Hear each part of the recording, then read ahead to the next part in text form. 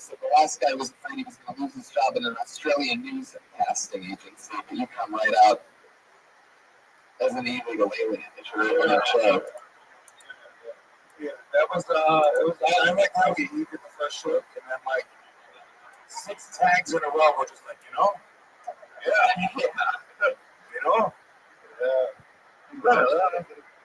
One first time we did get talking, I was on the show. Yeah.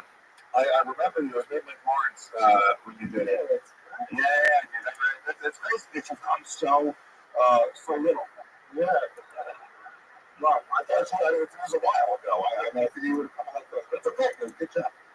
You've been on quite the streak lately, and your last appearance was what we would definitely call a breakout appearance because I ended up doing some research on you, and you son of a bitch. And we ended up finding that last appearance, I was reading some of your tweets that I found. I found that you have ridiculously honest, creepy tweets, and I'm looking at it right now, and 10 hours ago, we have another Manuel Herrera. For those of you that follow him on Twitter, it's Winter Snake. And the last time you were on stage, you were tweeting at a girl that was talking about sucking dick for 2 hours, and you were saying a bunch of things to her. And now I see, she sucked it for 3 hours, okay? And I see that she tweeted recently, in fact, was this today? She tweeted that. She says, you famous when stand-up comedians are talking about you, smiley face, watch the last 10 minutes. And it's a link to this show in which he was on. Now, you quoted that tweet 10 hours ago. And above that tweet, here's what he said. I better get some blitzkrieg head from you now.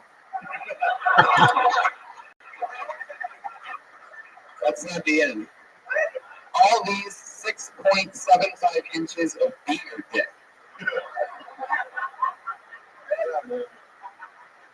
22 hours ago, that same girl. I don't even think she's a porn star. No, she's not. She's just a normal girl that you tweet at. You don't know her, right? No, I don't know her at all. She has 5,000 followers. She's on Twitter at Dreadheadkilla, HALEA. Well, I mean, if you follow Winter Snake, you'll see because you quoted her again and you tweeted at her again 22 hours ago.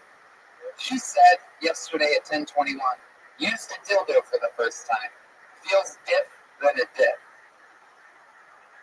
It has 1 like on Twitter. She's not that popular, famous, or anything. But you like this girl. You quote tweeted her. Remember, she said, used to dildo for the first time. Feels diff than a dick. He said, don't be lying. You fall asleep cuddling dildos with your puss every night.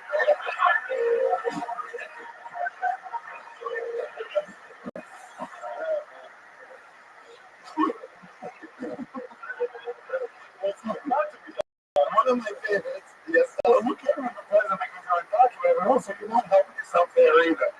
You really, you put it out on Front Street, That aggressive shit works for women, especially who's Hispanic and black men at work, okay? Because I live in New York City, and like Hispanic and black chicks like when you fucking come at them very direct. So you get kiss calls, they love less. Yeah, no fucking dude, okay? Yeah. That's how you pick up the Puerto Rican chick. You go, yo, what's up, Ma? You want to sit on my face? And then she comes home with you and you get married, okay? I'm not wrong like this. It's only fucking white chicks that get offended by catcalling. So that's why white chicks should not be walking from black and brown neighborhoods. Because this is how we get women. Sure, don't walk through them, run through them. Ladies. Take an Uber for Manuel Herrera 4 days ago. I knew you're a big rock and roll fan. We're going to go back to Winter Snake's tweets, one of my new favorite segments on the show. This was an edgy one. This one had nothing to do with the pussy. This is an interesting one. This says, I think one of these should have been for our homie, #Chris Cornell. And then there's a picture underneath. And it's 3 big bottles of Onnit New Mood. Wow, that was impressive. Okay, I'm going to go back now, believe it or not, I'm going to go all the way back 6 days, because I don't even know what this one means. I have a genuine question for you. It just says, it's Beavis and Butthead. Oh, and their long-lost brother, ... bitch ass Ronnie for back me. What are you talking about? Yeah, my coworker Ronnie, he's slow, dude. You just tweeting randomly about your coworker Ronnie? What do you do for work again? He's not tagging him, by the way. He's not tagging Ronnie in these tweets. Nobody knows who Ronnie is that having a Twitter followers here. Winter Snake here has 226. We're getting about 1,000 Twitter followers. That's it. If you're listening to the show right now, Winter Snake, go fucking follow 1,000 Twitter followers. Yeah. Because that's some dumb shit right there. You have to know that he's not slow. You're the slow one in that scenario. You're tweeting at him and he's not even tagging it. My favorites are the ones with this innocent girl, though. There's one that she has from May 9th. She said, if I ever swallow your kids, you owe a Mother's Day gift. To which Emmanuel Herrera here responded, congratulations on having the most crowded daycare center ever.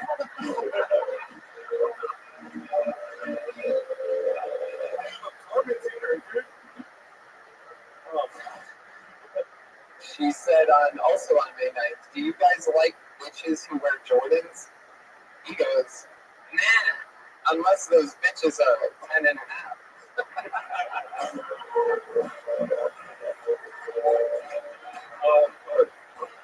That's some good. That's fine as well. That's fine as shit. The shoes for yourself. Yeah. And I'm not sure, have you done that on stage? That joke right there. Tell that on stage is better than anything you just did. Yeah.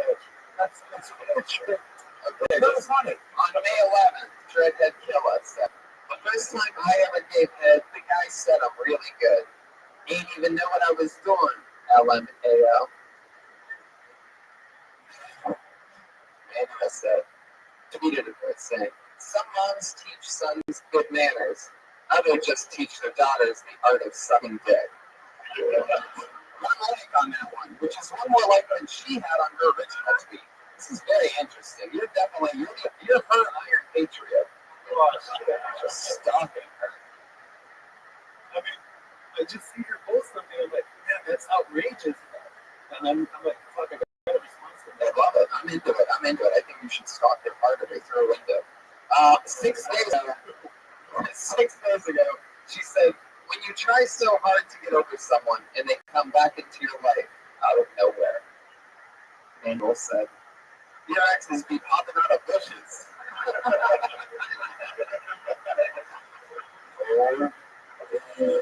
Oh my God. And those were all of your tweets to her. So I absolutely love you, Manuel. How's life been going? Everything else good? Yeah, it's a big man. I think we're naturally funny. I would not try so hard to just project the character or anger that's not really there. Well, when there is. I mean, the fact that I'm undocumented, it gets to me, and I want to let it out. I would say put it out there. I would say after 12 about it, which is really important if you keep on putting it out. Yeah. So you need to make a decision if you want to stay in this country and have opportunities to perform the country. But then you shut me up about that, dude. My man's still from Mexico. Oh, God, that's fine. At the end of the set, you know, just searching for something, and you naturally said when you weren't trying, like, I want to go on a plane. And it's not even a punchline, but everyone laughed because it was so honest and it was kind of funny. So your tweets, I'm sure, not really trying hard with the Jordan stuff. I would say, like, trying, easier said than done, but trying to tap it. But it's also, you can write punchlines. I think maybe your problem is you can't figure out a setup or like a premise. It's funny, but then when you a setup, you actually say clever shit on Twitter. That's not it's a social. Those are, you're putting in clever tweets. Yes. 6 days ago, without tagging anybody in this tweet, he said, I can't stand my bitch-ass coworker Ronnie. He looks like the third long-lost brother of Beavis and Butthead. Now, what was Ronnie doing? What did you do for again? You drive a fork? What the fuck was Ronnie going in the forklift with you? It's just like, pulling orders all slow and shit. That's what you hate about him? He's slow? That's it? And then he's always asking me for advice, like how to pick up on children and stuff. And So it's just a normal person. yeah. He's always trying to be my friend. I'm like, dude, fuck you, bitch-ass Ronnie. You Beavis and Butthead motherfucker. Dude, I don't need no friends, man. I gotta go tweet at this girl.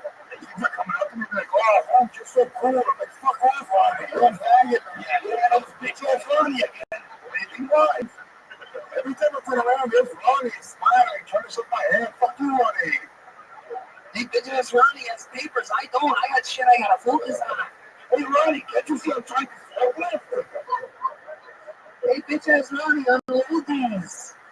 Oh man, I gotta tweet about this shit, man. Two Beavis and Butthead jokes. Why do you think you went double Beavis and Butthead on bitch ass Ronnie? Because he's a white guy? Is that the same joke and he just reworked it like later on. Well, there's no slowness to it and the laziness at the same time. Son of a Mexican. Are you fucking kidding me? Well, we found bitch ass Ronnie. Alright. Well, Daniel, how's your love life going? You hook up with any chicks lately or anything? Yeah, good. Really? Wait, what? You hooked up with a married chick? When was this? 2 weeks since. That's funny. That's right. That was funny. Never forget. 2 Wednesdays ago, I hit the fucking bitch ass Ronnie and we all worked up. Yeah. I'm like, Ronnie, what's up, man? Bitch is pussy. I was like, oh, that's gross. I'm just a pussy, Ronnie. 2 Wednesdays ago. 2.5 months ago? Yeah. Where did you meet this lady? My friend Matt. What? Well, You had her? no. My friend's married to this registered nurse, and it worked out around that I would be able to match with her somehow, or like whatever. But now, whatever. Your friend's chick. Yeah. Really? Is that true? Yeah. Man, that's why I didn't see any tweets about Jess Matt, obviously. Wait a minute, did you like cut him out like you wanted to cut yourself, like paid off, or you fucked up on his back? No. My friend's Matt has a wife. This chick has a friend, right? Oh. They set me up with her. So, but the chick that you hooked up with was a married chick, though. She was having an affair. Yeah. But did she talk about that on the date with you? What'd you guys do? No, she didn't. I mean, How'd it start? First thing you do, you pick her up? No. You didn't, bitch. So I literally picked her up. I go in at 6 in the morning and there's a hotel across from where I work. And I got moved in there and yeah, we did the deed. We cuddled and when I held her hand, I felt her ring. She was wearing her ring. And then what'd you say? Hey, yo, this is wrong, dog. Hey, yo. I was like, no. Here you are. You have 100,000 legal votes. At least 100 people in the live audience on Monday. You just made the cop. The secret that you're illegal. It's okay. I can keep a secret about anything. I guess now they got a podcast. You are trying to that's what I do. Wow. How was the sex? Did you notice anything different having sex with a married woman that's different than having sex with an unmarried woman? She put up a lot of walls. Well, all I know is she was backed up. I'll tell you that. Backed up? What do you mean? Yeah, meaning that. You touching turds? What do you mean she was backed up? You touching turds or they heard you? It had been a while since she actually had sex. So what does that mean? What happened? I made her come 4 times. Whoa, really? 6.75 meters. You're specific. 6.75. 2 Wednesdays ago, 4 times. Yeah. I see that. No, specificity is better. It's funny. Be as specific as possible. How long did you have sex with her to make her come 4 times? Yeah, well, either or. She can talk. You ate her out. Did you ate twice on the eat out? How long was that? How long were you down there? If you had to guess. 15 minutes. I got a little bit of specific answer. My goal is usually 40 minutes, but 15 40 minutes. This was a quick eat in. Yeah. This was fast food. Yeah. All right. And then what? So about 15 minutes of downtown. Yeah. Wow. You see how seamless that is? Yeah. First day? Yeah. Just throws it right in there. Did you use rubber? Yeah. Of course. Yeah, man. What kind of hotel were you at? It's $79. That's how I do it. $79 for it. Dude, he was like the bitch ass Ronnie of hotels, bro. It was fucked up. He's like, it was $79 plus occupancy tax, plus state tax. $84.75. We did have to climb a wall to get on the camera. It was dope. So, hold on, what do you think about you, you went over back in marriage check? Dude, I'm Mexican. They're fertile as fuck.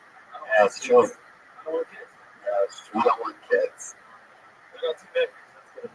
What's the overall goal with this chick that you tweet at all the time? Well, the thing is, okay, I followed her initially Yeah. because she tweeted once. What is that? She said, I drove 20 miles and shaved my pussy just to get 6 months. very specific. And then what did you, do you remember what you said to her back then? I don't remember. I've been trying to get to that tweet and write some shit. You know what you're attracted to her, right? You guys are specific subjects. Yes. What did you wish you asked? Can we get in here next week? Yeah, do you think Virginia. she's in Virginia? Yeah, Wow, you had some long distance tweeting you're doing, man, Joel. yeah, I know. I can't even get in the plane because I'm talking. Fuck you guys. Oh, I see. Those two things went together, and I didn't even make that connection. I guess you can't fly if you're undocumented. That's gonna fucking suck. It does, dude. Oh, you might like flying an airplane. I thought you were An airplane, I guess. Oh, I thought you were saying you want to fly like a bird. I was like, dude. Do you have a car? Yeah. What is it? It's some motorized pickup truck. I'm six of his buddies get out. It's all called the thesaurus. You got all these fucking words. I love it. So we've got a car. It's a vehicle. That's supposed to be. How do you get a license? How do you get a job if you're documented? Well, the thing is, I'm under the deferred action for child survivors. This is something with bond release. And I have a work permit. And with that, I'm able to get a driver's license. Have a job. But it expires in 2019, so I don't know what's going to happen after 2019. Well, the world will be far over before 2019. That's over. But why don't you just get a white chick pregnant and then don't you stay there? Yeah. But there's alimony, child support, I'm on a chick. Yeah, but you look for one. You either get to be documented or get to fucking get a white chick pregnant. Or you could get a chick pregnant, marry her, right? Have the baby, and then just kill the child, and then don't report it. You know what I mean? Just now, that girl talk about that up here. Yes. Oh, okay. Well, so check this out. I was documented, but I killed my baby. It's crazy. I drowned him in a bucket. Anyway, knock knock. It's awkward thing, right? I want to fly too. Why did the chicken cross the road? I was killing a baby. Well, Manuel, I absolutely love your. Even though you're not autistic, there's something strangely overly honest about you and overly sharing, and it's definitely a part of your backbone and voice, and it's always fun to watch. Red backbone. Yes, watch you work and work with you. And I absolutely love your style. There he goes, Manuel Herrera, everybody. He's on Twitter at Vincent Snake. He's a must follow. Check out what Ryan J. Email too, and you all sat there like lazy asses. All of his prints are available at RyanJemail.com. That's fucking awesome. Unbelievable. Also, I have those Tony posters. Those are available at RyanJemail.com. So original prints. A lot of people don't realize you can actually get the print that he draws each episode. That's on sale. A little bit pricier than the print of it, but you can get the actual drawing, hand drawn as well. Yeah, all of that's available at RyanJemail.com. So if you're a fucking awesome fan, you can get that and support a live real artist like Ryan J. Let's do it. Sal, promote something. I have 3 days to run. September 24th, I'll be at the Greek Theater here in LA with the Practical Jokers. That is so fucking awesome. One of the coolest venues in town. July 20th, I'm headlining the House of Blues in San Diego by Comic-Con. And of course, November 1st and the 5th, the Practical Jokers cruise out of New Orleans to Mexico. It's going to be so much fun. Only a few cabins left for that. I've been watching that go. I've been watching that sell out slowly. Louis J. Gomez, Skankfest, Legion of Skanks, my favorite shows in the world. Like J.O.Pist, and that's all at gasdigital.net or something. Yeah, gasdigitalnetwork.com. I got podcast, Legion of Skanks, Real Ass Podcast. I also got a new podcast with the UFC Middleweight Champion Michael Bisping called Believe You May. So if you guys like MMA, check that out. I know it's a lot of your fans do. Hell yeah, we do. But yeah, just GomezComedy.com. We got gigs touring all over the country, so come check me out. Love that. Joelberg Jimenez on the man, ladies and gentlemen, was absolutely slaughtering it. He's on Twitter. They saw you. What up, Joel? Reach out to me, guys. I love it. Joel Tony fans, you're the best. Go say hi. I love it. Thanks for having me here. Patty motherfucking Reagan has a new album out called Bad Chad. I love Pat Reagan. He made me love music and comedy mixed together again. He's a brilliant mind. I love all of this stuff. What else, Pat? That's it. I covered it. You can catch me doing stand-up all around the United States of America for the rest of 2017. It's fucking crazy. I'm going absolutely everywhere. It's the Monster Energy Outbreak Tour, and that's all available at TonyHitchcliffe.com. Tour dates fucking everywhere. Adding some other fun dates. We go Austin, Texas, San Diego, Asbury Park, New Jersey. Just got added today to the whole thing. Bernie right there. Toronto. Guess what, Toronto? Just went on sale today. Go to JustWatch.tv tour dates for more. Live audience, thank you so much. Have a great night, everybody.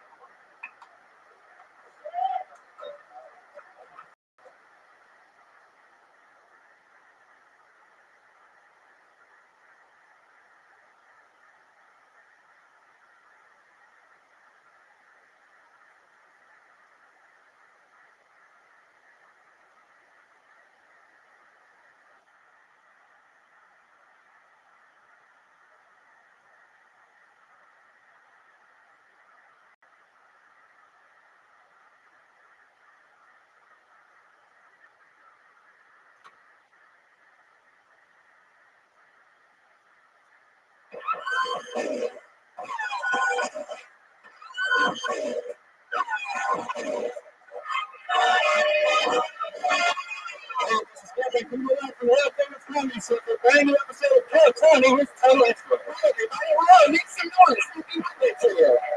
There it is. Volume, power. It's good in here. Welcome to Pro Tony, the number one live podcast in the world. You guys ready for a fun fucking night or what? Brian Redband's here. What's up, guys? Brian J. Evo joining tonight's episode. I'm fucking pumped about things. We have amazing guests ready to go. I'm positive that Josh is letting the 20 people that are waiting outside for some crazy reason in. Over sold out or something. What's going on? Ticket malfunctions or something like that. I'm excited about tonight's episode. Look at what we have on stage here. Real different. Make some noise. I saw the show I'm Dying Up Here on Showtime. I saw they leaked the pilot episode on YouTube. It is the absolute coolest show. It is. And if you're a fan of the Comedy Store, it's such a it almost feels like it's the Comedy Store. Movies is what it's called in there. It is fucking awesome. I cried 4 times. I laughed 100 times. I really did. Nothing makes me cry. But this is a powerful fucking show. I'm convinced it's like, the new like Breaking Bad for comedy. It's filmed really well too. Like it feels like Almost Famous. That movie Almost Famous. It's executive produced by Jim Carrey, who's a Comedy Store guy. It's coming from his brilliant mind. And you can see that on June 4th. It's the series premiere of I'm Dying Up Here. Saturday, June 4th, 10 p.m., 9 Central, only on Showtime. Make some noise for I'm Dying Up Here on Showtime. It's like us. Yeah. It's about young up-and-coming stand-up comedians trying to make it in the LA comedy scene. And if you don't have Showtime, you just download the app.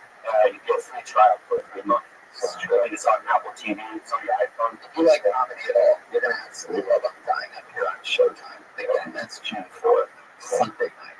Yeah. You guys want to meet tonight's guests? How about that? I know. I wonder if they're ready to go. Put your hands together for Eric Griffin, Tom Irera, and Russell Peters. Yeah!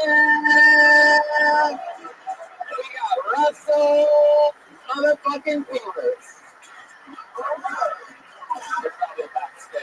having trouble with them. Sure, the friends are coming. Russell with the fucking Peters is in the house. Yeah. Oh, Tony, good. How are you, buddy? Good, Tony. How are you? I'm good. Hello, Brian. Russell? Hello, audience. I'm excited for I'm excited those two big guys made it up the stairs. Good job, fellas. Yes, I did. It's the amazing father and son combo. The father George and son and Christian, yes. Wow. That's where I get chicken and rim combo. Josh, we got Dom Irera and Eric Griffin? Yeah. Is that my brother, Dominic John Joseph Herrera? Dom Irera! And Eric motherfucking Griffin. Eric Griffin. Look, the new show, I'm dying up here. Fuck yeah, this is as staggered of an intro as we've ever had at the top of this show. I like it. I know, we got you guys lit there. The intro, that's right, guys. Guys, I saw your show and I absolutely love Dom and Eric are both in a dying up here. They're killing fucking stuff. They're distracted in the front now. Eric? I can share it still. Oh, sorry. Look, come on up now. Okay. I don't know what the fuck's going on over there. Dom Irera, say hello. You don't see it. I don't usually do television. I do mostly movies, but in this case, let me say hi to all of you. I love your wig in the movie. They have this awesome wig because it takes place in the 70s when you were like 25 or something like that. Well, the funny, there was a guy who actually said, "Who the fuck's he kidding?" Like I was trying to get away with like making that wig in my hair. I'm thinking even the nuns in Nepal don't have that thick of hair. It's funny.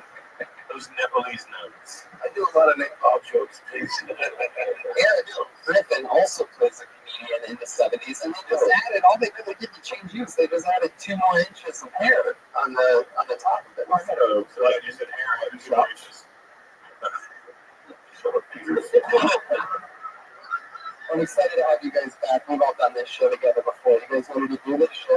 Jump right into it. We have a band, ladies and gentlemen, my favorite band in the world. I feel like I'm going to be too close to the comedians. There we go. You are you're really out there in the middle of that stage. Josh pretty much gave the fuck up at some point today, producing the show. He's left people outside, repeatedly ready. He has like 3 things to remember to do.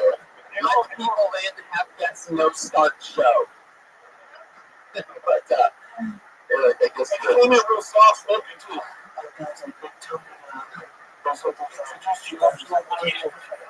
No urgency at all.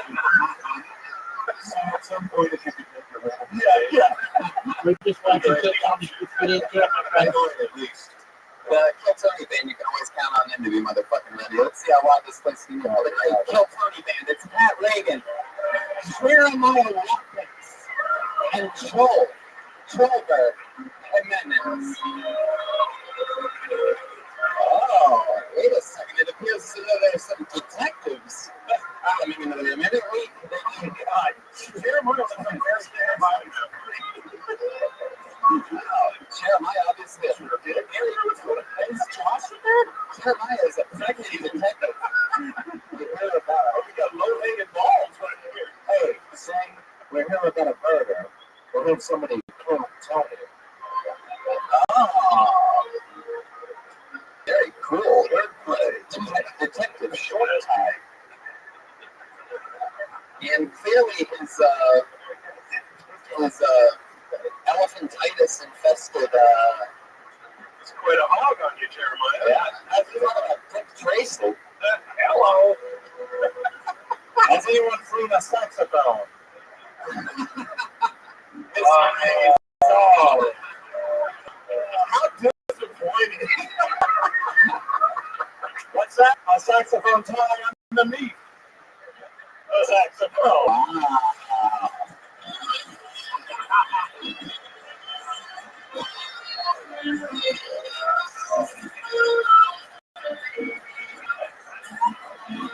That's the real Jeremiah Watkins. Fuck yeah. I feel Jeremiah Watkins. Sure, the old saxophone. saxophone under the trench coat trick. Yeah.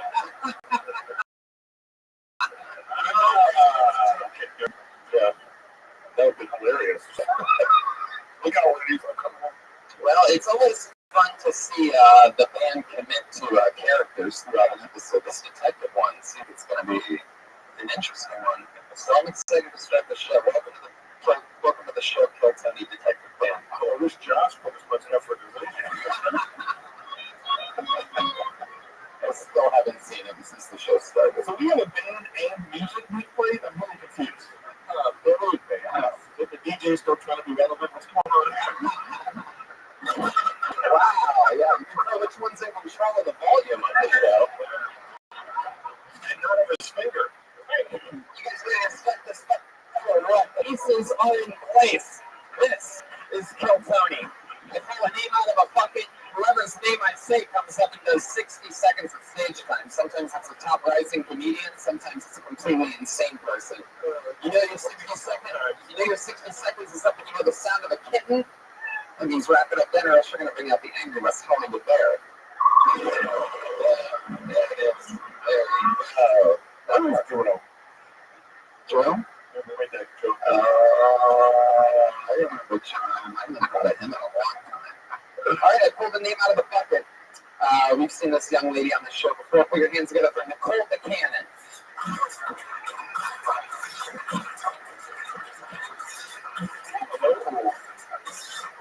Constant movement.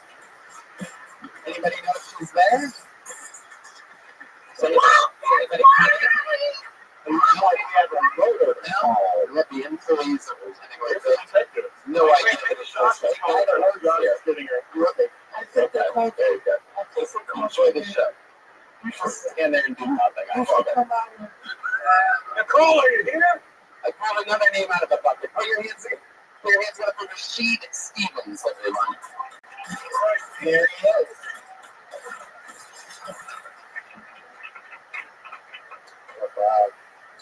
I got chlamydia in my sophomore year in college. Just like you, fucking most of you guys had to. Just like you, 18, 19-year-old guy, I was young and dumb. For an entire week, I peed and it burnt like hell. And my only thought subconsciously was, damn, I gotta stop eating these hot Cheetos, man. Hot Cheetos are fucking me up. And I had a best friend on my team. He was 6'5", 300 pounds. He was my best friend. He's the only person I could confide in. I was like, Andre, man, it's a little embarrassing, man, but every time I pee, it burns like hell. He's like, dude, you like hot Cheetos? Dude, I'm not the only one, man. What I just saying, it's hot Cheeto dick, man. It's... Go. I'm done. Oh. Well, you have 45 seconds of Rashid Stevens. Fuck yeah. That's time for another book, Vanilla Disease. Oh, yeah. Give me a heart. Watch. So Rashid, let's talk about it. Okay, that is. Have you ever do that?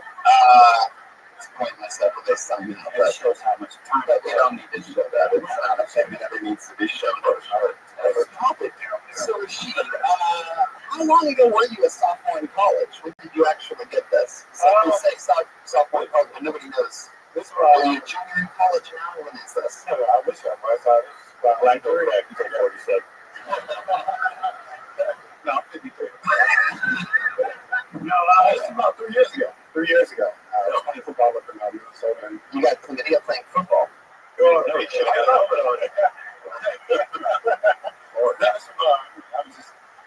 I think in high school I wasn't really as promiscuous as I was. So I got like men are promiscuous. Well, you know, they promiscuous. They are like it. You beat around the bush. I was only like 160 pounds. I'm 200 pounds right now. I was only 160 pounds, so I was like insecure and stuff like that. Then when I got to college, I gained a lot of weight, so I was playing football, and then one of them was strong like China and shit, so I was like, okay, cool, I'm not going to use a condom because it's on me. So I ended up getting chlamydia. You said what? Oh, no. Struggling. Wow, listen to that chant from the audience, which was probably as audible on the podcast as what Joyce said with a wife back there and a cigarette in his mouth. He had good stage presence, but he was a little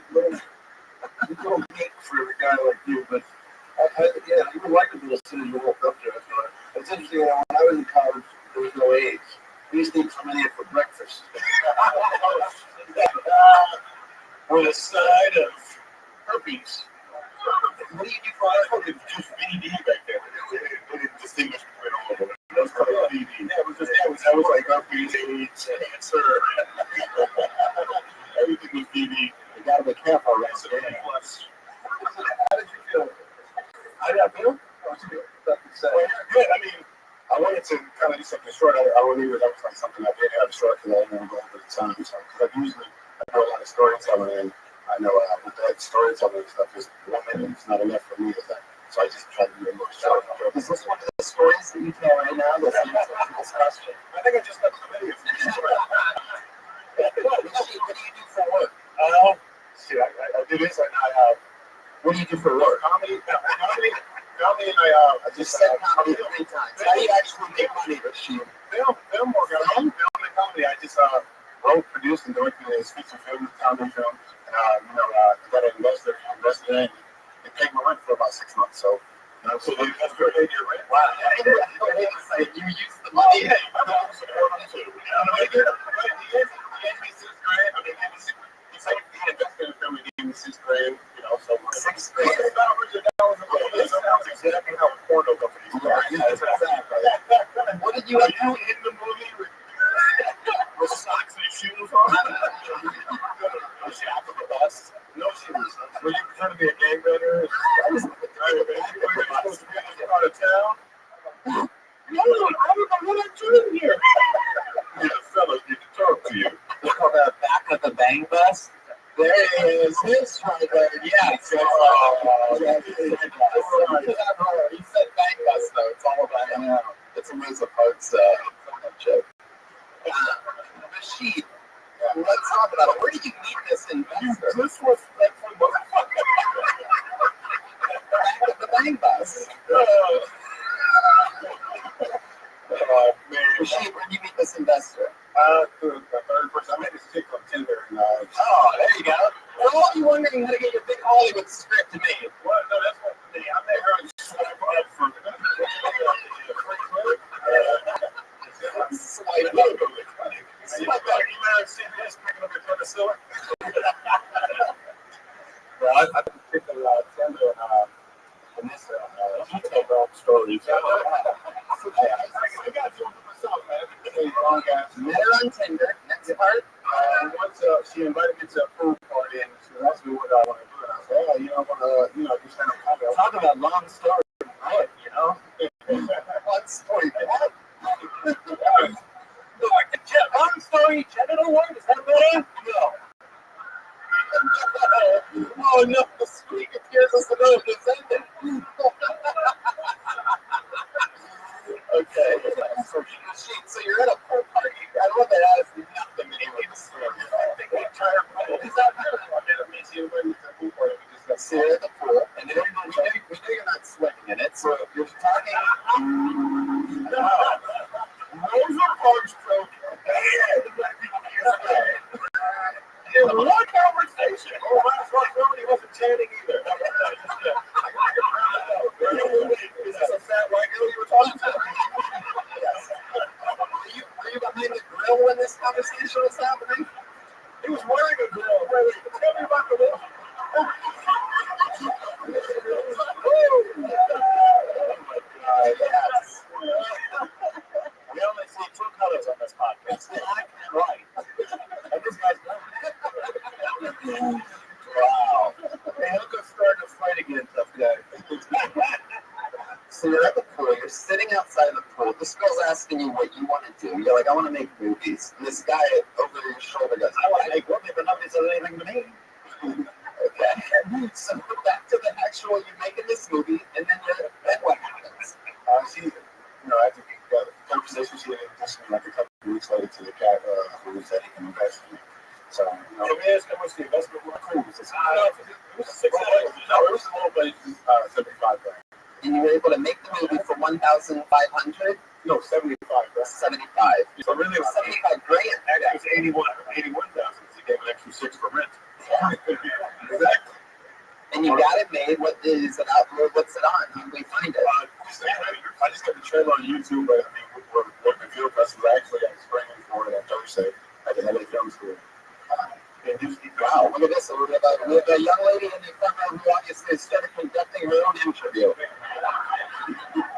You can definitely not say another word for the rest of the show, by the way. Like, it's a live podcast. You off. So anyway, fucking dummies. I don't know what's happening here with all these microphones and speakers.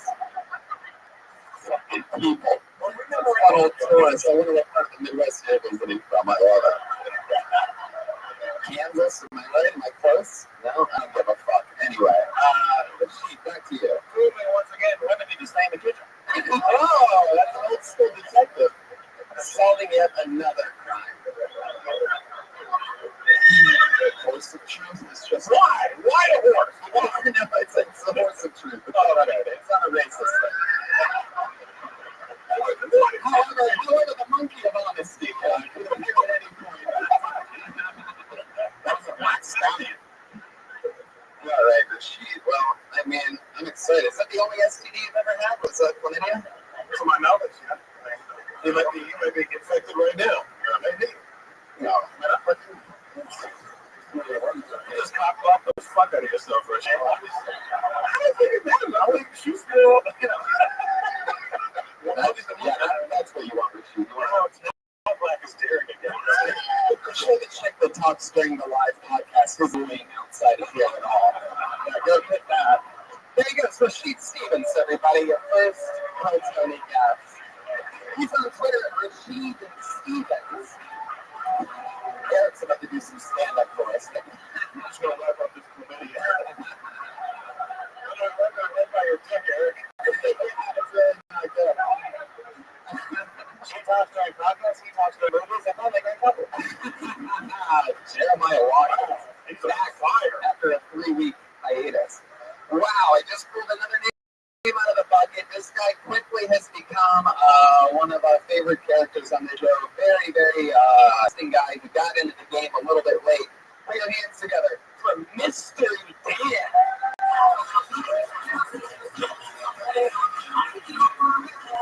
I can see him coming from deep far away. Trademark white hair. Oh, he's. Thank you. Oh, yeah. Dad, I am so sick and tired of these Star Wars fans and this stupid May the 4th joke. Every year on May the 4th, they dress up in their Star Wars uniform and go around saying May the 4th be with you. They think it's funny to mock people who speak with their list.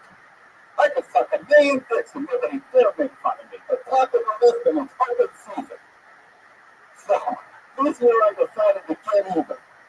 Come in this bar, and just let the Star Wars fans come sassing in.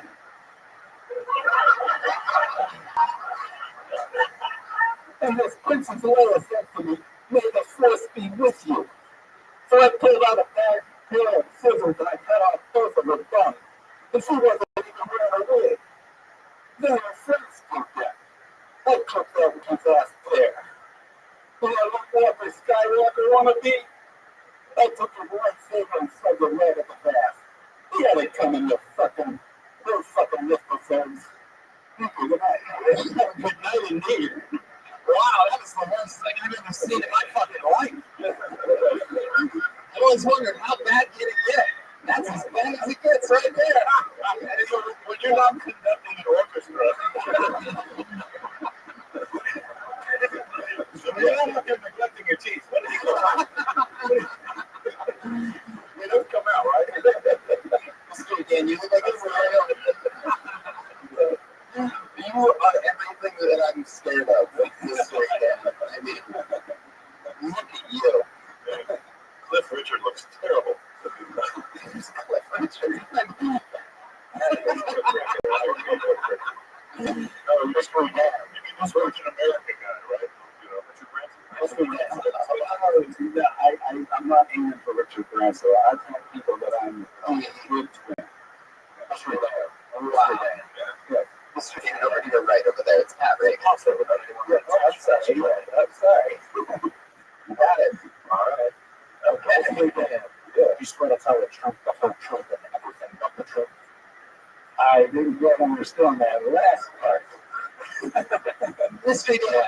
People laughing wise guys. Mystery Dan, back over here. You're scary as fuck. That thing you did was terrible. So let's talk about your normal life. Where do you live here in West Hollywood? East Hollywood. Oh, we talked before. You're gay, correct? Yes. And Really? Mystery solved. I'm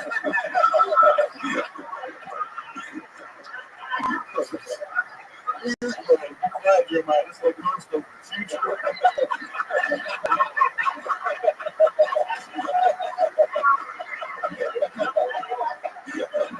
Mystery Dan, have you been making love to a lot of dudes lately? No. Is that how your hair gets like that, by the way? It looks like handles for something like that. It just comes natural. Is that what happens when you take the two side ponytails out? It's like a handful I've always wondered what the John Hancock's pubes looks like, and look at your skull. Mystery Dan. Biggest cocky I've ever met. From the looks of it, I'm like, oh, it was a little ATM action there, right? Mystery Dan, if you had to guess how big the biggest penis that's been inside of your mouth is, how big would you guess that is? Very small. Very small. Wow. You specialize in delicious. No. This is not good. We have live audio from the person who's. Oh, that's gross, Mystery Dan. Okay. So get the fuck out of here. Mystery Dan. Oh, can you describe the penis? He's got a lot. And he's writing things even the Mystery Dan isn't saying it. What is happening? Every like this, Mystery Dan. Is this a suspect? Can you identify him in a gay lineup? Can you? Mystery Dan, why is it always a small penis? I'm very confused. I'm more tough than a fuck.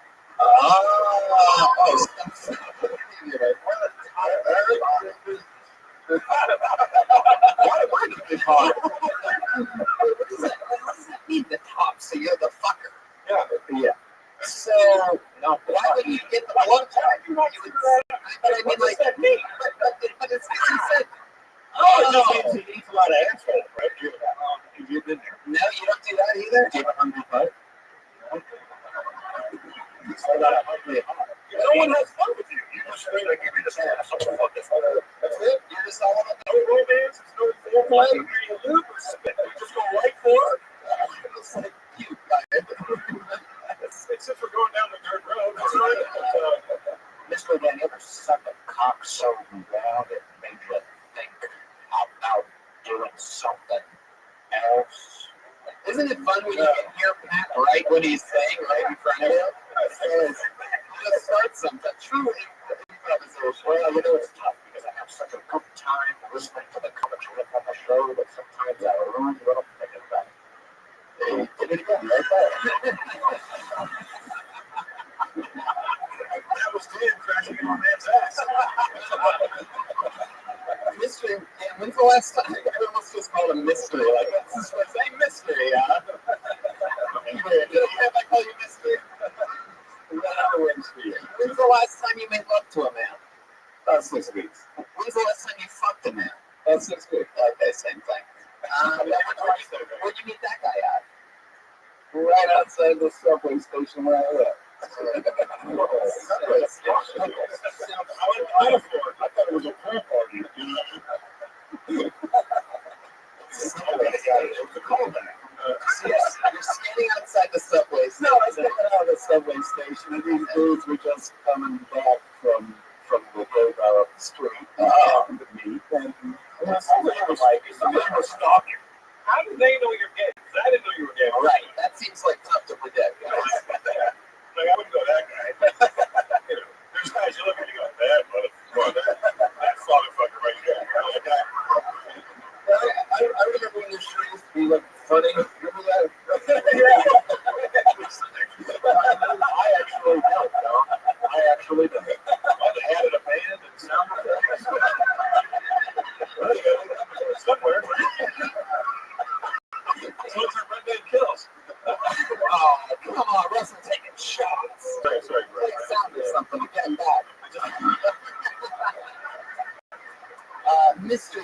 you're not on Mount Rushmore. Hey, so listen, I was going to get shot. Of all the sound effects you could choose from, the multitude of sound effects. I can do another one out of it. There we go. You can't play with the. If it was up to me, right there would be in one of those Robin Quivers fucking boots in the back of the room. Hey, Robin, let's go to the news. This guy's frightening about history, Dan. Back to you. So, what do you do for fun? Like when you're not just hiding under people's beds and things like that? Well, I pretty much just do like as many open mics as I can a day and go to the gym and that's about my life. Gym, I see what you're talking about. 6 weeks is a little bit of a stretch. I think I have an opening mic, am I right? But I have regular Sal's comedy program. Inside baseball for comedians, but who cares? Mystery Dan, have you ever been with a woman before? Yes. What was that like for you? Yeah, okay. What do you mean? Can you go Yeah, Yeah, that's right. she's still in my business. There it is. Streak is back. So, can you tell us when did you realize that you were gay? When I was about 2, probably. 2. Wow, you young horny fuck. My God. He likes everything in the tune. Yeah, we're such a I'm looking for the lunchline. Does anybody see my lunchline? I know you found it. Let me know. Does anybody see the premise? Mystery Dan. Anything about my sister, my mother, my younger sister, and she was changing the diapers, and I noticed that there was nothing between her legs, and I thought that boys are good, girls are very interesting. Wow. And that's why it started. Yeah.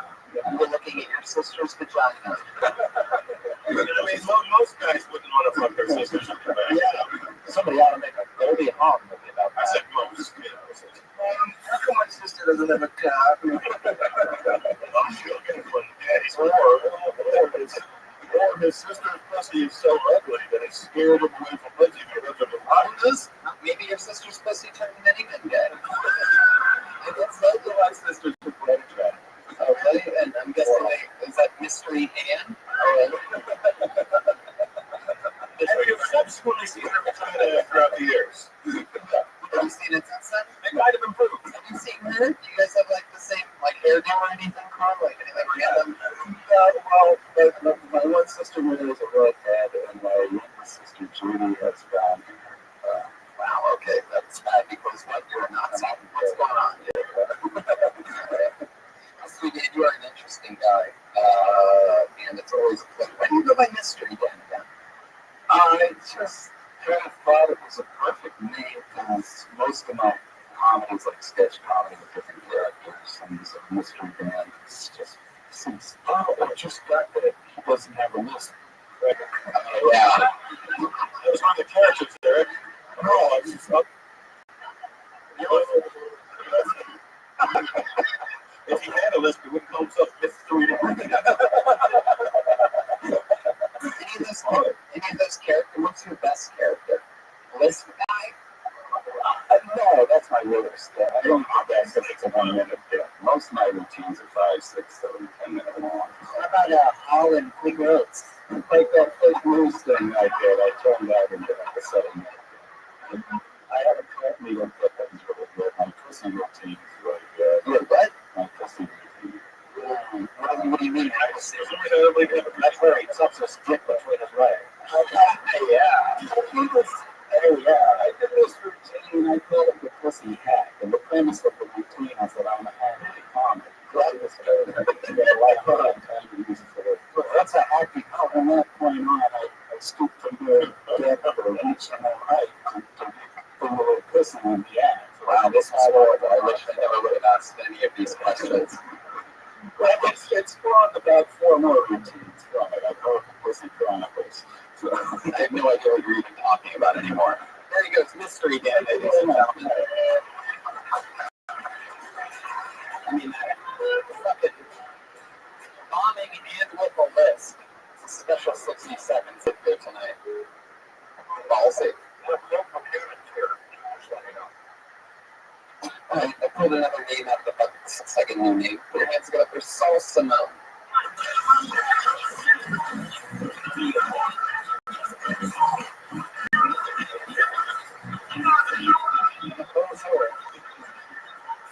Nicole's here. Is someone coming to the stage? This system is absolute dog shit. By the way, I'm happy to announce you're the first audience to ever hear. I'm going to release it right now. We are making a permanent move to the main of the Comedy Store this July, so that's going to be interesting. We won't have these funds anymore. Here's Saul Simone, everybody. Breaking news. Saul Simone. Yeah.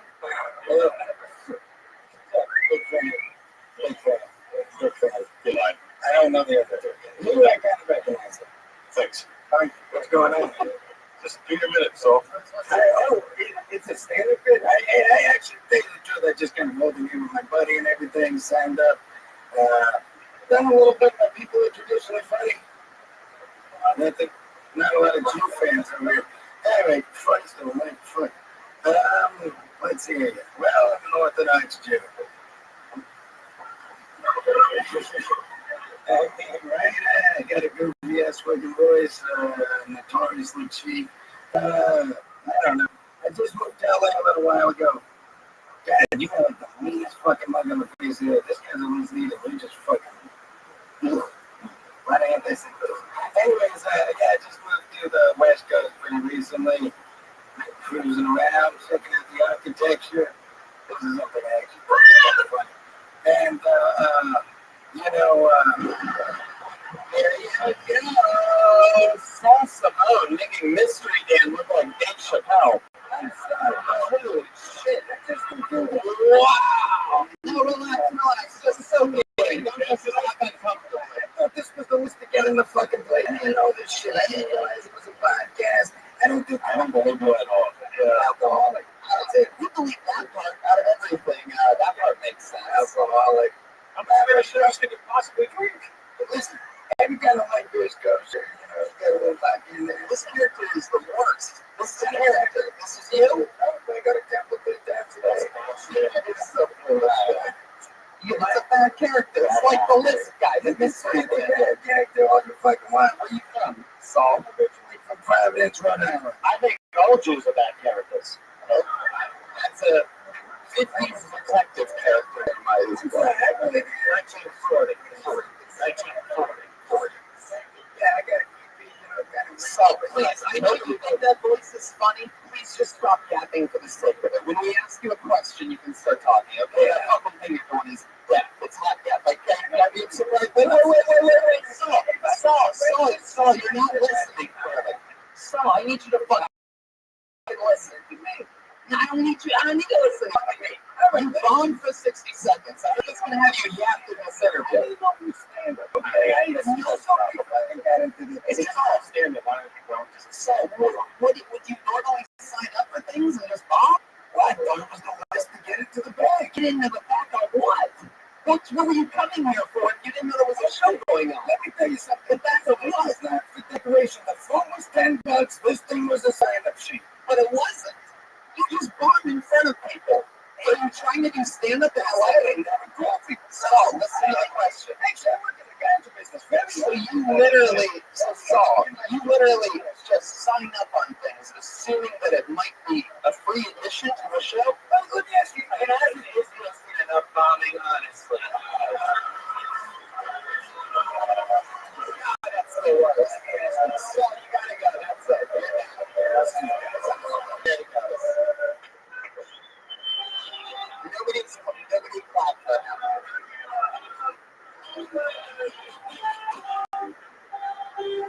Come on, is there anything worse than that type of bird? That's their words.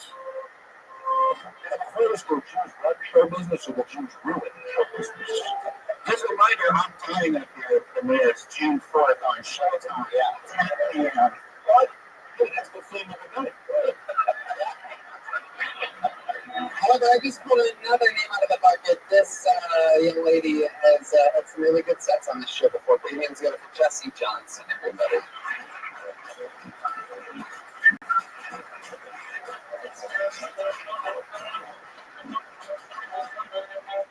Hey guys, Oh man, I'm so happy to be here. But to be honest, I've been really tired lately.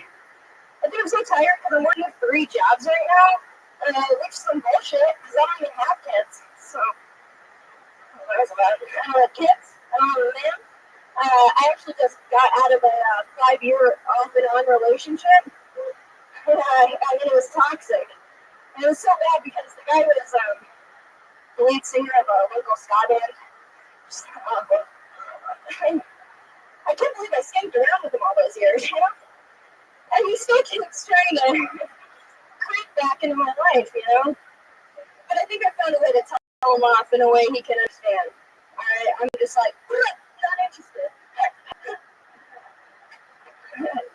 What are you talking about? I just opened for a big fish. Cool name drop. Pick it up. Yeah. Thank you very much. Jesse Johnson, exactly 1 minute. Coming in like a goddamn professional. Someone that probably actually wants to do stand-up comedy at some point in their life. That's fun to have you here. Hey, go, Jesse. I'm doing so good. Thanks. I'm so glad to be back. You've had amazing luck in the bucket. Yeah, you have. For what, in a month? This starts my 4th week Wow. in the big city. So you're getting to have sex with Mr. Dad.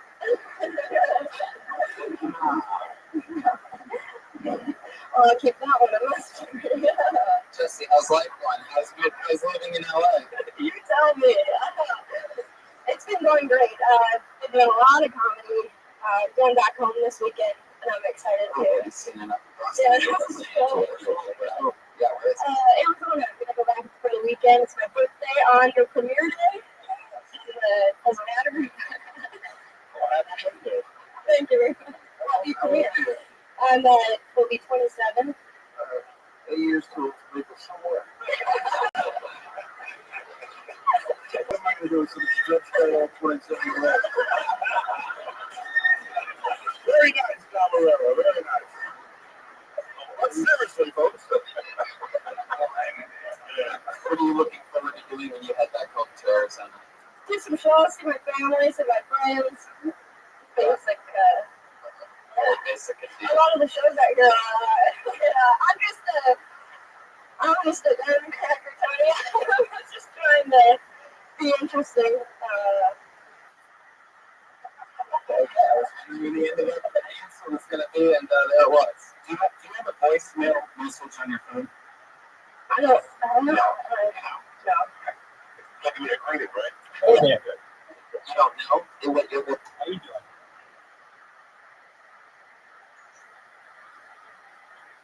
You're not gonna get your ass kicked in the lobby. We want you to sleep in your sleep. We'll keep you company. I love when people stay in their sleep. So you always have a good connection. I just want you to stand by. your voicemail is? You don't know if you ever recorded one? Haven't you heard of science's newest invention? A voicemail? I must not. Stuff like that. Right. so fast with the California sun on fire. That's my guy, Tiger Reagan. Jesse, you flying or driving Arizona? I'm driving. What kind of car do you have? Well, I have a roommate who will be driving his car. His car. Is he Canadian too? No, he's a musician. Oh, thank God. What does he play? Rock music. What's the name of his band? He's not in a band. He's doing cover stuff. He covers? Yeah. Like, what are some of his more popular covers that he does that you like? I don't know, honestly. He was a brother of a comedian in Phoenix, and I haven't heard his play yet. What's that? Which cover? Stina Miranda? She is. So, he does karaoke, is what you're saying, right? I don't know. Okie dokie. Sometimes Jesse, I think, just shuts down and stops listening. But What else about you, Jesse? What else is going on in life? Anything interesting? Work yet? Job? I have a job. I want to get another part-time job. What's your current job? I work at home as a personal assistant remotely. Work at home as a personal assistant remotely. You be more specific because you're at home yet remotely. So what is that? It's a company that makes videos. It's something like that. What is it? They make e-learning videos. So if you are a corporation, you have to make training videos. So what do you do?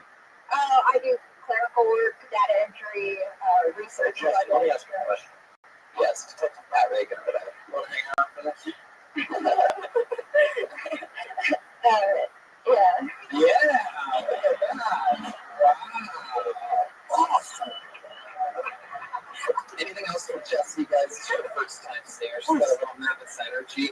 I'm a little nervous, but I appreciate that you came up here and tried to do a set, you know. Yeah. I just, all the preachers that I can do. I know it's weird to come out after that nonsense we just saw from the last two. What are you talking about? That was fucking brilliant, asshole. The anti-Semitism in here, like, shut up. There was anti-Semitism too.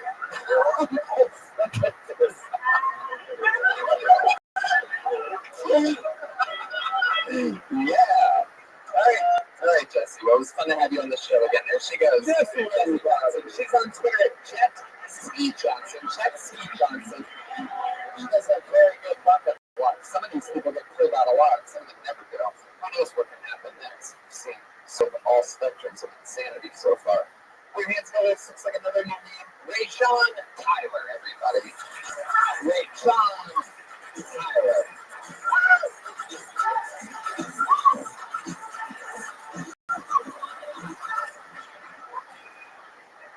The United States isn't using the penile system as a recruitment tool for the United States military, then somebody needs to get fired yesterday. Now, I know you're probably not thinking, Ray-Sean, well, if we use the United States penitentiary system as a recruitment strategy for the military program, the point is it'd be a screening project. What are you in here for? Well, I sledgehammered 3 people to death. You were one crazy son of a bitch. He's in. I stole $95 million in diamonds across 3 states and 30 banks. Get this guy a knife, a rope, and night vision goggles. And I know it sounds crazy.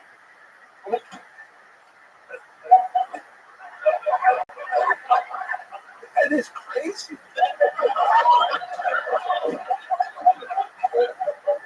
Fuck it. Wow. Well, he is Ray-Sean Tyler. He makes Saul Simone look like Dave Chappelle.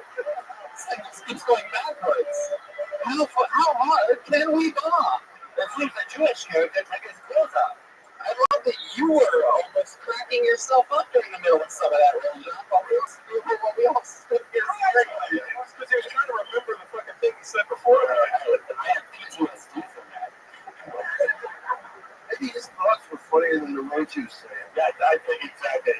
I kind of felt like you. I knew where he was sort of going. They just didn't present it the right way. Ray-Sean, how long have you been doing stand-up? A week. It looked a lot better on paper. Did you describe your set or the length of time? When you say it looked good on paper, did you draw smiley faces around the jokes or something like that? I definitely was where you were getting a better response visibly on a sheet of paper than you were in a room filled with human beings packed to the gills. I know. It's kind of embarrassing. How long have you been a background actor? The movie Grease. He's connecting stunt double. So you've been doing stand-up comedy for 1 week. 1 week, yeah. Wow. So is it something that you've always wanted to do? I've been writing for quite some time, but Where are you from? Minnesota. How long have you lived in LA? 2 years. I really like comedy.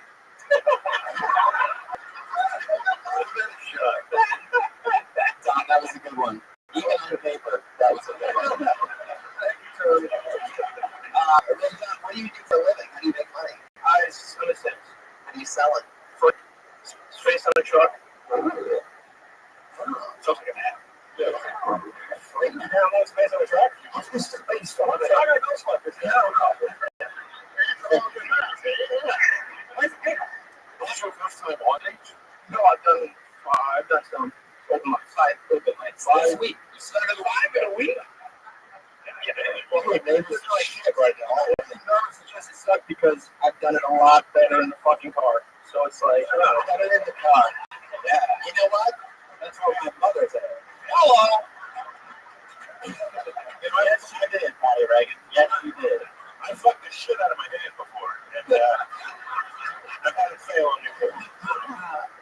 It goes better in the car, huh? Yeah. That's a real thing. Would you like to maybe FaceTime in your set next week while driving? Hopefully that reception's not as bad as this. Hello! Only if you have Cricket Mobile. Get him out of here, lady.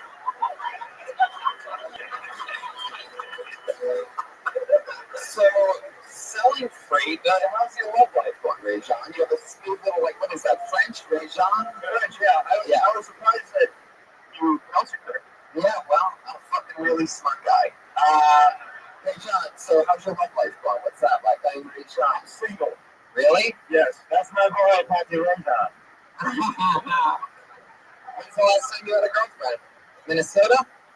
Yeah, Minnesota. Yeah, when you dated in the 3 years that you've been in LA? Yes, I have. Like, when's the last day you went on? What'd you do? We went to the Grove. You went to the Grove? Yeah. Oh, Jesus, that's terrible. Not a good idea.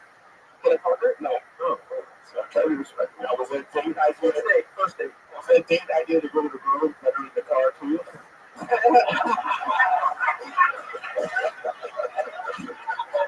Yeah, what about it, girl? Sit back down. Sit back down, Eric. From the cradle to the grove.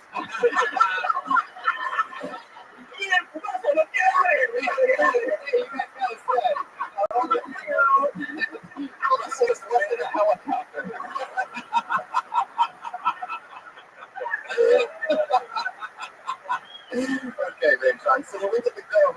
Do you see a movie or something? That's a really, really bad idea. And I live right next to there. And I'm telling you, I see that happen. I see people. When people are on these janky first dates, it's hilarious. Well, if the plan was to eat at the farmer's market, not a good idea. It's a fancy food court. It's a fancy food court. Yeah. We didn't go to the movies. We saw the new motion picture. What did you see? What did you see, Ray-John? I want to talk about how I've never met a white Ray-John before.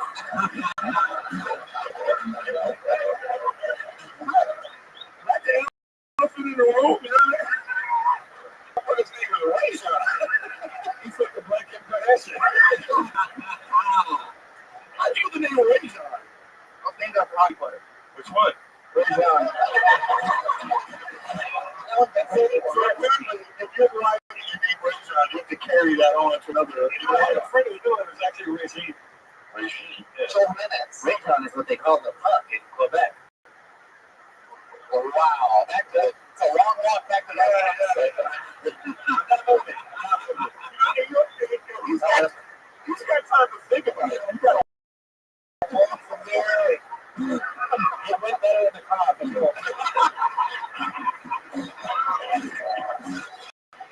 Oh, it's actually a land-taking shot. Thank you. Oh, God. This is the strangest thing I've ever heard. That's what this shit is. So, Ray-John, we never got an answer. What was the movie that you saw at the Grove? We saw the new Guardians of the Galaxy. Oh. And, well, then what'd you do at the movie? Did you drive her? No, we met. We met at the Grove. It was kind of one of those things where we didn't know each other that well. We met at a gas pump, not gas pump. You said you met her at a gas pump? At a fucking gas pump. Wow. When you roll the letters back and forth, I swear, how did you meet her at a gas pump? Did you say like, hey, what's up? Or did you make the first? Yes, I did. Yeah, by the way you look, I'm guessing you went out to pump the gas. All right. So,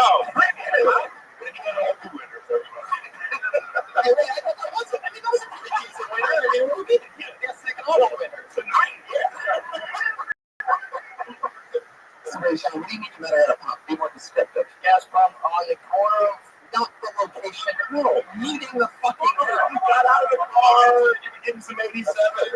what happened? I got in the car. When you started, did you try to like upset a little like 91? Wind was blowing. Yeah, nice day, nice sundress. I'm like, damn, she's looking. And then so she's still looking. Thank you. And then what do you do? I say, excuse me. I know this is very weird, but how are you? I don't know what I said. Something like that. Wow. That's usually the line. All right.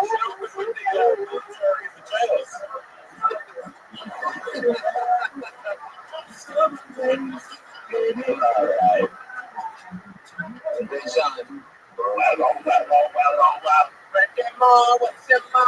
What's in love at first sight? She's gotta go.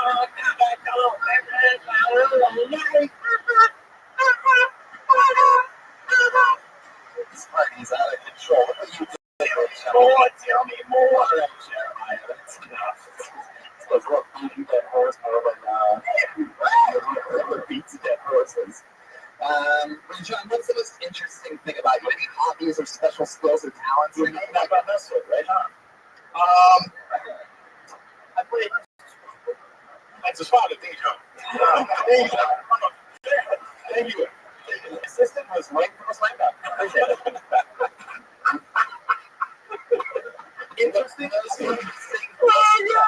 still the same question. Next to my co-host, you've had a lot of time to think of a productive answer. Wait, that's the interesting thing about you, Ray Sean. I play sports. What any?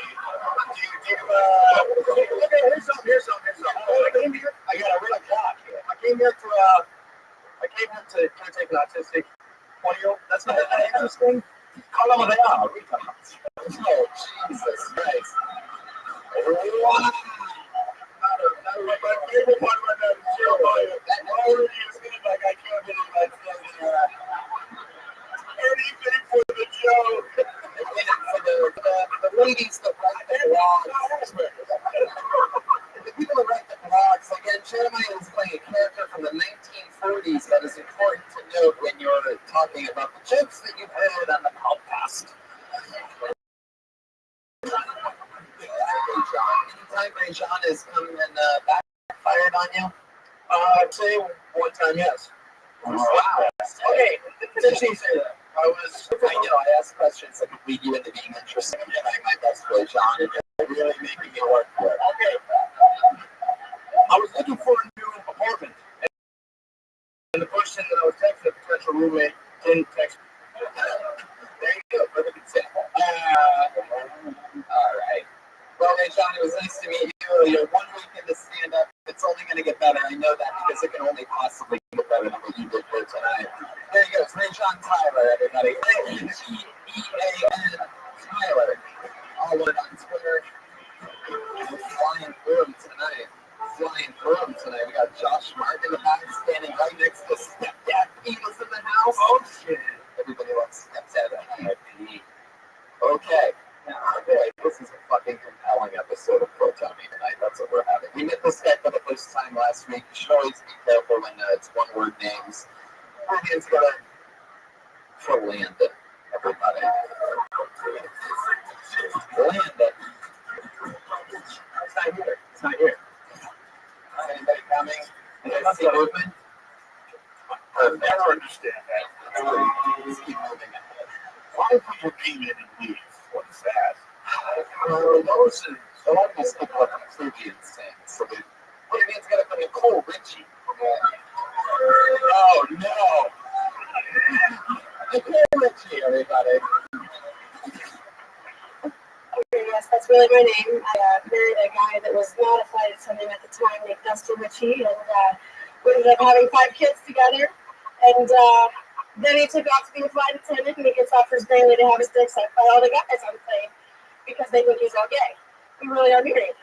I'm from Texas. We live in a trailer in an RV park in Oregon. Sure do, with 5 kids, 15, 14, 8, 6, and 2. And this is my first vacation in 5, 10 years.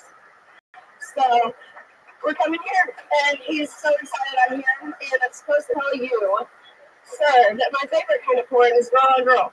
So he listens to you guys every week, and he's probably gonna die about the years under. He's in Texas playing their Sounders. And was again. And no, I'm not related to one. Okay, Rich, now this is actually interesting. This is a goddamn anomaly. Let me go this way. You're going to talk into that microphone the whole time. This is your first time ever performing anything with a microphone, right? Yes. Okay, so let's just talk about the video camera. Very good. Let's just take note that she does feel better than 90% of the people that have performed here tonight. Right off the bat, with almost no punchlines, but just talking about the silly actual shit in her actual life. Let's also take note that earlier in the show, she disrupted the show. The other girl. Yeah. That was the other girl. That's Hannah. That's Hannah. I get the names confused. She would not ever. Nice stems. Not to tell me. So this is the first time in 10 years you haven't been pregnant.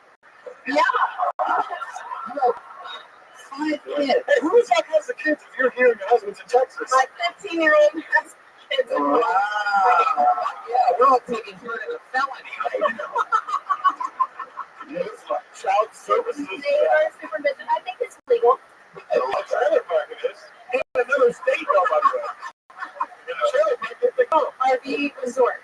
And that's in Texas? Oregon. Oregon. How long have you been living in a trailer? Let's Looks like your watch for a while.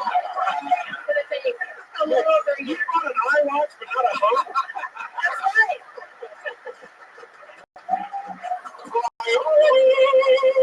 Oh my god. That is so funny. So this is awesome because you're like owning who you are. You get it. Like Kids with no books in the trailer park. They are homeschooled. Thank you. wait, they're homeschooled. Maybe they're trailer school. What the fuck are we talking about? The motorhome school. Well, technically, And the 2-year-old starving because she brought the food with her. They had to take their wheels out by school. The wheels on the school go round and round. Goes in the house. Wheels on the house go round and round. Wow. You have 5 kids. What's the youngest again? 2 and a half. 2. And how old are you? I'm 30. God damn! Wait, you had your first one at 15? No. Oh, My oldest 2 are my husband's. I adopted them. Oh.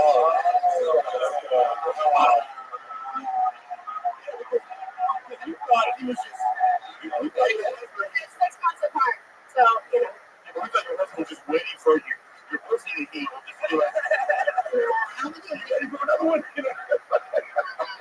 How many liters of Mountain Dew a day does your husband drink?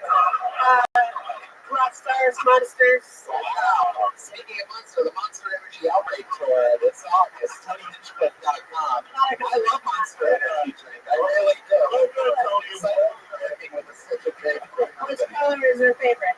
And don't forget June 4th. I'm dying up here. Yeah, time. And don't forget Jim's Trailers. Visit Jim's Trailers for every trailer need that you need. Jim's Trailers. Now, I'm very excited to be speaking with you, Nicole. You seem cool and honest, and you actually get the interview part of this show. What is one of the wackiest things you've seen go down at the trailer park? I'm so sucking a dick. Definitely airplane. Somebody graduated from high school. Yeah, they beat me with one of these hats with this flat thing on the top. I didn't get it. I was like, what happened? Your ball can't get run over by a truck? What's that dangly thing? It was like he had nipple tassels on his head. I don't get it. Graduating, I don't even know. You don't need to graduate to get cream pie, you know? How many females have you been with? What is that? That has nothing to do with anything. So your favorite part is girls, but you've never been with them. You live in a trailer park, the mask doesn't add up. There you go. There you go. Hey, you know what else you guys have never made out ever? For a month. Well, get on out of here. Oh, shit. All right, guys, let's scissor. Scissor. All right. This is oh, shit.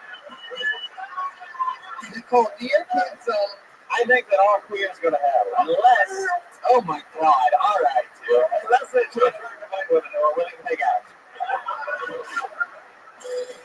You two will do.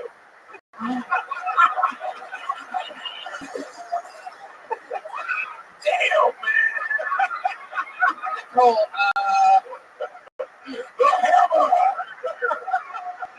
how white trash are your kids' names? What are your 5 kids' names? Travis, Tyler, Ethan, Billy Joel, Jimmy Ray, Samantha, Sarah Jane, Mary Jo. You want an answer? Hilda, You done guessing? Keith, Kevin. Hannah, Chase, Elle, Mason, Luke. Chase is the most white trash name out of them all, right? Like any Chase you've ever met is one of those little rat tails, right? Like a little baby ponytail. Does he have one of those?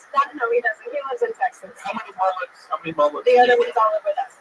Oh, Chase is the one who went to Texas. No, we stayed in Texas with his mom. Yeah, he lives with his mom. So he and Chase are 6 months apart. So, Fuck. So you have a divorce? No. You missed us, James. You have children. Me? no. I live my dreams. How long does it take to have a baby? 9 months. 9 months. Baby boom. And so there's two. Sometimes I get the episodes of Jerry Springer confused. Yeah. So this guy's spreading his seed all over trailer parks all over America. Oh, yeah. Hey, so when the first guy was talking about chlamydia, were you like, I know. No, there's an application process to date somebody in the trailer park. So you like hand it out. You're like, have you had an STD? Yes. Okay, you go to that trailer park. Trailer park. That's right. Yeah. With an RV resort. I can't tell if this is true or not, and I'm an detective. What part of Texas is this? Well, I'm from Texas, but I live in Oregon. Oh, Oregon, like the middle of nowhere. I live on the base of Mount Hood, so just Good meth out there. there's a lot of it. Light him up. A lot of it. Now, what is your current, what does he do for work? It's a flight attendant. Flight, that's right. So what airline? Southwest. Of course. Is he singing near the video? He's out of spirit. Yeah. Sings often. Oh, he might ask for somebody. I don't know. He likes to dance. You know what? You mentioned how he's not gay like 8 times. He's not gay, but he can shake his out of any white boy I've ever seen. We don't even know Even that. a black girl. I mean, like, There was a picture of him up here or something. it's not her and I can, like, it's crazy. I don't believe it. So I'm just saying he's a little bit light. I'll bring him next time. Some sugar in the tank. I don't know. All right, cool. Tell us, you have any hobbies or anything like that? When you're not raising kids, what do you do for fun? I'm not raising kids. I shine the house tires. That is so.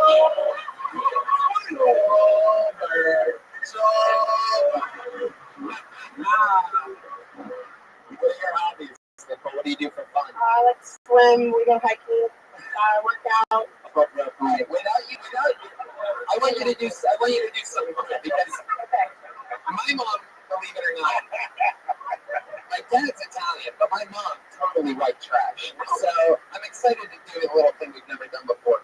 For this test, I want you to put the microphone like away from you, like that. But I want to hear like if your kids are out playing, like what do you say or yell to get them all to come to the trailer at once without yelling in the mic, with that singular arm out. How do you do it? Pretend you just opened the trailer door. Go ahead. You. Wait, that's it? Wait, are these puppies that you're losing? Hey, how much fucking yard space do you think they have? A lot. It's like 3 feet. Those kids, they go way down the fucking dirt road. In here?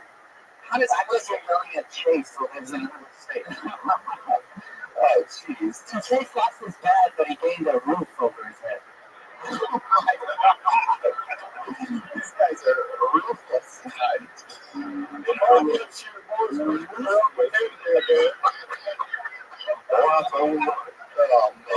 know what I gotta say though, in all seriousness, you got a great attitude, for someone that with all the things you're saying, and it doesn't sound like it's an easy situation all the time. But you're enjoying life, and good for you. I'm sure you're raising some great kids. You don't look stressed out. Yeah. I know. That is awesome. Clearly, as a fan of the show, And how this happened. There you go.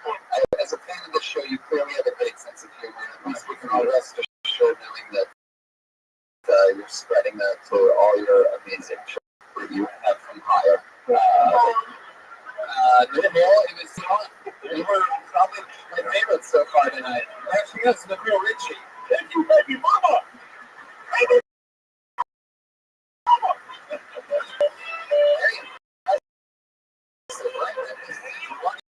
the front.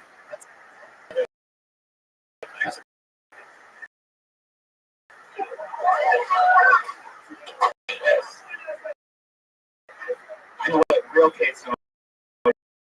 It's not this West Coast bullshit, right, girl? Yeah. Brian's had a little too much to try. Yeah. What the fuck, dude? Okay, that never worked either. Experience it with Jessica Mears, everybody, another human being.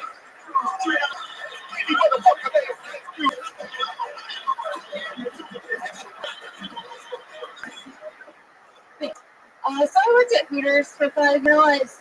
You have to be a really strong person to work at Hooters. Just the amount of disrespect you have to deal with could be pretty ridiculous. Like, it's our policy there to ID everyone, so that's what I did, just trying to do a good job. This old guy orders a beer, and asks to see his ID, and he says to me, like, I haven't heard this a million times before in my life, he goes, "Oh, no, I could be your dad." I'm like, yeah, I know my mom's a whore. But I know who your dad is, you asshole, you know? My dad never went to college. He was just a plumber, but he was a really good plumber. He was a really hard worker. One day he got a really good job traveling all over the world building nuclear power plants. It's like crazy inspiring. And do you know what his secret to success was? He abandoned his family.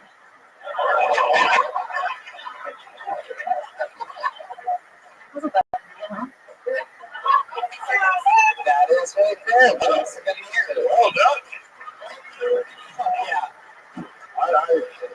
Wait a second. Does she actually tell real jokes? I know. What's happening? What's that? No, so nice. I don't know what you think this is, but looking at the balls that come in here to be funny. With those Hooters. Jessica, you really do have a gigantic boobs. Are those real? Smoking like a true I like to say that nothing in life that's perfect is ever real. Wow, that's a setup. My wife and I that was actually pretty braggadocious comment. I think it was poetic. Where are you from? Yeah, I'm from Jacksonville, Florida. Oh, well, there you go. The tits, where are they from? They're They're from Ponte Vedra Beach, Florida. Ooh, that sounds like discount home job place, man. No? Buy one, get one free. Did you get under the muscle or above the muscle? Under the muscle? Wow, so you didn't fuck up the potatoes. Right. I like my bones, I like my potatoes. You really like your potatoes like that? Yeah, mashed potatoes. See? Did you really work in Hooters in Florida? Yeah. For about 5 years. What do you do now? I'm currently unemployed. If anyone knows anyone hiring bartenders. Yeah, Hooters. It's close. That's good. Hey, motherfucker. It's actually real sad. I went back and applied too old to work there now or something. Not with those new tits. Show them the tits I like got the kids, and then started working at Hooters. Is that how Hooters pay off the tip money? Is that what it is? No. Yes. I worked at Hooters and it took me 4 years to save up the food money. Oh, you worked for you worked at the titty place. Yeah, I got a job off my personality there. Now, this is interesting because a lot of girls work at a strip club to be able to afford college, right? Now, you were working at Hooters to be able to afford boobs. Yeah, To be able to work at a strip club, am I right? Is this wrong? Why were you paying for boobs? I just love titties. Oh, I just awesome. wanted them, and being around them every day was very inspiring. See if I put that the jacket on. Can we see that? Brian, stop what you're doing, Brian. You are so Brian, stop it!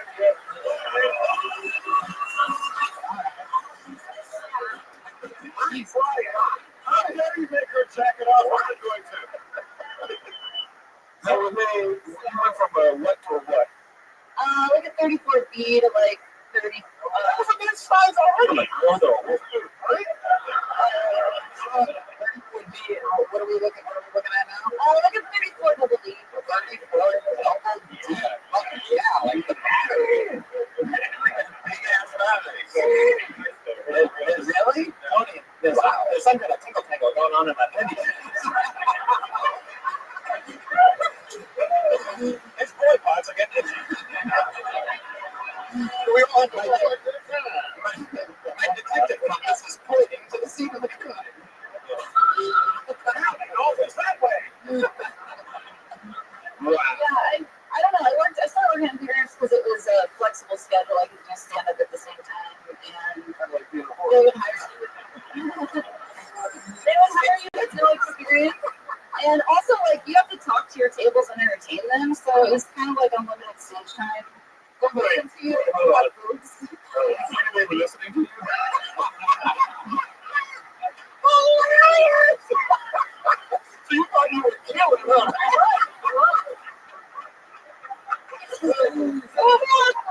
They didn't even know you had a face. 4 years. The first 4 years, I didn't have the boobs. Okay.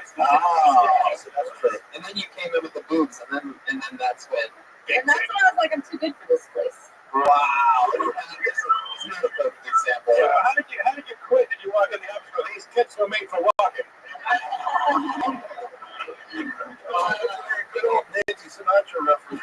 I'm all on point tonight. So you walked into the Hooters manager room, And he was and all you said unemployed is better than Hooters. No, These titties. I left there to bartend for the PGA Tour. The PGA. What kind of drinks did they have you make at the PGA Tour? What was China drinking? All stuff, Arnold Palmer's, John Daly's. I never, I don't think I ever served an actual player. So just like Did they serve you? people watching. A Tiger Woods act? So the caddy a few times. Is that true? Yeah, A caddy or in a caddy? a caddy in a car once. What gave you a 7-iron? Golf cart?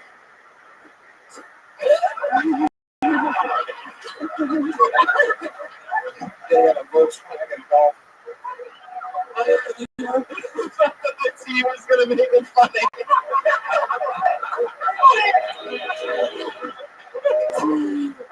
Oh, wow. Jessica, when do those, what are those boots, like, what do the boots help and when do they hurt? Like, I mean, what's the positives and minuses of having tits like that? You have to recommend It's real tough to find any negatives. Really? Yeah, because I feel like if somebody is like sexualizing you off of your boobs, like who gives a fuck? That only means something if you let it mean something. But if you back up yourself with some substance, like my jokes are actually funny. I was telling Jeremiah this about his boots just the other day. So I don't know. I feel like if I get somebody's attention because the way I look, that's fine as long as I retain their attention because of the way that I am. Right. So Thank you, Tony Robbins. thank you. Tony Robbins. Tony Floppins. So, Tony Titty Poppins. how long have you been unemployed for? Since the middle of March. Middle of March, so you're running out of money eventually. But Yeah, I was on the show before. I lived in an RV when I was traveling. wow. This is The Cinderella? yeah, you should So I sold the RV, and I've been living off of that. And I am running out of money. But I had shows in Texas and Florida that I lined up when I thought I was going to be there for work. So I figured I should go do those shows and then just run out of money. And now I'm back. I don't have any shows. I don't have a job, so I'm going to get on that. So I would give you $127.50 if you let me figure it. You broke eye contact and looked out in the audience for that last part. Really one of those you had to watch it He was live. working the inflation in his head from that. Would you like to do the Ice House Friday? Yeah. Touchdown? Wow! I think we just found out the shortcut to Brian's heart. his house. 34 double D seems to be the, just, it's very funny. And are you the only person in your family that got a boob job? Yep. Are you close to your dad? Not really. Has he ever seen you since getting the boob job? Yes. What did he say? Was he all like, oh, yeah, like that?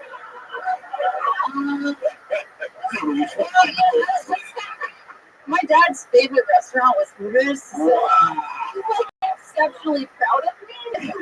And I Really took you under his wings. The Hooters joke. Have you the Hooters on Hollywood, Sunset Boulevard or Hollywood Boulevard? Have you tried that? I was trying. It's great, Mike. It's I think every Wednesday. Yeah, check it out. It's a good price. I just want it down there. Hollywood and fucking Transparent. I got it all proper. I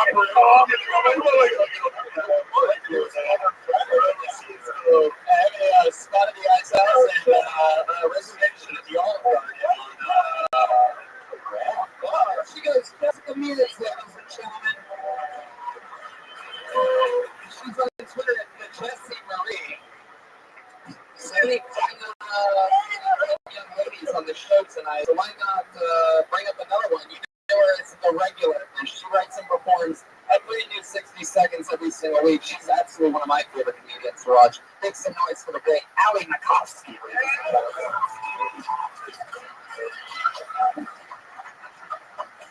I got this haircut recently thinking that it would make me less narcissistic. I wasn't expecting to look this hot. I keep getting objectified as a mannequin. I went to a museum the other day with some friends and I felt really stupid at the museum. Not because I don't know anything about art, but because I don't know any other words to describe it than cool. I'm a slow worker. Every job I've ever had, they've told me I'm slow.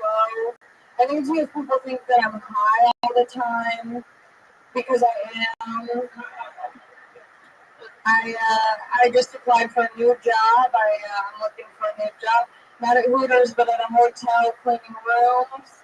I don't know if I'm just really desperate for a job or if I love unsolved mysteries. Oh, Ali Makovsky, exactly 60 seconds. 59.99 on the dot. Jokes the whole way through. I think she told more jokes than you heard the whole night. Exactly. All at once. And she's And the only one out of all those people that do this show every single week. But here you are laying it down again. I'm $1 baby. 21 years old. Doesn't have cancer. Not yet. Doesn't have kids. Why? What an idiot. Not yet. Those were great jokes the whole way too. How's life going for you? Life's good. Just hanging, living, loving. Just how many skateboarding was this week? Oh my God, yes. Is that true? Yeah, I've really been skating lately. But it sucks because I want to like look cool in front of them, but I can't like ollie or anything. And then I'm just like that girl with the skateboard who's like, "Can you teach me how to ollie?" You know? From the rink to a mistake or something like that.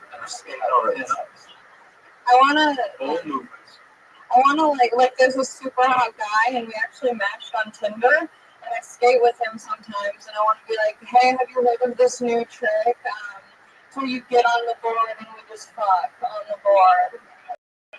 That wasn't great delivery, but you know I went for it. You're gonna fund this for $75,000? 81,000. Sorry. It's interesting that if it was skateboard kids are on Tinder, then that whole thing funny. Yeah, I just deleted it. Oh, you deleted it? Yeah, and I Why? got rage. Why'd you delete it? Well, because I matched with that guy and then I was like, this isn't gonna go anywhere. You just like, fuck this lab. Yeah, and I'm getting less swipes because of my haircut. I know. So you have to switch the pictures, right? You can't like catfish these guys. No, Wait, wow! I feel like nothing compares to your profile. my latest bio was all of these pictures are 20 years old. He's got a picture of you. Oh. Got it. Yep. Sinead O'Connor references. this the whole time. Do you feel like you're gonna keep the hair for a while? Yeah, I like it. Yeah. I like it. I mean, what's your mind about it? What they are going to be like, okay, I'm just going to go on this bag right now. You know, I keep shaving it. I like it shaved. It's nice. So do I, but,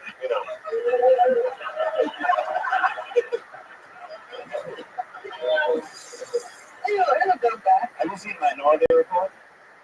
No, I actually haven't. Okay. You look like one of the cool people.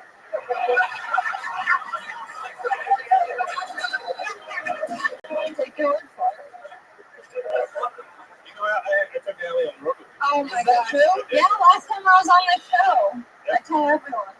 When you and the band together. So we did the Ontario and boy did I bomb. It wasn't good, but it was a great learning experience. Yeah. People in Ontario don't know about Jews. I was like, so I'm Jewish, and they were like, I was like, where else was coming up? So just forget that I was over here. No, she killed it. Don't listen to her. It was a great experience. I would have told you if she sucked. I would have been like, yeah, she didn't kill. Let's face it. No, I did that. My mom came out to one of them. My mom came out That's to why one I of got them. a mom. Yeah. Mom's comedy thing. Yeah, she's the best. Yeah. She's watching right now. Who is? Yeah, she texted me before the show. She was like, fuck, I should have come. I didn't know Russell and Tom and Eric are on the show. Yeah. I don't know why you give her a strange voice. I don't know either. That's not how My she wife does that when she talks about me. Makes me go fucked up. Yeah, just to hear that voice. Like, and then he said,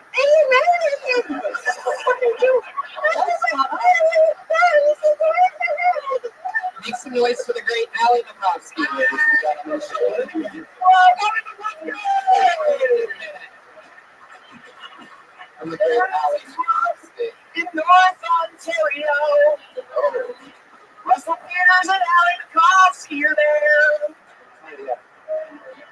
awesome. I love it.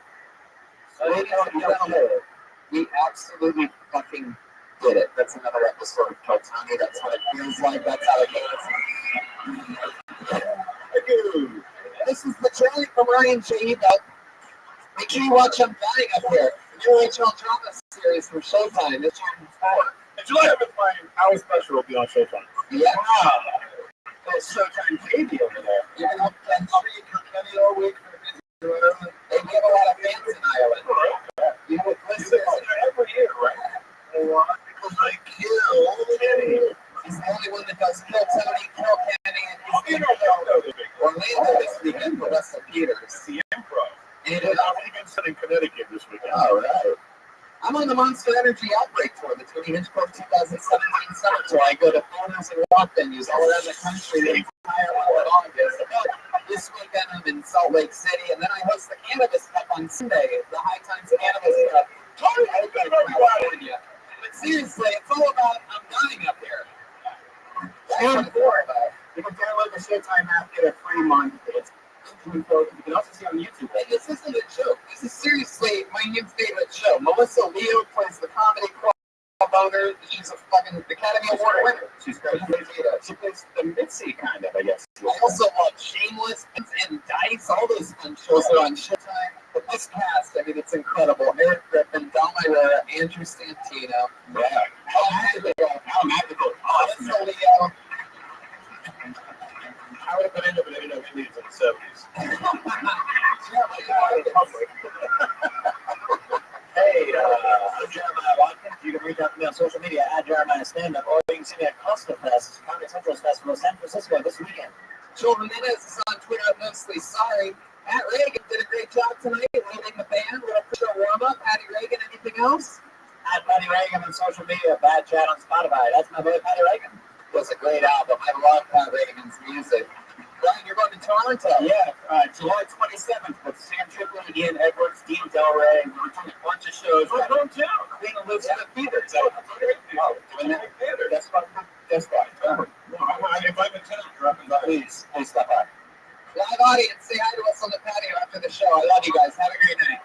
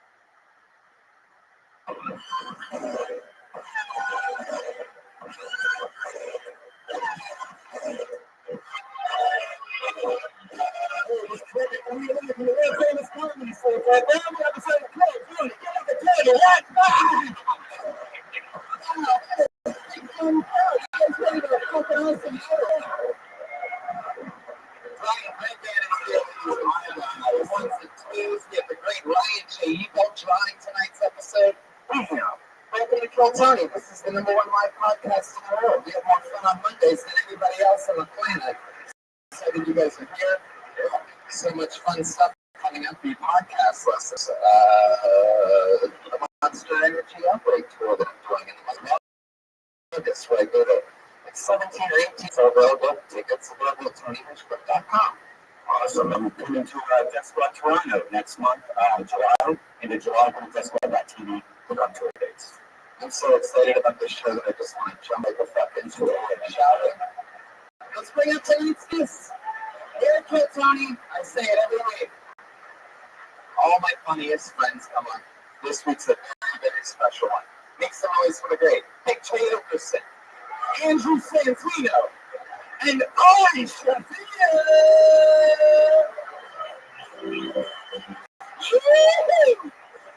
Fuck yeah, baby. Big J's this episode was in Austin with a guy on mushrooms. Andrew Santino from my new favorite show on Showtime, I'm Dying Up Here, and The Power Crew, the return. My big brother from another mother, the great Ari Shafir, ladies and gentlemen. He's back home at the Comedy Store with a brand new double special coming out in July on Netflix called Double Negative. July 18th. Everybody, please watch. July 18th. So you got a lot of people there. Yeah, baby. Sure, we're back. Yeah. I didn't listen to all those notes you gave me over the years. The wings are so close.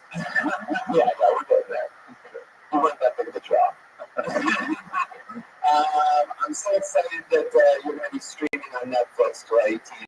Andrew, I'm obsessed with your show. I'm dying up here. Have you guys seen this shit? I'm sure it's unbelievable.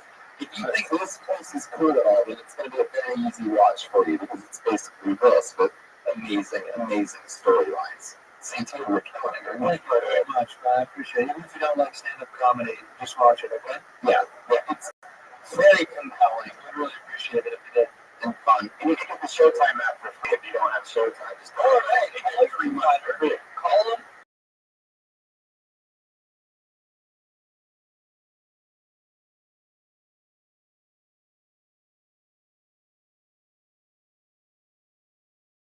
And then cancel as soon as it's over. Absolutely.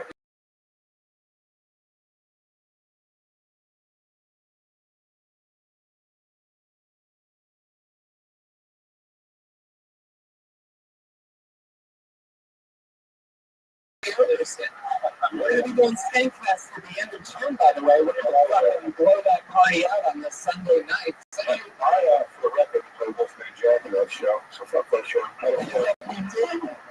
I don't watch anything over again. I was almost the fat chick's boyfriend, and This Is Us, too, so fuck that show. I think it's canceled. Eating sad. I was in the pilot of This Is Us, so that's 2 for 2. You're single white female, like me. That date's June 25th, and Kill Tony is closing out Skankfest with our guest, Big J. Okerson. Who's Jake Gomez? Yes. That's all I'm doing. That's good. That's a good one. Yeah. By the way, it's Skankfest. I'll be having a kissing booth, but instead of kissing, you just this came to my asshole for a minute. How long are you going to stand in there? Is it like a glory hole thing? Yeah, but we're going to put screen there because I don't trust the fan base. That's okay. Screen Let's still shoot. Are you going to be looking for the naked roast? Oh, yeah, sticking balls for the naked. I know it's the truth. I'm sorry, you get it. Did you get your asshole bleached? On my show on Tuesday. Tuesday, your asshole bleached. Professionally. We're talking about well, we're talking about Skankfest. You know who else is going to be at Skankfest? One of the members of, you should bring the band up here.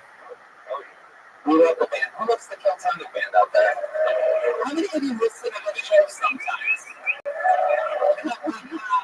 We're in together, one of my favorite things in the world. It's the motherfucking Keltonic band. It's Pat Reagan, Jeremiah Watkins, and Troy Burrell, and Nunes.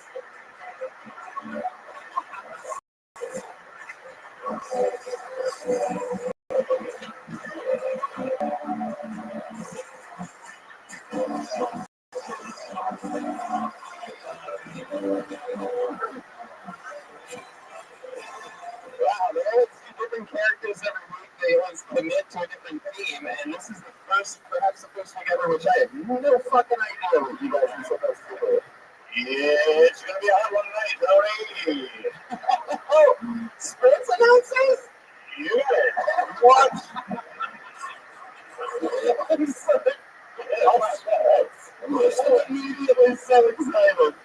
I swear to God, it was a weird on Yankee scene.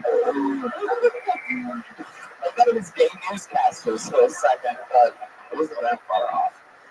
But welcome back, man. You guys are excited about this? You feeling good?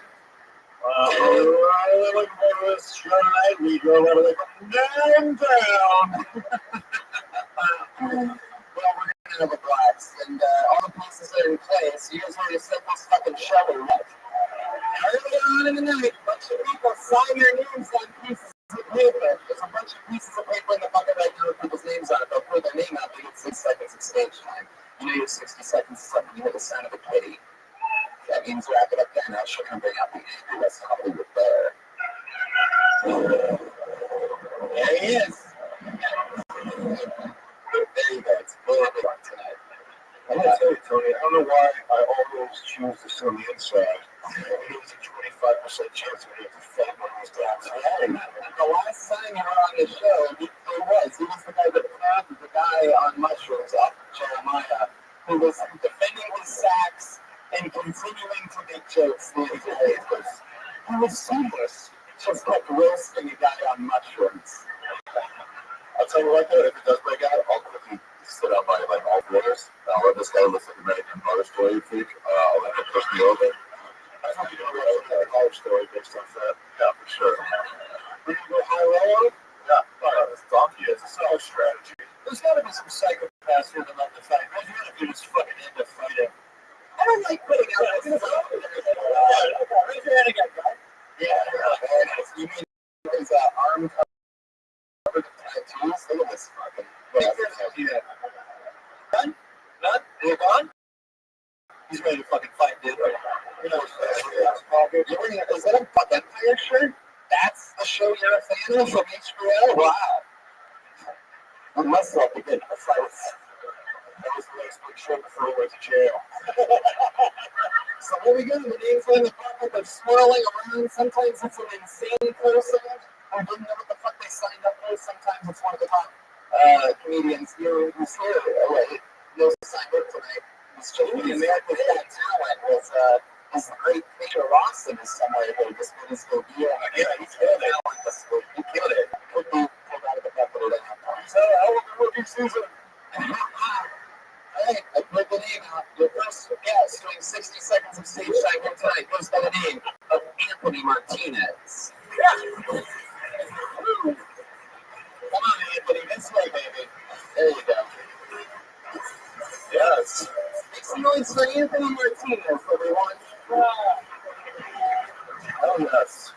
How's everybody doing? That's fucking great. My name's Anthony, and it's fucking fun to be alive, you know what I mean? Chris Cornell passed away and shit, so just get to be here and be alive and all that jazz. You know what's weird though? When people die, like, people are kind of fucking weird about it. Like, when Robin Williams died, I guess he was in a movie with a gorilla, and someone had the nerve to fucking sign language to the gorilla that Robin Williams died. Like, what the fuck do you think's gonna happen? He signed language out to the gorilla, what do you think happened? The hair around the tassel fell off, his fucking eyebrows came off. Like, come on, man, this shit is wild. And like, I was watching the news when Osama bin Laden passed away, and they were like, find out the local rapper and celebrity Ice-T wants to see about the death of Osama bin Laden. I fucking was like, I watched it, and what do you think Ice-T's gonna say? They were like, Ice-T, did you hear Osama bin Laden was being killed?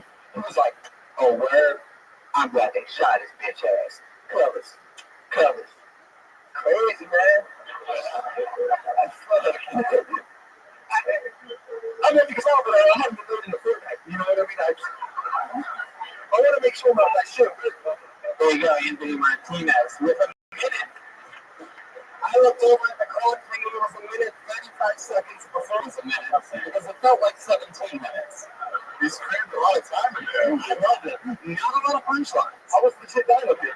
You are accidentally hilarious. The best laughs came from the awkward silence when the punchline didn't land. That was some of the hardest laughs I've ever heard. Crazy, right? Gosh, silence. That was just good. Silence gets strong. I learned that I guess I have a sort of Mexican haircut.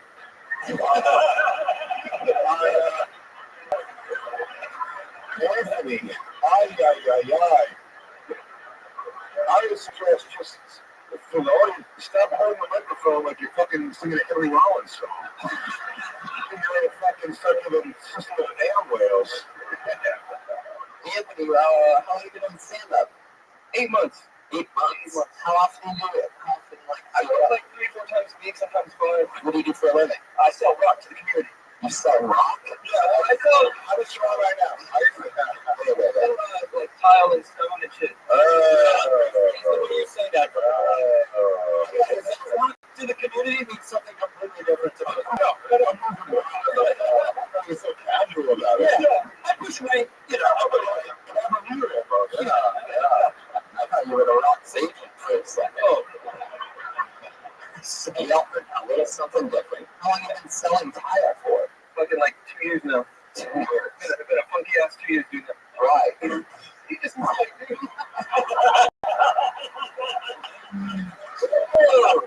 You just looking for people and, sometimes, What is a tile customer? when they got money, you know what I mean? Like, what they're there I for. get most of the time it's a lot of real squares. Fuck yeah, they're like, really? This guy, killing it. Do you know how much I love the emotional roller coaster of what comedy is? Like, this moment for him was a thing. It's nervous excitement. Yeah. And we're just in front of him, just a dude tearing into a place. Hey, you gotta go slow. Down the wall. A fucking fedora. This guy's got a fucking pink something later. Ignoring immediate judgment from strangers.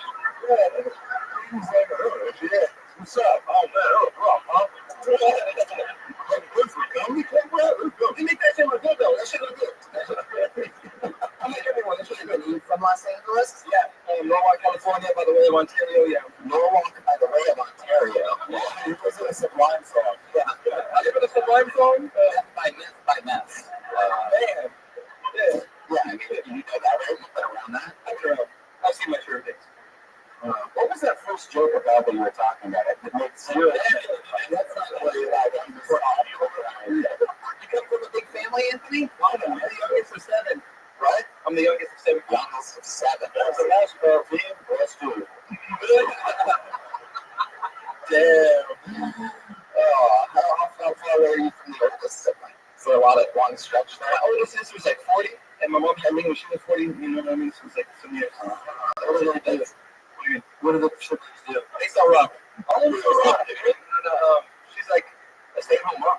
All the siblings. Oh, my sister's stay-at-home mom. My brother, he's got his own like landscape and shit going on. What's in here? I thought you were mad at Mexican. Might have been a football fighter. What's up, old Mustangs? Yeah. Tell me someone owns a taco truck somewhere in the family. Yeah. Okay, look at this. There's the corn on the stick. Nice, dude. Is that the D's? Anthony, you're 40. What do you say? 27. My sister's 40. Yeah, you would have. I can play 40. No, you look good. You look great. You look great. Thank you.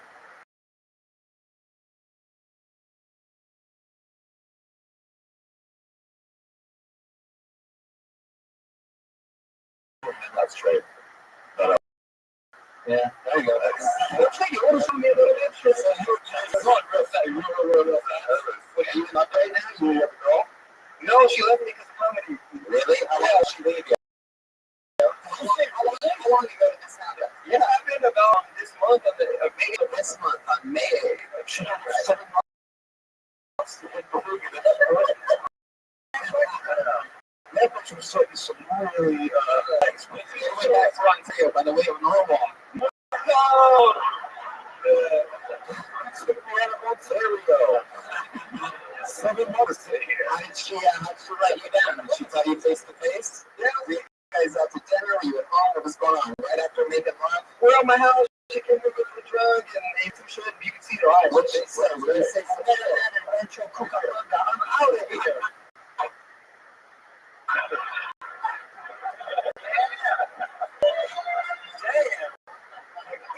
When you said she came home a little drunk, said some shit. Yeah. What she say? She was like, man, this isn't gonna work. She started telling me no. She's like, you have a pad like going on in 27, and I would just fucking come out of the air. You know, I didn't ask like what she meant. she was talking in circles, and I'm like, whatever the fuck I say right now, can't keep this girl here, so she's gonna go. You know, imagine these humans talking in circles like a continuation of nonsense back and forth. I don't know what you're talking about. What are you talking about? It's just a constant nonsense getting nothing done. Brought to you by okay. Yeah, I was like, when I was eating things, I was fat, never because I having a dark, mysterious past. Yeah, that's such a cool fucking story. What's your past? I don't know. I say that I used to.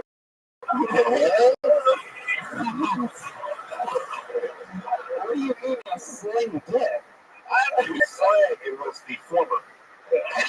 Slam stick. You know, I just fucking lay down this sweet rock tile. You know what I mean? It's all about the tile again. I was playing tile and dick, yeah. Is that what happened to? Yeah. Sure. The Satellite's pipe is a problem.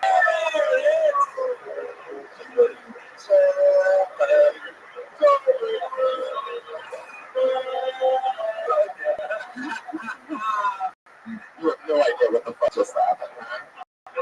Your own time just threw you into the best of happening. Yeah. Ouch. So, where were we? What the fuck? You were just saying who's a hooker? Yeah. What do you mean by that? Well, I don't know, man. I don't know what she saw. What she said. She's like, yeah, you probably fucked a lot of people. And I'm like, you're not wrong. But I did that. I was with somebody. You know what I mean? Like, she was Never hook up with like that. Like, what do you need? What's your game? What's your style? Give us a little something. Help us out here. I don't know. I just start talking with things that another. It's like, figure it out. Something's happening. Oh, God. What is this? He's taking a chance.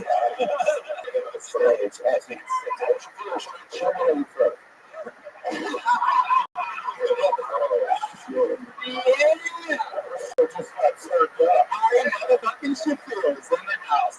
Come on and show us. How I fought?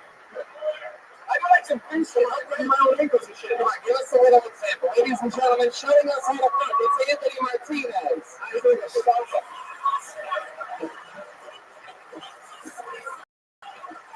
No. Stop. I'm moving out. I bet you if you switch positions that often, it's really fun. Holy shit. So what do you do? Okay, I said, what do we do? What do you want to do with your leg? It's crowd Naga stuff. It gets a little crazy.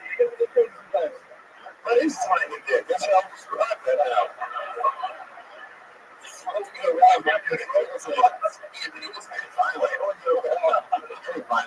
How long was it last? About a year and a half. A year and a half? Yeah. I mean, she was cool. She went with like disabled kids and retarded kids. So I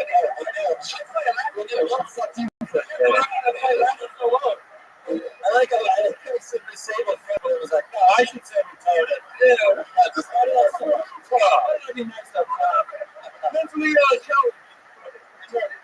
All right. Just say it now, Anthony. That's all you did. You can just go to their phones. The thesaurus says, all the fucking dicks. Sorry for you, dude. Anthony, it was nice to meet you, dude. Nice to meet you. Have a fun day. There you go. Anthony Martinez. Hey, wherever. Hey, Well, we got Josh is something to do that. He gets one for the great Josh Martin, ladies and gentlemen. Look at this guy. You've heard the name. Straight to the microphone. Absolutely. Straight into it. double tequila soda lime. What kind of tequila? They got each inch like that in sauce. Little kisses, I think. We'll be right back after this brief commercial. Josh, finish out a bullet for me. Thanks. Okay. I'll be crowning Coke, Josh. Oh, we're going to kill it. Tony brought to you by every liquor imaginable. I pulled another name out of the bucket. He's one of the Colin Phillips.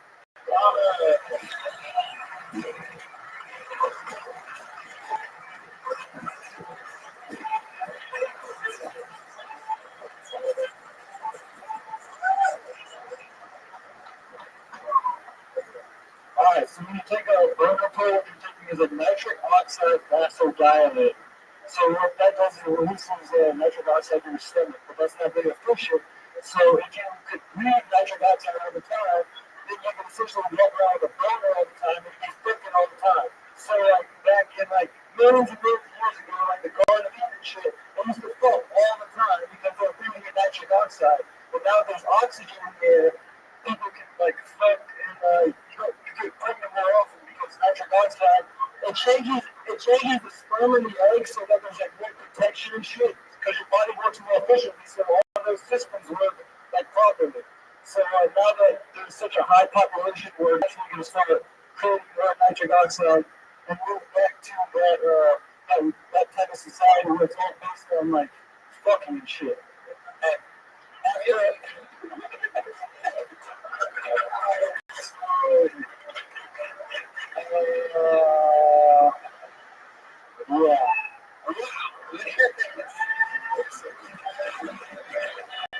So, about 2 months ago, I guess, is when we were in Austin. And in Austin, Texas, and a comedian comes on stage. He says, I just did mushrooms. Woo. And I feel like we've become a show in which I think people think they have to be on mushrooms to do the show in order before people even coming up there.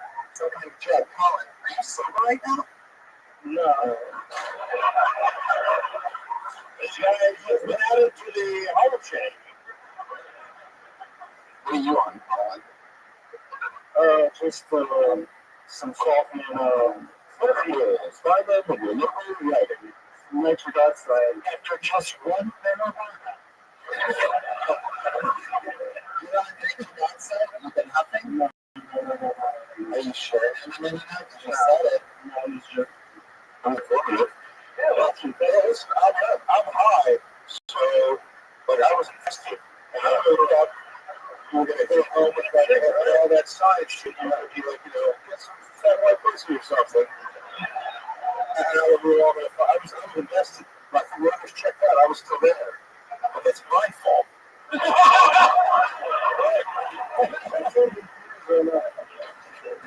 Colin, It's like an episode of the Joe Rogan Experience. In fact, we took that audio and just put a picture of Joe over it. We were a moving image with that, so you can't quite see lips and that stuff. I bet people would be like, that was right, though. My bad.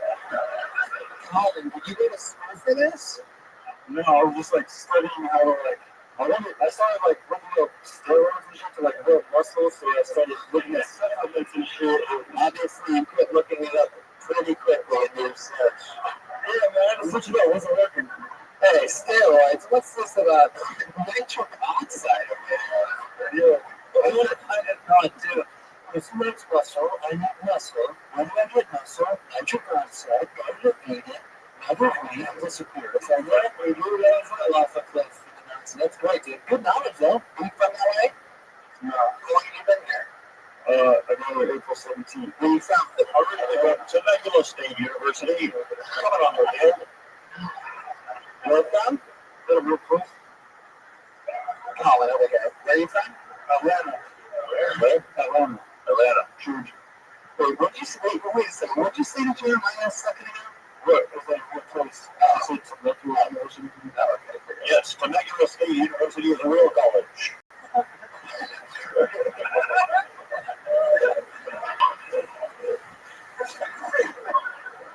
What made you move here?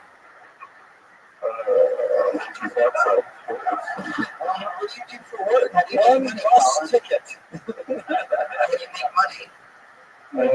I got some hustles and shit. Well, you gotta answer the question. Atlanta, man. You gotta get over fronts. Yeah, I got food stamps. I got that GR money. That's about it. I got a little bit of savings. What you do to get your savings? Oh, I just saved my first rock. Yeah, huh? You know a guy. No, I just got here, so I still have a little bit of money left from when I just moved. What's your living situation? I do like an Airbnb every once in a while. I sleep outside sometimes. You watch Crashing with Good Homes? Yeah, If you watch that show, what'll happen is you sit at a condo store about like a long-term comedian will just ask you to live with that night. And just walk by and say, "Hey, you need a place to crash." the most famous in the game will just let you live with that. Yeah. It is like you say, yeah, I'm there. Don't know. I don't have a bad food. For sure. Have you been nitrous since you've been over? No, I've never done it. Why are you so like crazy about it? Because we met you before, I think like a couple months ago, something like that. I pulled you out and you sort of just rambled about the elements. So you rambled about nitrous for a minute, and this minute you did nitrous and boner pose. But you know, like if you take nitrous, it doesn't go hard. Okay, right. Here we go.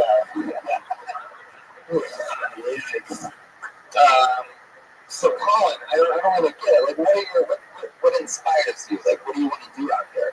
I went to build a hibernation tank, and then I went to Hibernation tank? Grocery store. What do you mean by a hibernation tank? like I want to live for like 600 years, so I can, like I said, like last time. I want to get out of here as fast as I can. What is this new release coming?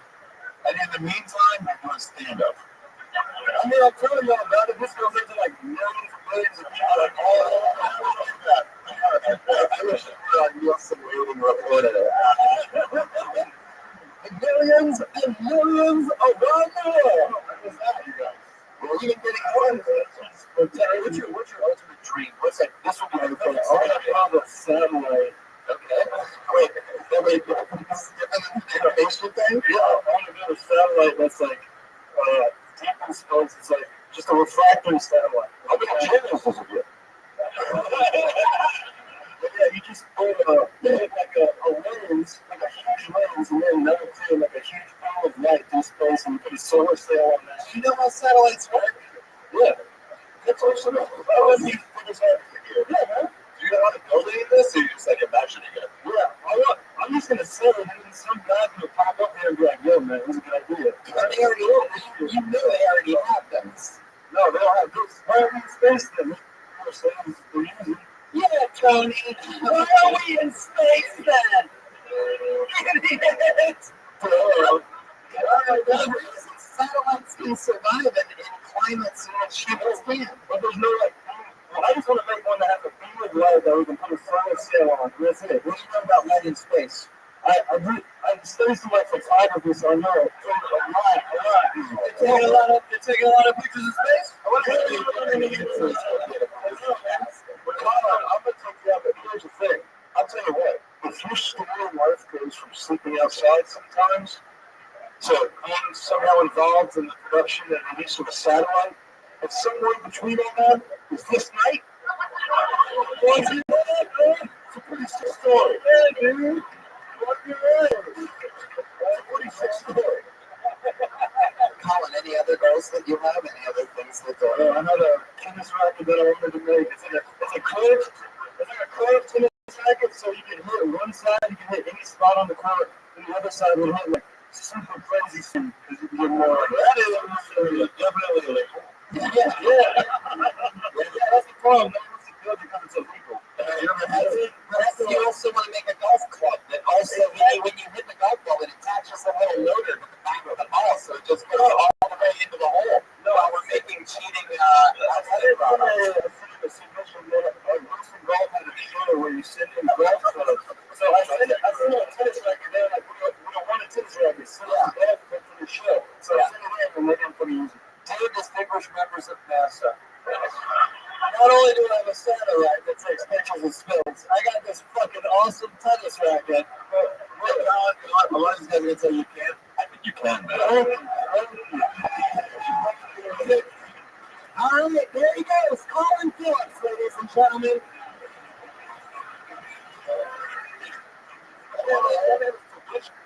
Say Highland Da Vinci. Mari should be our official sponsor of the Special Olympics. Yeah. We are looking for investment. I'm not here to put this to a ground level. Big Jan Arden's on their money. You gotta listen to Kill Tommy. It's a two-sided tennis racket. One side. What's the also get this year? Well, I think we learned something here tonight. Always think about it, but 1 hour before total club stat. I didn't know sports commentators just always do the commercials and everything. I thought there was other things like doing games and stuff that you guys did too. Yeah, I'll do that. Unfortunately, there's no players on the field right now. I'm moving picks. Every time I throw this guy out of the bucket, he fucking kills. This is one of our favorite people that signs up for this show, an extreme talent. Put your hands together for Mikey McKernan, everybody.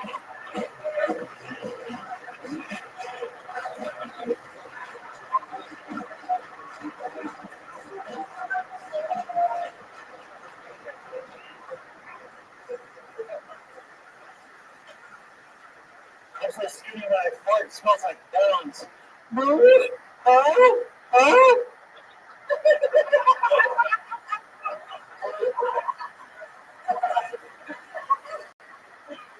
You stop writing jokes on my head, they're stuck on my head.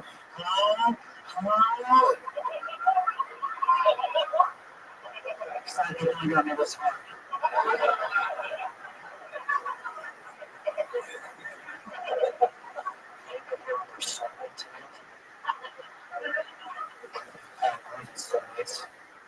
Because I had to go rip my heart out. So now we're set Patrick. There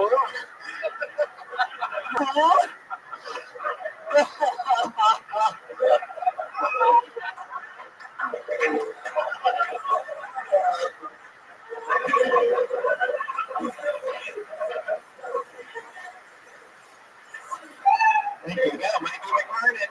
I forgot one. Batting 1,000%. I just went into Rothschild. I only went to Washington for like another 5 minutes. Yeah, you know, that's absolutely On board, Joe. different show. On board, Joe. On board, Joe. Mikey, what's the one that you forgot? During his joke that he forgot. Put your hands together for Mikey McKernan. Oh, yeah.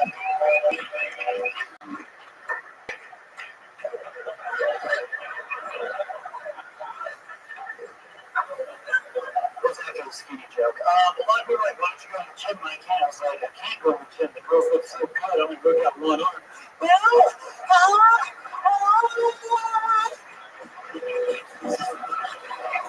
Oh my god, what a monster! This guy's a fucking beast! He does this every time on the show. Always new material, always unlimited. Awesome. Mikey McKernan goes with the group Mikey Virgin, and it is good. Mikey. Fucking go watch him dying up here. It's amazing. The only thing that disappoints me about Mikey when he's not doing stand-up is that in real life you don't have like the ooh-ahs. And you do it so well. It's incredible. Even in that one, which was obviously supposed to be your second joke, you were able to turn it into like a big closer though. I'm always expecting the first one not to work. How long have you been doing stand-up comedy? Like over 9 months. I like how you probably wouldn't understand the joke unless you said that, like, by the way, this is about this game. Yeah. But it was a good segue, yeah. That makes sense, right? I mean, because it was coming out the bun six, so it did sort of take me at first, I'm like, well, then, like, okay, it's cozy. Right? Yeah, this is it. Segue. Oh, Tony, the audience really took that joke on the chin. Nailed it. I booked him on a show recently, and I got to see a long set of his, and let me tell you, it's fucking amazing. The one stuff was great. I really wish I saw you more here. Like, I used to be getting spots here. I don't know what's going on. I drove out. I was here for a second. Yeah.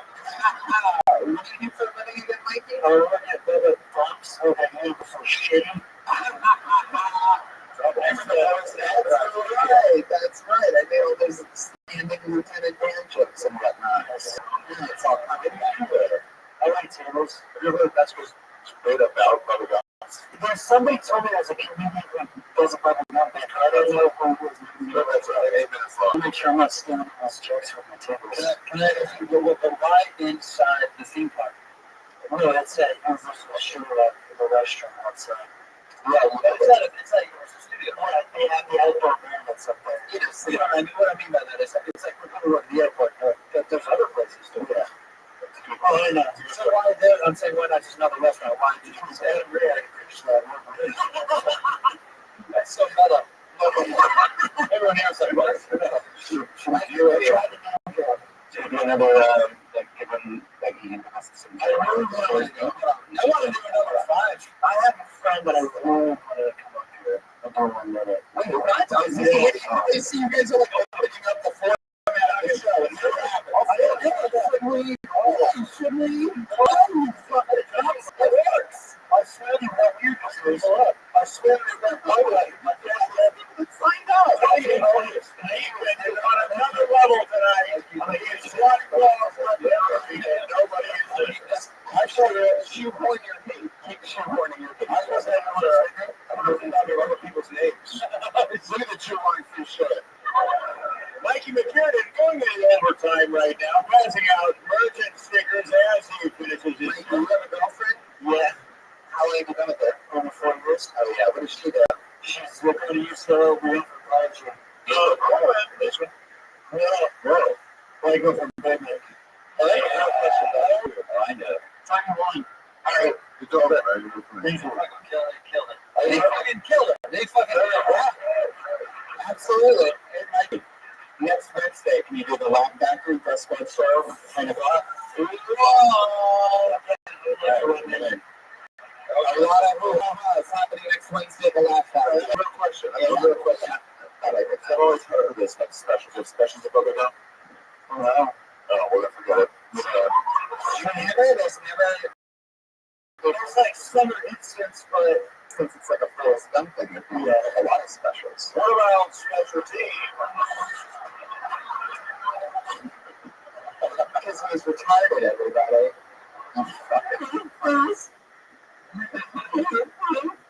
Anyway, Mikey, you absolutely killed it. Thank you so much, guys. Having one of the coolest hits.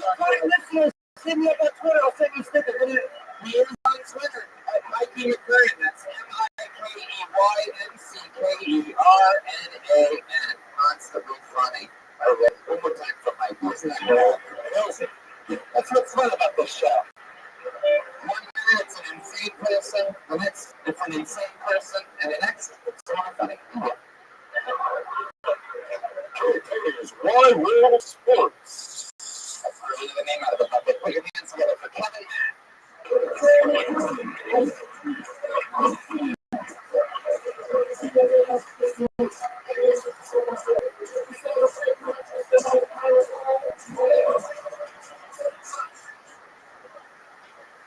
Been watching the first 48 marathons for the past few days. It's a show that teaches you that if you go away with for 48 hours, you're pretty much good. I think gangbangers should watch this show a lot less than get caught. Gangbangers are the only murderers that scream out the street they live on before they shoot you. 78th Street, Cliff! That's right. So we're going to 48th Street. We're going to catch Joe. I like to get the laugh in the beginning and then let it take off. I think it's important how these days keep them guessing. Like that, so I'm going to close. Jesus, the longest minute of my life. Yeah, there's still 15 seconds. How do you think we feel? There's an excuse. That's just not a good one. Is it not good? There you go. Sorry. Yeah. I'll push it later. I like that. You would just let it sit there in silence for 20 more seconds. Oh, I love it. It's my favorite day. And I always like try to stop anybody if they try to. I always want this. I don't know if it turned to us as if like. And I could tell he was just, he gave me the eyes like, I'm giving up. Since you cheated so close to a minute, I'm like, no, fuck out. With 2 times You were so far off. Yeah. can I say what's your name, my friend? I got high for the first time in 20 years, like an hour ago. Really? Wow. I smoked weed 3 times in my life, twice when I was 15 and once An hour ago, we gotcha. So, my message to all you kids, drugs and sports never mix. Go to the national championship. What made you smoke weed for the first time an hour ago? With Frank Castillo, dared me to. Wait, what? Wait, stop. What? Frank Castillo. Oh, Frank Rothschild, yes. No, Frank Castillo. To eat an edible if I didn't get up for potluck, but I didn't get for potluck. What made you think you would get picked for potluck? That's a random. I really not. I was like, fuck it, like maybe it'll be good luck. If you made a bet to do something that you don't Yeah, want because every week I come here and I don't get on potluck, so I was like, well, it's the same unless it's like just smoking weed, so fuck it, I'll try it. But it's never gonna say. Yeah. I gotta tell you something. You are a good looking guy, your body's fantastic. Yeah, I wanna fuck.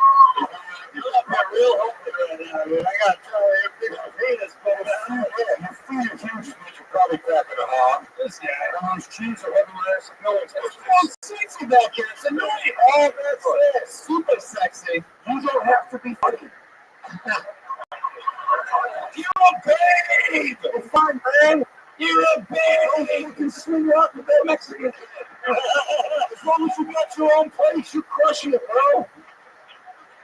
Oh, fuck me. One of the things we found out about Kevin Mack last time he was on the show was that he's such a good-looking guy.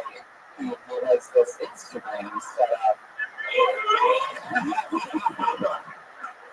And we might have, I mean, you want to talk about a pure douche. Is there any way, man, I can't wait to, we need to get that screen down.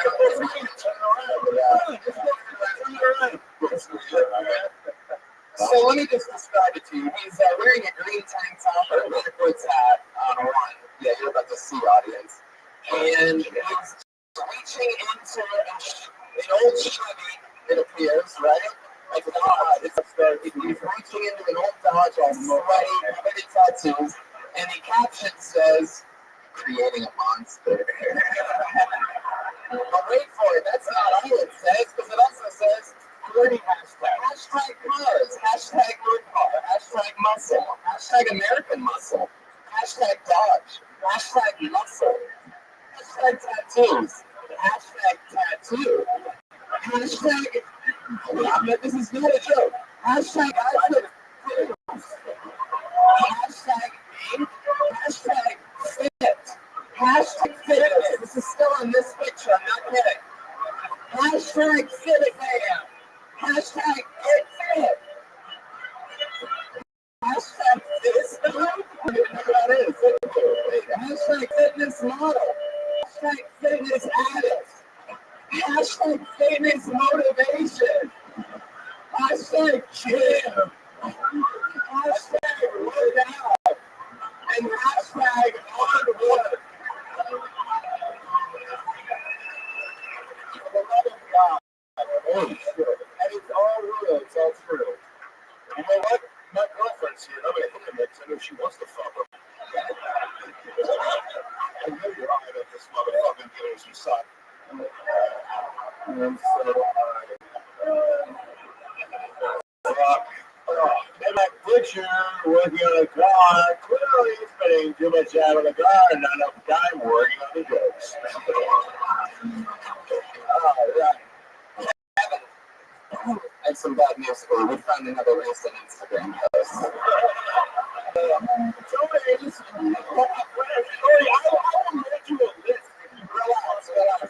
It's not as fun when you own it. Look at this picture, everybody. Hold on, please. Now, wait. Who loves captions with Kevin Mack, huh? All right, here we go. Hey, I'm gonna say that. In that picture, we're listening. He's going, I know what you're about to do. All right,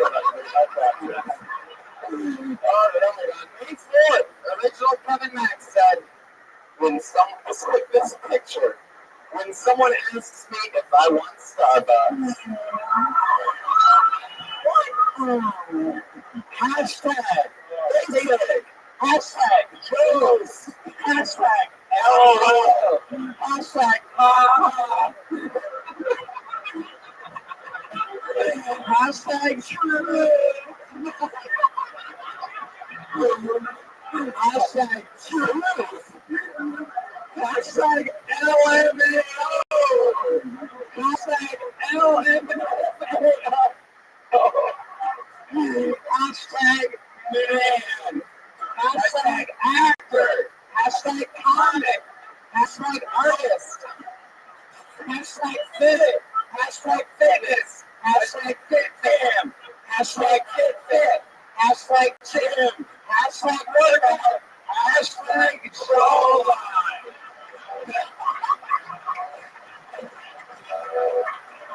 Kevin, you really need a crowd to make me get the douchebags. There's not one false hashtag in all of these. That's true. And can I tell you something? I don't like cars yet because I still want to fuck this guy. I hope I get a shot. That's what I'm talking about. Let's not beat about Starbucks about 5 hashtags in. Yeah, I was working out about Starbucks now. The jawline gym. Yeah, Rothschild, we're going to do the flash. Oh, God, I know everything. Breaking news. This room is about to light on fire. Technology top story. Oh, yeah. You take it like a man. Coming back to the mic. Who's ready to do it? Who's ready to do the segment?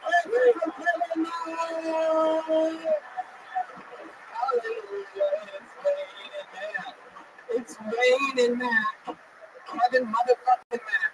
I tell you, I'm about it. It's like, oh my goodness. And here we go. On April 13th, original Kevin Matt said, channeling my inner quotations, Top Gun. Hashtag man. Hashtag actors. Hashtag art. Hashtag metal.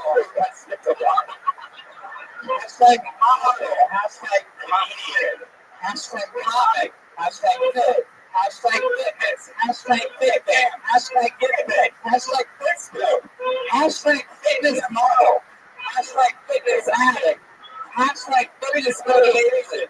Hashtag moto. Hashtag motorcycle.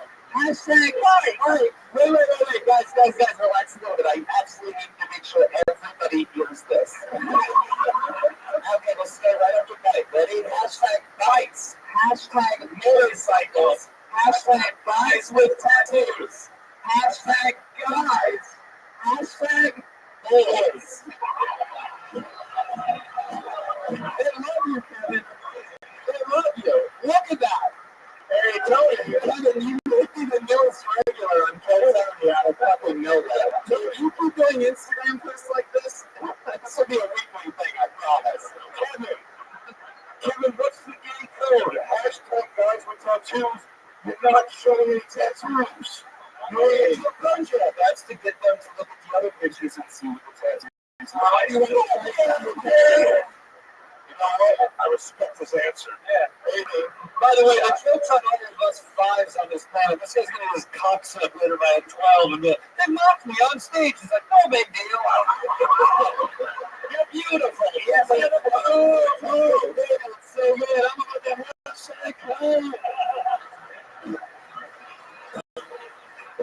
hashtag one quick tweak on that. That's all that stuff.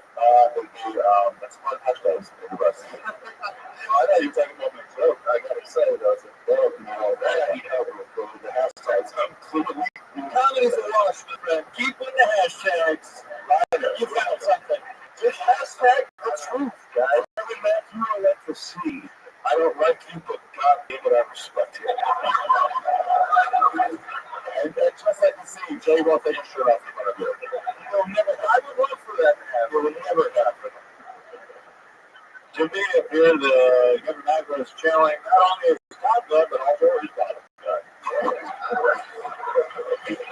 Share my Watkins. Oh, fuck. I can see he's in like an internet. Okay. All right, Kevin. You're off the. Oh, So many comics. So many comics that want to come out, Tony. Look at their sofas. Look at the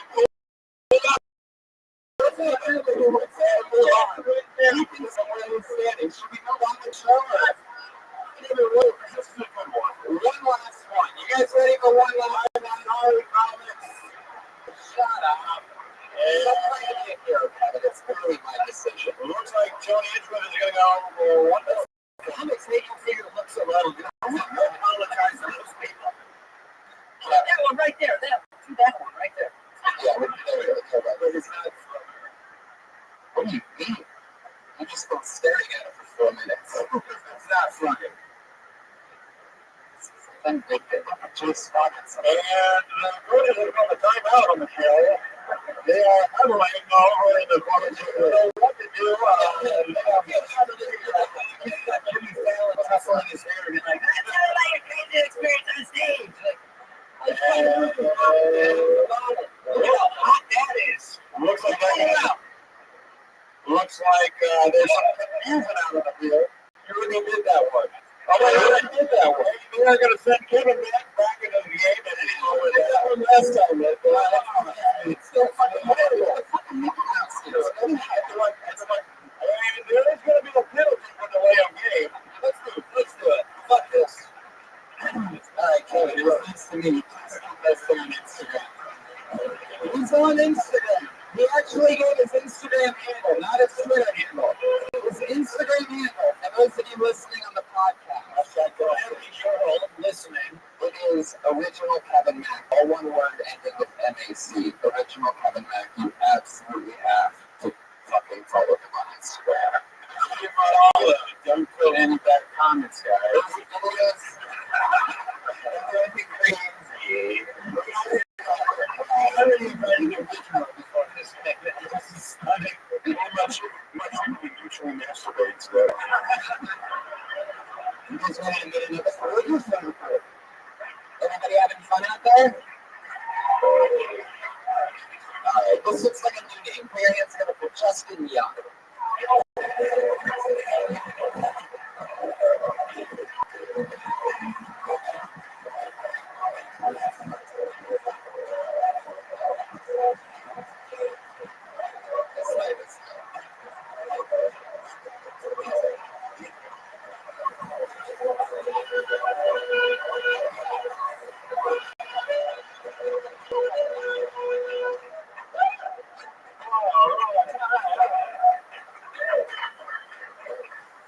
I do jokes now. Fuck, I was just eating fruit. You ever been home so pretty sweet? You want to exercise, get a job? You want to go with the credit check, watch Netflix for 6 hours, $20 ready for this commitment. That's the spirit, just another experience. Hold on, man.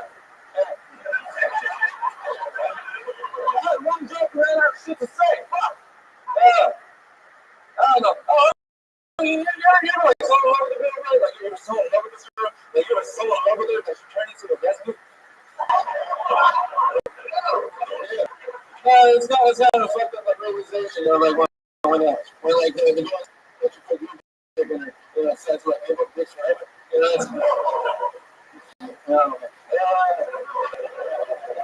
got more things to say. I love the sound of you thinking. How you doing, Justin? Tony, I had my phone on vibrate the whole time. Justin. Everyone comes and says, I don't know, like someone asked him a question.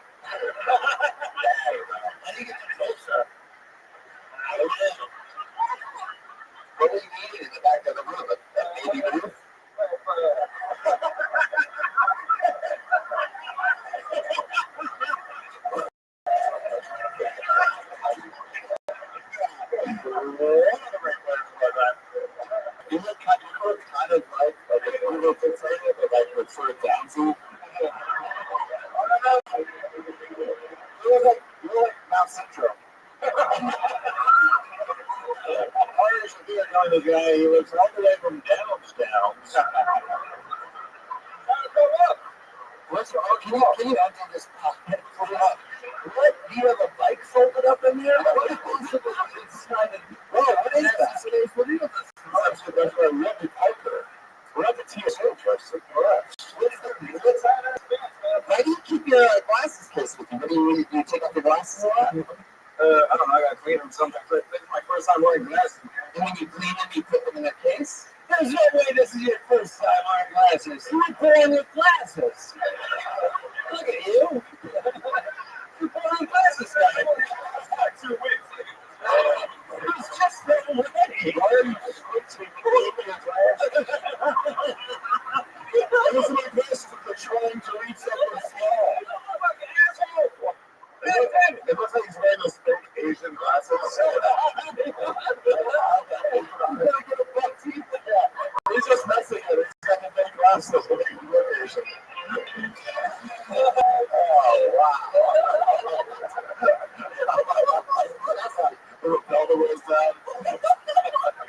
What ethnicity are you, Justin? Your name's Justin Young.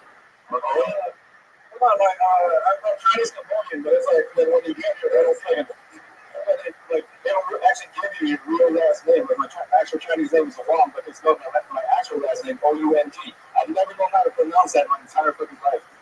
And neither have we. Right. Always wow. So your parents are super Asian. Yeah. Where are they at? My dad's dead. My mom's living with me. So tragically was out Pacific. Now living with him. So like that's your question. The show that I'm working with me. Was your dad killed by Pol-Pot? I got a very big. He's an asshole. So that works out. Just get some hot pot. Justin's one of the few people that I've ever pulled out of the bucket that has his own Comedy Central show. It's called Rabbi. I don't know if you guys have tuned into that. Nobody. See, that's the only bit I'm using it. That's the Jeremiah, I guess. He's out of there. I love it, man. This kid, it's 91. Let's see this. Just my name, a little double tequila soda. I get another gobble. Yeah, I never drink that I ordered. And John, do something better than you bring it out. There is a rain delay on the field right now. Justin, how long have you been stand up? Like 7 years. Justin, 7 years. Yep. You work in a kitchen and food, correct? You're a comedy store. Meanwhile, if you know this, he almost didn't know how to get to the stage. We stopped for some reason there and decided to go that way. I guarantee it was a food walker. Justin, what's your love life like? You're an interesting looking guy. What's that like? I feel like you know the answer to that one. I don't know, man. It's like I don't get laid off, so how old are you? Too old to fucking not get laid that often. How old are you? 35. Last date you went on, where was that at? Where'd you go? How long ago? How long ago was your last date that you went on? 4 months ago. 4 months ago. Alright. Who did you get there at? Did you really get someone super listening? Yeah, she nice. She's very sexual, but it's just fun. She said that she turned into a lesbian. Like she just like looks like back to pussy after she gave me. She was transsexual. She tried me and then she gave up. What's a young crap? You always go back.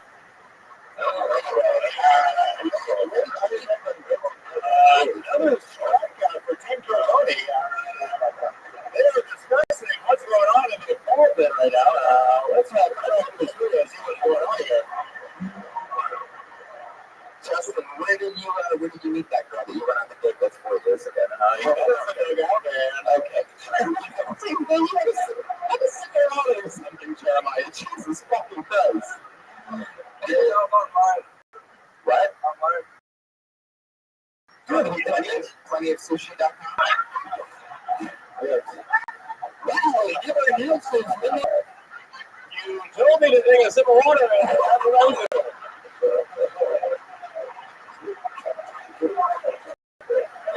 Okay, you love this show. What happened? Which one? What happened? Oh, shit. What happened? Did you meet the girl on? Craigslist? Oh, wow. Yeah. Vacation? Hey, so, man. Dragon Ball? They've been playing since 1996. That's on the road. Okay, so I think it was like IRC. oh my god, really? Yeah. Original champion. All right, for you three people that know what that is, go crack up in the corner.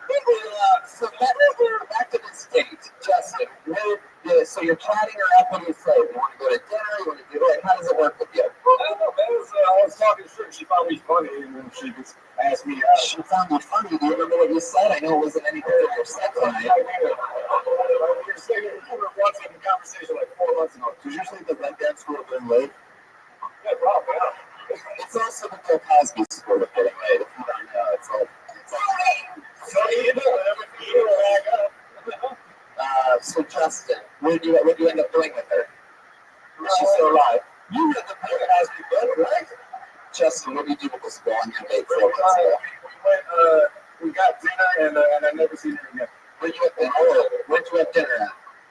It was like up at like Red Lobster. I think it was whatever the fuck restaurant is now. You went to Bad Mexican? That's pretty bad. Yeah. What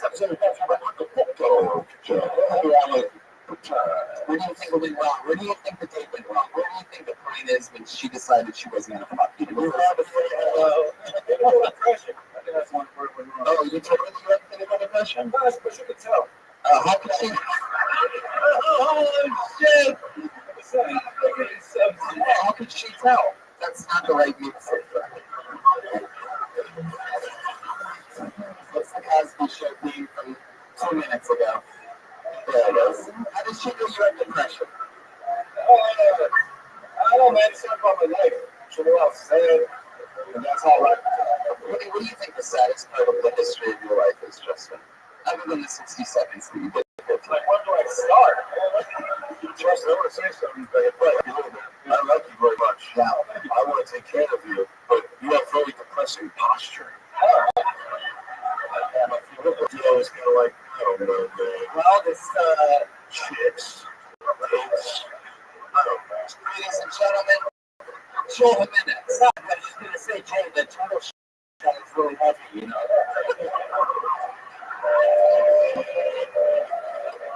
Wow, listen to that. Listen to the chance. We've been watching the chance grow over the last couple of weeks, and it's might be my favorite thing that happens in the show. Motherfucking Shepherd, one more time, everybody. Not playing the drums, killing it. If there's anybody that wants to fuck him, please, let's fuck Justin. There you go, Justin Young, everybody. Justin Young.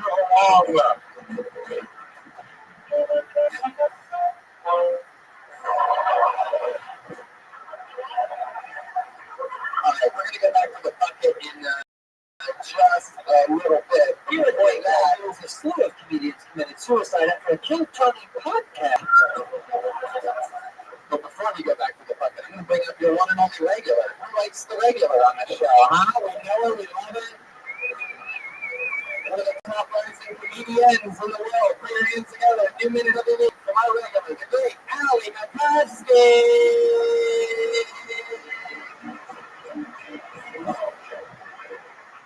Such a treat. Wow. When I was little, I was afraid of the dark, and so I would sleep in my dad's room.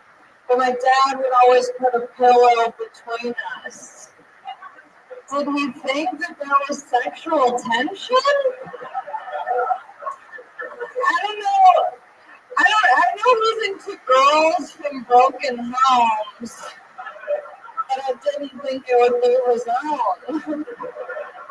Maybe I was leading him on, though. You know, I would always ask him to take me out to dinner. And he would always Nice. Maybe he was expecting something. I don't know. Now as an adult, I don't really need my dad that much. I just want him to be my sugar daddy. But now I feel weird saying daddy, so I'd rather have him be my sugar father. Thank you. It's been exactly 60 seconds. Another brand new fucking hilarious minute from our Thank you, right? Yeah, right for the cat. She's an absolute color. This is your first time meeting her, you should feel, right? Yeah. I've seen her around before. Oh. You have Jewish rattlesnake. What's that? Frog. That's the noise. That's the noise of Ari lurking around the corner. Ari! Huge rattlesnake Shapiro! Such a creepy noise you make, Ari. I didn't make that noise, she made it. Wow, you get upset, Ari, it gets even louder. He's on the 10. He's on the 5. That's too much movement. That's not. Oh, God. He's really upset right now. Shake your neck and then do the sound. Okay, ready? 1, 2, 3. Yeah, he's not out there. He's not out there. Right? 1, 2, 3. The buzzer meter is no good. Oh, shit. Al, you're killing it. Another brand new minute. You're the regular on the show. It's not gonna go much.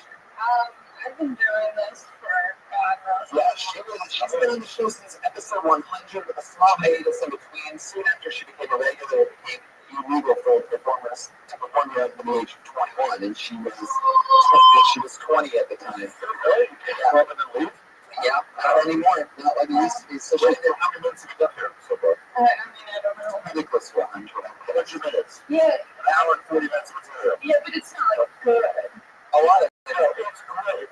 It's decent at best. So, you're the rattlesnake making out of that story, bro. Oh, I don't think we like that joke at all.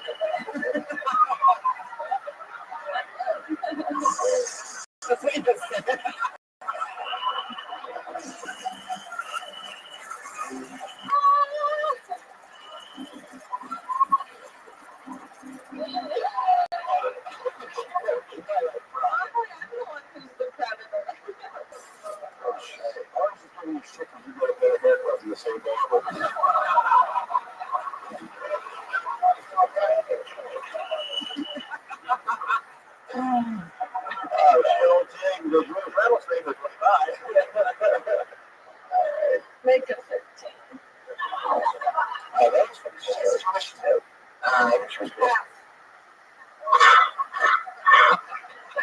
Allie McCarthy, what a true color from the book today.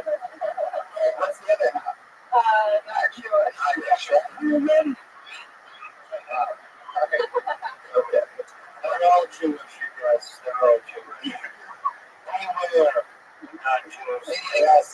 Anything else? So you killed again. Anything else in your normal life been interesting this past week, Allie? I saw Andrew this weekend. Andrew. Same feeling. Oh, wow. The rattlesnake now. It's still already. You were at Semespia. Oh, wow. That's right. We saw Andrew at the cemetery on the walk. Yeah, if you've never been to see a movie there at the Forever Cemetery, sure movie, we saw Langford. That was it. I was there. Did you get together or you just ran into each No, I other? worked there. I saw true romance there. I saw a great book. Hey, don't make this about you, Brian. It's about her. How'd you like Lanesville? I was working the whole time, so I did not really get to enjoy it. Pretty awesome. How'd you like it? It was great. I loved it. I'm happy for you. It was You fantastic. deserve it. It was so in the bag. Yeah, come prepared. Allie, did they make you wear any like weird movie theater shit at that job? No, I like to dress up for it. I'll try and dress up for whatever the movie is, but I do have to wear the Semespia shirt. What did you wear for Lanesville? Just wear denim, whitewashed denim jeans, Converse I couldn't really go off. The leader of somebody who works at a cemetery. Yeah. And yeah. I've been fired from one movie theater, but not a cemetery yet. All right. Well, Alan, you did it again. Another few minutes from my regular, the Frankenstein of Tony. That was from the show's hilarious. That's from the future, ladies and gentlemen. One more time from the Alan Makovsky. Yeah, she's a fucking monster. She just gets better every week. This looks like a new name. Are you guys excited to go back to the bucket? The opportunity to meet someone else? Put your hands together. This looks like a new one. Trick Nicholson.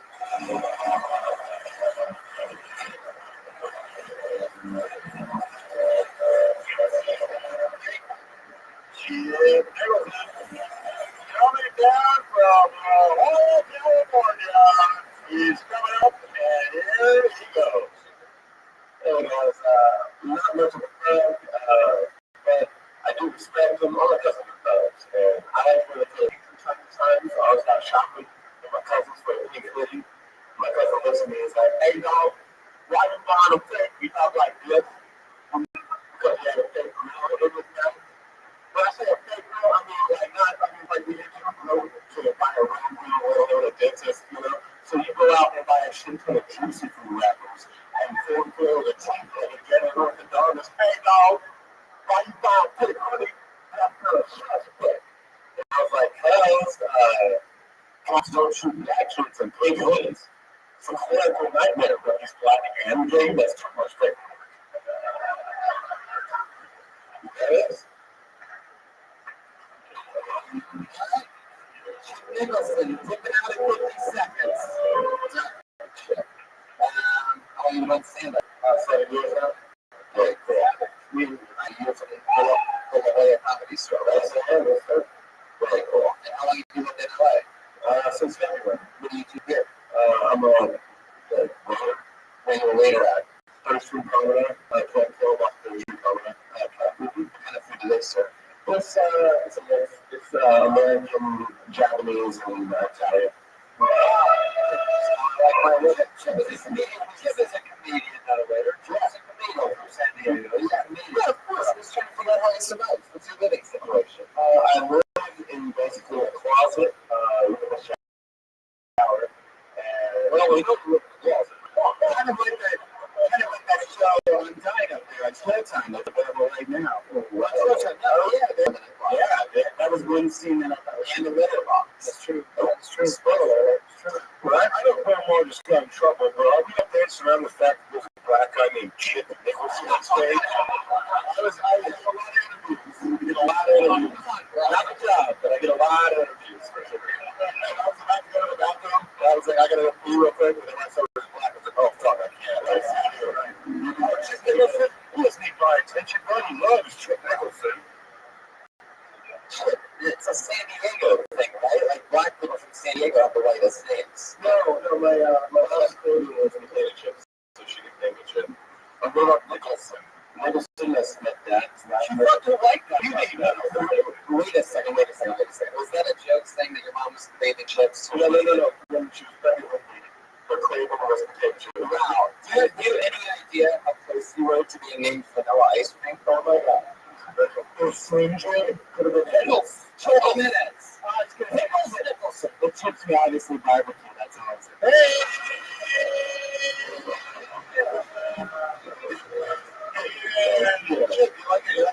saying. I'm from the bench and delivering once again. It's a big move to get to LA. It's like a big move to stand up for. So far, it's eye-opening and it's fun and it's honestly always an adventure. I don't know. It's just like, can you give us an example of some of the interesting things that have happened to you since you moved up here? Yes. Honestly, the very first open mic I went to at the Lexington downtown. Lexington, cool. Yeah. I saw a pimp smack his two hands in the parking lot across the structure. And I had one amazing smack. We got a boat. No. Like this dude like come out. No. So he smacked one of them, and then she went off and cried, and then the other hoe went over to her to smack her forehead. Oh, the hoe turned into the other hoe. Yeah, no, she flew into the hoe train. I'm from San Diego. I was asking everybody else because everyone was just standing there like, oh, wow, this is this normal? They're like, yeah, no, yeah. So, yeah, nobody goes so quickly. Cheetos get this shit. I don't know what to do, buddy. Flaming hot Cheetos. I was no one called them chocolate chips yet. That's true. Chip on my shoulder. Chip. Over here. I've been in your name. What's the latest thing about you? I've been on, let's see, 5 different cruise ships. Wow. Including wow. How'd you end up on some of those? My grandpa was a professor at UCSD and they paid for us. Those are the latest things about you. Yes, that's the answer. Oh, I'm sorry. I grew up in Carolina. I know how to swim, snowboard, and skateboard. I know how to tax. I know how to felt. I know how to throw with the hands. I mean, that's right about. I know there's some phone calls. That one is good. This is the West Coast Black. This is just same as everybody else out there. Very progressive. What did you say your parents do again? My dad is a general in the Army. He worked in the Air Force, in the Pentagon, and then my mom she was an administrator who's a drum teacher in the head start. You skateboard? Of course. Well, this is what I'm talking about. That's what I'm talking about. I was actually sponsored for yeah. They were sponsored by it was a shitty skateboard company in Alabama. Sure, a minute. Well, the band needs to be sponsored by FranklinUp.com. I just want to bring that up again. I need to close. Ari. Same jacket, by the way. Just a couple of black Jews here. I'm from the store there. Which leads me to my next question. What's the most Jewish thing about you? The most Jewish thing about me? This fucking I saw the most Jewish thing about me. I will think, I do avoid my pennies. And I will, no, legitimately, I burn all my change and I will cold start it and make sure that I have enough money for gas the next month. When did your parents stop giving you money? At 18 was, okay. Because I moved out, so all those cruise ships were before 18. Oh, yeah, all those cruise ships were before 18. If your parents were white, they still did. Yeah. That's what I'm on. Yeah. All right, Chip. What? Really? Are you asking me? I don't know. I wasn't making this up here, but I mean, I was doing it. Yeah, that's it. All right. Chip Nicholson. Thank you very much. There you go. Chip Nicholson from LA, California, everybody. I've known this guy a while. I didn't recognize we got one black guy over there. We got back from white people. What was it? I didn't even know that black guy. There was a black guy earlier named Jules Scott. I just the time. This better be a white guy who wrote it down, bro. Your hand's gonna go Patrick Ramirez. You know it's not. Sit down. No, it looks good. You get out of here. Hey guys, how you guys doing today? I don't like when it's hot in LA. It's so hot in LA when I saw homeless kids together like going through jackets. Homelessness is one of the things that makes me food for most, and I have a gut reaction. Like, I saw a homeless couple. Did you ever see a homeless couple? I saw it and I was like, damn, what a kick in the ass to all the single people, right? Because I'm single, I saw that, I was like, oh, let's do something nice. I'm on my fourth dating app. My fourth one, I'm on that dating app, Bumble. You guys know Bumble? That's the one where you match and you get another messages with. That's pretty attractive. Do you think we're getting to the point where we're just telling strangers how tall we all are? That's all we care about. The future of profile pictures would just be asking like to wear a 7-Eleven so you can see the measurements. I still read the dating profiles. I still read them all. What gets me the most is when they're running a positive dating profile. I read one that said, I have a great career, I love my life, I love my family, life was a little friendship. I read that, I was like, what was it this life is going according to plan? you go, Patrick Ramirez. Probably one of the funniest local weathermen we ever had on the show. Patrick. Local weatherman. There he is. Trailer. Breaking news, the streak is back on. You might actually get some free plays out of that one.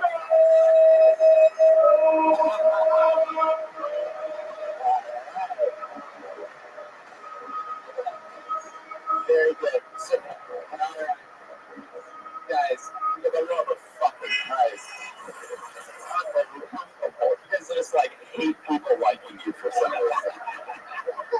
That's what's bullshit. Like this, so just break the momentum. Oh, you once again, you're throwing a fit on the sidelines right now. Really like your show, The Profit, by the way, Marcus. What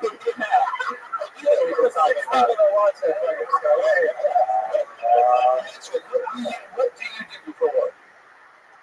Talking about, I work in the bicycle industry.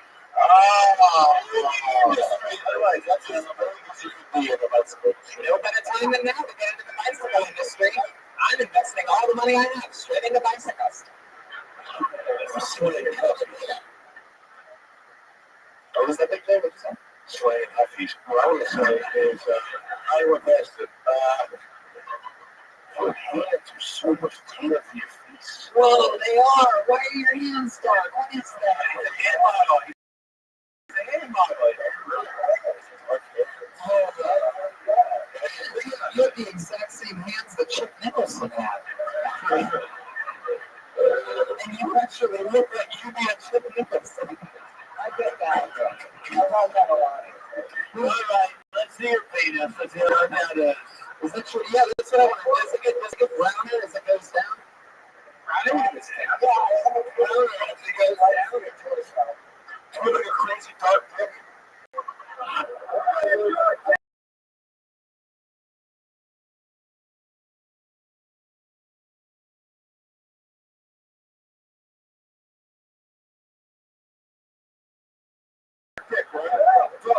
Let's see that. And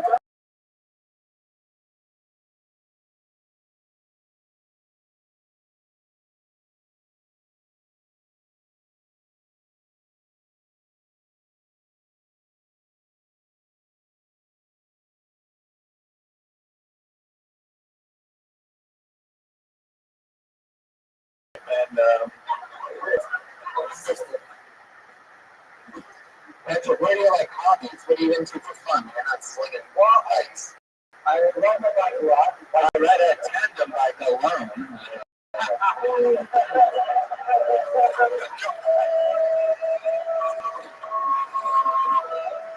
Say it again, Patrick. What's that? I'm not gonna lie, that hurt.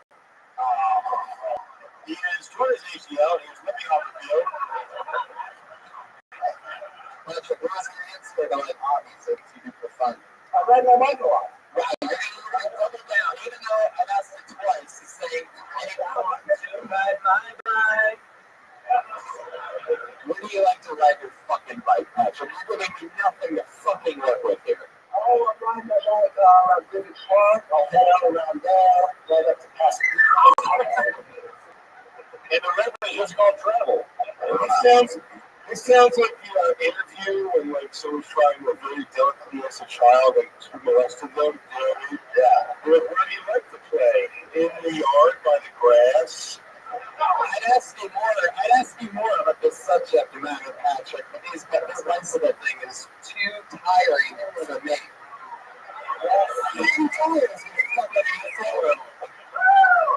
It's too tired, you bastards. It's a clean, fresh written just for you, fucking bicycle joke about it being boring, about what he's talking about. Too many bicycles. I'm really upset by the referee's call on that. Let's inflate Tony's ego. There you go. That's good. Patrick. This entire audience. Do you ever think that the reason why you might be single and have trouble dating is because you only type about bicycles? but how often do you ride bicycles? A couple times a week. That's it. What do you do when you're not fucking riding bicycles and not at the bicycle shop? It's like 20 minutes. I got a few. There's a vicious cycle. That's the first one. Second one, I think about riding bicycles. That's what he does. He thinks about riding bicycles. This went on way too long. And also, the Brown James is doing really good here. The Brown James doesn't say another way at all. I'm a Joe. It is almost for the shred.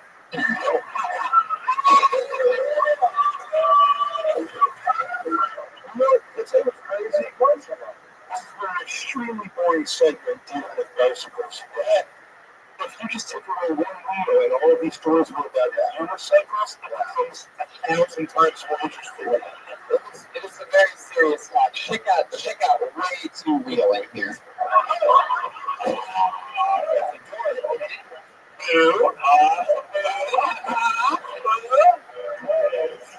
Patrick. Yeah. I don't know. What do you want to talk about? All right, let's do it. There goes Patrick Ramirez. He's on Twitter, Patrick in my head. Andrew, that's a good idea. He says we should go to the bucket one more time. Waiting for one more comic. Have you guys beat it? No. But I'll let him one more. But that's a question. Yeah. Would you draw this out of the hat? You have an imposter situation where you read the wrong name? No. Wait. Sorry. That's why I think that things for the media. You gotta know that you think it was a pure accident? Yes! Those things are so overproduced. In a million years, that could never happen. The winner for best film gets confused, and the one wins, and then they both sort of look like winners with the wrong actor. Okay. That's fucking impossible. I'm like, we're on a cell phone. I am flat earther about this. How many people don't have basic game? Like, I didn't even watch it. I looked back at it. It was immediate. By the way, that's the only thing I heard about American culture while I was traveling.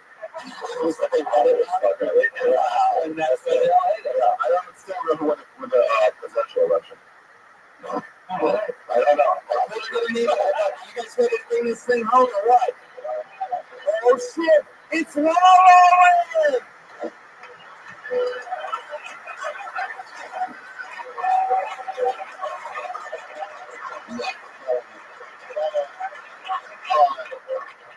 Alright, ladies and gentlemen, your final comedian performing for 60 seconds tonight goes by the name of Eddie Cisneros.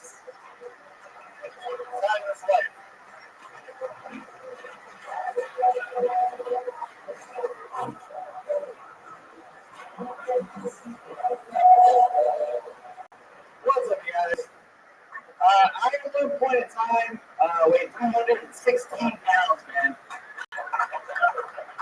I have no idea how much I weigh today, but see my penis. That's what counts, right? Dude, that should be a goal in every man's life. Have enough money to retire, pay off your mortgage, and make sure your damn cock doesn't disappear. Right? Because I like to tell people I lost weight though, because I'm from a small town called Odessa, Texas. I get the regular questions, how you do it, how long did it take? Then I get Odessa, Texas questions like, how much damn cocaine did you do, bro? Which they got not only that shit rude, it's ridiculous. Because even if I do it like that, it's not gonna get drunk. Who's doing that? Who's waking up like underwear? Let's see. My buddy coach, he shakes so far so good. 10 on jog, 10 push-ups, 8 ball of cocaine, 752 push-ups, check the window 47 times, 1,000 jog movements, check the window 48 times. Eddie Cisneros. I like how the second joke. I think the second joke was facing like talk by the weight loss, but his first joke was talking about the weight loss. Yeah. Hey, wow, that's an interesting thing. How long have you been doing stand-up, first of all? 4 years. 4 years. Where are you from? Odessa, Texas.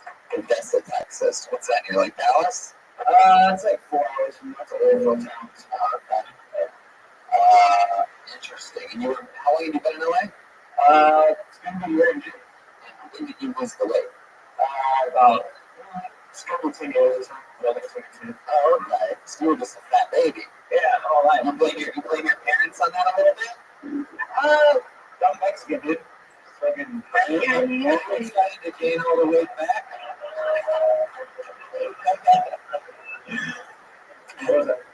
Are you excited to gain all the weight back when the crippling depression of Los Angeles settles in? It's not happening, dude. Get ready to be honest. That's with that extra skin that looks creepy and shit, right? Where you're like tucking your belly. Yeah. Do you still have that? Does that last? Yeah, that's still there. Sure.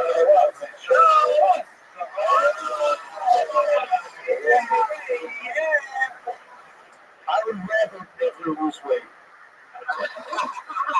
I never saw him swimming. I didn't know where you had that. You got one You look fantastic. Oh, dude, you buy a shirt from mom, and I envy you. And also, I went today, I have a sort of Mexican haircut. So, I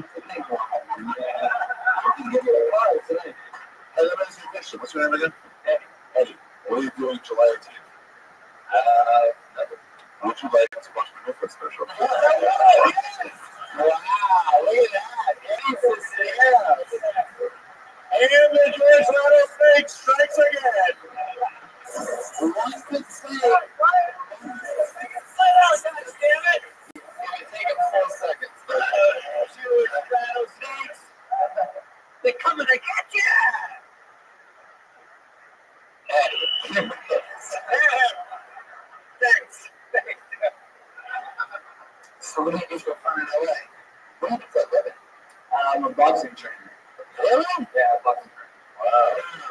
Wow. Do you ever let anybody hit your You have it is actually good. boxing trainer? How long have you been there for? Last year. I'm got experienced. Before you were, when you were younger, you were more into unboxing. Like a pizza shit, right? I do boxing trainer like boxing classes for like civilians. You're like in there like, go get a rock. A little bit. No, I'm not like actual like professional trainer. You ever throw any punch lines? And I slipped the cup out. Comedians on the panel are getting pulled over by what's happening right now going on. So we moved to LA about a year ago from Texas. What's your living situation? Originally, the name of the world is live with another comic on his couch. Met my girlfriend, so I'm living with her. So. Wait. You met a girl out here? Oh, nice. You saw the guy who yelled, "Oh, no, he's double funny." Yeah, it was like very good. How do the Mexicans in Texas differ from the Mexicans in Los Angeles? More cheese.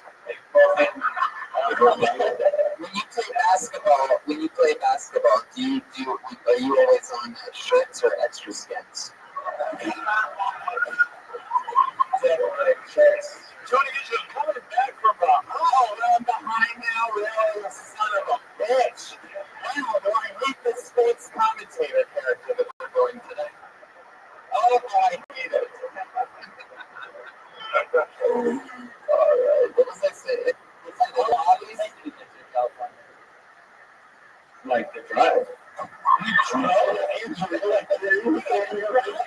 16-hour drive. Was that a couple of the back of the U-boat?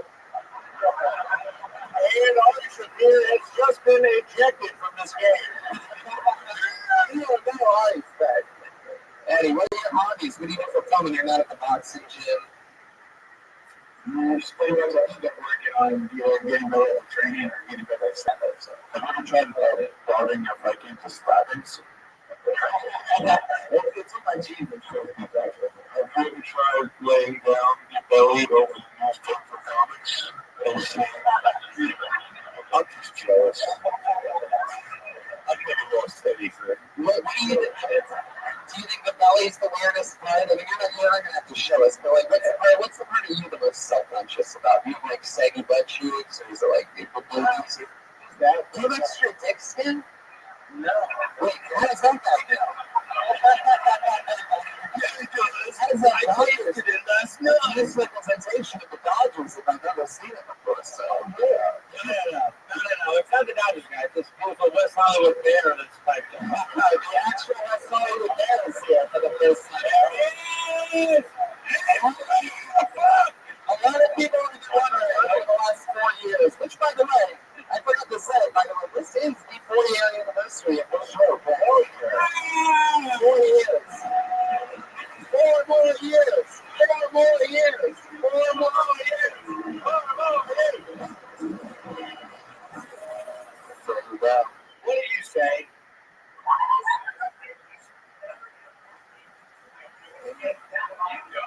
Whoa!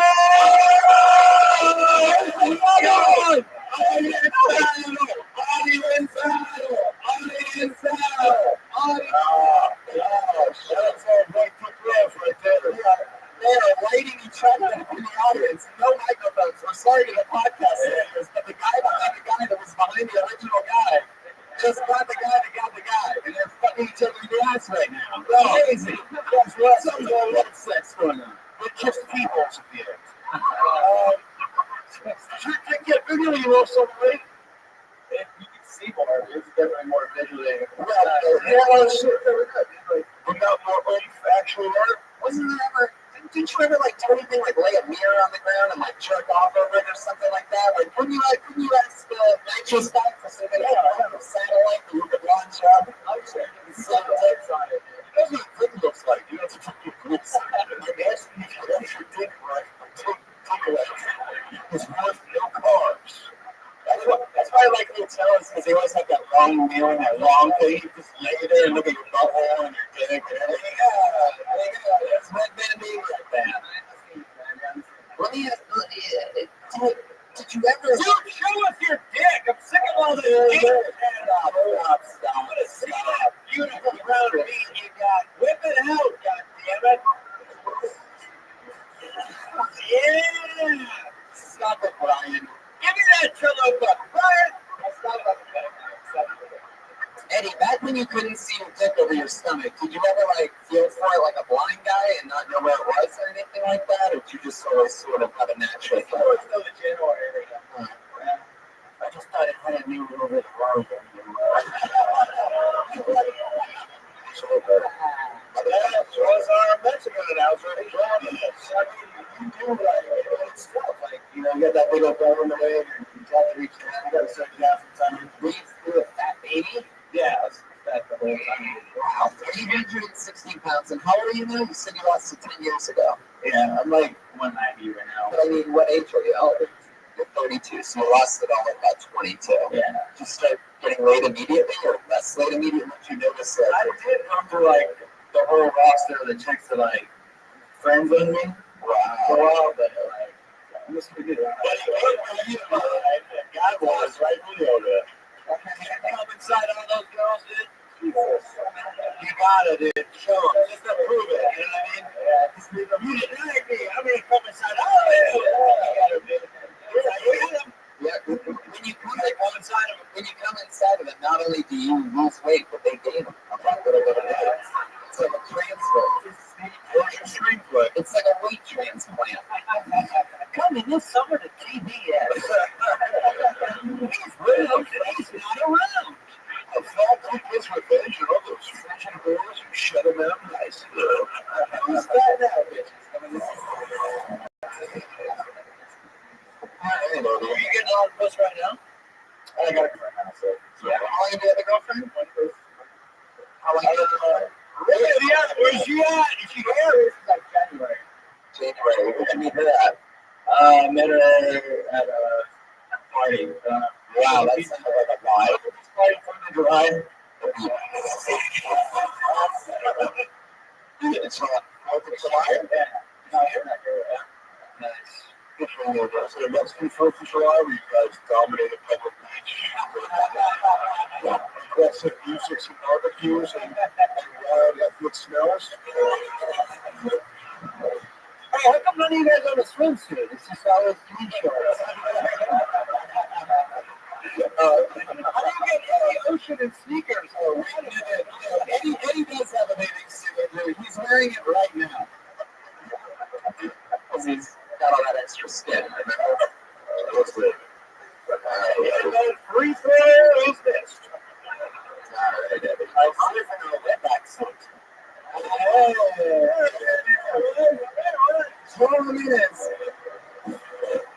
carrying yet another of the same kind. There he goes, Ellis Cisneros, everybody. Woo!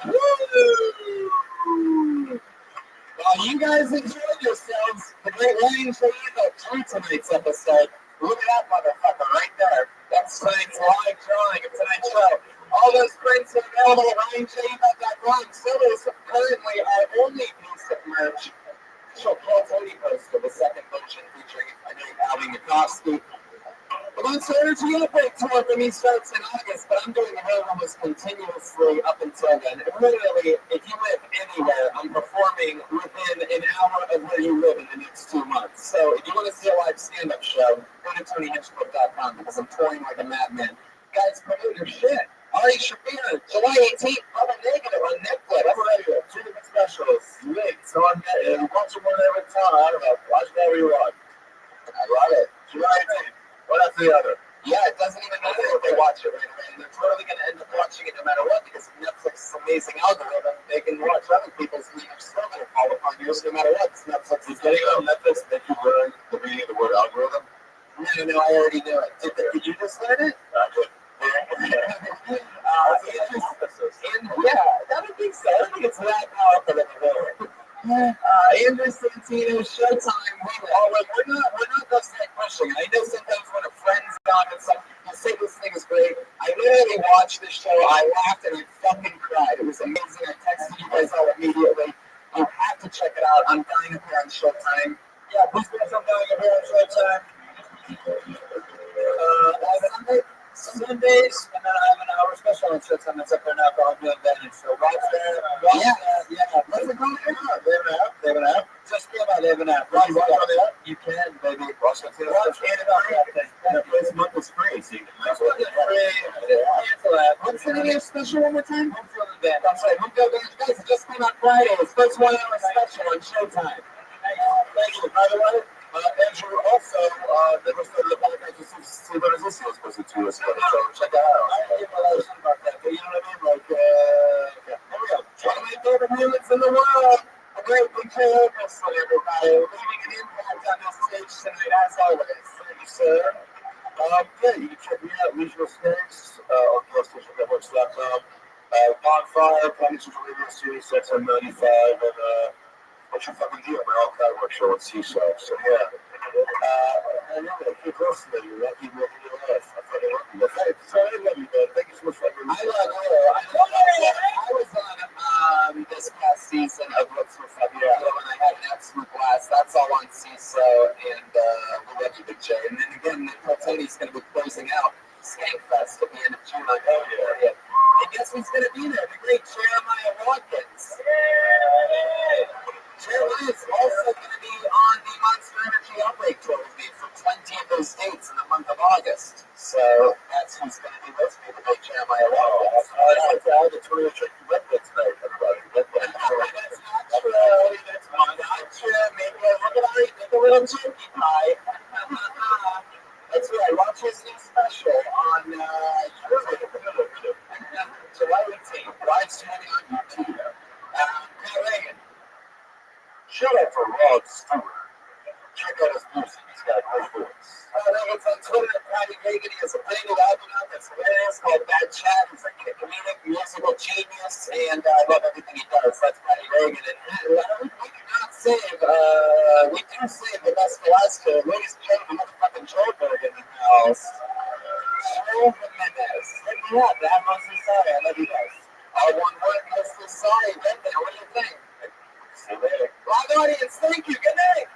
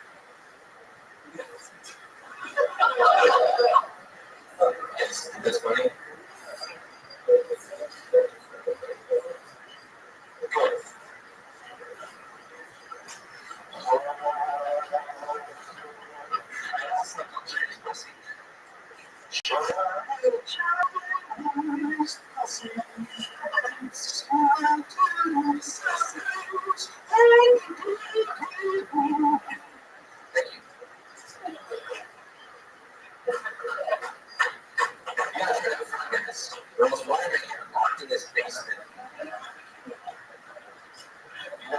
Scientists say the earth will have bees much longer. These nuts.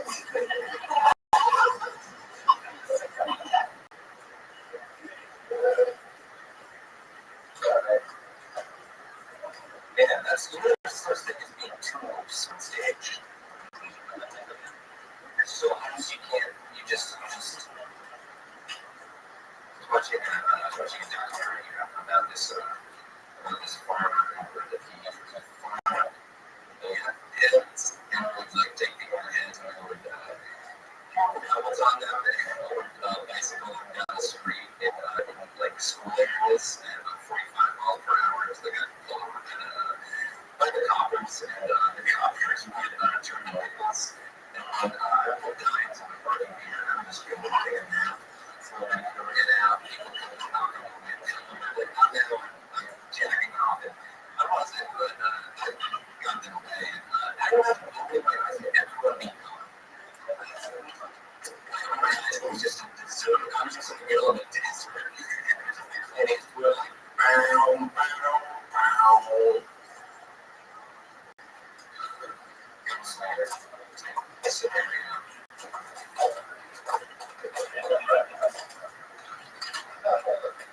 Guys. This German tap dancing.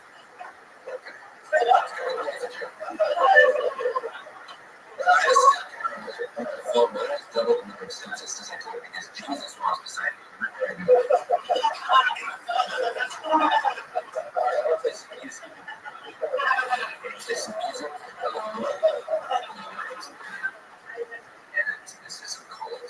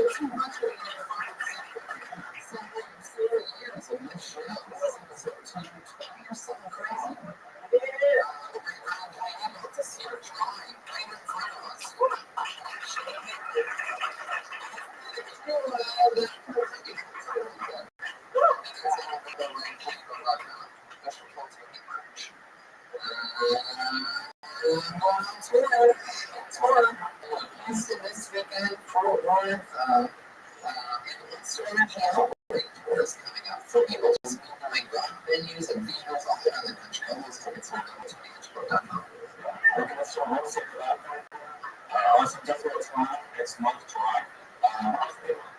The last tickets are going on sale on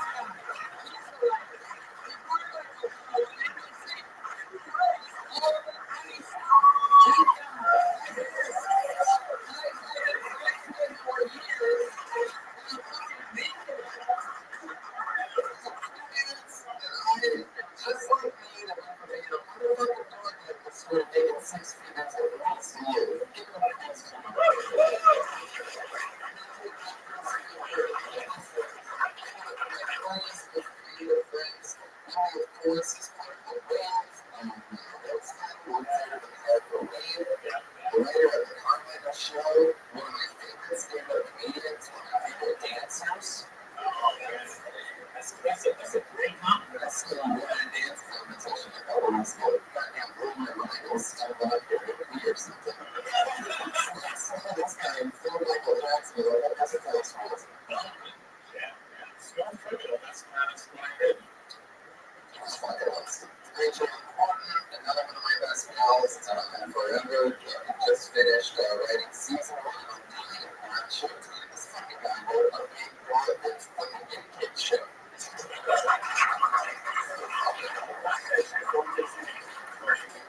I saw them in the other kid show on the weeks. I made it more. I'm so excited to watch all the other episodes. Currently, the show is by far my favorite show that NBC has had. It's for fun. Everybody loves it. It's all show. And it's also good on Netflix, which I think is fucking awesome. So, I'm going to funny as hell. We're in Red Man. We're ready to do this shit. Let's bring it to man.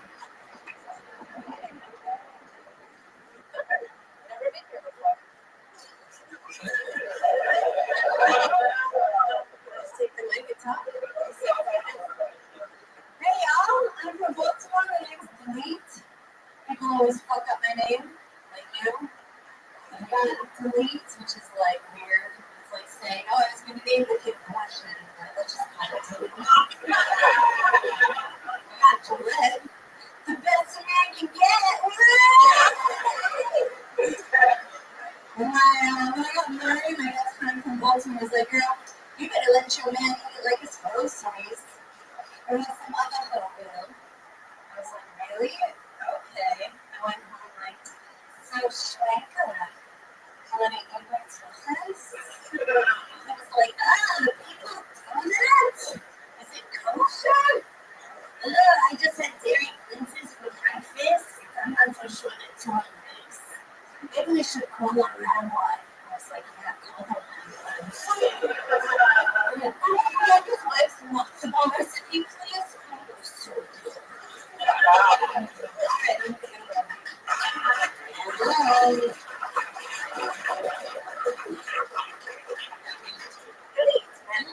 One of the funniest moments.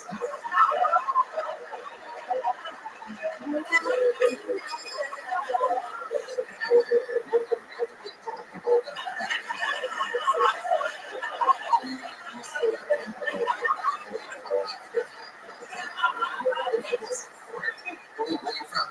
Baltimore. How long have you been in LA? About 10 years? How long have you been in Stanford? 8 years. I met you before. We've done a show or two together, I think, up here, and you're a clown. Yeah. You do that as a job, right? Kind of, yeah. How long have you been a clown for? Long time.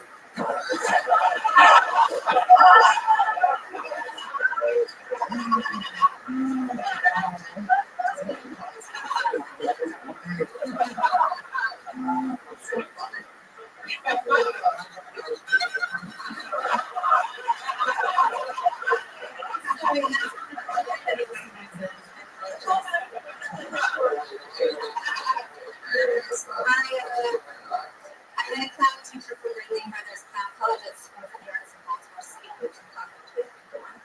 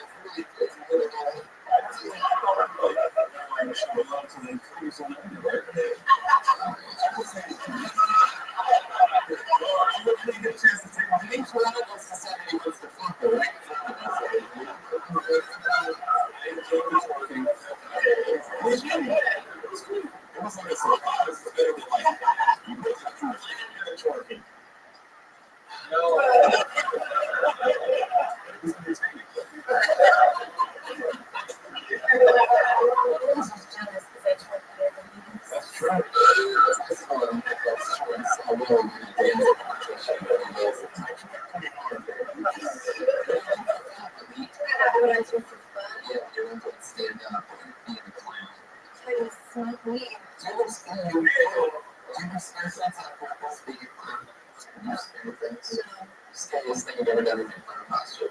Do you have sex in it? No.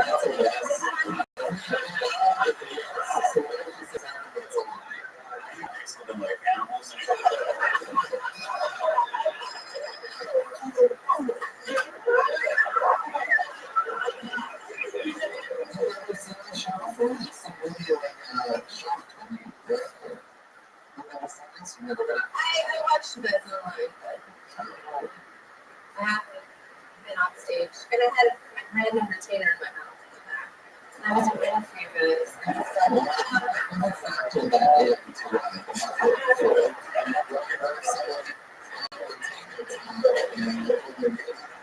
It's like, oh shit. So you're saying your wife or husband won't go down? That's the clear of the gym, right? You do like groceries, you won't do that. Yeah, that comes into that. Never done it. You brought it up and you said no. Number one, eating. Well, that's what to do. Do you have to make your own test? It's experiment label or you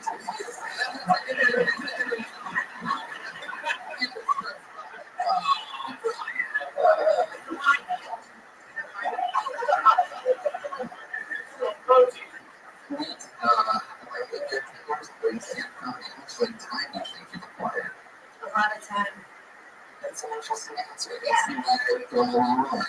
I've been doing it for 10 years. Very non-restricted answer. Want to nail it a little bit more? I just performed with Michael Blackson in DC, a feature for him. I performed with him. That's a mess. I said, what do you think you Hey, what do you have the little fucking foot bid for stand-up?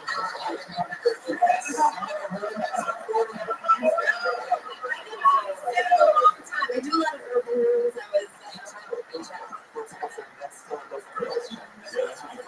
This is not sure about Michael Blackson, the same girls you should see. And makeup and Michael running a shot over that against his face. Michael Blackson and how hard it was. Renelle loved me the most, and when I performed with her, she said, I remind her of you. And I'm just being a version of you.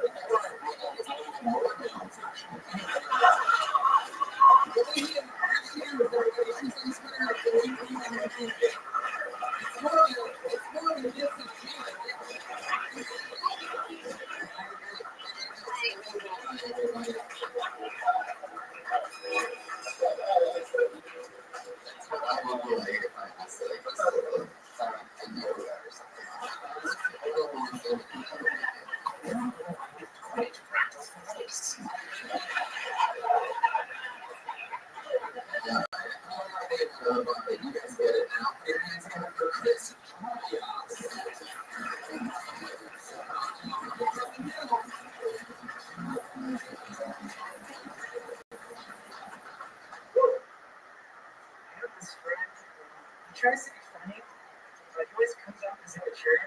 Like he's the type of guy who would walk into a room and just grab a random object and he'd be like, "What is this doing your butt with that?" And I'm like, "Oh man, that's a pen." I can try though. I gotta learn to know because that's a stupid question. He's gonna get a stupid answer. Same guy walks in there and grabs a laptop stand. It's kind of a contraption, like it folds out into a laptop stand. And he's like, "What is this? Sex toy?" And I'm like, "Yeah." I put my laptop on it. It was porn. That's my porn. Tinder's cool.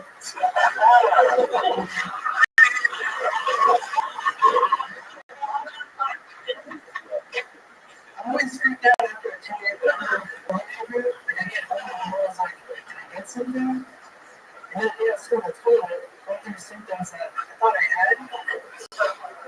And I came across mono and I was like, "I think I got mono." And just as I thought that, I dropped a log and I was like,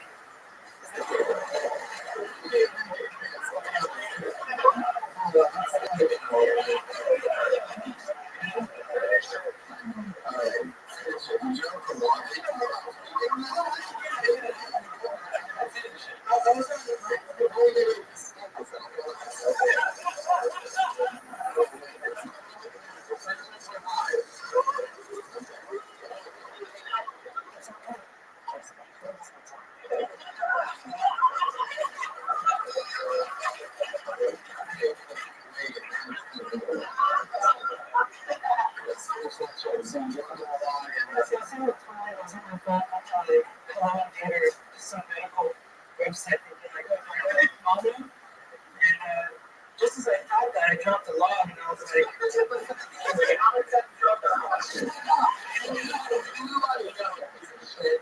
Something so fucking nonsense. What do you want to put your hands on here? Shut up! Alright, so right now I'm going to make a joke along.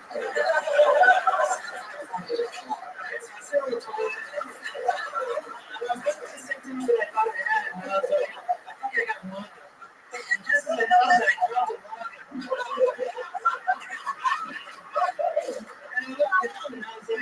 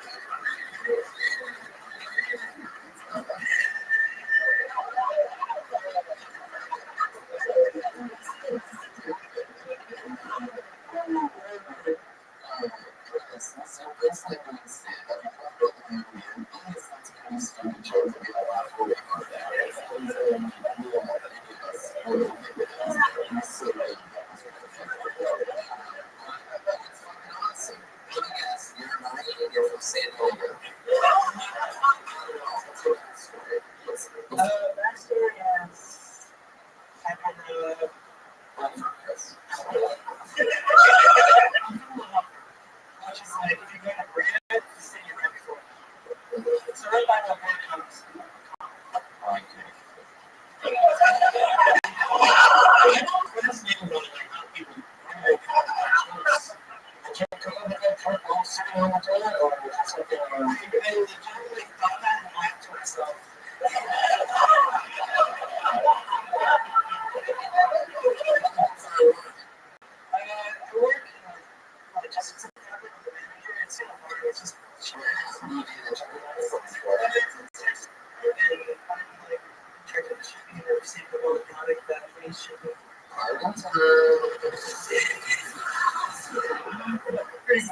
What's the most exciting thing that you're into, like what do you do for fun? What's a Chris Julius? Julius? Trying to understand. Wow, that's an interesting list. Funny off that list, maybe you're a kid. So the Jewel. My PE teacher did once.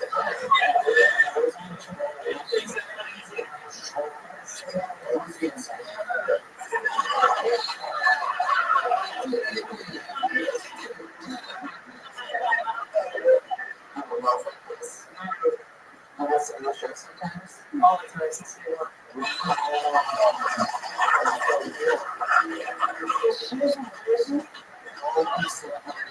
For a while. Pretty much, and I've done it the last 2 months as a That's awesome. It's pretty fucking good. Working logistics. How long have you been doing this for? Since your first time since you started the show, I've always been watching it. and this is your first time signing up? Yeah. So now is this something else that you think about? Yeah, I'm just sure I'm always going to the pressure because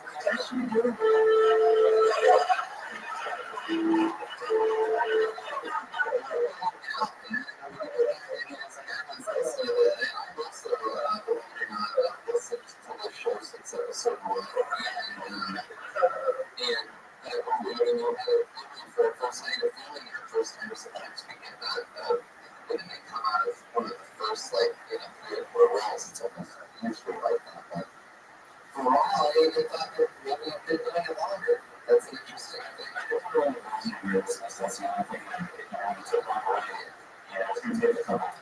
That's the only thing I think with the satellite, because when you start doing the snake thing, it actually keeps snakes. So I don't know how to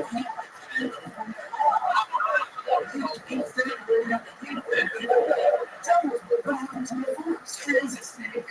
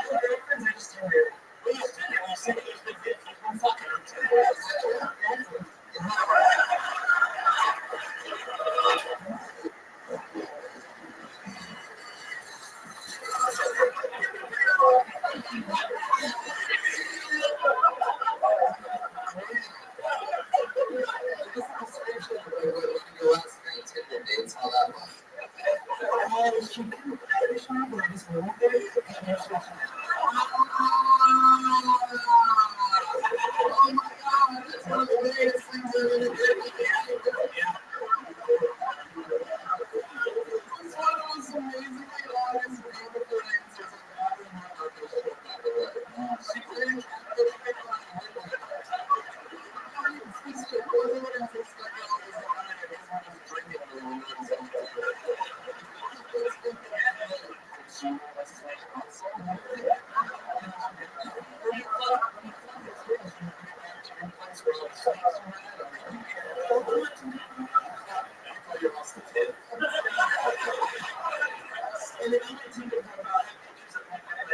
I think that they're going to get to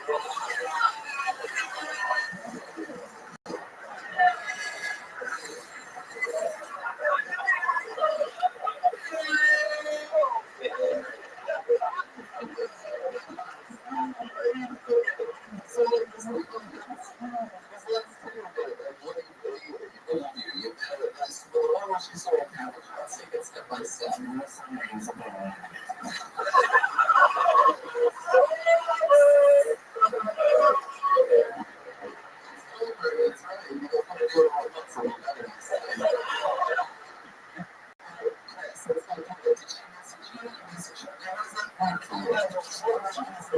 She actually looked me up. It was like one night, and she was like,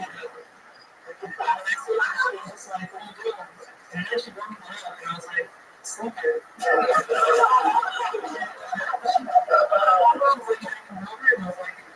I'm kind of tired, so I was just want to like fall asleep with me.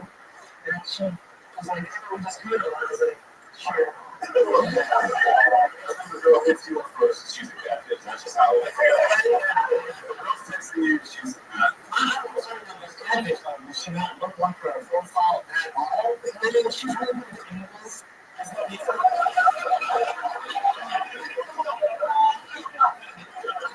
seen her before.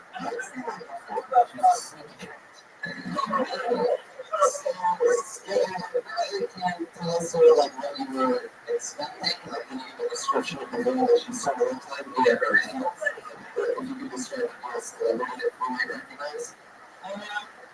Really is just like a hot, like half black, half Asian looking girl. So like, you know, see any celebrities that are sort of like that. We might recognize. You know, I was thinking black, half Asian. That's what it's like. So she actually was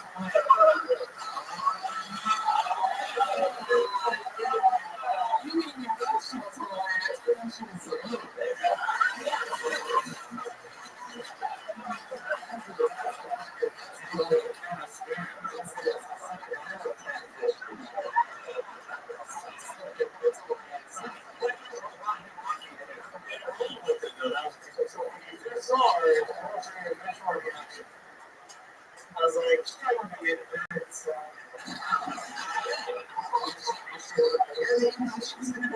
She sent me a picture of her working out. Yeah. It was from the muscle. She had thin, like, she looked thin.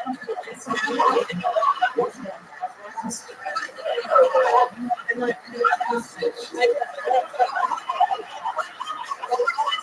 face and waist down, and she had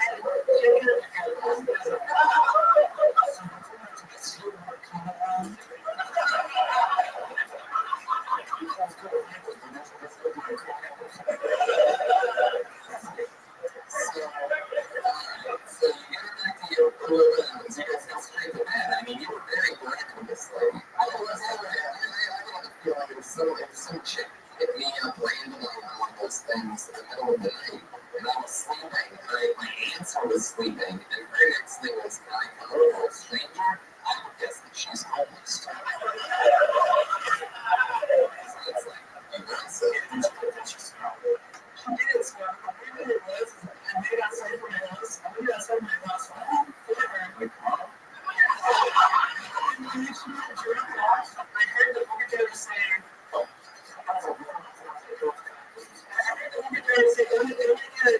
my kids or something, and I saw her could do that.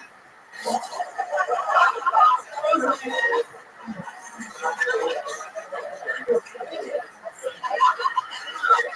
friend or something, but I was like, that's weird.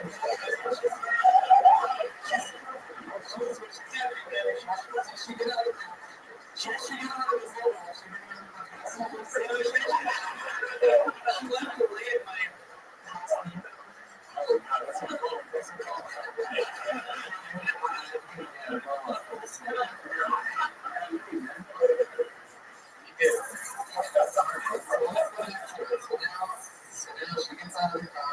then they're waiting outside, and then what happens? When you're waiting outside, there's a slight increase. You still have a chance to save yourself. Because then the outside thing gives you that sidewalk option of shoot it out and be like, are you Chris? And you're like, no, I never know. You're not Chris. Well, that's what I do is thinking with the outside thing. Where you're going to put yourself in the corner and you're going to start to do it. You're mentally Chris. You want to show me and tell me a picture?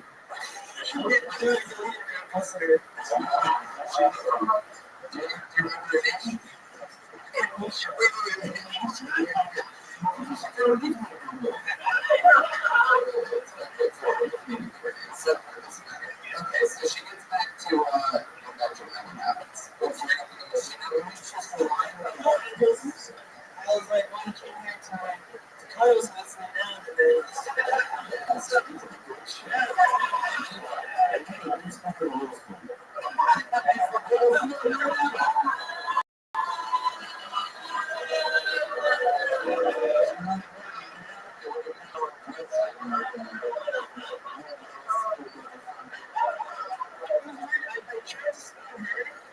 But I think she was kind of self-conscious because she's like, you're constricting.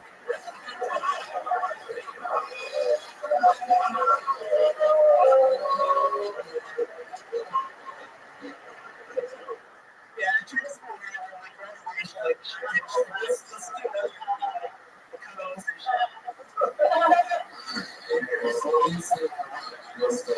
Start hanging out with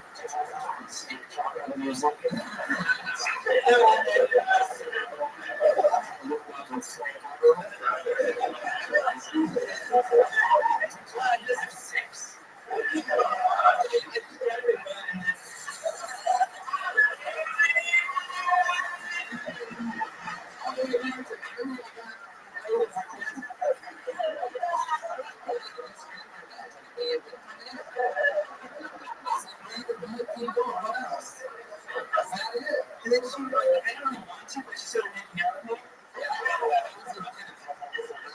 That was alright. I mean, it's super sexual.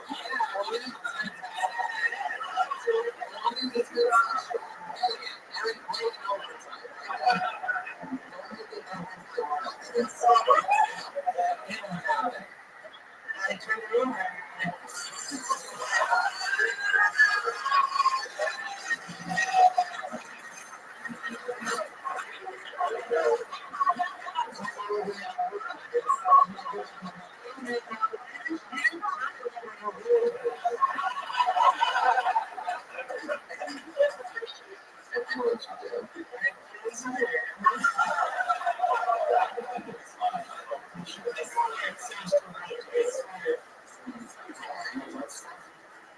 I touched her head. Hold that. I didn't put my finger on her, but I touched her with my and blow on her cheeks.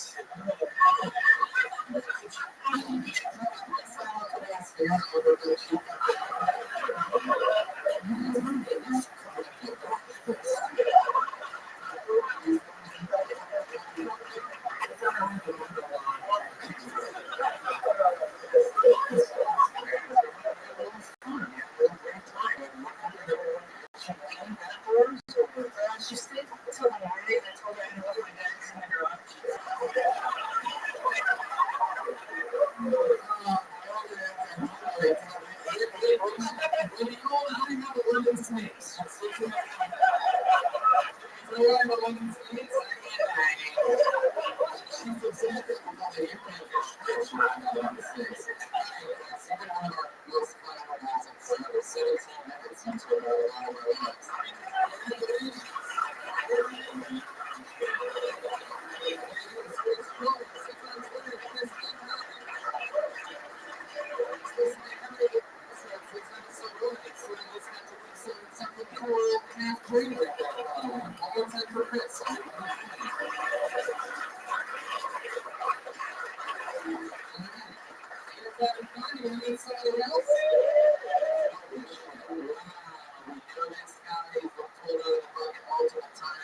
Considered instant legend on this show. Put your hands together for Mr.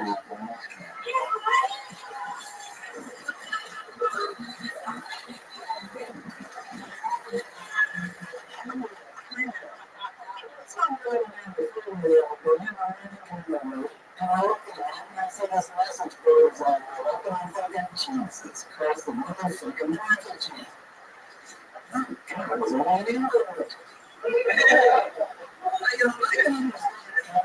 For stranger productions, I just don't understand what these Korean production scenes. Those are just custom cases. The kids are not in danger. It's just a problem you've been putting trying. But I'm not telling you what this now. I was some of street and saw this poster on a telephone pole of this cute little girl who was blind. And I looked at it and I saw it as I was faster than the damn dog. Turns out it's the dog was missing, not the kid. And for a second, I almost cared. Later on, I saw the dog with the description of the report. Because it faded like the insights.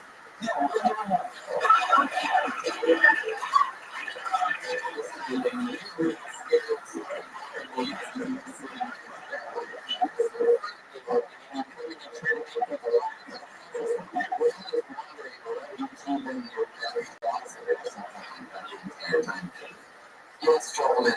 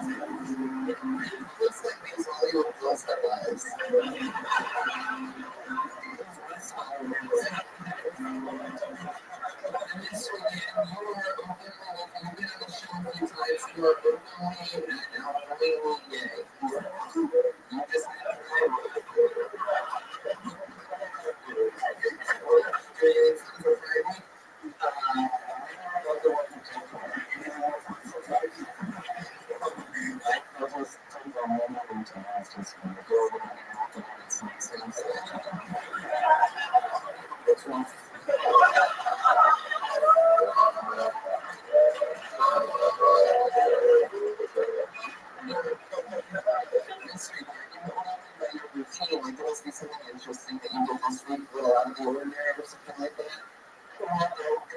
Around this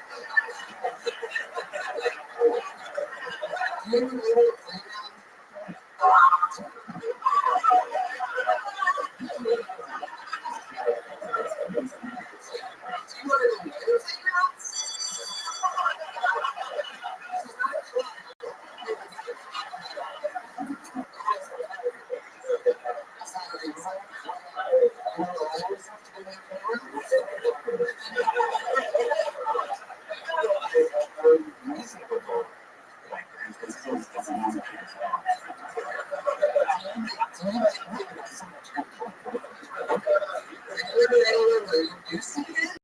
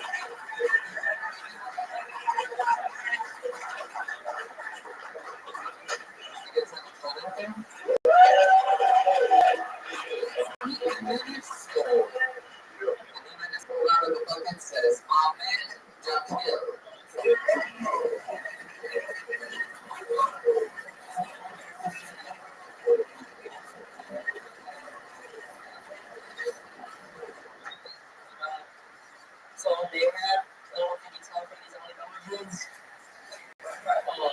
Well, I'm not really an A-Rab, but more of a B-Rab or a C-Rab. I like Americans. I'm like a big fan of Ariana Grande. Tuscany, too late for Aleppo.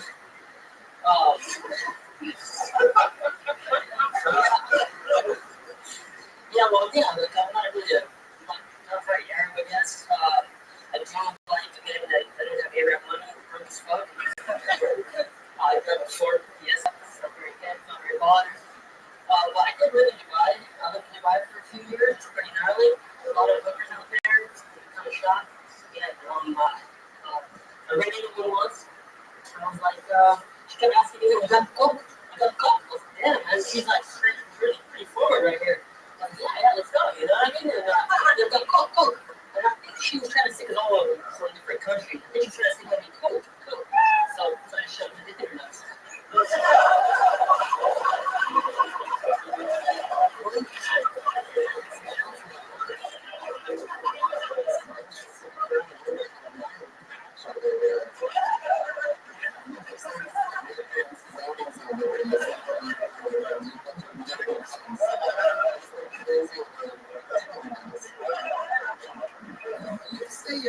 Why do I feel like you're Italian?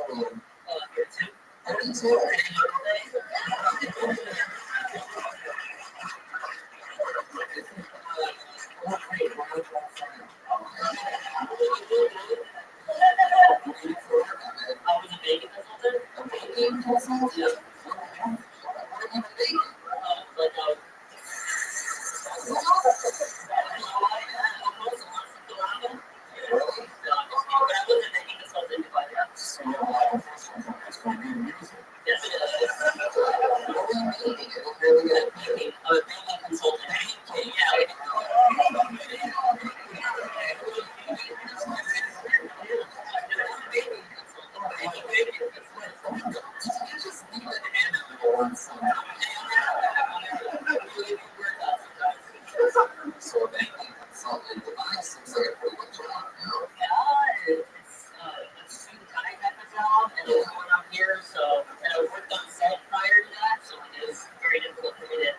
What did you want to work set? What also websites did you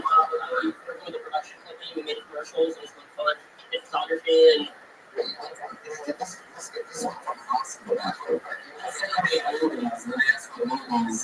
Oh, then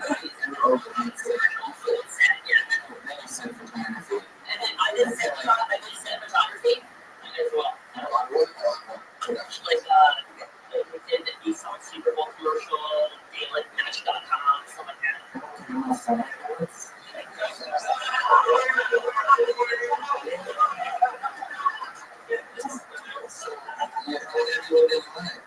I was born out here. I moved back 2 weeks ago. I was in Dubai. I was based out of there. I was on and off based out of there for the last 3 years. And I was just San Antonio, moved to Mexico for like 4 months.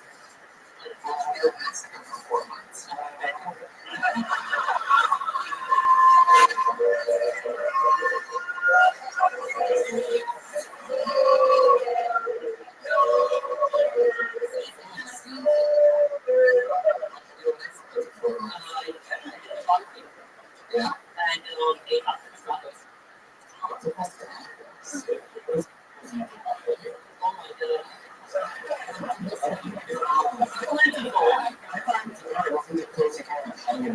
So that's the paradox about being out there. I thought to get in trouble for talking about it. It's so super intense.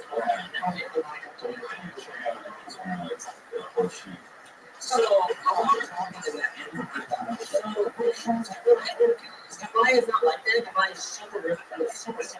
And women dress very, very liberal out there. What do you mean when I say liberal? I don't know what do you mean by slutty? And what do you mean liberal? What is liberal in Dubai? That's the piece we added. Be a little bit more descriptive. Slutty, that's like Bernie Sanders?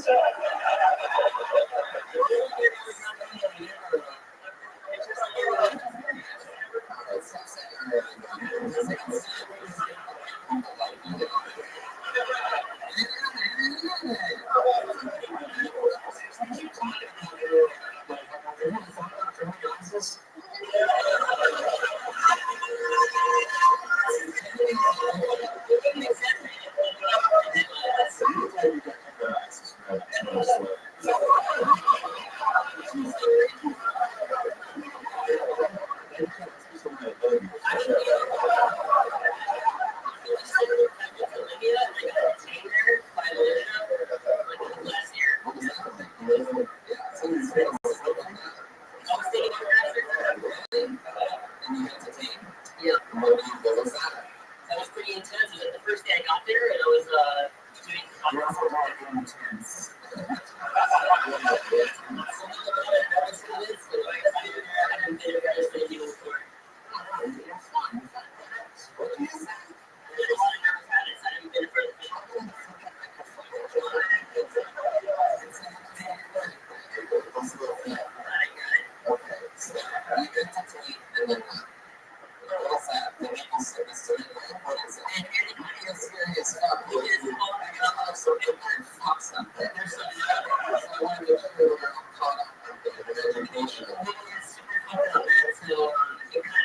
I knew it was fucked up as soon as I landed. We were waiting for our bags, and they came coming out of the baggage carousel with a fucking banana in his head. I was like, oh my, that's not a bag. And then literally the first day, I was like, oh, take photographs. After the little face, Did you see how you're talking at your into the mic and all that stuff that you're just gonna laugh? Do you see that? Thank you guys.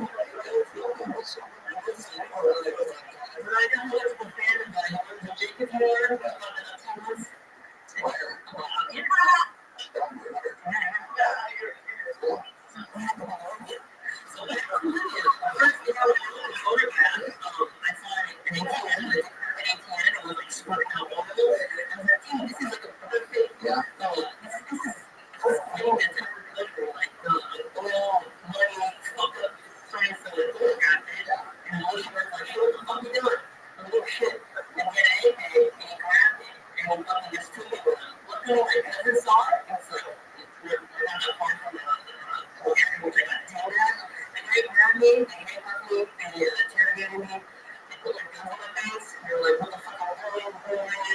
Like, my Arabic was kind of broken. Because I brought my hair. Can you give us an example of what you said when people were making say what? Oh my God, you're taking anything.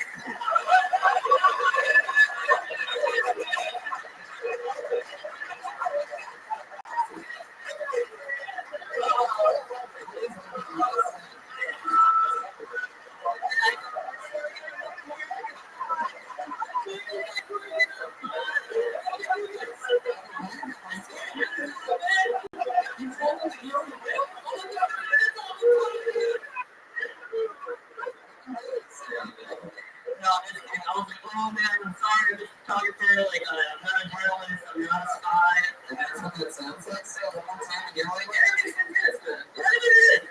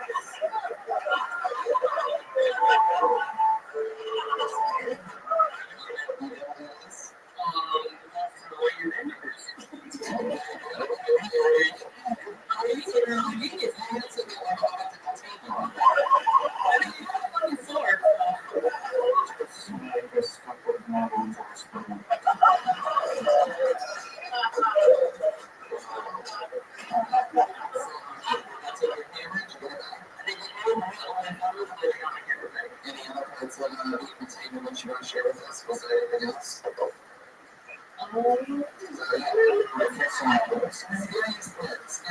Scariest part was my mom told me not to go and she went on the country.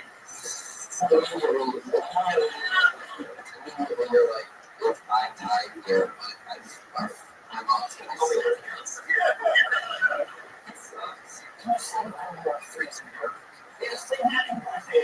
yeah. Can you say happy birthday now?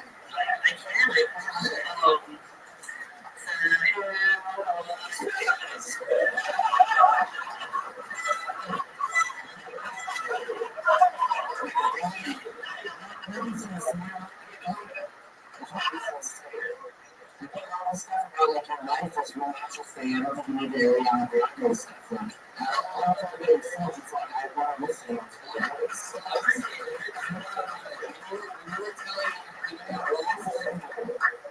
Actually just talking to us, like how you talk with your natural movements and everything is much more comfortable. And the second you can't talk about is funnier than this sounds good.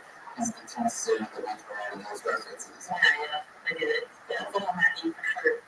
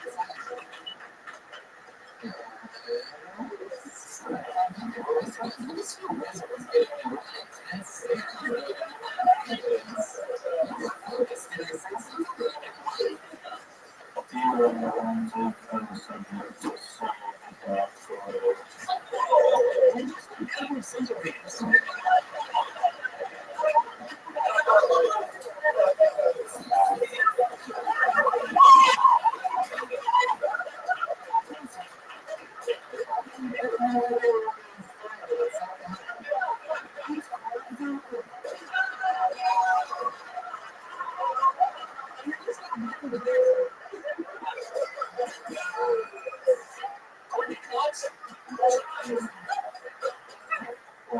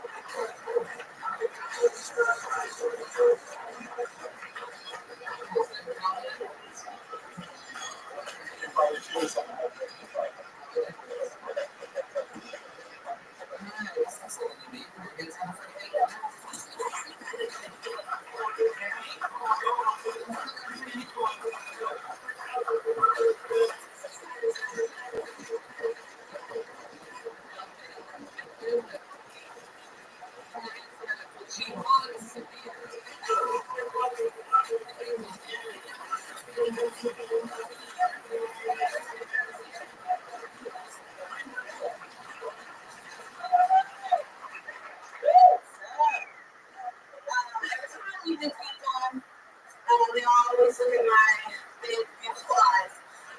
And I hate that shit because my tits are down here. I had to spend 2 hours trying to put shit wrong on those things. Look at that. And I'm like, what I'm saying is, give me the drink. I'm bored. Thank you. You guys have a name, and I decided that it's my duty to make my kids the focus kids on the block. So I will teach them fast about historical black figures in America. So in their world, my I'm just like a different thing.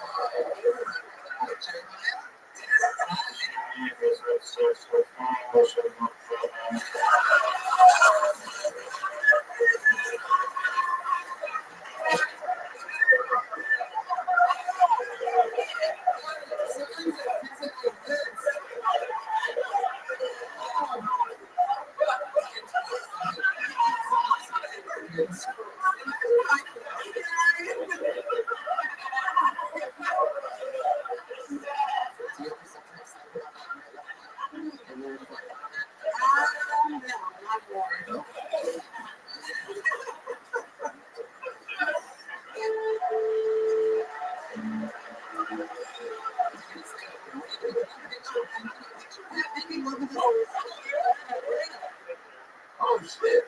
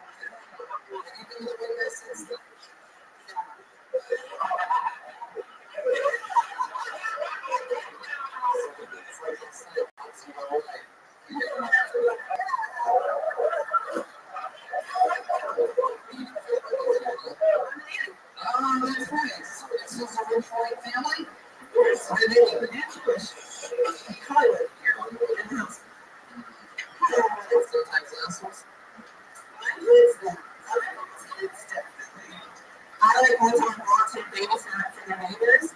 And the boy was like, ew, you're brown. That means you're made out of poop.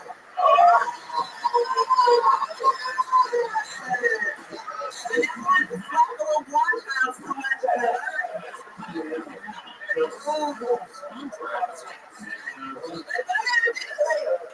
Oh, so I can't go to jail, so you know what I'm saying?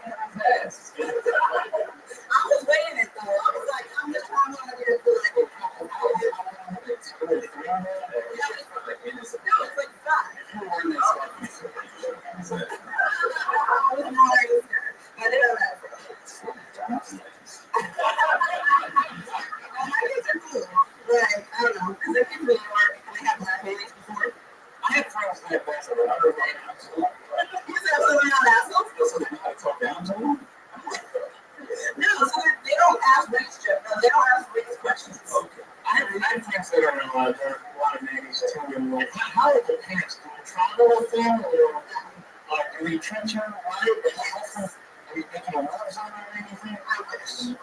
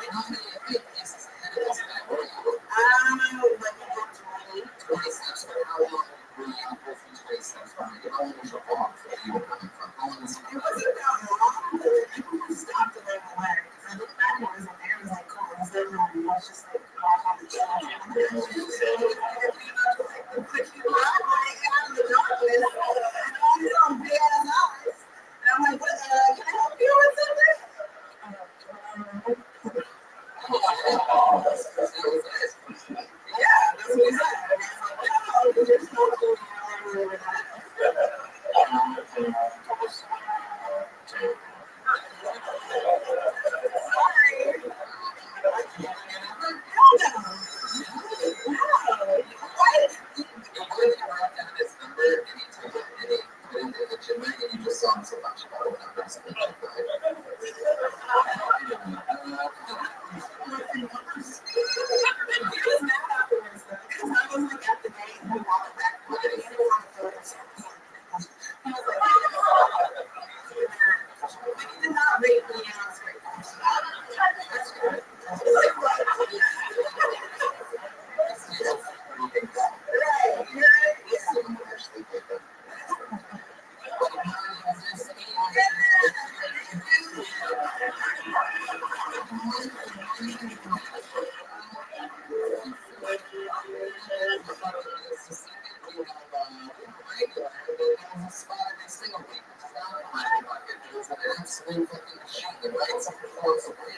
every single week, live on this show, that's been thousands of comedy observers around the world.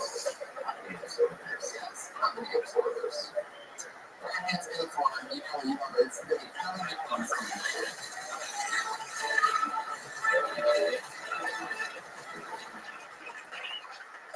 We used to practice my handwriting in middle school. All of the pretty girls had really nice handwriting, and I wanted to be pretty, so I thought I had to change my handwriting. The rest would just somehow happen. I don't know why I wasn't writing guys notes like, hey, do you like me? Nothing like that. I don't think anyone would appreciate a nicely written suicide notes. No one's gonna look at that and be like, wow, such a loss. But look at that penmanship. I am not into kinky stuff. Sometimes I'll tell guys that I'm really into role playing, but it's just for stuff that I need. I had a guy come over and I was like, hey, I'm really good cool with this. I'm really like role playing. He's like, yeah, whatever you want. I was like, okay, you're my character.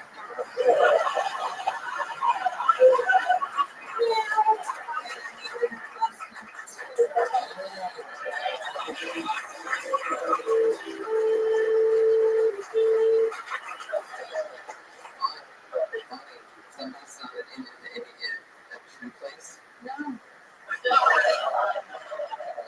Space in a place of, I gotta get a minute.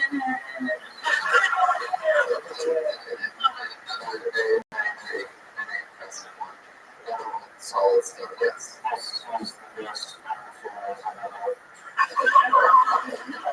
And I have the same cadence.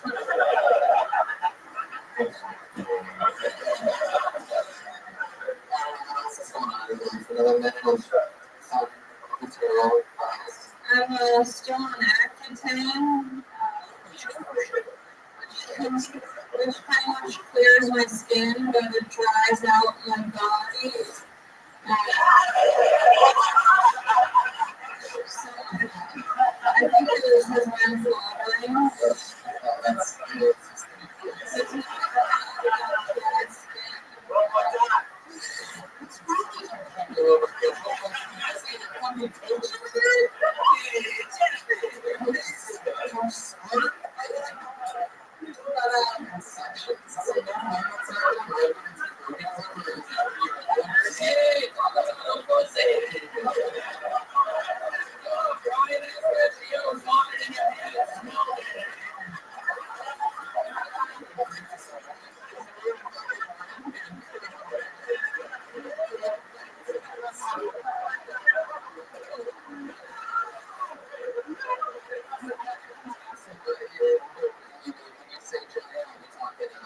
Well, I just have to use like a lot of moisturizer on my face, but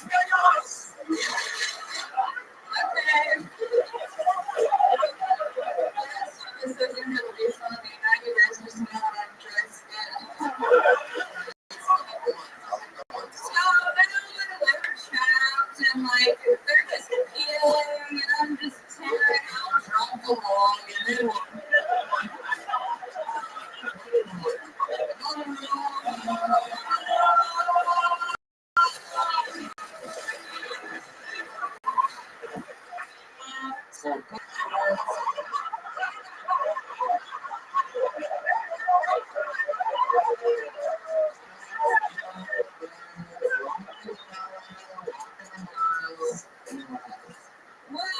it's all real now, but I peel off the dead skin and I just think this is the old me.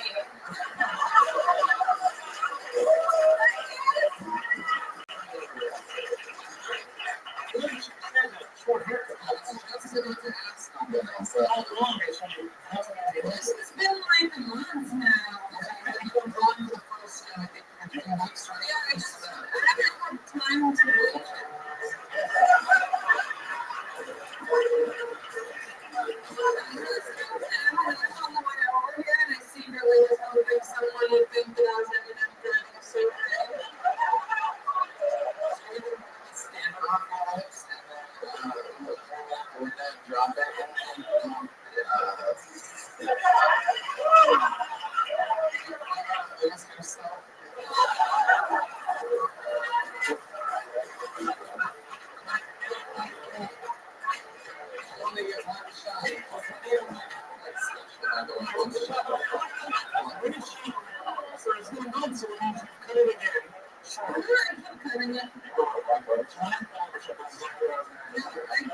I was going to, but then my friend cuts hair, so it's like cheating. I like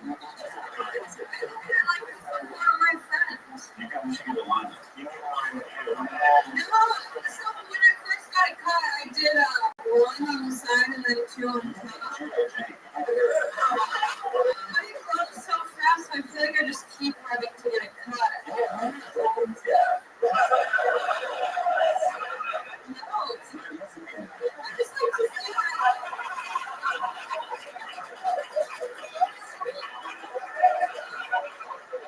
it's not easy being a girl who looks like that. What?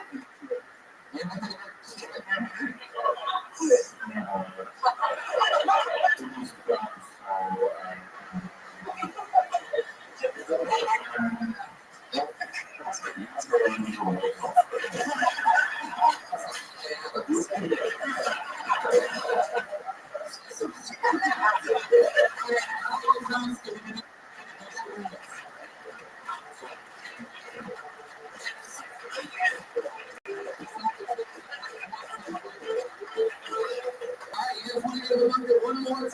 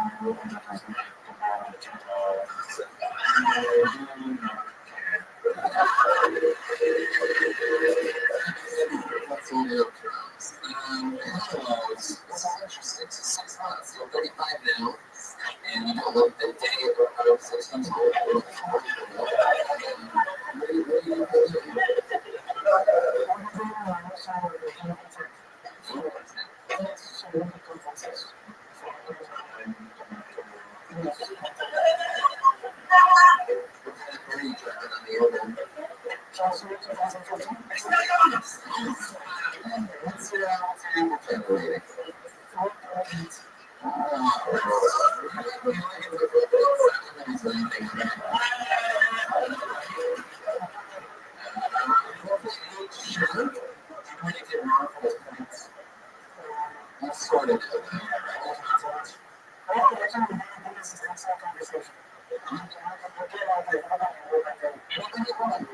Excellent conversation at all, ever.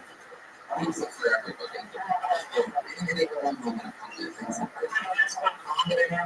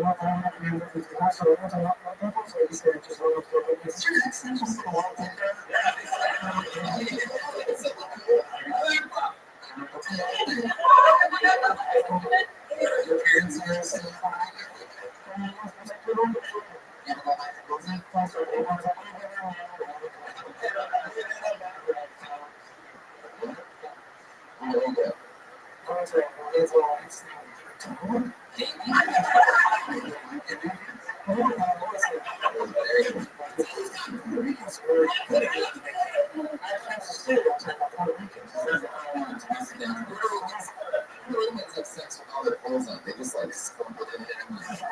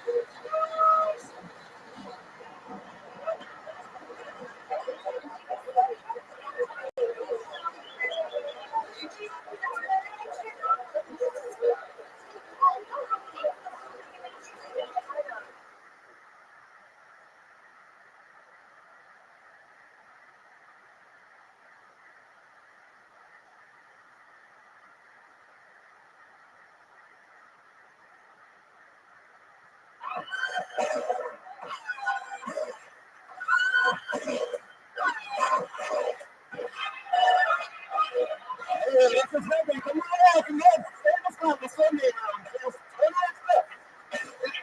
You're at the Sunday show, Tony. It's Tony. Hello, my audience. How are you? Oh, boy, am I excited about tonight.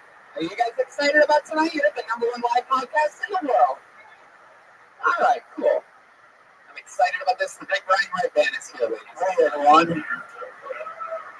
We're excited about things. We have a lot of fun stuff coming up. I'm doing the Monster Energy Outbreak Tour all across the United States of America. That is everywhere. Featuring for me on most of those dates, the great Jeremiah Watkins, who has a brand new t-shirt out at JeremiahWatkins.com. This is mine. Breaking news. I just got this just before the show. This is my official shirt. You can get yours. JeremiahWatkins.com. I know everybody wants one. He is fucking brilliant. Yeah, Ryan J. Ebert is here. You're going to Toronto with Sam Tripoli, Ian Edwards, and Dean Del Rey. Yeah, it's going to be great. It's the end of July. Also going to Alaska the 7th and 8th. Ooh, And we're going to New York this week. yes, we are. We're going to the first ever Claire Tony live in New York City at Skankfest. I guess that counts for a little. The great Ryan J. Ebelt is here drawing tonight's episode. Each one the official Claire Tony poster. You can get that at RyanJEbelt.com. Oh, it's over there. We're shooting 360 degrees tonight, courtesy of our friend Keel Wilberg and friends. Keel is here. Lots of cameras going. Hello to everybody on Ustream and everywhere else. Comedians, you guys ready? Comedians ready? Audience, are you ready? Well, then let's meet tonight's guests. If you're a fan of the show, you've seen these two do it before. Last time they were on, it was one of our favorite road episodes ever, San Francisco. They're back again, right before kicking off the honeymoon tour. Let's see how loud this place can get for the great Moshe Kasher and Natasha Leggero. Woo! Yeah, it's two of us. Yeah. The great Moshe Kasher, the powerful destroyer, Natasha Leggero. Welcome back. Thanks. How you doing? Natasha, we always love having you. Moshe, you're in the middle of problematic right now. I'm at we're done with the season 1. We have taped all of our episodes. Your episodes. Yeah, thank you. Season finale? It already happened. Oh, okie dokie. Go back and watch it. Yeah. I can tell you did. So thank you for the support. Boy. But I'm excited for your guys' Hollywood tour kicking out July 9th.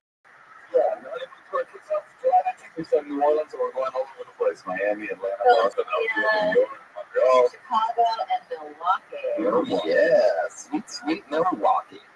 I'm excited that you guys are back. Last time you were out in San Francisco, we had so much fun. We even had part of the band in San Francisco. You guys like the funniest comedy band in the world? I know I do. We are. It's the Kill Tony Band in full effect. Pat Reagan, Jeremiah Watkins, and Joel Jimenez. Every week they do different characters. You never know what it's going to be. They try to commit to it throughout the episode. It's the Kill Tony Band. Wow. Very visual joke for a podcast. They're mechanics tonight, it appears. I do believe just regular car mechanics. Wait, the band just dances to songs that are hits? Do they use the instruments ever? Well, yeah, they do eventually. That's the big issue. Your hands got the mechanics. It's the Kill Tony Band.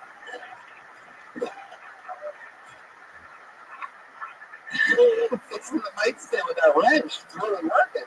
Hey, look, Josh Martin's playing guitar tonight, it appears. I'm going to walk out with my cock out. Oh, wow. There he is, Josh Martin right there, everybody, the real mythical creature. I've heard of him numerous times. Dan, how you guys doing? You been fixing cars or something? You guys mechanics? Or, To the listener at home, there's some funny shit happening right now. a wrench and what appears to be a Pearl Mario and Luigi. Hey, that's cool. Mechanics? Am I right? Am I getting it right? Oh, you're right, all right. it's Josh Adam Myers. It's the goddamn comedy channel. Hey, how's everybody doing tonight? You guys good? Joel Berg, looking good back there. How are you? Ready to go? Happy to be here, Tony. You sound like you normally do. No character switch there. Okie dokie. Let's go. All right, here's the concept. Yeah. We come out as mechanics. Two of us are doing an unbelievably bad New York accent. So that you just stay, use your regular voice. Do your regular thing. Yeah. Okay, bullshit, cash. That's right, bullshit. All right, everything is in its place. Are you ready to start the show? You guys know how it works. This bucket right here is filled with the names of comedians. Sometimes it's people starting out for the first time. Sometimes it's completely insane people that just sign up for random things out front on the patio. When your name gets pulled out of the bucket, you signed up, and I call your name. You come up here, you do 60 seconds of trying to entertain us. You know your time's up when you hear the sound of a kitty. That's 60 seconds. Wrap it up then. Else we're going to bring out the angry West Hollywood Bear. There it is. There it was. You have so many animals in there. We're going to start the show or what? Your first comedian performing an uninterrupted 60 seconds tonight goes by the name of Miranda Lenski. Here we go. And it has begun.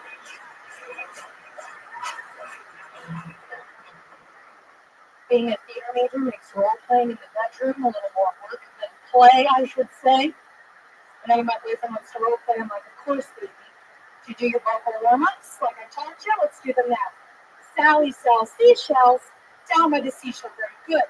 Diction. Sally sells sex down by the seashore. Again, really need you to project for me. Sally doesn't have a father down by the seashore. I play the role of Sally. I like to give notes after performance. I was like, babe, I really need you more on your character study. Like, why do you think your character wants to punish and span and choke and spit on my character? The audience really needs to see that.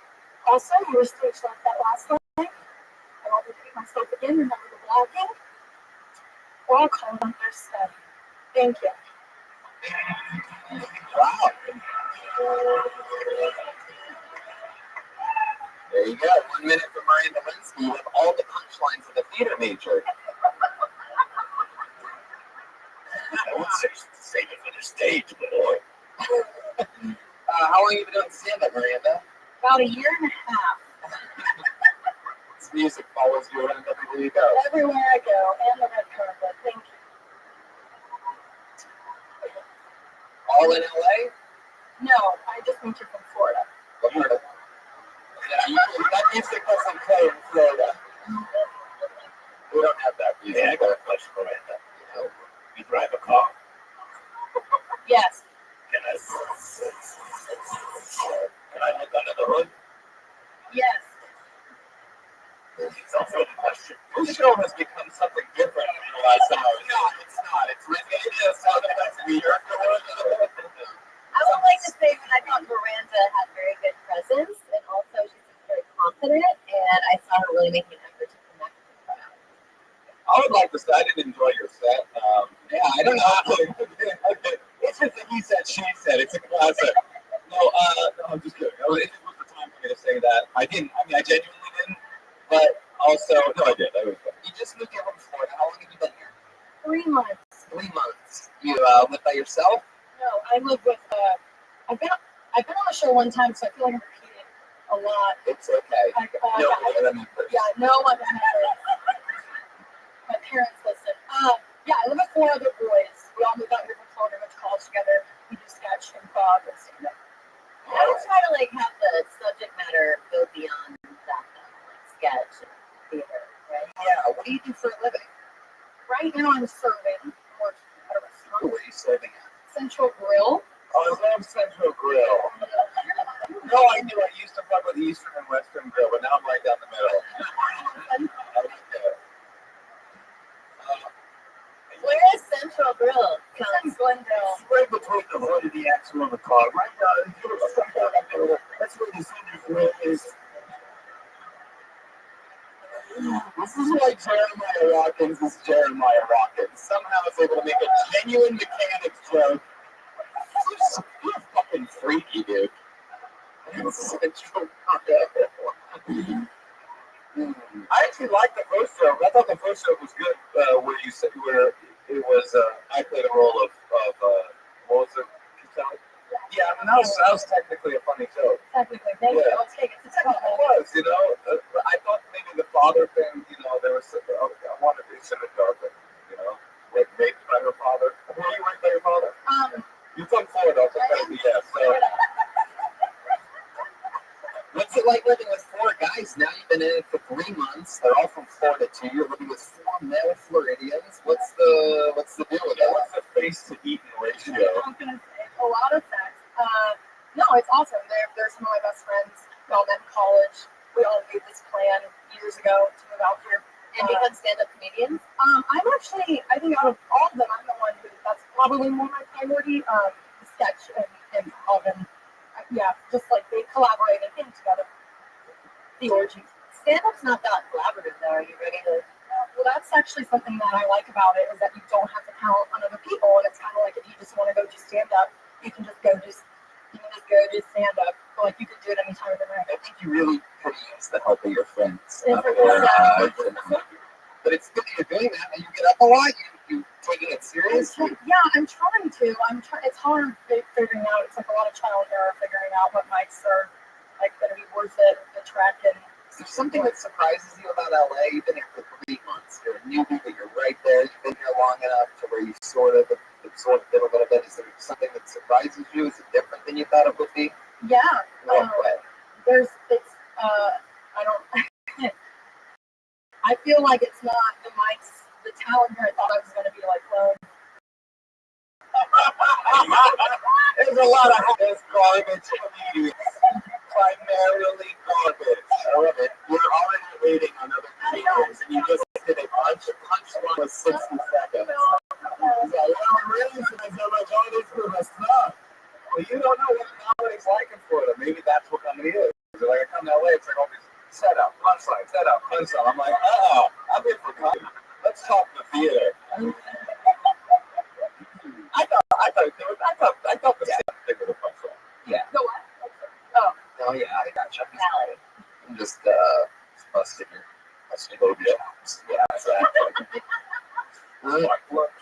That's the real though. The thing that you explained about is how bad the comedians are here. Not bad. It's just like I've been here and I've seen people get up who have never done it before. And I'm just like, what are you doing? When you're out at those mics, when it comes to this week, we had an interesting, Eliza Schlesinger situation. Now you're out there on the actual open mic scene. Do you notice that a lot of women are talking about their pussies? It's like a Do you have a World War II joke? No, not yet. It's in the works.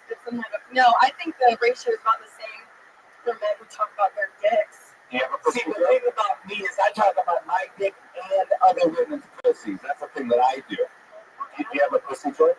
Not many? No, that's not my. Oh, they have a pussy, like, one act play. What the fuck is this? You have a lot of vagina jokes, though. I have a period joke. I said I carried one last time. Oh, that's a vagina joke. That's a bitch. Okay. So it's the same as pussy, just so you know.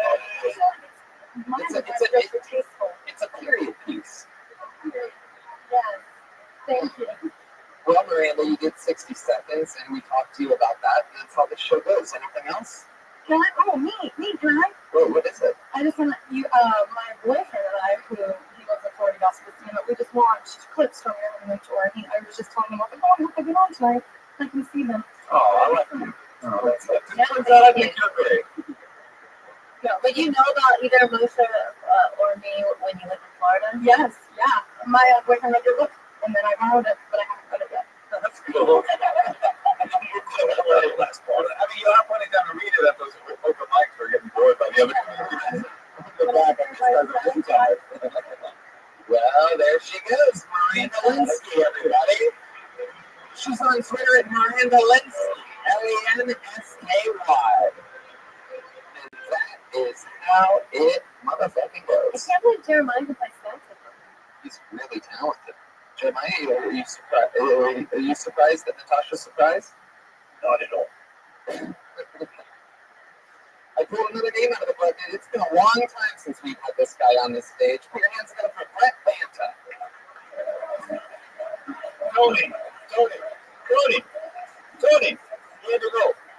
Hey, Tony, he had to go.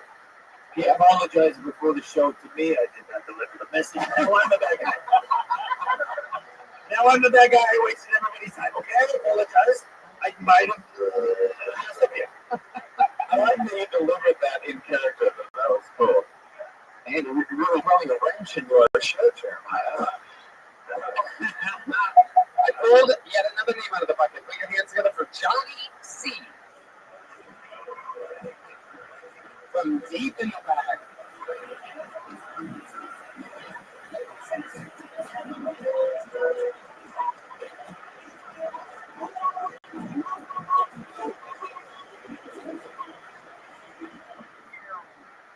So, my parents are still together? No. My parents have actually been together since my mom was 12. Aw, cute. My dad's the only man my mom's ever even kissed. Aw, soulmates. My parents have been together since my mom was 12 and my dad was 18.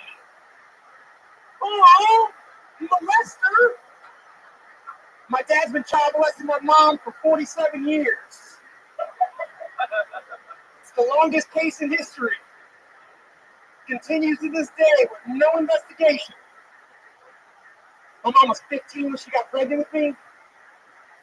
15's too young. Even MTV thinks 15 is too young. 15 and pregnant? What are we, fucking psychopaths? The day I was conceived, my mom rode a bike home. Wow, Johnny C. Wow. I don't remember much about your last time, but I remember it not going out well. Am I correct? Yeah, that was definitely better. How many pictures do you own? That's rude. Tony, that's rude. That's rude. When did you first learn to do a fade, though, seriously? You set a trombone down while you did the tattoo. Yeah, why do you look like you're part of a mechanic band? Johnny C, remind me, what do you do for work? You know what? I got reminded that I should not speak about what I do for work. Oh, he's a cherry pop and daddy. That's right. Actually, your father was a cherry pop and daddy, I think. No, You got reminded by what? You're definitely not a lawyer? yeah, exactly. I work for them. What? He's a friend of ours, I guess. Oh, you work for a friend of yours. Yeah, Wait, so what happened? When did your parents tell you and which parent told you that they were that it was inappropriate? well, as soon as I can do math. So last week? Oh, Yeah, exactly. Thank you. I appreciate it. guy covered in tattoos. Usually, is that who you go to figure out your 20% of your bill, you fuckheads? All right, Johnny. Well, it's weird because it's not that many years apart, so it is kind of a hard. But it's a big. Now it doesn't seem like that big of a deal. No, it definitely does. 100%. No, I mean, both understand. Oh, then yeah, for It's not sure. that big of a deal. Yeah, it shrinks as you get When you older. start doing math, who's how old? Yeah, the statute of limits. Yeah. You think about like 18 years old and you're dating a 12-year-old. Think about how fucking lucky an 18-year-old you are. Right. I know that's so super tight pussy. My mom was also 5'9" with giant boobs when she was 12. So. That's a cool mom. Well, that's what. Yeah. She told my dad she was 16. How long before your dad stuck his dick in the tailpipe? You know what I'm saying to people? Do you happen to know that your dad ever got fucked your mom? I don't know that for sure. I assume so. They've been together for 45 years. I don't think that's how babies are maybe needed, Jeremiah. No, when you're young, they probably haven't fused fully, so you can't do it that way. Now, John, I see that you have the name John on one hand of Knuckles and Terry on the other. You still with Terry? That's my parents' name. Are you still with them? Yeah. Yeah, I was still with them. So he is John or Terry? Oh, that's Game board. Yeah. I want to see it. I want to see what it's attention in front of Don't always gonna think that.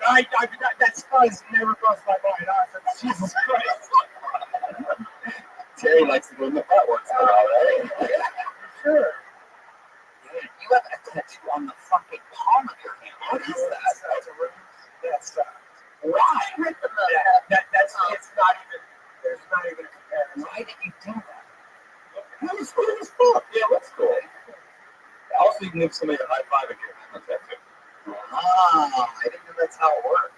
John, I think you have a really good look, and I think that you had some good jokes. I didn't love the first one, because it felt like you could have made that joke a little better. Yeah, like I think everyone wanted it to be really great, and then people were a little let down. Is that me? Are you supposed to just be being rude, or what's happening? how you killing it? You're doing great. Because I feel like I want to help people, Yeah. but also, Yeah, I feel like I want to fuck a 12-year-old. That's my primary. It's a balance takeaway from this. Johnny, do you have a girlfriend right now? I do not.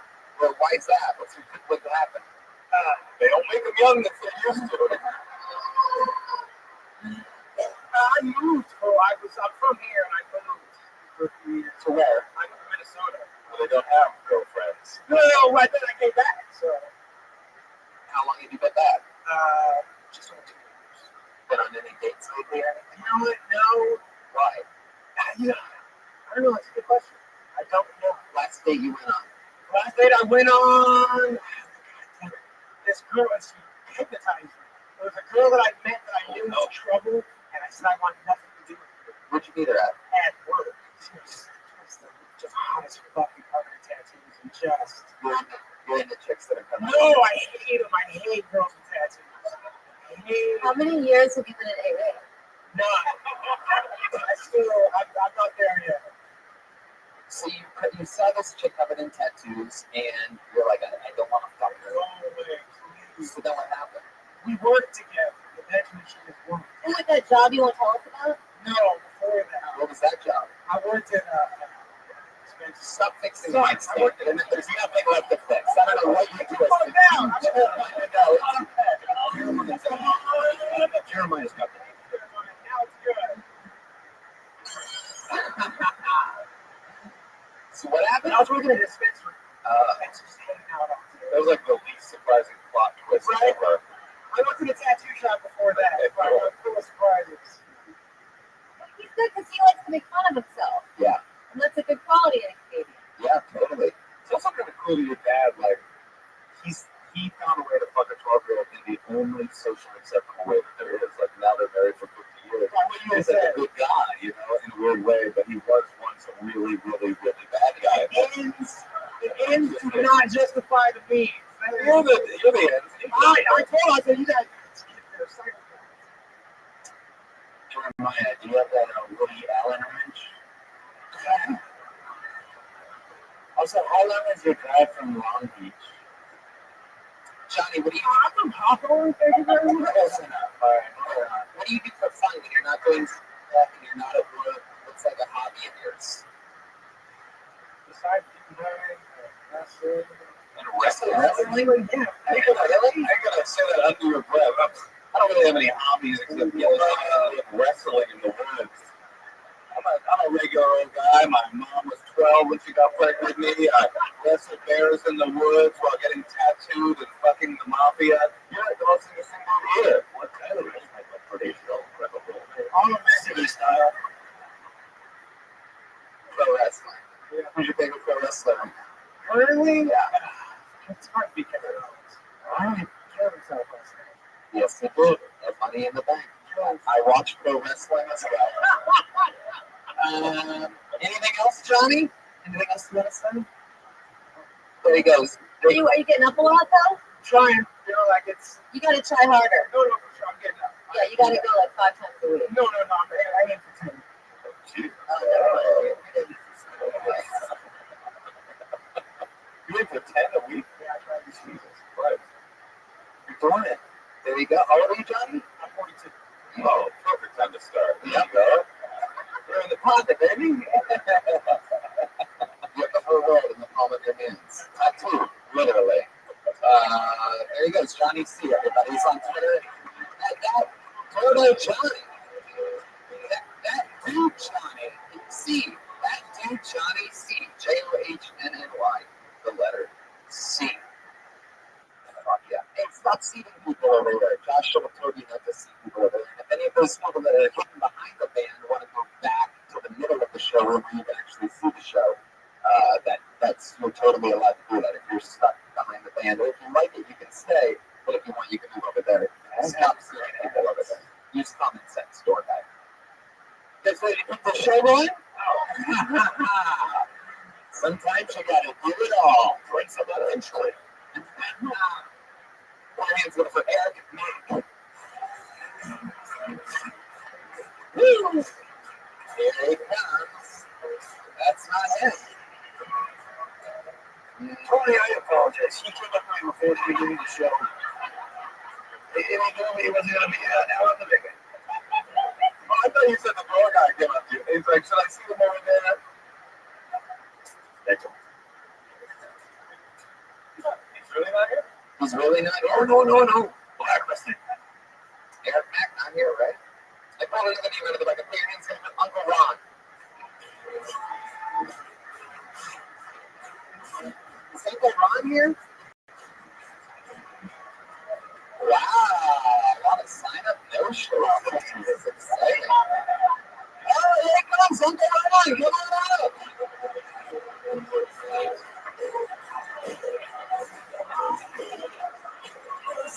He's shaking everybody's hand on his way up.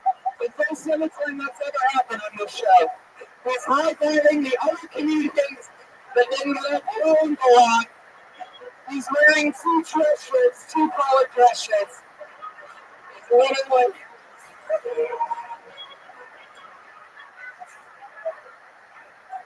He's still approaching the mic. Okay, well, who was that first kind of car? Was it you? That was great. I'm unprepared, but I heard you had unprotected sex. I had unprotected unprotected sex last weekend with two dogs. Two dogs. They were having unprotected sex. I wasn't. I was just watching. I didn't know where I was going to go with that, but I thought that was great. Okay, I'm a little bit. Wait. Let me tell you a story about the time that I ran on the field at Yankee Stadium. It's funny, actually. It's funny. It's true. I did it. I'd never do it again because they fucking beat the living shit out of you. So don't run on the field at Yankee Stadium. I got 10 seconds. No, that's the full minute. But if you want to do another 10 seconds? I want to hear the story. I'll let you go. Go ahead, Uncle Ron. I'll let you go.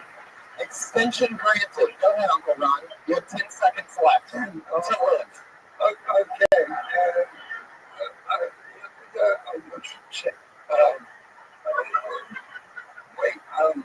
I went in the bathroom with Caesar Palace last night. I'm with dinner on the strip, and the sign said, "It's an old joke." The sign said, "I took a piss," and the sign on the mirror said, "Employees must wash hands." I waited in there for an hour for an employee to come in and wash my hands. Oh, Uncle Ron, there you go. Uncle Ron, coming up. How did we get back to 20 seconds ago, guys? Come on. That's 20 seconds. No, not you, Uncle Ron. That was very impressive, first of all. Let me tell you this. You came up completely unplanned, unprepared. You made it very aware that you had nothing prepared, and somehow you did 100 times better than a girl with an improv sketch background. That's good. Force of truth. I mean, I like how I've never seen in my comedy career, not at Kiltony, in all of comedy, I've never seen a walk-on stage swagger like you had. I mean, I'm talking every great comedian I've ever seen is more timid and less confident than you getting on stage. And you're just like, oh, thanks a million. Which one of you? I got a minute. Okay, let me just do a little bit of crowd work. Which one of you band people was talking about unprotected sex? That was not me of a bit. I fought two dogs, fuck. And it was so confident.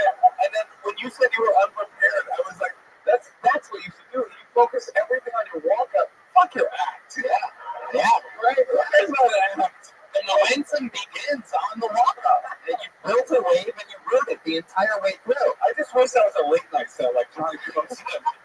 He was walking with Johnny and baby. So I watched dogs fuck. That's all I got. You guys have been great. Oh wait, I went to Yankee Stadium once, and here's a joke that Terry Lewis wrote. Uncle Ron, also considering first impressions, I did notice and I took note that you are, for the another first that I've never seen anywhere in my life, you are genuinely wearing two collared shirts at the same time. Yeah. That's not an undershirt, that is an overshirt. This used to be a long sleeve shirt and he's cut it off. Oh, you did cut it. Wow. And also a lot of stains on his Also, you know, it's about 2 feet of person's face, okay? To me, everybody was wretched. Uncle Ron, grab The the mic. stains right here, honey. That's what I was pointing that out. Into the mic. It's from the dogs. Joe Bryant. Whoa. Now he's showing everybody how many $100 bills he has. Hey, so if anybody wants to knock out an old man and rob him, here's your guy. But right before you knock him out, you gotta walk up to him, shake his hand. I love your work, baby. Men in Black. Uncle Ron, grab that microphone. Did you forget where you were, Uncle Ron? You He just pulled out. Okay, guys, just for you at home. He just pulled out $1,000 in cash, a fat stack of 100, and then to try to cap that, he pulled out 2 Toyota keys. At the same time, that's better than a big stack. I drive Toyotas, baby. at the same time. And one of these came out too. I haven't seen a thick rubber band like this in a while. Not just An back extremely dirty rubber band also fell out of his pocket. Why don't you empty out those pockets? Let's see what else. Oh, your socks have holes in them. Oh, it's got it's got a. The rubber bands are holding up the sock. Is that for heroin? Wait, Ron, you gotta use the mic so we know what's going on. Oh, shit. Yeah. That's my word. You want me to say that? Yeah, you go ahead and say that. Hey, you know what? You invented the word. You might as well say it. And wait, why do you have so much money in your pocket? To bet horse. 100% believable. Yeah. I believe it. Less surprising than that the other guy worked at a dispensary.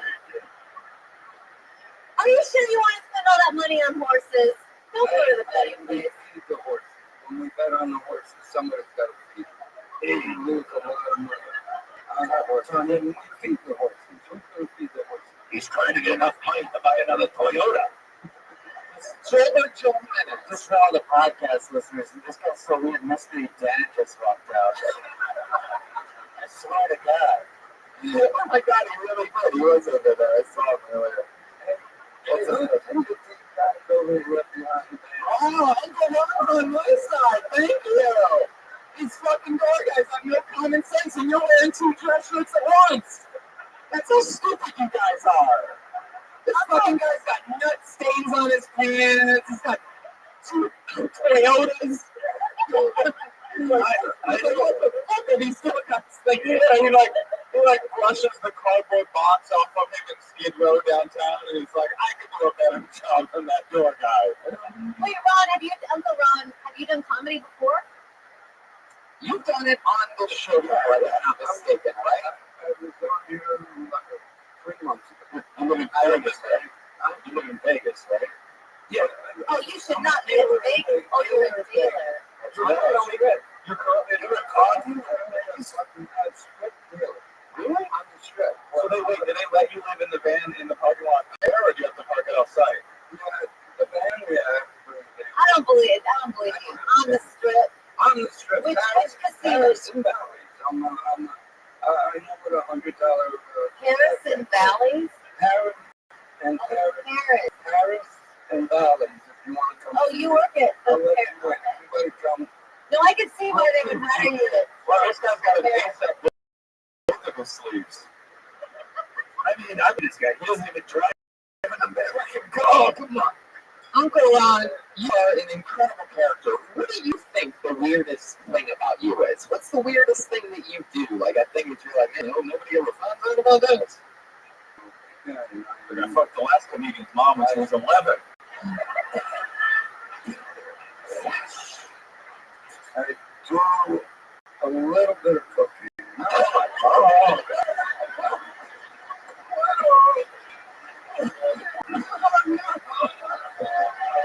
He's getting a standing ovation. Holy shit. Holy fucking shit, man. I've never...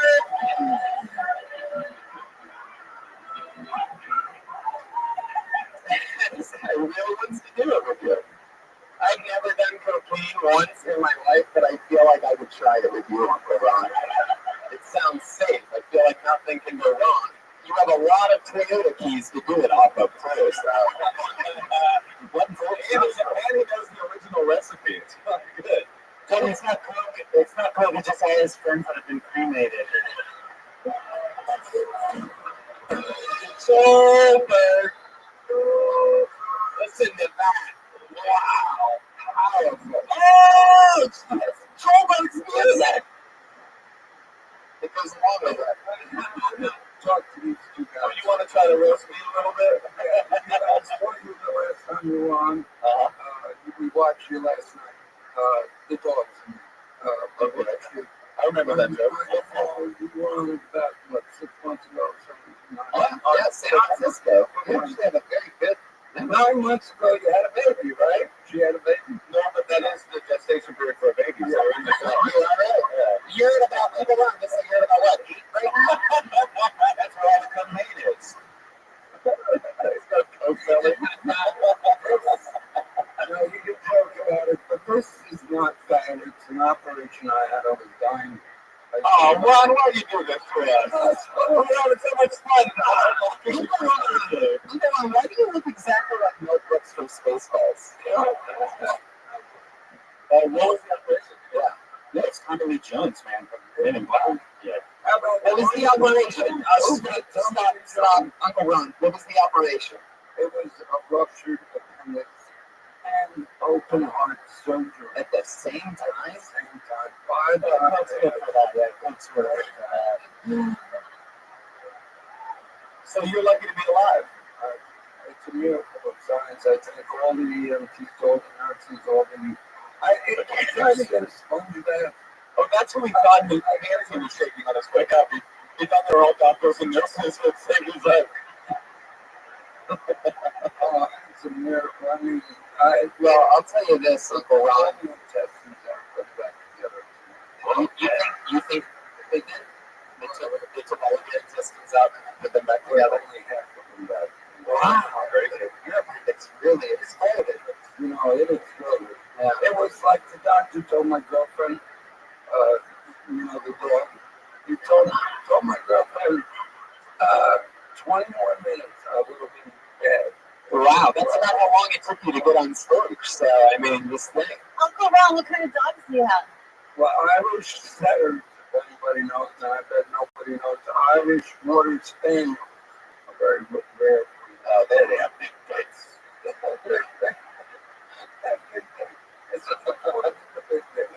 All right. Uncle Ron. Put that mic back in the mic stand. My friend's right ventriloquist. What's this? Uncle Ron, look at me. Thank you so much for coming on the show. You're very, very awesome. Thank you alive. Thank you. There he goes. Uncle Ron, ladies and gentlemen. He does cocaine sometimes. So great. Be very careful, Uncle Ron. You're right next to a staircase. Okay. I'm gonna be honest with you guys. I remember Uncle Ron. I remember Uncle Ron very, very clearly because the last time he was on our show, we found out that he drove all the way from Las Vegas with somebody. And when I say somebody, I mean what many Kiltony fans would consider the biggest, most popular guests in our history. We've had many, many fun, memorable characters. Your Mystery Guns, your Aphrodite was here in person right over here. So many fun people get pulled out of this bucket. Nobody hit us quite the way that this next comedian did. Here tonight, all the way from Las Vegas, Nevada, I give you the one, the only, Ichabod! Here he comes.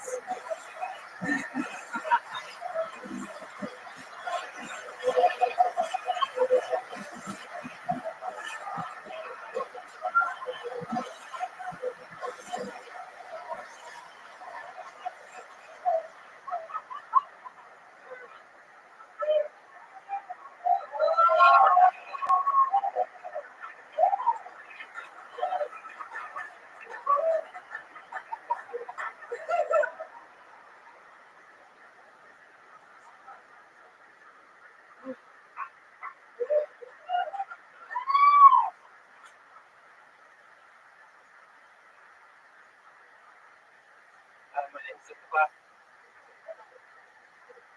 Thank you. It's an honor to be here on the most watched live video stream podcast in the history of the universe.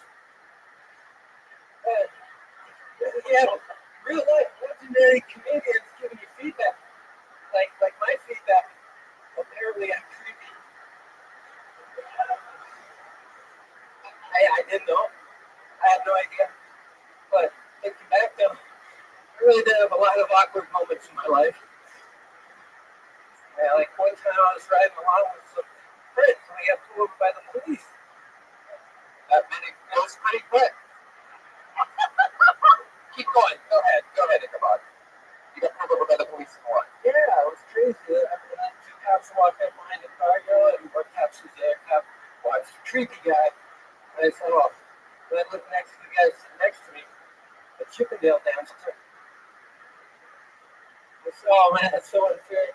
I don't think what you do is that creepy." There you go, Ichabod. Ichabod is back. Ichabod. Wait, so he drove up with Uncle Ron to do your show? Picture him and Uncle Ron. In a In the same car together. Uncle Ron doing bumps of coke every once in a while. Wow, thank you. It's a signed jack-o'-lantern from Ichabod. Thank you, Ichabod. He already has You know money for what? that. Watch this. This is how quickly you become part of history. Bucket. The new Kill Tony Bucket, signed by Ichabod. Just happened right here live. Okay. Jeremiah. Yeah, I don't want to be critical, but that set needs a lot of work. We're going to need to bring it into the shop. We're going to take a look at it overnight. We may get it back to in about 3 days with analysis, but I'm not sure what's going on underneath the hood.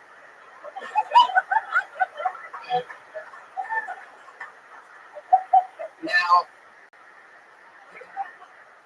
Ichabod. How was the track from Vegas? Oh, it's a torture track with Uncle Ron. Is it Florida? What do you think, Ichabod? What was torture? Oh, just listening to it all the way down. It just wouldn't stop talking. Question. You guys were driving on the wrong side of the road. Only once.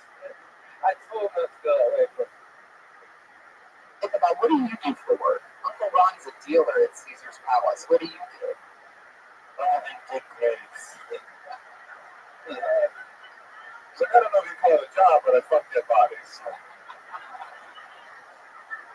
You have a job?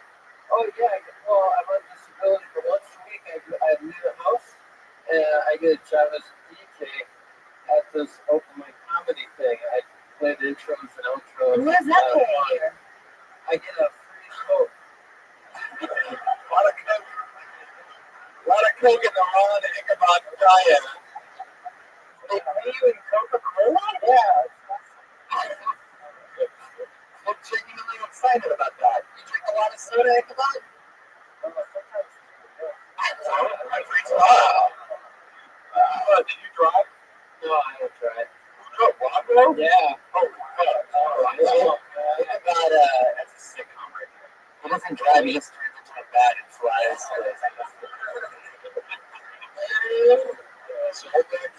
What's the most annoying thing that happened on the ride? Yeah, do you remember something he was specifically that he just wouldn't shut up about? That Uncle Ron kept bringing up?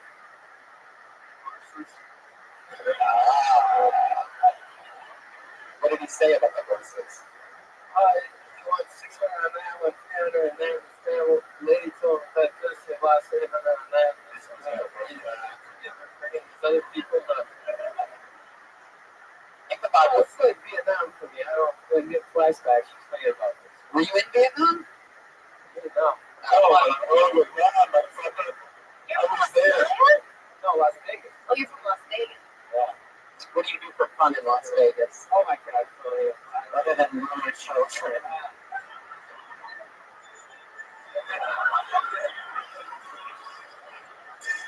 I'm trying to get into sports. I go to school in Las Vegas. I don't know exactly how legal this is, but it's Friday night gunfights. And you used to find a bulletproof window, and then like 1-on-1 or teams, and they shoot each other. Did And people get shot? Wait, Saturday night gunfights? Friday night gunfights. Hey, you know what? Of all the things that got corrected, it's the day of the week. It's Friday night gunfights. Let me I mean, that does sound kind of cool. So you're telling me that you use real guns, you stand behind bulletproof glass, and you shoot each other? No, he watches it. People die? Does anybody win? But I'm hoping because I'm hungry. Yeah, how long have you been a mannequin for coffin displays? No, but seriously, how long have you been the mascot for Spirit the Halloween Store? You have an interesting laugh, Ichabod. I'm going to ask you the same question I asked Uncle Ron at one point. I got a great answer out of him. What's something creepy about you that you sort of don't want other people to find out about?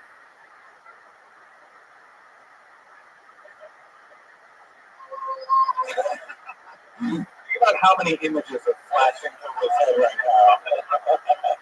He's running them all. Stacy, why didn't you talk to me, Stacy? I could have saved you, but I had to end you. The devil called me so. Ooh, Friday the gunfights. Friday night. He has an ass shot. Oh, good shot. I got a Twitter direct message from Ichabod today. Oh, that's from At 5:16, I got a Twitter direct message from Ichabod at Ichabod Rocks that says, Ron is driving crazy, but we're getting there. On 210 to Pasadena. When should I arrive? Maybe right after 8? Now, normally I ignore every Twitter DM that I see. But when I saw this, I got so excited. Is context this? You didn't even know he was coming before this message? No, I did know he was coming a week ago. He said, the original DM said, a few weeks ago, Jeremiah said I should let you know if I'm going to the Tony show. Ichabod saw Jeremiah live when he was headlining Las Vegas. And so this message says, a few weeks ago, Jeremiah said I should let you know if I'm going to the Tony show. I'll be there this next Monday. And so far, just you and my Uncle Ron know. Is he? He's not really your uncle. Is he your real uncle? Are you guys related? I just said his name 3 times. Ichabod, is Uncle Ron really your uncle, or you just call him Uncle Ron? Hey, shut up, lady. Hey, were you ever on that sitcom Sabrina the Teenage Witch? Ichabod, I'm going to ask you this again. Is Uncle Ron actually your uncle, or do you just call him Uncle Ron? Oh, yeah. He's your uncle? Yeah, father's brother's son. Father's brother's son. How long have you been calling him Uncle Ron? You met him 5 years ago? No, I met him like 10 years ago. We were in the Green Forest together. Like last time I was here, you asked me if I played the guitar, and I totally forgot. Oh my god, I do play the guitar. I just totally forgot. You said no last time you were on? I asked you to play guitar? Yeah, and I said I should play the guitar, and then I'm like, oh my god, I do play guitar. Wait a second. When you play guitar, did they give you a can of Coca-Cola afterwards? No, you should join or something. Wait, so do you and Uncle Ron go to the same family reunion? Never, Okay. never. No, I actually met here when I can't go. And then after We're not in love. Let me get back to these DMs for a second. After he said we're on the 210 to Pasadena, I said, yes, come into the main room a bit after 8. Can't wait to get you up there, pal. Because I knew that I was going to bring out Ichabod on his own as a special guest at some point. I wasn't expecting to throw Uncle Ron out of the bucket. I was going to bring you up later. But then, after I said, come into the main room a bit after 8, that was at 5:19. At 7:02, I get another direct message from Ichabod. It says, Uncle Ron and Ichabod have arrived at 7. All parked and are ready to come into the main room a bit after 8. Uncle Ron signed Ed the Comedian sheet and wonders how he can get a seat if it's sold out. The next message, there was one next message, the final message came after that, and it said, HHNJJ. That's it. That's the whole DM. What's that stand for? no idea. Halloween Horror Night. Just joking.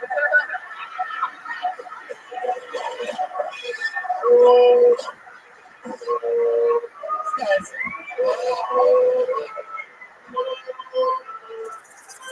Wait, I have one more question for Ichabod. Yeah. What kind of music do you play on your DJ set? Oh, all kinds of stuff. Rock, really psychedelic. It's all backwards, though.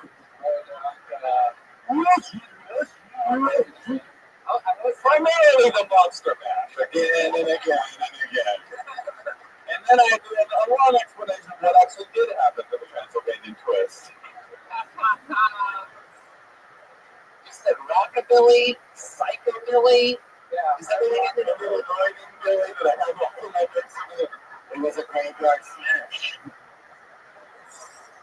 It was a graveyard snatch. Heavy metal rock play or What was that, Natasha? He's trying to get out heavy metal rock. Yeah. Well, I heard crazy stuff. It's fun. So I put this place I DJ, it's open mic. I think it's one of the best last days. And I heard rumors we would love to have you there. They actually said, we'll give you 100% of the door. Tony's one of the best open micers in the business. It's true. It's true. And I've been looking for a place that'll have me in my Open mic. Right. Was there just recently, did a special there. And Oh, is that venue? follow up. Oh, okay. Did they pay for the Actually, fun? started as a joke, but I'm pretty sure Ichabod just booked me in Las Vegas. I've shot a special there in you, DJ. I guess I will. We play in a bathing suit.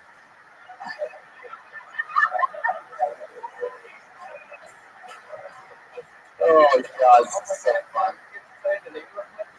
Yeah, say it. Real famous dive bar in Las Vegas. It's called the world famous dive bar? Yeah. Well, there you go. There's your plug. Did you have fun up there tonight? I know it's not your bar, but you still gave it a plug. Oh yeah, it's like the time you forgot that you played guitar.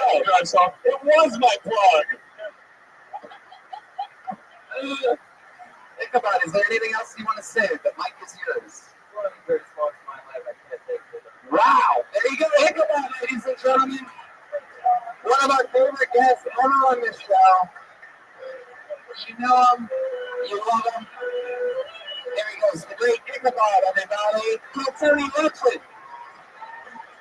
Him and Uncle Ron drove here all the way from Las Vegas for this. Make some noise for Ichabod, guys. Tony, you're making dreams come true. It's crazy, right? I'm making zombies' dreams come true. Ichabod, they're only nightmares. Going back to the bucket. You guys ready for more? All right, this looks like a brand new name. Put your hands together for Mia Mars.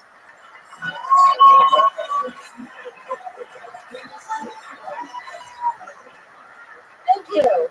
Yesterday was Father's Day, so I was talking to my dad, and I said, Dad, I think I need a future. And he said, you should have thought of that before you went to art school in the middle of a recession. Then he said the most amazing thing to me. He said, don't worry, Mia, you're like those nerdy boys. If they're nerdy, they'll be smart. If they're smart, they'll be rich. So you'll always have someone to take care of you. So I bet my dad thinks it's the 1800s, or he just advocated for me to be a gold digger. I'm not pretty enough to be a gold digger. I look more like a grave digger. I look more like punk rock Betty Boop. I look like Peter Lorre drag. I really don't like the way I look. I would sell my soul to the devil if he would make me more attractive, but I can't because apparently Jews don't have souls.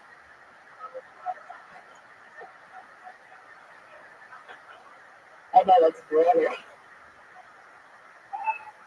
Thank you. There you go, Mia Mars.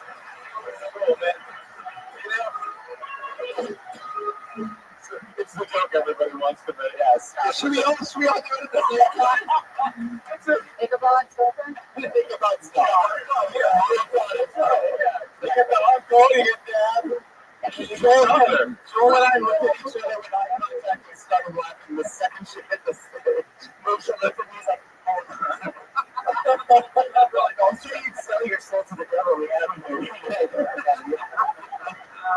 We got $1.50. I think you look cool. Yeah, you're so cute. Yeah. Thank you so much. Yeah, I think you're onto that thing with the Jews not having souls. Yeah. And also in the audience, I was like, I don't laugh at anything she said yet, and he's going to Jews not have souls. Like, damn right. Now he's like totally got on board. I'm looking at the general bald white person area over there, but I don't know. I thought you were great.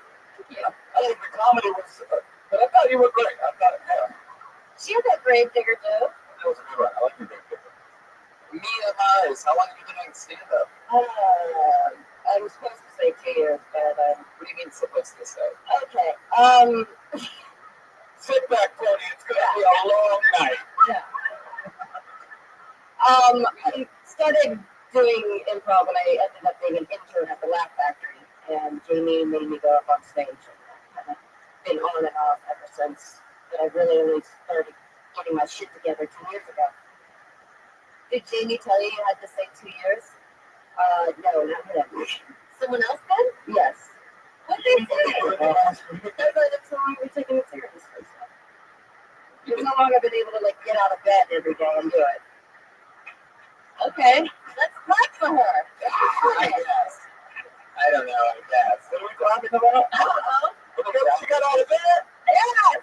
Jesus rose out of casket. Mia, do you still work at the Laugh Factory? I actually just put in my 2 weeks today. Wow, that's the biggest thing. That's the biggest thing in comedy that you've ever done for sure. Yeah. Wow. Aside from this. No, even there's no bigger highlight in the world, I'd imagine, putting in your 2-week notice at the Laugh Factory. What's it been like working for Jamie, one of the worst human beings on the planet? Tony. Someone never got passed at the Laugh Factory. Yes, actually, I did a bunch of spots there last week, and I still hate the club. Yeah, he's just mad about the hat thing. It's true. Wait, what's the hat thing? It's a hard way to fucking talk about being from Ohio and wear a cowboy hat. Why? What's the connection between Ohio and cowboy hats? Seems like, That's like Jamie's idea. I believe it 100%. Buddy, you're from Cleveland. There's a snake in my mouth, Tony. Everybody, you're from Ohio. How about it? Play it like a classic cowboy hat, Cleveland style. Yeah, exactly. So Mia, That's a good Jamie impression. It actually really is. you are. Jew. What ethnicity are you? Okay, I'm half Egyptian Jew, I like it. quarter Ashkenazi Jew, and a quarter Welsh. Oh, I don't like that part. One of my ancestors was Captain Morgan. A pirate? Yeah, I do have a little bit of captain in me. Is that true? Yes, The real Captain Yeah. Morgan? real Captain Morgan. Wait, Captain Morgan was a Jew?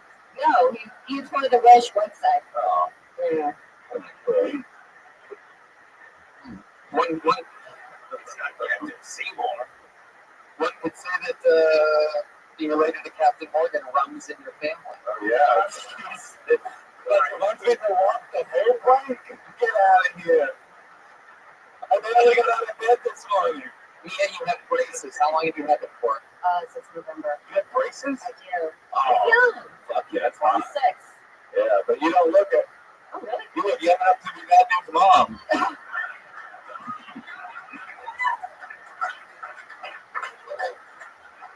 Your teeth seem straight to me. What are the braces for? I don't know. There's an alignment issue, you know. It's all out of whack. Wow. God damn it. There's definitely an affectation. You do an affectation? That means it's a Fake. no. It just means it's a something to get attention. Yeah, something like I don't want to, but when I do smile, people see it. But that's okay, yeah. You incorrectly tried to explain the word affectation. You knew what the word meant.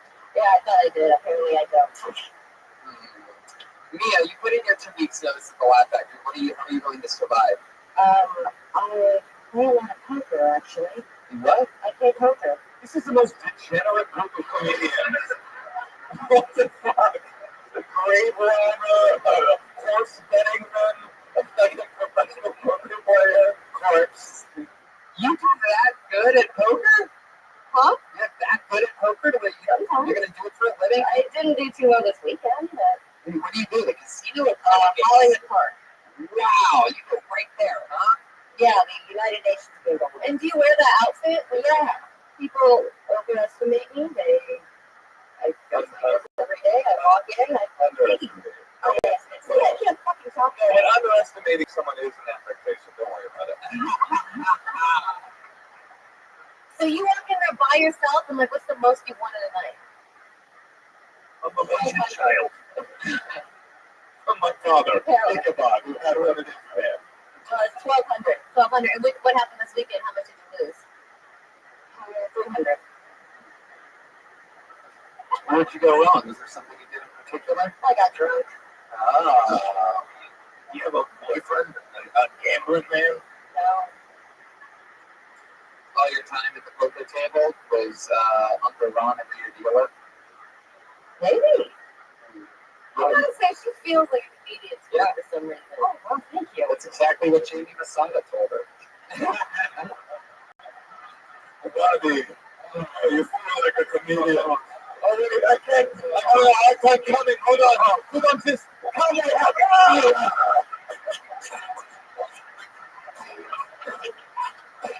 Just a fun show.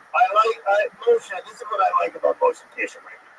We got on the Tony about, complaining about the corporate. But then Motion does a jack-off act out about, feeling up on comments and molesting them, and that's totally okay. That's what I like about motion kitchen right now. That's my very raw-dog kitchen right now. RDK. I do raw dog, I will say that. I haven't worn a condom in how often have you had it? Yeah, you don't want condoms.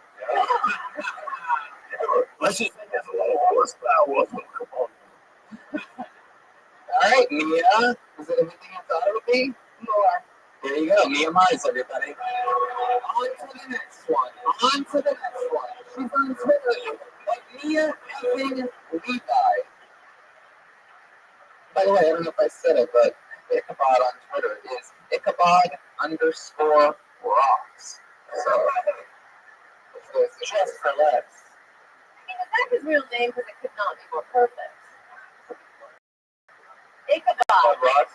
Oh, is his name Ichabod? His name is really Ichabod. Parents were like, Ichabod. One thing I forgot to say was that the only other message that he sent was after that first one, he sent an emoji. It's the sunglasses one. Trademark Ichabod.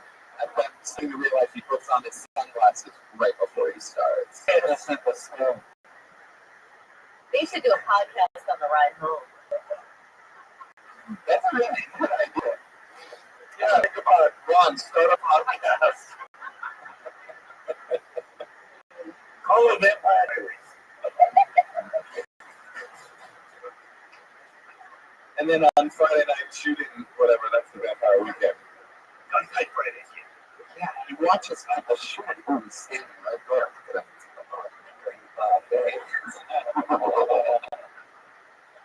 Whoa, it just floats.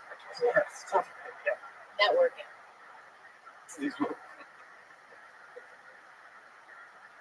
Put your hands up for Colin Da Vinci.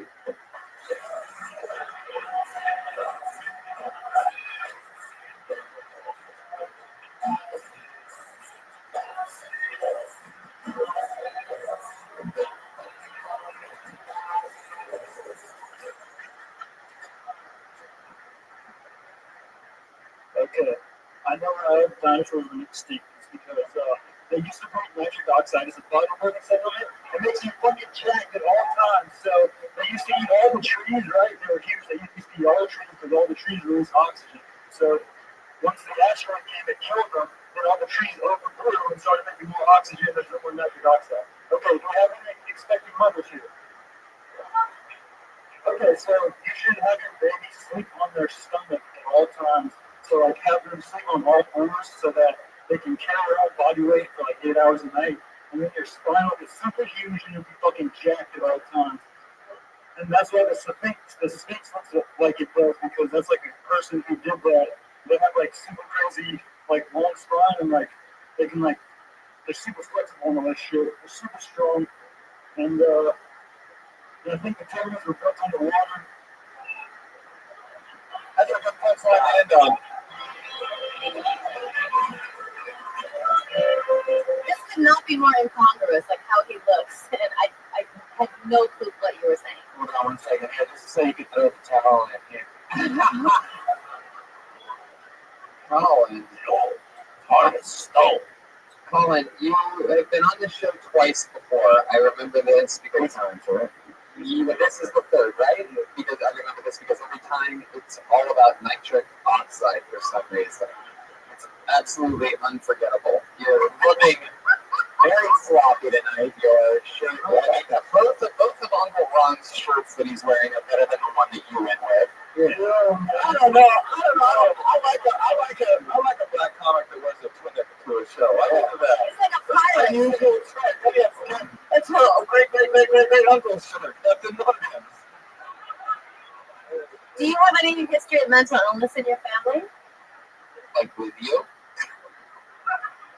No. Not diagnosed. I'm not broken pyramids. Right. Oh, yeah, Rabbi, what's up with that shirt, bro? Oh, you're gonna roast him on his out? I just want to look at it and make sure it's not. Oh, I get it. Oh, yeah, he deserves to get roasted on that. I thought, Colin, have you written any jokes? Every time it's always been a ramble about the nitric oxide, and it gets a big pop from the comedians that think we're pathetic.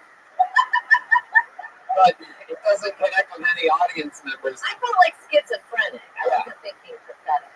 Yeah. You know, sometimes. You're welcome.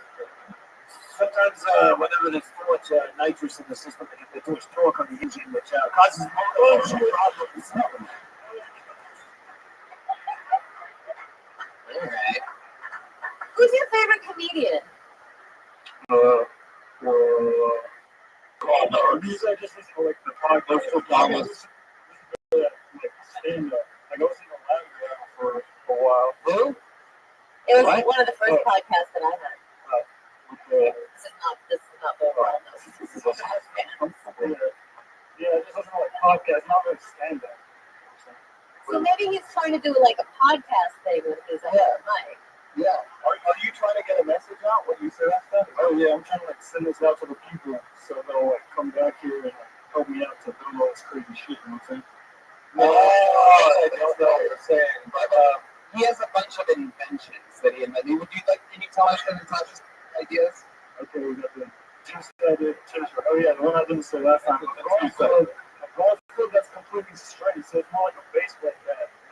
Wait a second, Colin. Let me just remind you that there are only two-sided tennis rackets already. Every nitrous poison. It's a curved tennis racket, like a scene. Okay, tell us about the golf club. Okay, the golf club, so it's just completely straight, like a baseball bat. Because if it has like an elbow, you know how it goes down into the right or left? Yeah. Like, you don't punch somebody like, you know what I'm saying? No, yeah, Like the point of leverage, like when you hit a golf ball, the shit. you're telling me, my friend, that you think all this while, shut the fuck up.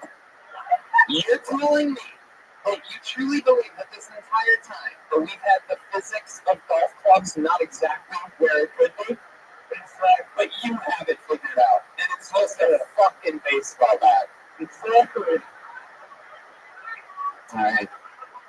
You're a good-looking guy. You seem nice. I think, honestly, if I could just give you a little feedback on your comedy, it's just like find a doctor that you can talk to and get help. I'm not kidding.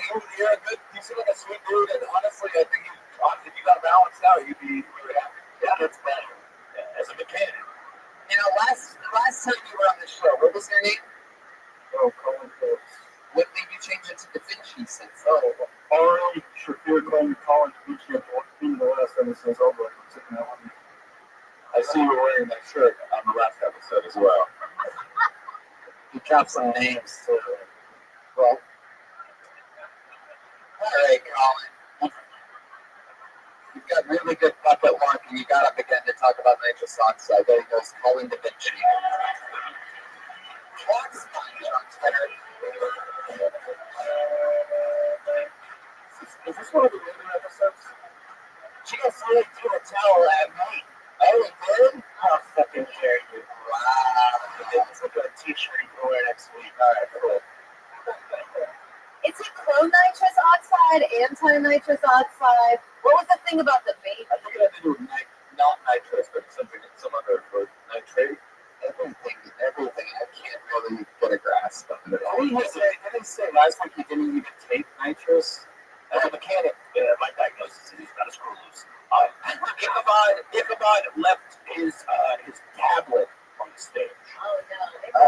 Oh, here he comes.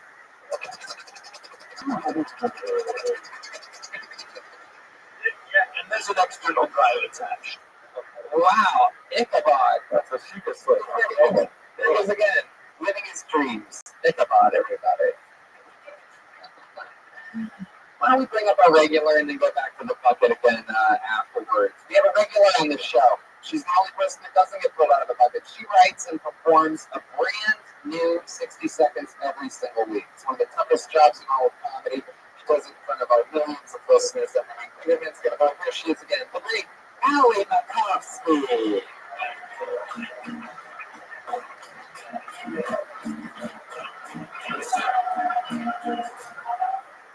Too much laughter at my appearance, huh? I just got this haircut and it has changed my life. I just recently bought a 2003 Subaru Outback, so I'm just leaning into the look. All I need is a pair of cargo shorts and I am, full les.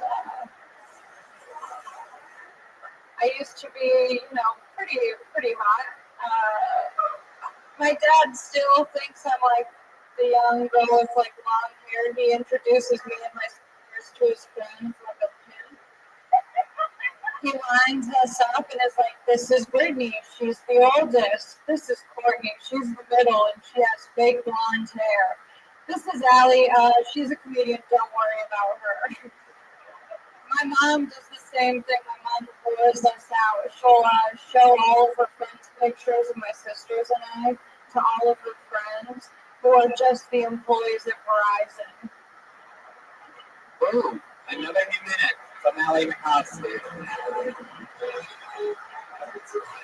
Very impressive always that you're able to do this week after week. Isn't it annoying, like, as a woman, to shave your head? Like, don't you have to talk about it all the time? Doesn't everyone comment on it? People do comment on it a lot, but it's nice for this Kill Tony because it's like a quick joke that I can just be like, something? I'm like throwing spaghetti at the wall, I was watching. You should find a new haircut for each year of stand-up that you do, so you have like a different like haircut thing. That's a great idea. Yeah, like you see like a real side ponytail, and that'll be a nice joke or something. Yeah. Jeremiah Watkins. Hey, didn't I see Allie in that movie with Eddie Murphy, Golden Child? Wow. I don't get the reference. Yeah, Maybe you have it. 4 people who get it, that's all I care about. I got it. It makes sense.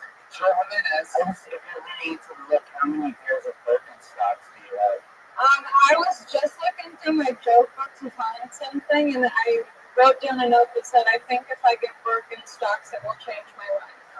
That's what's up. I love it. Wow. Actually, I was thinking cargo shorts and Subaru are a little bit too, on the nose of lesbian thing. It's like pretty fun to be something like I've given up eating the gluten altogether and I exclusively pussy now. Something like something more specific. Hard twist. Seeded breads. Yeah. Also, most drives a Subaru, so he probably don't like it. Yeah, I eat pussy like a fucking. How long have you been married? Allie, I love that shirt. How long have you been renting out U-Hauls? How long have you been a bowling champion? No, but Allie, honestly, when you were in 8 Mile and you had one shot, you had one opportunity. Even Uncle Ron doesn't miss this one chance to blow.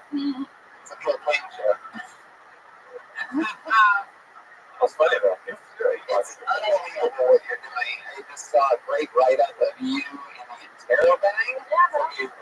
After your performance last week, Big J. Okerson had you open up for him at the Hollywood Improv, and you got a real write-up. Like the monster that you are. We absolutely love the work that you do every single week. I don't know what else to say without being too repetitive. No, it was awesome. That write-up was cool. It's like the young bald dude that opened up the Big J. Slayed it. Oh, yep, okay. There she is, with another brand new minute. Yes, Joe Ramirez. What I was going to say. Allie McCoskey. I was going to say, she was the American history next big thing, you know what I'm saying? I love it. For some reason, I didn't get that one either. American history's next up model, you know? You don't get it? Yeah, it's not really worthy. Skinheads have short hair. And look for American history. That's Almost American history. Everybody just Google the movie Golden Child later. It doesn't anymore. send you the podcast. Google it now. I pulled another name out of the bucket. This looks like a new name, but obviously people have been changing their names on this show lately, so who knows? Could be somebody you've seen before. Put your hands together for Jerome Tennyson. Where are you guns? From deep in the back of the room.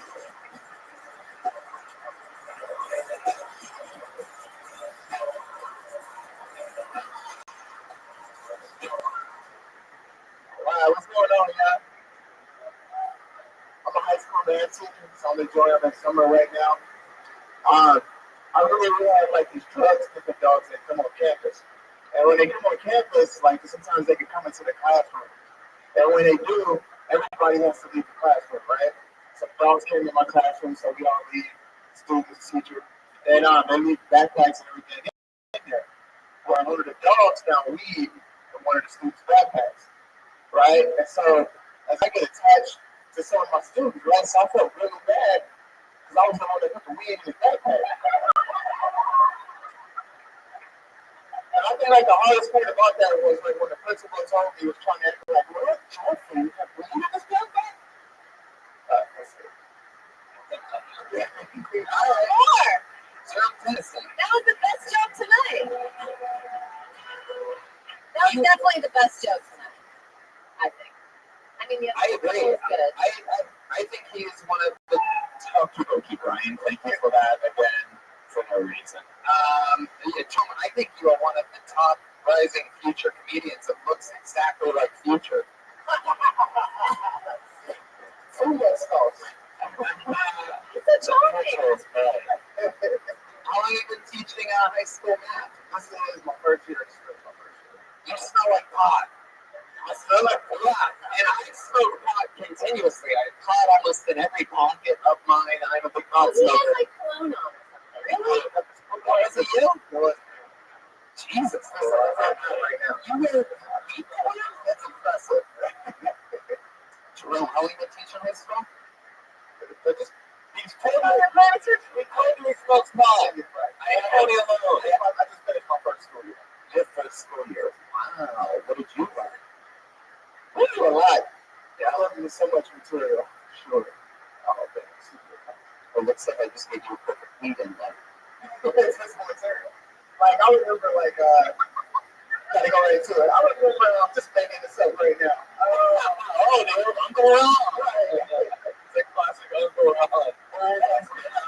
Uncle Ron had two dress shirts on, you have like two t-shirts on, so there's some beautiful synchronicity. That's cool. No, but you know what, though, like, even though, like, teaching high school, like, I realized I have to pay attention to, like, all my students. Because the last time I put my head down for a second, a fight broke out in class. And this time the fight broke out, they were taking a test. So it was all quiet. And I put my head down for a second, and then all of a sudden I heard, Rothschild. So bad. Pretty much. All of a sudden I heard, hey, nigga, keep your eyes on the wall, stand try. And then, like, the other student was like, nigga, ain't nobody copy you, dumbass nigga. And I looked up. I saw there's two Korean students. Oh, God. Oh, no. Hey, God. That's how you good. Stations are out here. You should keep doing stand-up. Are you getting up a lot? I am starting to get up a lot more. Are you doing stand-up or are you doing it? I'm still fairly new. A little over a year. So you started stand-up at the same time you started teaching high school math? Just before, yeah. What about? You know what I like about him? He seems to understand what a punchline is. Yeah. It seems like that's been a problem with some of your students. I don't know what's my students. They sign up on a sheet of paper. It's all random luck. And as you see, I got this bucket today. Just put the baby over and then I'll get them. And it's all my students. Disciples. Can you say what city you teach in? You don't go. Okay, go. Yeah, because you want to keep using those students and keep telling those stories. Yeah. But I think it would be fun. I mean, I teach out Toys Ontario. Toys Ontario. And how long have you been teaching school for?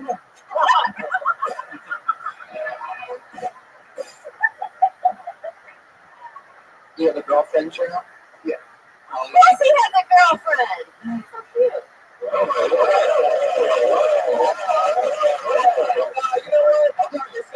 You don't have a future in this business. Man, by the sound of things, this was like looking the honeymoon of the third place in Moshe, it's okay. He only likes fat white women. Oh,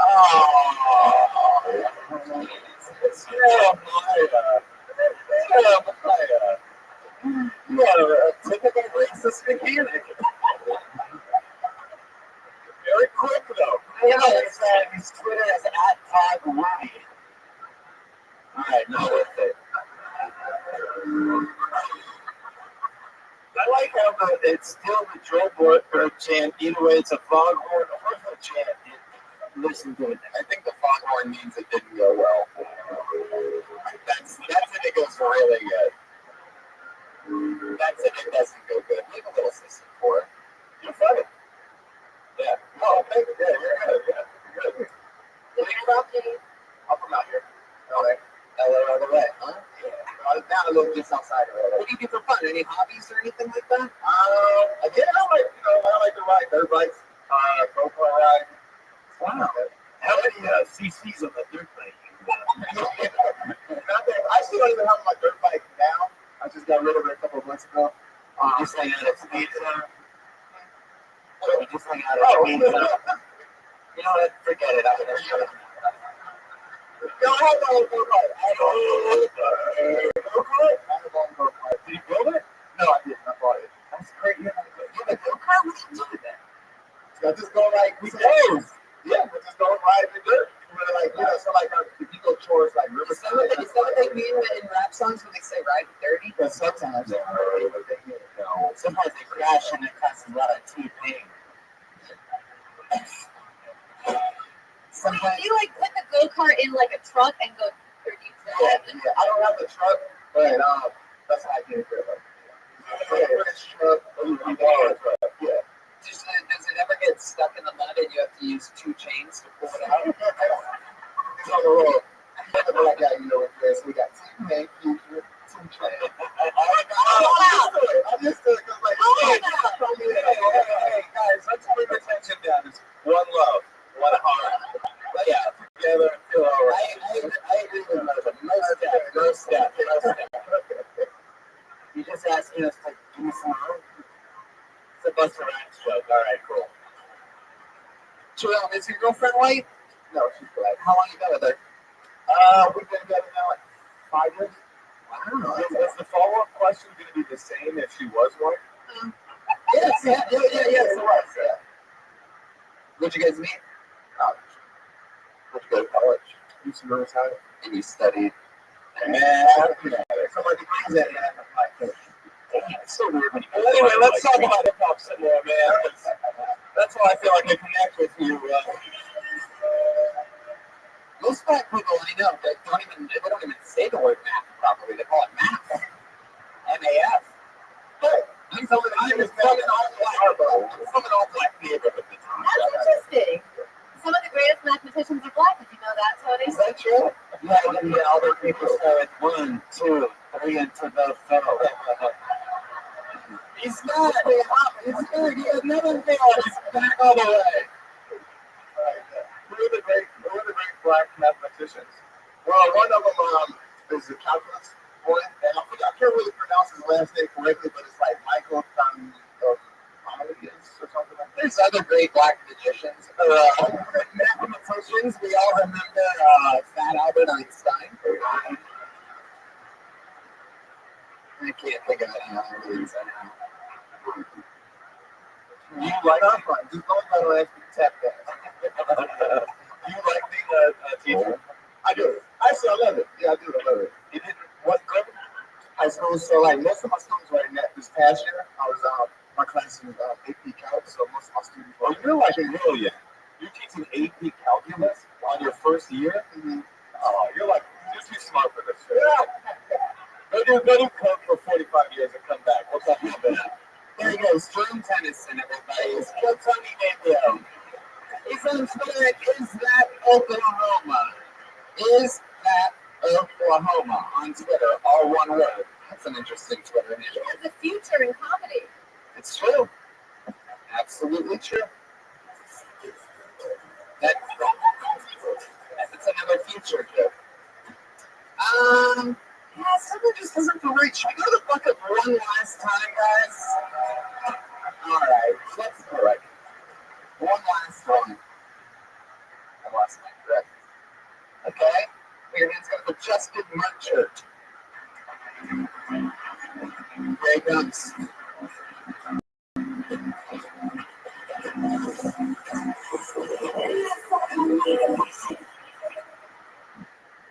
Tantric sex.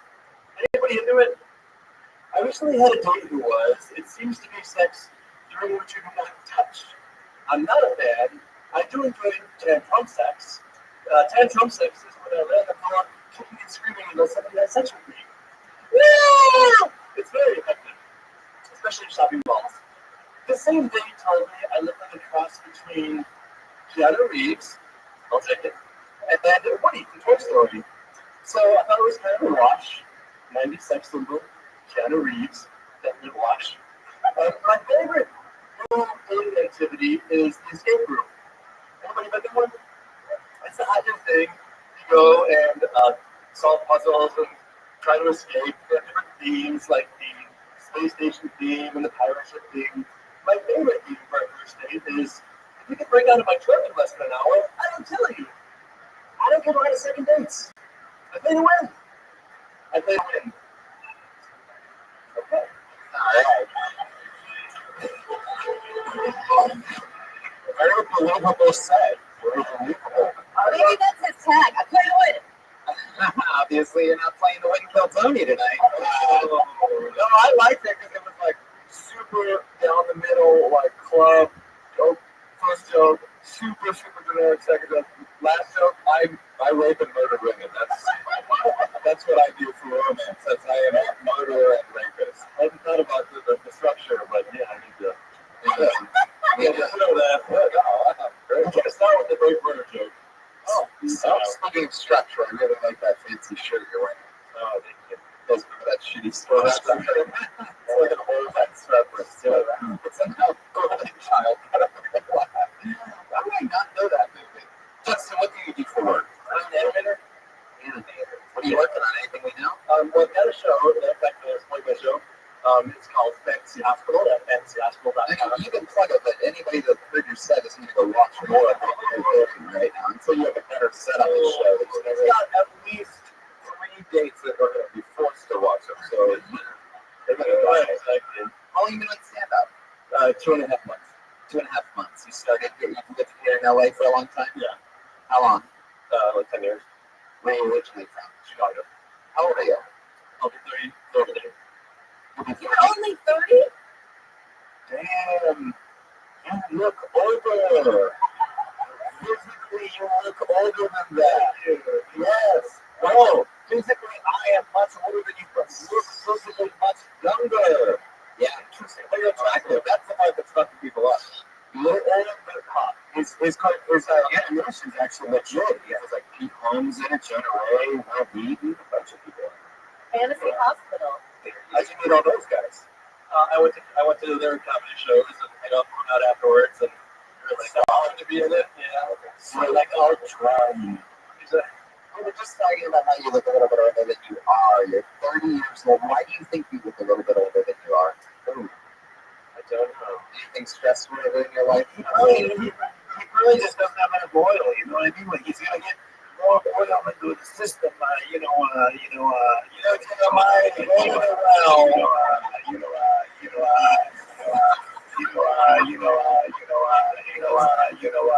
That jerk needed a tune-up. I swear to God, you came after me, one of your own. Joe Berg, okay, I love you. No, I see how it is. Wow, the band having a little bit of turmoil. She said, wait. Justin, tell us something about you that would surprise us. Something that would surprise you? Yeah. I'm black. I've never had a headache. That's Okay. Cool. hiccups almost every day. My guess is the positive things that are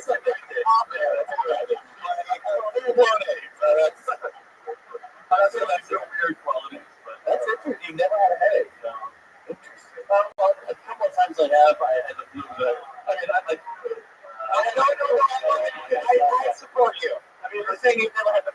I'm just getting it. Right. Like I had to put the flu within a few hours, so I knew it was coming out. Just like twice in my life it happened, and I was like, oh, and then I was sick in bed for like 5 days. Just tell us how many miles you have on your car. 36,000. When do those hiccups normally happen? Is there a certain time of the day? I eat too fast. What are you, a fucking baby? It'd be weird. Like, I wonder if there's a way that you could not get the hiccups. I don't know. I eat too fast. Sometimes I spit up all over my shirt. You find yourself tired a lot? Yeah. That might be an exhaust problem. Oh, Justin. Well, you've been doing it 2.5 months. At this Hey, what do you call a guy who masturbates in his car? A carburetor. And let me call 2 guys that both masturbate in their car. Ron and Ichabod on the way home. Justin Marcher, congratulations. You made it on Keltonia. So very good, everybody. Justin Marcher. We did it. That's the show. How about that? You made it through Keltonia. That's the entire episode. Tell us more about the honeymoon story. We're coming to the town near you. Me and the town say we stand up and then we do relationship advice. We'll bring couples up on stage and have fun with them just like So we got married from it last year. That's right. We set a couple up and they got married. That is so fucking So awesome. singles come on out. Yep. July 19th, we're in New Orleans, then we go to Atlanta, Miami, then we go to Montreal, Boston, Philadelphia, New York City, Chicago, Milwaukee. We're coming to a theater near you. While you all sat there being lazy, the amazing Ryan J. Ebel drew this the entire time. All these prints are available at RyanJebel.com, including the official Keltonia poster. TonyInspect.com will get you tickets to the Monster Energy Outbreak Tour the entire month of August. And MotionCaster.com will get you tickets to our tour. Go to both tours. Absolutely. You know what I'm excited about is my brand new Jeremiah Watkins t-shirt. The Watkins with the saxophone, that's available at JeremiahWatkins.com. Jeremiah, tell us other things. Yeah, just reach out to me on social media at Jeremiah Stand Up. And, I'm like at your back with the business. Patty Reagan is a new album called Bad Chat, which I absolutely love. Anything else, Patty Reagan? Yeah, forget about it. Joel Jimenez, everybody. He's on Twitter mostly. Sorry, what else? Eric, people have been reaching out to me saying that they listen to the podcast while they work and get them through their day. It's nice to hear from you. I love you guys. Keep on fucking listening. Happy to be here. We love you, Joe Berg, Jeremiah, Pat Reagan, and Brian right there. See you guys. Thank you, live audience. Have a good night. We'll see you on the front patio.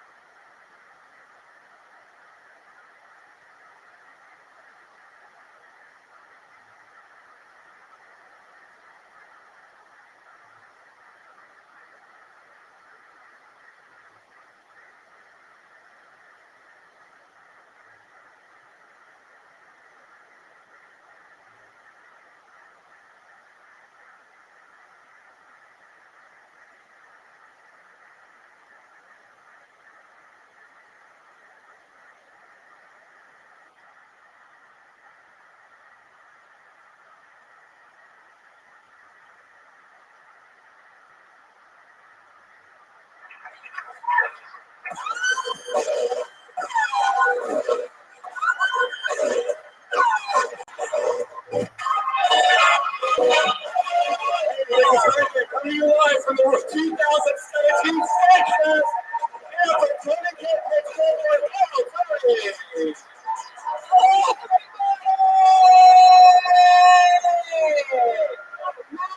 New York motherfucking city!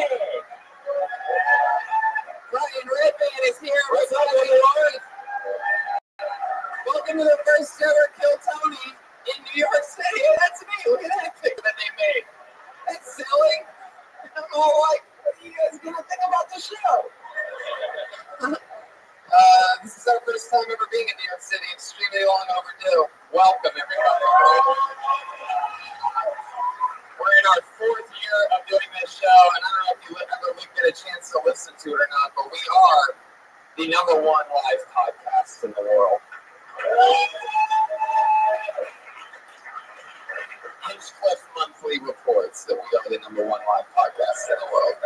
I'm excited about tonight's show. We have so much fun stuff going on for the podcast listeners. The Monster Energy Outbreak Tour is a tour that I get to do in the month of August. It's my first ever rock club and theater tour of my entire 10-year stand-up career, people. One of the stops is August 26th at a place they call the Gramercy Theater in New York City, New York. So I'm going to be popping off my new hour, and that's going to be a lot of fun. So let's start the show, shall we? Every single week, I have my funniest friends on the show. Here at Skate Fest, it's no different. Put your hands together for Dave Smith, Louis J. Gomez, and Big J. Okerson.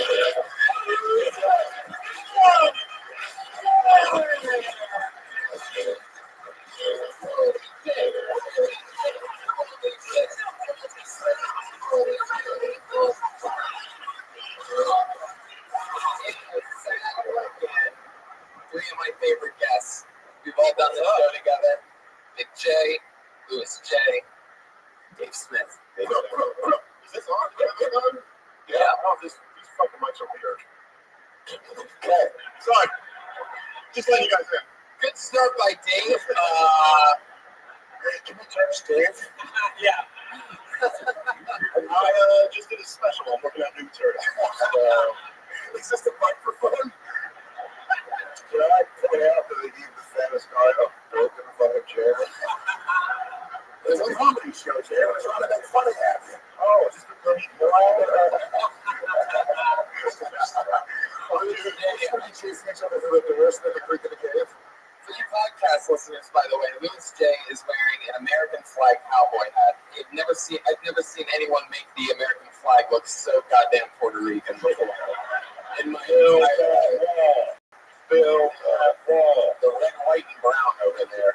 I'm fucking pumped. You guys have done the show literally tens of times amongst you. We've all done it together. We did it in Austin. We've done it in LA. We've done it everywhere. You guys know how it goes.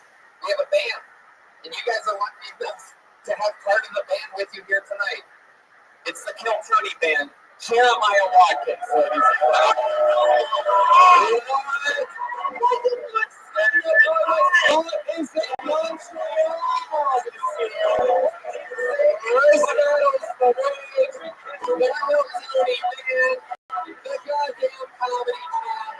I call him the article. He's a monster. Jeremiah Watkins, ladies and gentlemen. what's up, New York? Last time we did a real show with Jeremiah, I pulled a name out of the bucket of a young comic that was completely on mushrooms, and he tried to attack Jeremiah.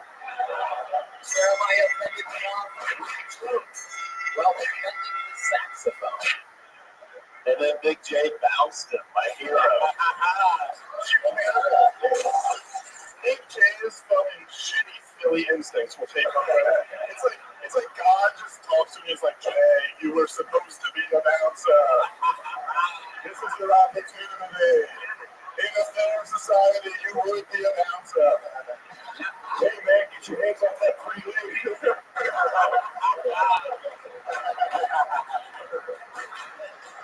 She should be a bouncer at a bar where Jeremiah's the hottest chick there. So we are in it to win it.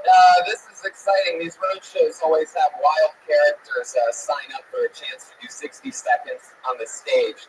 On these road ones, sometimes it's people that have waited to literally start in some of these shows. You just never know what's going to happen. Sometimes it's insane people.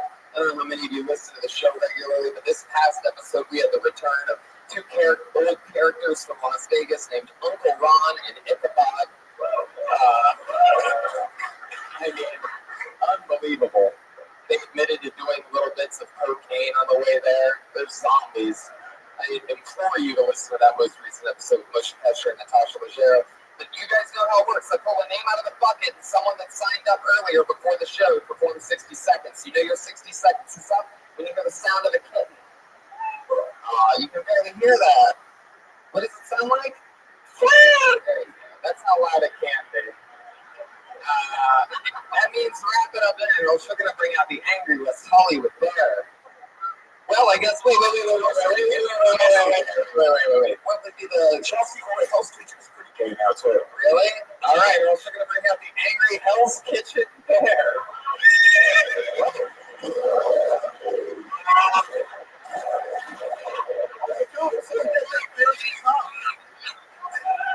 If it doesn't get a huge laugh, Ryan just keeps hitting buttons until it does. So that's how that works. You got a guest style.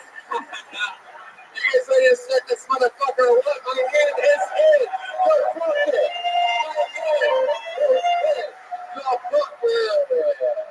And the first name that I pulled out, I always love one-word names. Always a good sign in some way or another. And that's how we're kicking it off. Put your hands together for Beecher.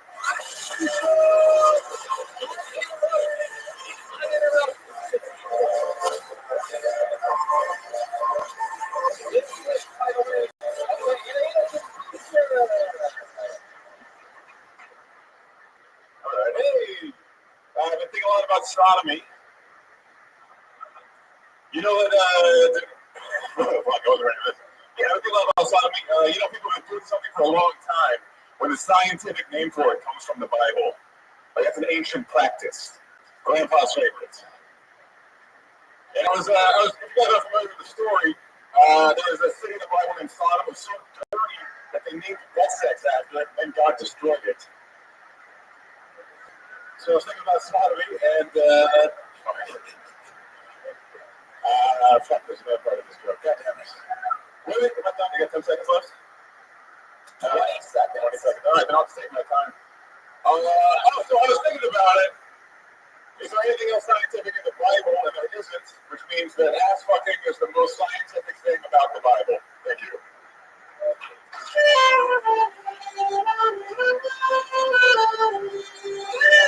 That's a fun question. Yeah. What do you think about that? You know it's not really great when you do a time check in a minute session.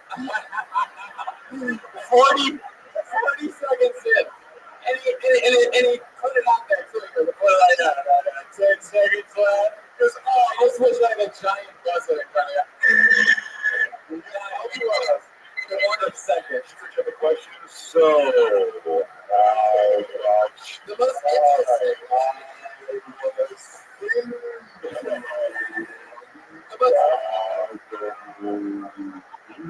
You accidentally got a laugh in there at one point when you said the words, I'm going to take my time. Jeremiah Watkins. First off, he looks like he should be playing my saxophone.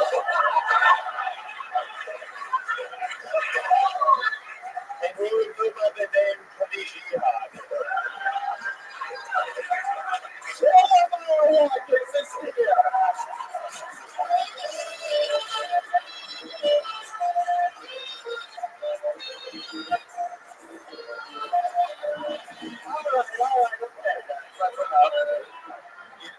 That's the most careless version of Careless Whisper I've ever heard. You know, Tony, you weren't here last night. I know I got a little PTSD because we saw this guy's asshole and his dick last night. Hey, podcast listeners that all weren't there last night, let's talk about it. Hold on. Also, that just sounds a little weird because it sounds like we fucked him last night. That was a bacon roast. Beecher, why do you look like you always only eat fruit? No, it's just there. Where are you from? I'm from Connecticut. I'll say I know Peaches is very funny. That was not. I don't know what happened. Peaches is funny. I partied last night. I'm gonna party today. So fuck it. Yeah, I like that. That's the give it up for the troops at Skate Fest. I'll tell you one thing I do know, Tony. And I'm telling you this: is that Beecher's got a unreal fucking ass. I mean, ass for your age. I am kind of a disappointing cock. I don't know much about him, but I do know this: is that if we put Louis Theory's hat on him and a pair of sunglasses, he's Mexican Slash.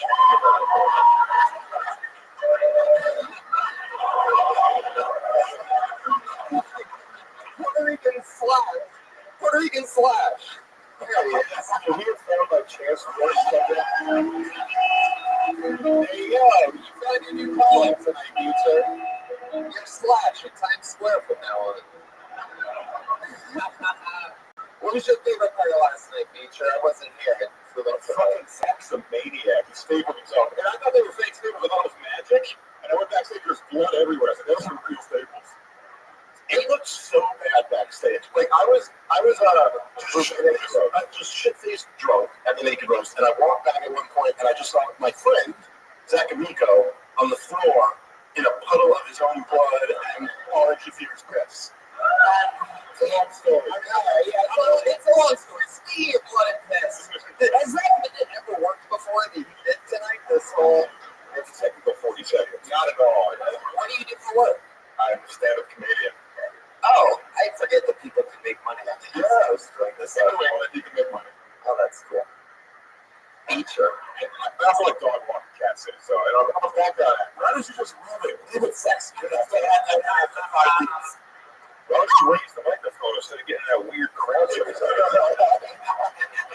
Just gonna Brazilian dancing probably. Beecher, do you always only drink beverages that match your shirt?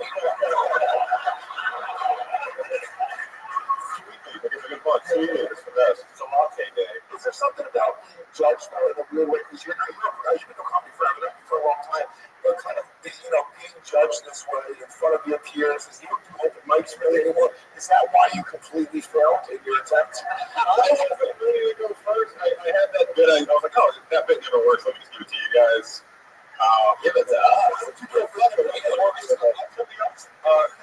We're giving it back to you. Take it.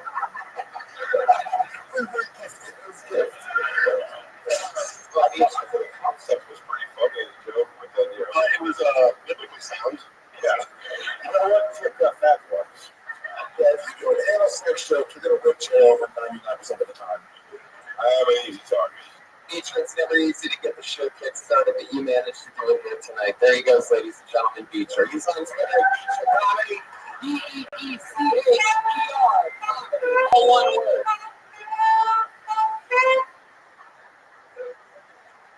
You'll see in LA when you ask the comedian what they do for work, they have to tell you how they actually make their money. When they try that on a stand-up comedian, should I just go, what do you really do? And I was like, Uber. All right, I pulled another name out of the bucket. Josh Branham. Somebody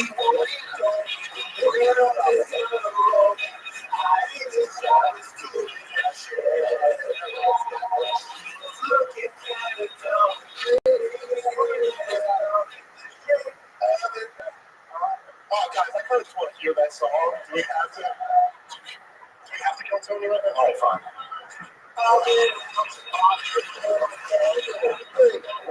Yes, I'm coming and they don't stop coming.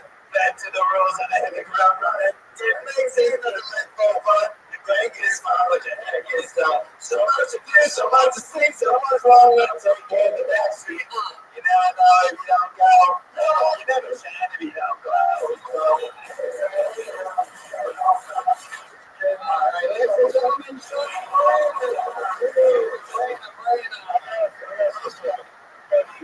Last calls me Smash Mouth, and now look at you.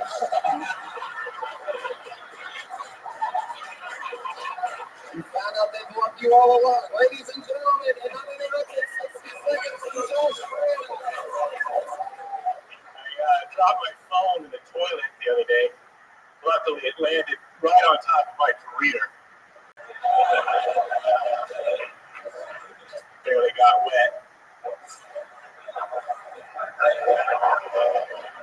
I live with my girlfriend in a super tiny apartment. My office is a blanket I throw over my head.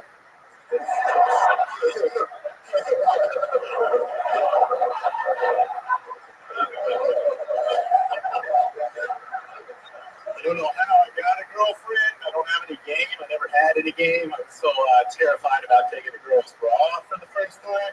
But I saved up money for 6 months, and I bought a mannequin. And every day I would come home from school, run into my room, I'd put a bra on that mannequin, and I would practice saying, yeah, you do.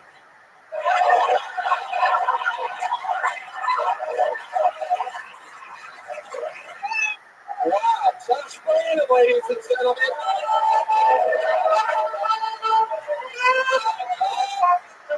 I love you. That was fucking awesome. Thanks. How long have you been on stand-up? 12 years. That's awesome. No, it's not.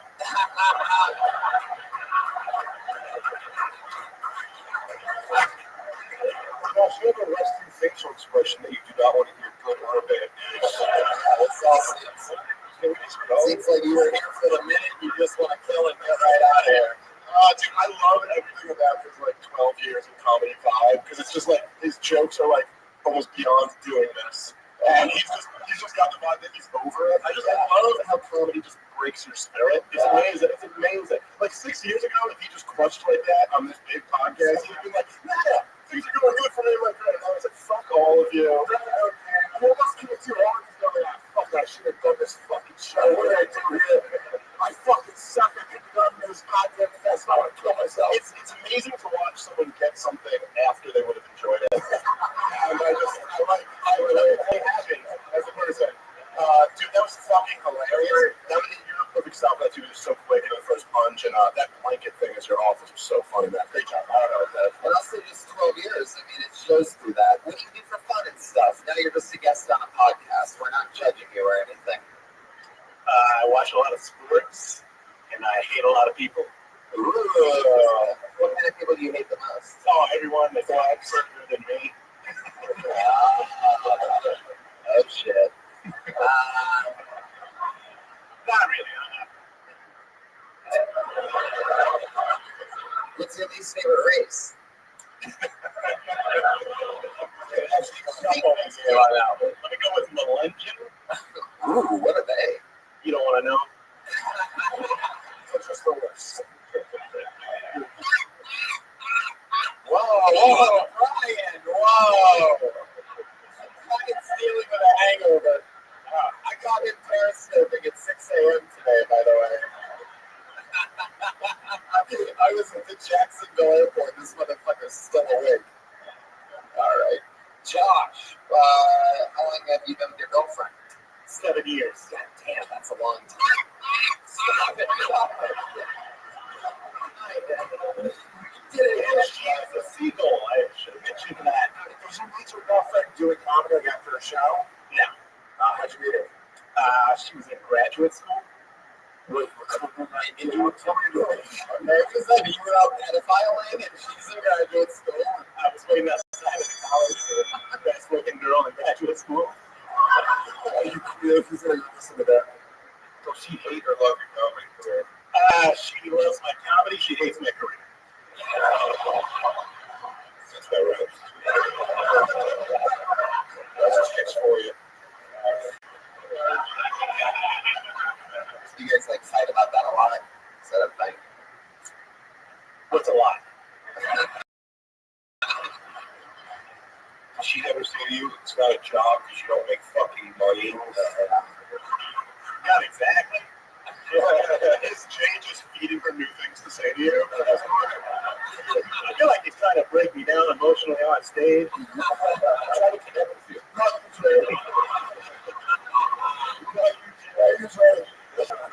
It's not your fault, Josh. It's not your fault. Yeah. So he's putting cigarettes out on my back. she'll check that, like the breadwinner, and she'll make more money there, and that's like that thing. Oh, yeah. What does she do? She works at Wonder Bros. She thinks,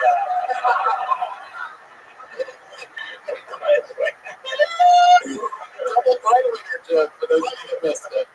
if your thing is like, if your thing is like your career's not going the way you meant it. I mean, look, you're writing really funny jokes. So for the comedy industry, you're going about this all wrong.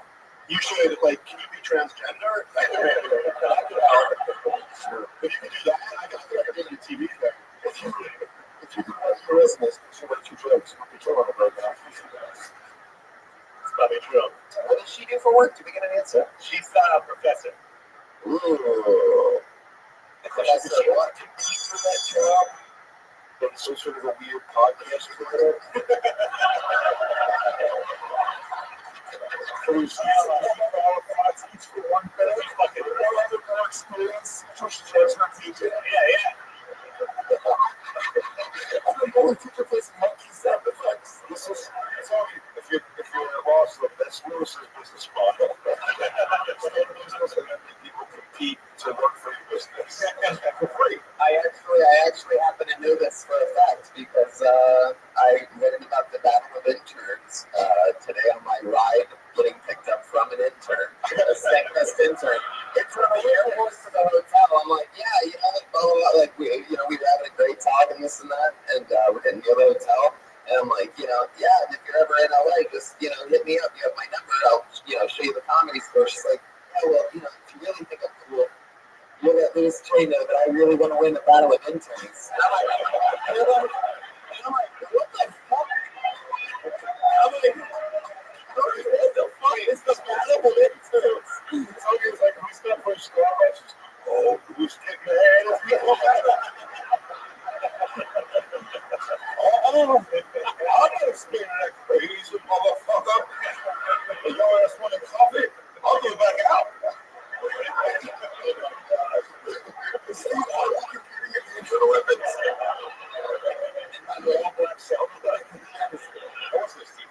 And yes, with that said, though, I want to say, because I don't want to screw over, and she's awesome. Like Alexandria does with my vote.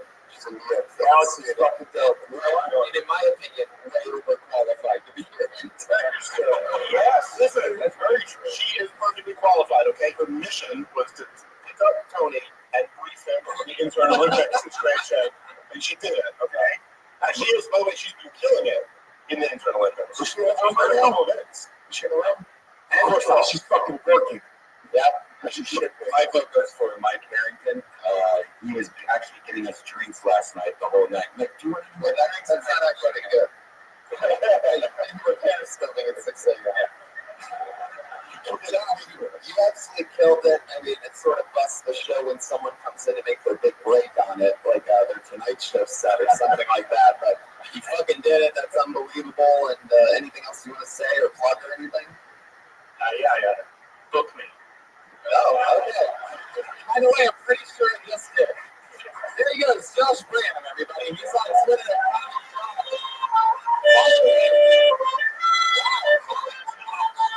That's crazy. He's the actual @comic Josh. Like, he got that first. I'm film comedy for 12 years, Tony. I know, that's what I'm saying. It's next. That itself was a pretty good credit. Oh, this Twitter's going to change my career. Come on, Josh. You guys having fun out there? I told her know the name out of the bucket. Put your hands together for Byron Sadiq.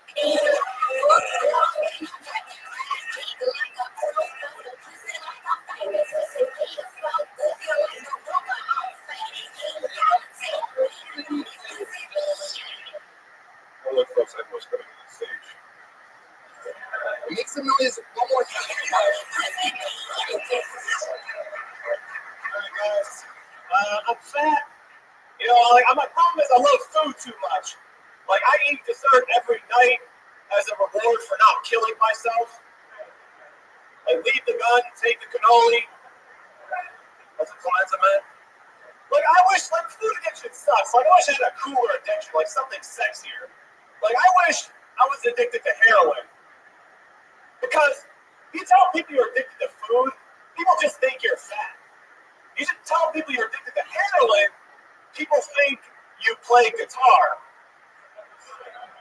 And that's way cooler. Like, I'm addicted to food. Shut up, fatty. I'm addicted to heroin. Oh, my band's practicing Saturday. You want to jam with us? We actually need another guitarist because the last one OD'd on heroin. And plus, heroin addicts are all skinny too. Like, they got those nice heroin abs. Like, I don't know what it is. Like, heroin addicts are all like 90s grunge singers. Like, they're gorgeous. All right, guys. Byron City.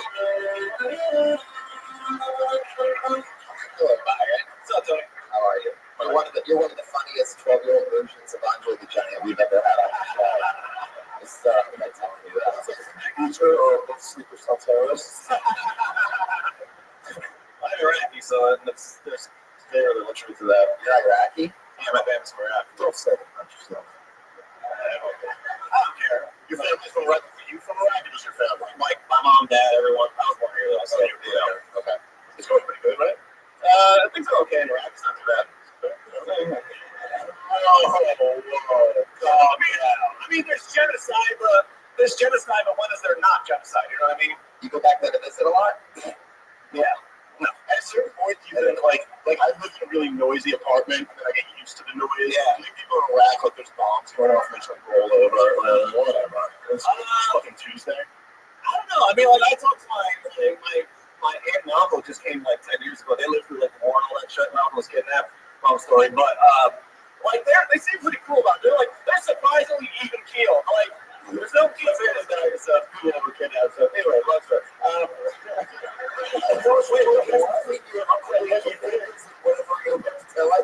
That's my mom gets shot in the face right next to me. It's a whole other so get it down, get that better than any machine. But to answer your question though, like I mean, it's been bad for so long. I think people are just like kind of used to it. It's like they just happen to be in America. So like when you're in America, it's like all right, we're just here. We just want to be here. We're set up. Yeah. These gangs, that's a little message. How lucky you have it. That's right. It's like they should have at the party until you get to the party. You're like, hey, it's pretty cool. It's like these fucking rich assholes with their party. And you get in, you're like, this party rocks. Byron, how long have you been doing stand-up? About 6 years. 6 years. Jesus, everybody's been doing it so long out here. It's weird because you were half as good as the last guy. I'll tell you anything again, man. Activation. That's just like Dimitri Martin. Takes such strong pictures. Byron, do you always dress like that? Yeah, I always wear black. I love this. There's like a New York thing where you all sort of dress like umpires sometimes. Like it's all this very mellow, just like chill. Like you can referee something at any point or bounce someone if you really want to. Like, Yep. I think on some tables if it's necessary. Maybe a stage hand. Yeah. Yeah. I always like wearing black and since whatever. Byron, do people ever come up to you and get you confused for Gorber? Who's that? It's a new show on Comedy Central. Oh, You were singing for Nine Inch Nails. Did you? Something. honestly, Byron, have you ever walked up to you and just took those sweet tresses of hair and put it behind your ear, Kelly? yes. Because I want to. Byron, I feel like there's something compelling about you that we're not quite getting at. I slipped over. It's too long a story. Long story short, he was like in Iraq, like he was at the Baghdad. He was First, what did I ask for it? no, because they kidnapped him. No, he was Christian, so like some Muslims kidnapped him, and they held him ransom for $60,000, and my family paid it, and he got out. Really? Yeah. Wait, so, Yeah. all right. We've all seen the movie Taken. Okay. I got special set of skills. Not stand-up comedy. Give me back my alcohol. Byron, what was that little joke? What's something weird or is something, sort of a secret that you have that you do that you don't really want people to know about that you might I actually couldn't let him look off.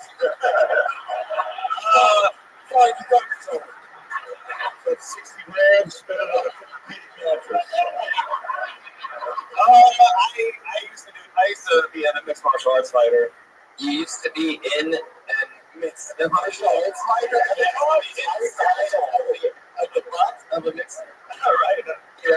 Can we have a high kickoff? I don't kick it. I wear like tight jeans, man. Take off the jeans. Take off. I was thinking it's this, but the crowd being so like, She wants me to, but I know that's weird. I'll be honest, Jesus, I want to see your high kick, but I do feel like I have to tell you, the last guy I saw take his clothes off his skin fest had a big cup of piss thrown in his face. Yeah, I heard about that. Careful. I was going to just tell you to beat the shit out of Lewis, but forget it. How long ago were you doing MMA? About your head shaped like an octagon. Thank you. I've been doing jiu-jitsu. I've been doing MMA for like 5 years and jiu-jitsu for about 9 years. Whoa, so you're like you're like a nerd on the outside, but then you just fuck people up as they like try to cheat at Dungeons and Dragons. I mean, actually, I've never played Dungeons and Dragons before, so but like I do like nerdy shit. So I killed a guy once, small story. So I know a Walmart. When you say you're into a bunch of nerdy shit, what do you mean? I mean, like I like nerdy video games. Like I love Final Fantasy stuff like that. You know, I used to watch some anime, but not so much anymore. Like I think comedy is the nerdiest thing I do now. You ever jerk off to anime? Not really. I was never super into that stuff. Not really. What does that mean? I've done it a couple times. You're not going to come to it. Like, don't do it. Some of them You use it to get them hard, but this is just a fluffer. do you play Call of Duty. No, not big into first girl show. Wait, are you soldiers? Oh! My uncle here.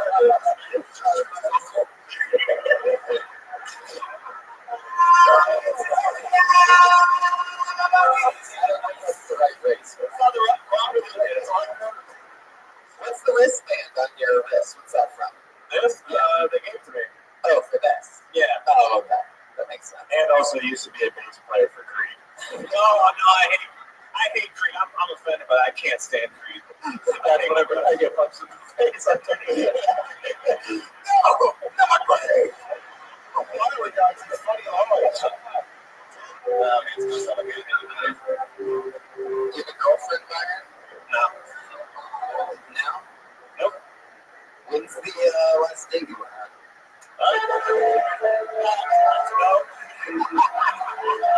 Where did you go 2 months ago? I think we went to the Met. The what? The Metropolitan Museum. Where did you know that People call it that? Yeah, people call it like I just want to make sure. It's not like That would be awesome if this guy just made up the message. He just came up with it. you know, I took it to the Yankee. What? Yankee Stadium. I shorten things sometimes. It's an Iraqi thing. We start with our names, we continue with other places. yeah, more or less. Where did you know the date at the Met started going wrong? Where did you know that it wasn't going to happen? I mean, it didn't go wrong actually. It was alright. Oh, how did that? I was just the whole night. It was cool. It's like if you say, I had an audition and you didn't get it, and you went, I think it went okay. Like, no, it didn't. No, you didn't fuck her, you said, right? Yeah. It didn't go good. Have you ever fucked her ever? No. Oh, That's a terrible thing. Yeah. How did it actually end? Like, did you walk her home or? I think so. Yeah. No, you think so? Yeah. Is this like the anime Not Really that I got earlier? No, because I'm trying to think like, did we go with the Uber? Did she go to an Uber home, or did like take the train out? Yeah. So I don't even think this guy's from Iraq. So he was supposed to take off his mask. It's an old man.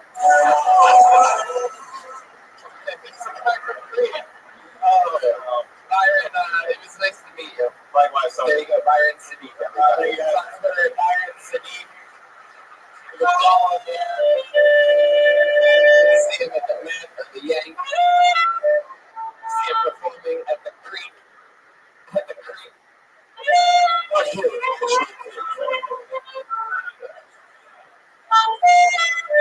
You know what, Jeremiah? I'm going to have you play this next person up. Well, Ryan's iPad recharges. You ready for this? Jeremiah is going to bring up the next comedian. Put your hands together for Casey Aurora.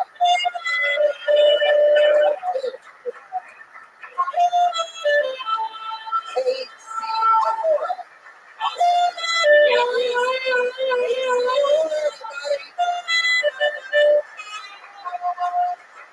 Thank you. So I saw this documentary about a couple that smoked meth for the first time. They smoked meth, got really high, and then ran out of their car in negative 20-degree weather, and then froze to death. Real tragic shit. And the lesson I took from that was this: meth is a summer drug.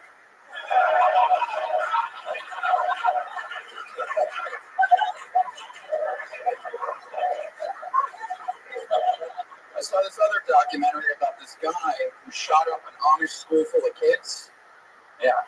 The only glimpse of modern technology those kids got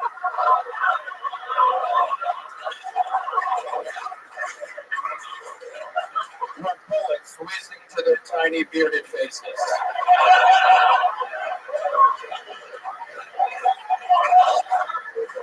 You want to know what the real tragedy about the Amish school shooting is? You can't scrub blood out of unfinished wood floors. Wow! I think we're learning something about New York real quick. These motherfuckers are here to destroy. There's no fucking around. Casey Aurora. Hello.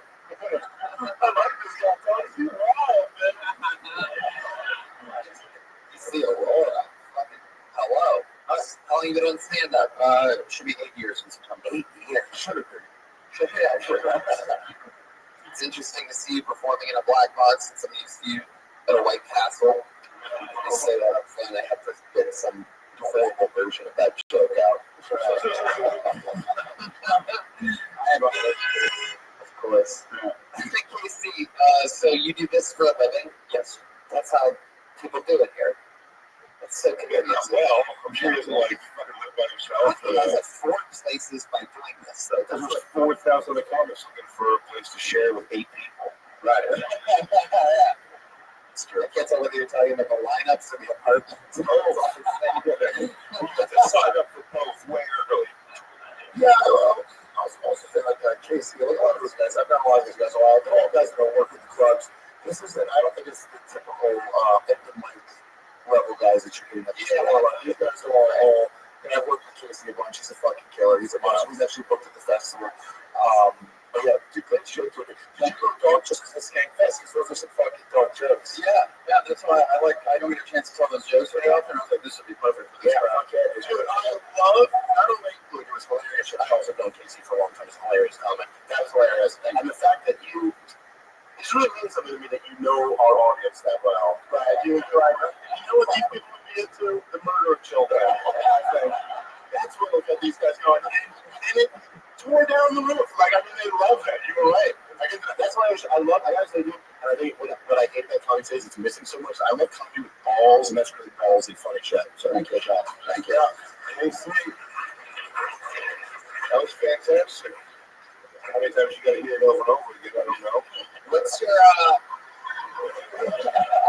ethnicity? Indian. 100%. Yeah. Fan of Jinder Mahal? That was about 4 people in the room that know who that is. It's worth it to me. I have a pro wrestling podcast. Oh, okay, about it. Casey Aurora. So you've been doing stand up for, you said 7? It'll be 8 in September. Right.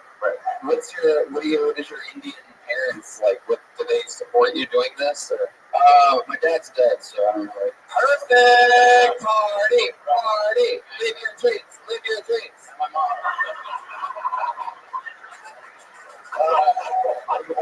When the dad's away, the mice will play. How does your dad die? It's crushed by an elephant. Right. How did he die? Off the top of a train? No, it was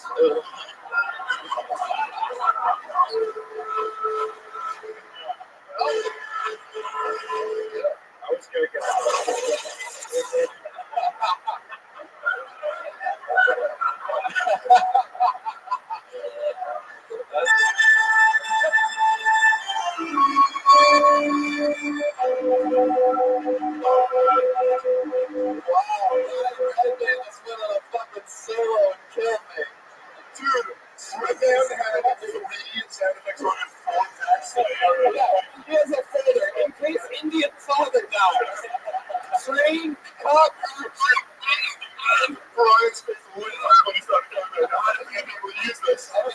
more news smoke in this folder.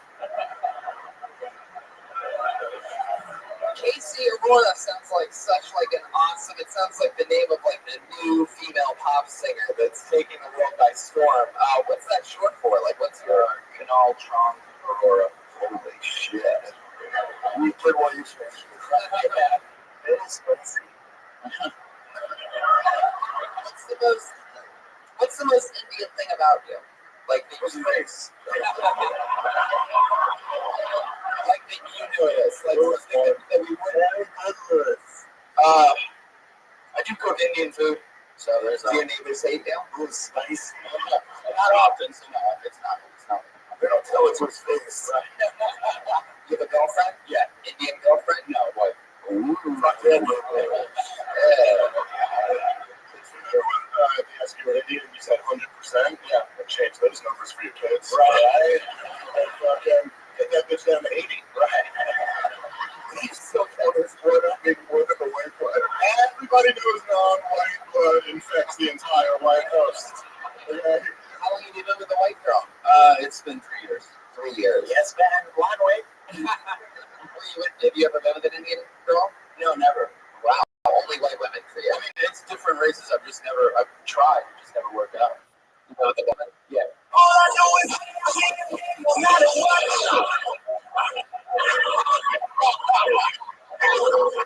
Red man is on fire.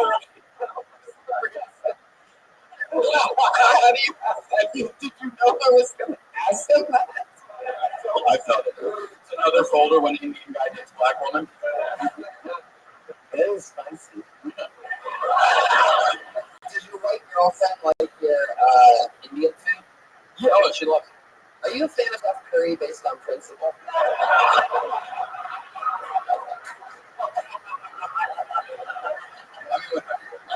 mean, 3-point shots, 3-point shots, right? So, yeah. I will say, Casey's, he's very attractive for an Indian. Usually when you see an Indian guy, you're like, no fucking way. But I see Casey getting some hot plus. I've said many times, Casey, Indian 10. Oh, yeah. Yeah, that's like sex. Which is 6 million rupees. Right. You're still doing math jokes. So you don't know how to kill it. I rely heavily on math jokes to really break it down. So I'm basically just a Lewis voice of math jokes. That's all I got. It's a lot of smoking names. So are you able to move off the money off your course? You a millionaire or? Slumdog Millionaire.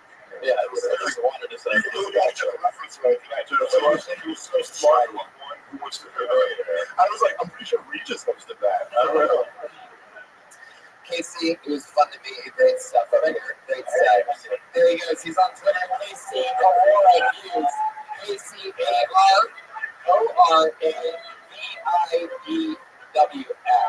Trying to fly through as many of these names as we can. I will say this, because there's been no insane people yet, and I sort of miss that.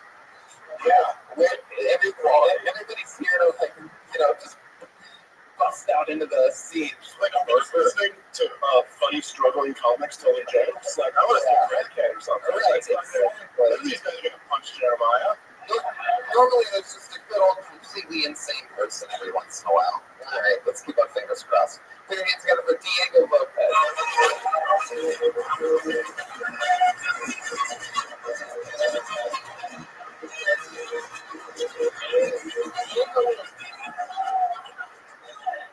I'm good. I'm sorry. I'm not that crazy.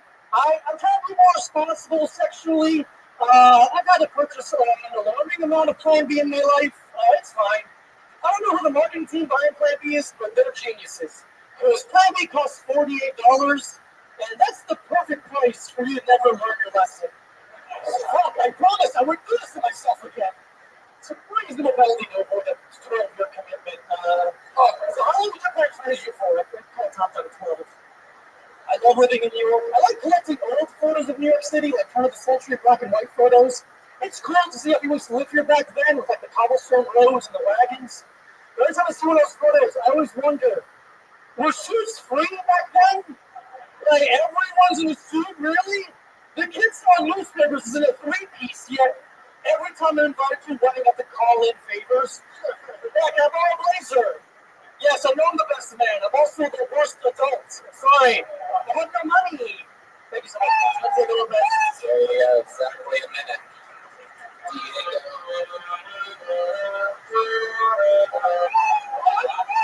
I think Jeremiah really liked you, Diego. Oh, man, dude. I got you.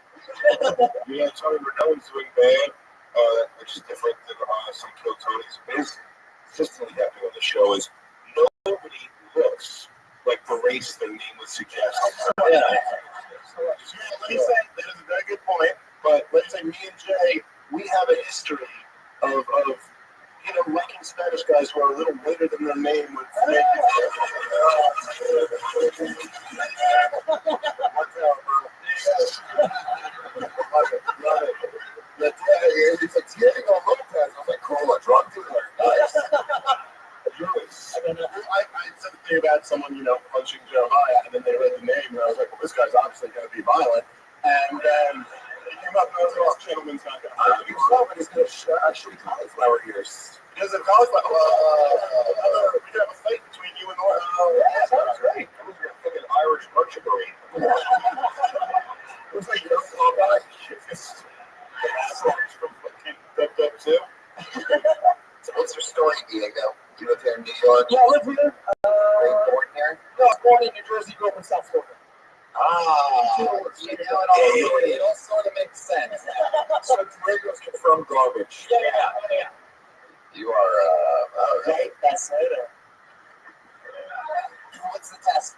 You have tattoos all over your arms. Which is the one you regret the most? The one good is like my ribs. It's just really stupid. That's weird. Yeah. Stupid painting.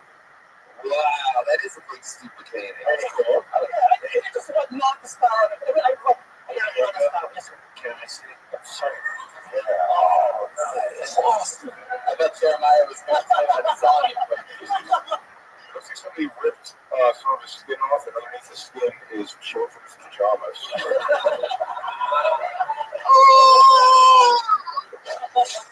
Folks, he owns all seasons of bananas and pajamas. Hell yeah. It's like a badass MMA fighter. He's got those fucking ears, but he's got that.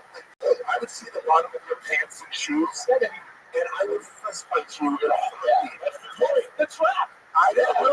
What are you doing? People. There's a lot of You have MMA ears and FAG pants.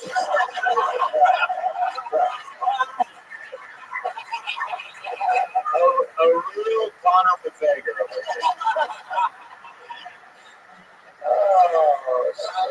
Diego, do you fight a lot? I mean, what's that? Yeah, I fought for a long time. I teach now. It's my job. I teach MMA. Yeah, it's cool. Where do you teach? We're just making MMA. It's always weird. I'm going to Sunday. You want to get beat the fuck up on a random day. It costs $5,000 a month. Very reasonable. I teach a lot of comics too. Not jokes. No. Crazy shit ever go down there? Anybody ever get angry and try to actually fight? No, everyone, once they go in there, they kind of have the idea, like, okay, they're teaching us for a reason, so let me just be chill. So, never in the gym itself. You ever save a kid's life? I don't know, any compelling story there at the gym? I teach kids as well. So it's cool when they come because they usually get married, and they come and train, and then. When you said you teach kids as well, you put your hand out to signify a specific height to the gym. Yeah, That's a really, really short kid that you're talking about. You're 5 years old when we start. I got to throw the mean high kick, but it only really hits your knee. I teach 2-year-olds jiu-jitsu. You want to do a high kick? That's what it's you? Yeah.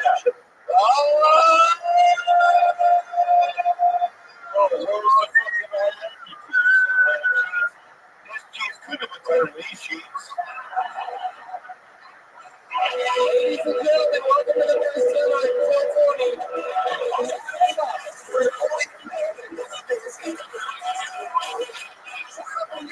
We have no idea what's happening or how this is going to go.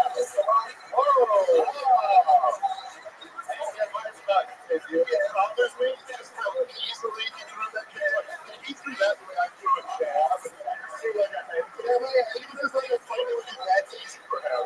Jeremiah, are you keeping your sense of how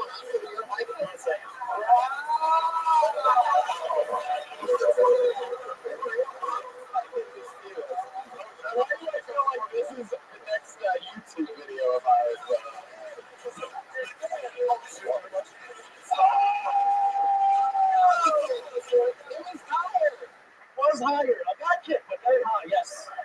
You would kick the fuck out of your armpit. Put it right up in there. Look at him.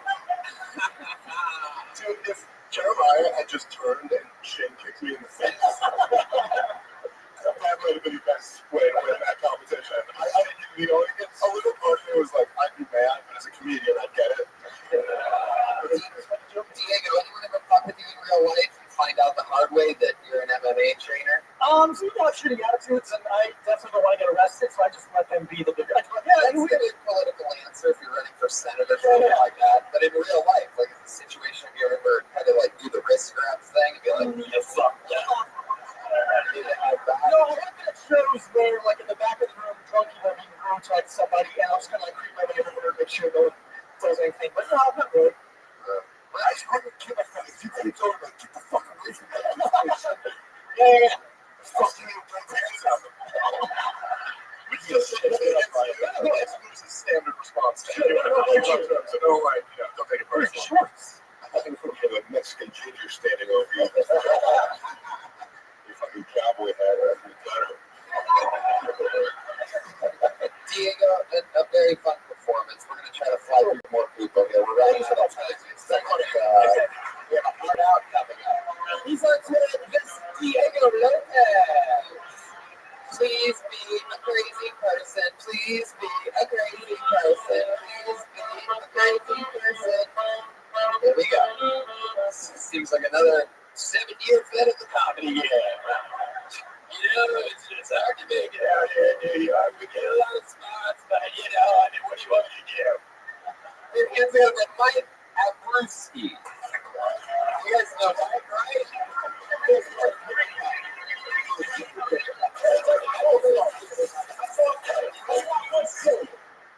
Cool, thank you. I don't like taking advice from people because it never really feels personal. Like, I hate that phrase, go with your gut, because it usually means like, oh, quit your job you don't like, or ask someone out. But if I went with my gut, 100% of times when I saw cops, I would always steal their gun. It's all I think about every day. Every time I see a cop, I go into a full body panic. I go, fuck, am I going to steal their gun? Can they tell I'm going to steal their gun? Can you get arrested for thinking about stealing a cop's gun? But the thing is, that's the whole plan. I just steal the gun and then I have it. I'm just the guy in the train like, well, I'm sorry. You can't arrest me if I walk out of the train and still have the gun. So, just going to slide it through the door here and I'll see you in jail. I'm going to jail.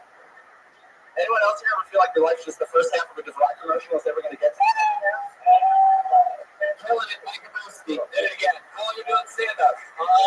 6 years. 6 years. What do you do for a living?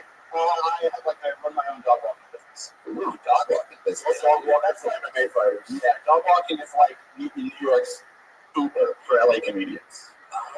Yeah, it's like every time I get like this Uber, everyone here walks dogs. Most of our young comics are MMA fighting dogs. Yeah. I'm sorry, I have a small dog fighting ring, which is actually much more fun. And the really motivated comics just hang the dogs out of their Uber. The Uber one is to get paid and walk the dog at the same time. Dude, one of my favorite things that a good joke can do as a stand-up comedian is like making so that we all realized how much we've thought about taking a cop's gun. And you know what I mean? Like it's just something like I've thought that so many times, but I've never heard anyone articulate that. That's great. It's a great point. Also, it hit me so hard that I was laughing. I started thinking like, fuck, dude, I'm laughing at the thought of every time I see it. And then you hit punch after punch after punch throughout it, so it just kept everyone going. It was really interesting. It was one of my favorite jokes. I just love that fucking joke. It was incredible. It was really good. Yeah, Jay, is there any chance you could like spin kick Dave's hand or it's Diego is I asked him to come here. Can you like fight an audience member? Do you have any special skills or talents other than stand-up comedy and dog walking? No, not really. Nothing at all. No hobbies? No. I mean, you talk about professional wrestling. I'm like a big wrestling wrestling fan. Oh, very cool. Yeah, that's it. That's Cool. Thank you you. really the Arabs way from Texas. No, I'm from Long Island. Yeah, I just like this shirt, and I already got accosted twice by people from Philadelphia for it today. Big tip. Yeah. Big punch in the back of the head while I was walking up the stairs. You didn't see that alert? You're at the wrong festival, boy. And that's why they're drunk. I'm going to tell you what, Mike. You had another great set, another New York comedian, another bet with another great set, but I'm going to try to keep flying through people here. So towards the comments are killing. There he goes. Hi, everybody. He's on Twitter at Mike Abuse. M-I-K-E-A-B-R-U-S. I'm not telling you, yeah. You said first killed in New York, right? Yeah. This is what fucking happens when you come to New York, dude. We just have killers who will be failures for the rest of their lives, okay? I understand. Beasts as comedians. I understand. Maybe it's just the random luck of the pocket, or maybe next time we have to actually do it. In LA, we just put it out like on the sidewalk. That's the difference. Here, I get the feeling like there was an email that got shot out to the local comedians, like, please, we need your help. Meanwhile, if we just put a legal pad outside 2 hours before the show, the shit would be bonkers. If the next name sounds funny, go ahead and call him up. It sort of sounds right. It sounds like, I'm guessing, he's been doing it 4 or 5 years. He's, Boss.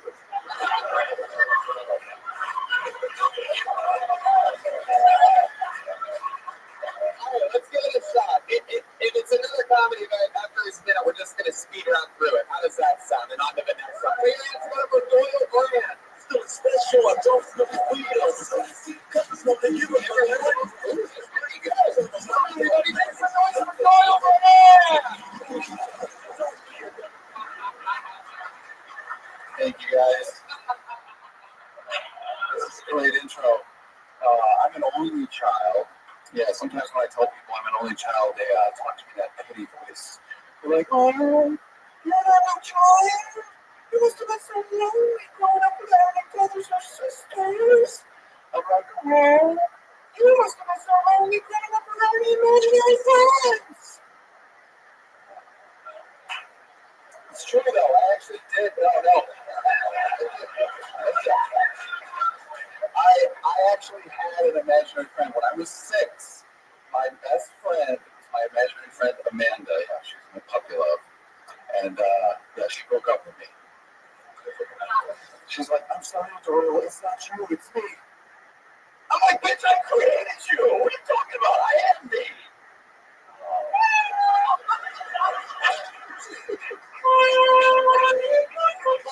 I'll give that at the end of that count as my hardest slot for the night, by the way. That's a part of that show, feeling bad at the fact that he didn't get a laugh. That was strategic. He's getting under a genius. He's like, Amanda, you were my imaginary friend. Why are you making up with me? She's like, your ex sucks. I didn't speed run through it until we found the crazy person. Looks like we're spending the rest of the episode on you, Doyle. This is great.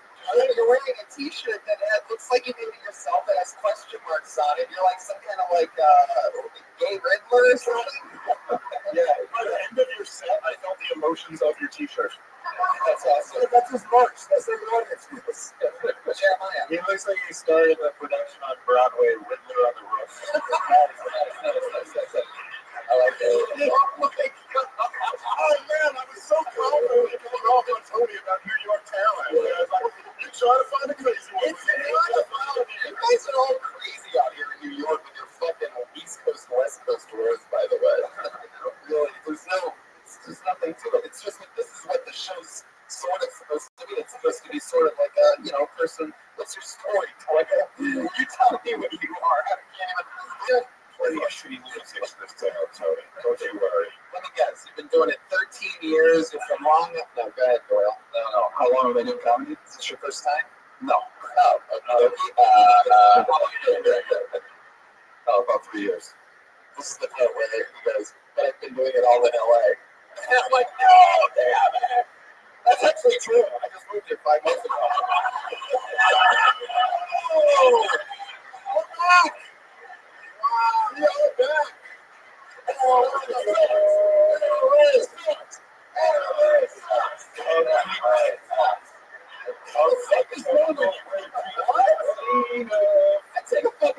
for a flight to be told that.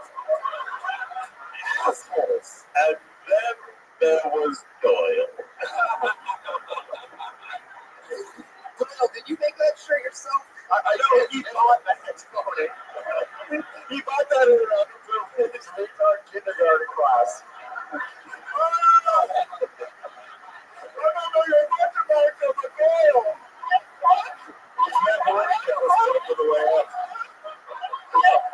I'm a real man. I like to make things with my hands. Yes, I did make this shirt. Wow. What else do you make with your hands? Other than people and the microphone.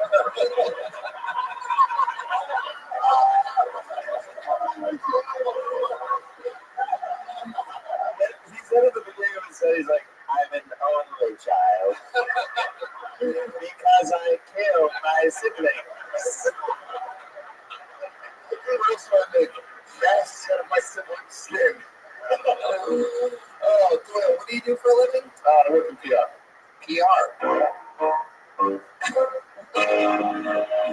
think you're thinking of PI, Brian.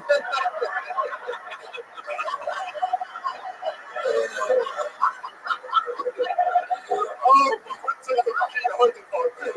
This is so stupid. I'm going to make you wear Doyle's shirt after the show. Oh, shit. You're just getting a PI person out on the hood to solve a guy.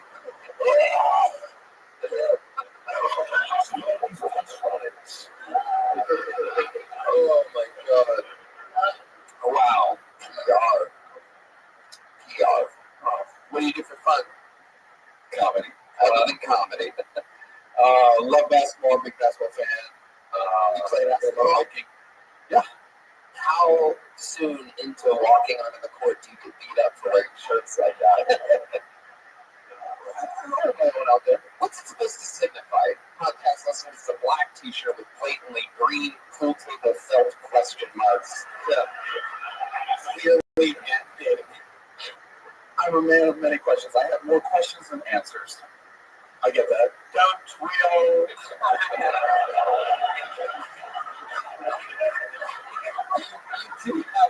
You do have a very interesting cadence about you. Like you seem like you were one of the characters in the movie Clue or something like that. Doyle killed nowhere.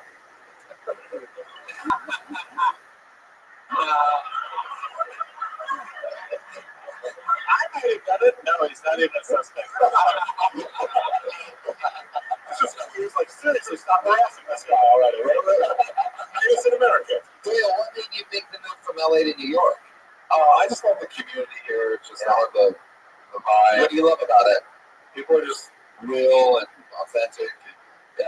You just go out and talk to people sometimes on the how sidewalk. many people are talking to me? Yeah, talk to anybody. I was thinking, how many people have told you that they think you should? No one. People are not being real. Phony ass New York. Hey, that suit brings out two eyes.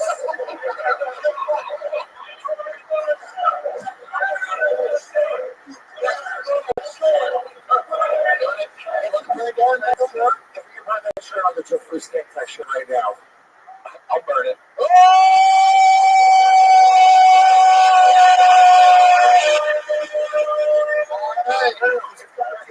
Body.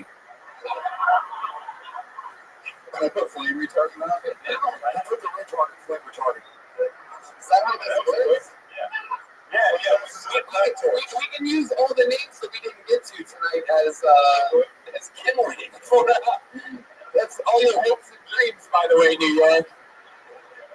That's a great metaphor for your career. Well, we have run out of time. Are we going to burn this shirt? When do we burn the shirt at? Next front? That's a great way. Yeah, that sounds like you can't. I think you would burn it. We'll hold this in the back of the room. We'll shoot Roman candles at it. That's how dangerous all this fucking cut. Hold on one second. We do have to check. Rebecca, can we set inside fires? It's Steak Fest. As long as we pick up our cups. I got a big J's like a white trash chemist. Shoot some Roman candles in the bucket there. Is you handing us that bucket mean that from the production level of this thing we can burn your shirt?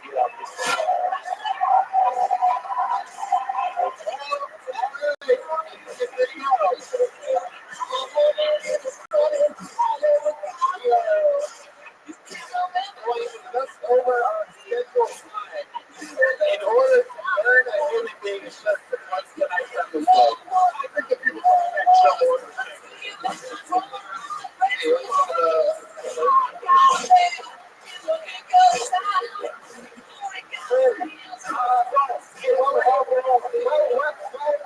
while we're doing this, we might as well plug our stuff, guys. I had the Monster Energy Outbreak Tour in the month of August. Make some noise for the Legion of Skanks. They're here.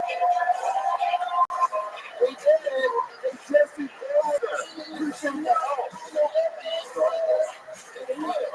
Oh my God. It's amazing how well the open micers work for them. Hey, Stephen Orlish. It is lit on fire, by the way. The only ones by our voting is seeing Judas of the Legion of Skanks voting it on fire.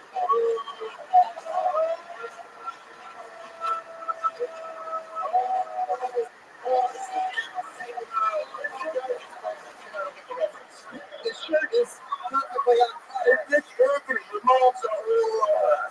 Alright, we should probably put this out, right? What else are you guys plugging? Nick Anthony's mom! This is much like this entire festival, this thing is really cool, but we really shouldn't be doing it. Yeah, I agree. I'm gonna walk away so it's Lewis's fault. Hey, can we all make some noise like the shirt all burns up at once? Perfect. We did it. Kill Tony, New York City. We fucking did it. Make some noise one more time with Doyle Brand. The only semi-human half comedian. What if Lewis right now was just like, dude, I know I promised you a shirt, but we're out. How much does New York City love Tony Hinchcliffe and Kill Tony? Thank you. Congratulations and great work by all the comedians that were on the show tonight. You guys should all be very proud of yourselves. Extremely powerful performance by New York comedians tonight, including three of my favorite New York friends, Big J. Ogerson, Louis J. Gomez, and Dave Smith. Jeremiah Watkins, you have so much stuff happening. Montreal, his own show. Stand up on the spot, everybody. It is that. First one. That's July 25th and 26th in the Catacombs with our buddy Jeff Ross. And if you guys like these walking shirts, I got a couple of larges backstage I'm selling. And follow me on social media at Jeremiah Stand Up. I love you guys. Anything you guys want to plug right now? Push it. We're going to come check out the Roast Masters every Tuesday at the Stand. It's the sister show of the famous Roast Battle Show at the Comedy Store. Best comics in New York City battling each other. Myself, Big J's there every single week as a house judge. Rich Ross is there every week as a house judge. So come check it out. Use the promo code LOS. You get free tickets every Tuesday night. Great Louis J. Gomez, Dave Smith. Yeah, let me just say, as many of you know, I got a comedy special coming out this summer. Dave Smith, Let It Toss. That's all. Thank you. So much fun doing this fucking show, Tony. I love it. Dave Smith, ladies and gentlemen. The great Big J. Ogerson. You can check all my stuff out, Big J Comedy. I'm twirling, you know that, buddy. I'll see each other. You got me in Montreal Festival also. By the way, Doyle Brand's Twitter handle is Doyle Brand. My Monster Energy Outbreak Tour is the entire month of August. That's what it's called. I got sponsored by Monster Energy Drink. How crazy is that? I don't think they do what I do for a living. But that's going all around the country the entire month of August and even some September. So you podcast listeners, please check out 4days at 20hinchcliffe.com. Gramercy Theaters, August 26th. Guess who's going to be there? Jeremiah motherfucking Watkins is on that show. Like pure stand-up. Big J. Ogerson's in town. He'll be doing a guest spot August 26th. We don't know. What? Yeah, your fly's down. Plug it. I want to give a quick thank you to all the sponsors of the festival. Yeah. Cannabis.net, Death Wish Coffee, Vita Ride Sharing Amp, Hoodline Design, the musical,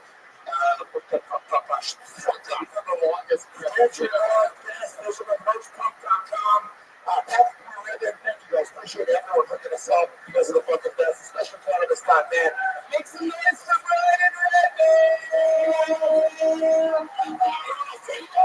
It's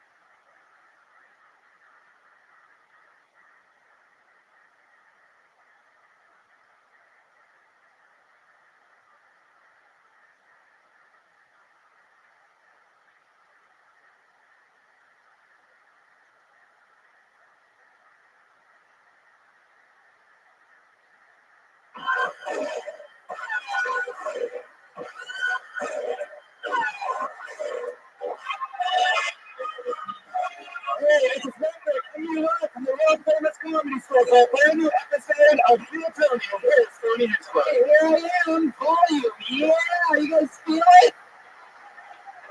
Feels a little, yeah, feels good in here. How about you make some noise for Pat Reagan, who did one of his art pieces up here tonight?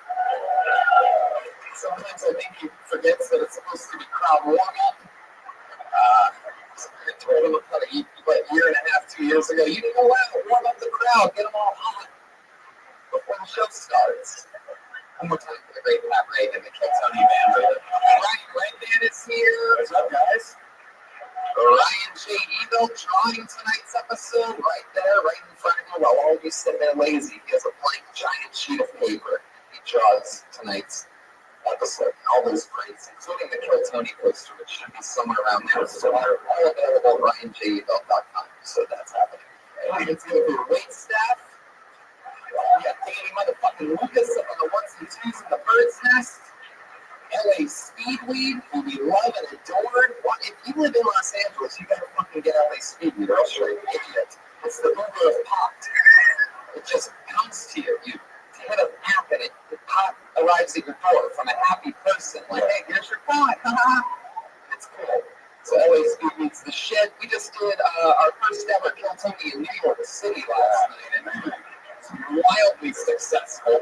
It feels a little bit hot now because I'm talking on a tunnel. Yeah. And it was so much fun, and we had a fucking blast. And thanks to our friends at Skankfest, Leslie Gomez, Big J. Orkerson, and Dave Smith were all on the show. It was unbelievable. It was an incredible performance by the New York comedians who all treated it. There wasn't enough insane people like there is here in Los Angeles. Wait till you see the caliber of comedians. Literally a bunch of comedians with like 10 years of experience each, just a minute of steroid comedy. Everybody was just killing here. And they were all trying to make it. Best fans ever, those Skank fans. Powerful. Crazy packed rock club, and they went insane. It was so much fun. And here we are, 24 hours later, doing it again and again and again. You are at the #1 live podcast in the world, ladies and gentlemen. We are back home in the Comedy Store. We've been doing the main room every other week for the last little bit over a year, and look what we've created. This fucking thing is packed with goddamn animals. For those of you listening around the country and around the world, the millions and millions of Kill Tony fans, I am going on a stand-up tour this August. Hey, look, it's Joshua. Yeah, I'm doing the Monster Energy Outbreak Tour. It's me out there doing rock clubs and theaters for the first time in my youthful career, and I'm really excited about that. Tickets are at TonyHitchcliffe.com for that. Brian Redman's going to Toronto in Alaska next weekend. Go get Anchorage, Alaska. Anyone has electricity up there. Go get your fixings if you're up there in Alaska. And next week, and next week is our final show in the belly room. I interrupted myself. Next week is our final show. I repeat, final show ever in the belly room. The Comedy Store has decided to move us to the main room full time, Mondays at 8. What started as a podcast with a bucket with 5 names and those 5 people in the audience has now turned into episode 220 or something like that. This is 219. Travel the world, and here we are. Next week's episode, by the way, if you want a little spoiler on some more breaking news, anybody like breaking news? Our guests will be Steve and Lehman next week in the motherfucking, why not take it out with our friends from Jackass? And speaking of guests, let's just fucking do it. As I promise you every single week, I always have 2 of my funniest friends in the world on. This week is no different. The great Kurt Metzger and my favorite country music star, the Pussy King, Willa Walker Jr.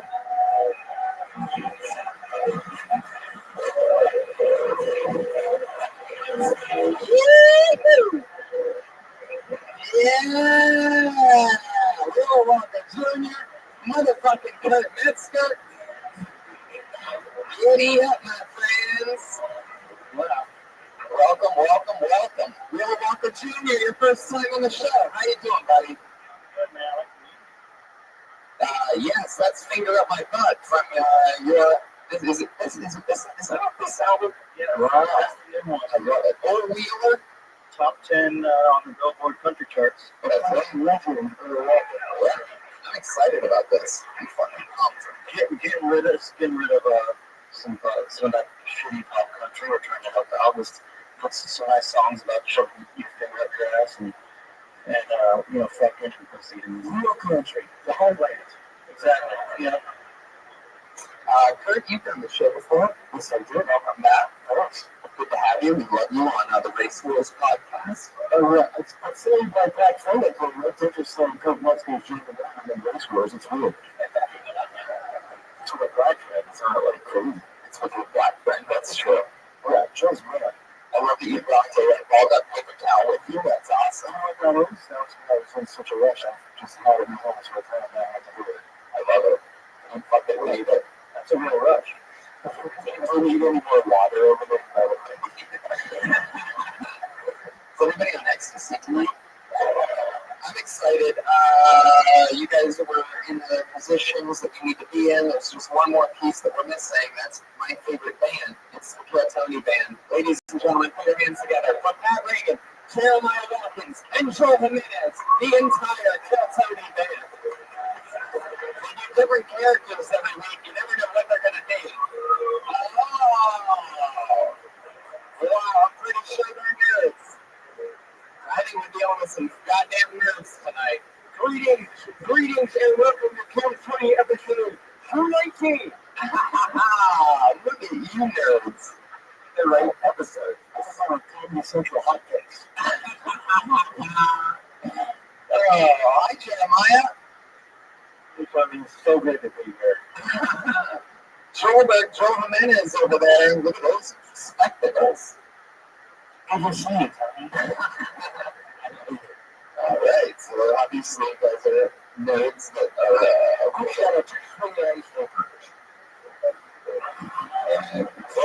sure they appreciate that shout out.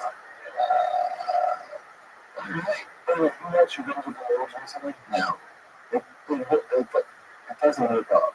In a legal sense. hey, nerd Jeremiah, where'd you get that classy bow tie from? Is that a Christmas wrapping ribbon? Now I'm in a pretty fan club, so.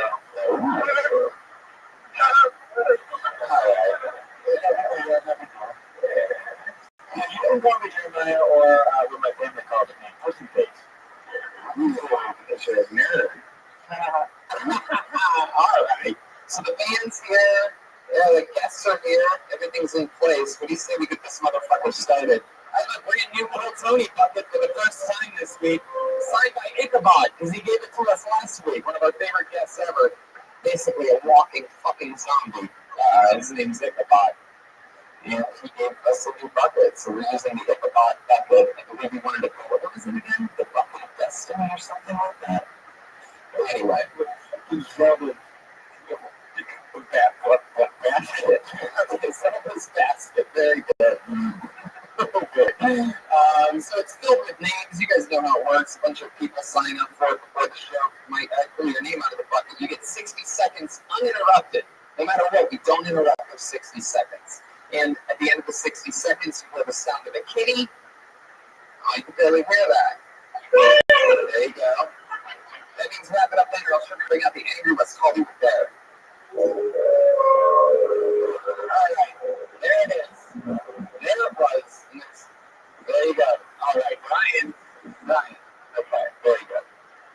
All right, so you guys get it? You ready to start this motherfucker or what? You're live at Kill Town. Here we go. Nobody has more fun on Mondays than us. And your first uninterrupted 60 seconds tonight goes to a man by the name of Josh Frelms. Josh Frelms? There he goes. From downtown. Say hands up for Josh Frelms, everybody. Thank you so much. I moved here 6 months ago from New York. Not New York City. Everybody here from New York, they automatically think you grew up next to Times Square inside the Statue of Liberty. That's not true in my case. I came from a small town of 500 people. Raise your hand if you've ever heard of Tannersville, New York. Exactly. Cool thing though is I came here and I immediately got on the dating scene. I got on Tinder and a very Hollywood thing happened to me. I met a girl on a date and she said, "Boy, you look like somebody famous." I said, "That's cool, who?" She's like, "I don't know." I said, "Colin Farrell?" She said, "No." I said, "My friends say I look like a young Clive Owen." She's like, "No, they don't." So anyway, the day ends and the next morning I wake up and what'd you know? She sends me a text message and to my delight it says, "I figured out who you look like." I said, "Who? Tom Cruise?" She said, "Absolutely not." I said, "Well, tell me." She's like, "Quagmire from Family Guy." Anyway, that's my joke. All right. 53 seconds for Josh Frelms. That's a minute. You got it. Josh, what was that? I swear that normally kills at the Improv. Kills? What Improv? Which location? I want to know. Where you can literally just rattle off stories. Yeah, the one in my head, apparently. Thank you. Oh, what's up, Tony? Can I say, what is cool shorts? What do you get them? I love the shorts that you're wearing. I'm so simple. I grew up in Times Square in the Statue of Liberty. Never been to pro offensive. Sorry, Kurt. Yeah, I was going to say there were some logic problems for me because I people from New York. I don't think they live in the Statue of Liberty. Do you think they live in the city? Or live in the country boy? Yeah, but not. I didn't think I'm from the South, but even I know that the Statue of Liberty is not like a bungalow. It's fair. So let me ask you this: when you do the thing where you go, "Has anybody ever heard of Tallsville? Raise your hand." You plan on nobody ever raising their hand, right? And then is that supposed to get a laugh? You go, exactly like that part. I was kind of planning on that getting a laugh. Yeah, from where that is so down Hey Tony, how long has you been a tour guide at Jurassic Park? That's a good question. I knew an auto shorts were a mistake here. He wasn't looking cool, was he? No, he looks like a magician on vacation. Josh, wait a minute. What do you do for work? I work in retail. What kind of retail? I know it's not cargo shorts. No, I sell high-end men's clothes. Yeah. You never put them yourself. That's how it is in Trump's America.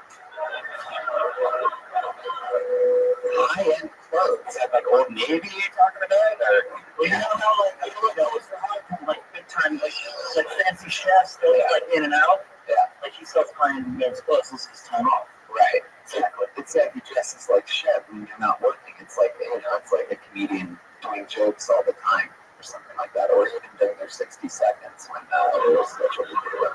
How long have you been doing stand-up? Like 4 months. Okay. Yeah. You got to get dressed up for 60 seconds and find out who moved from us. Wait, I'm not going to say. I had a question. You moved here 6 months ago, and so you didn't move here full standing. No, I just moved here. I had a friend that needed a roommate, and I was just like, From where you come from? from some house, yeah.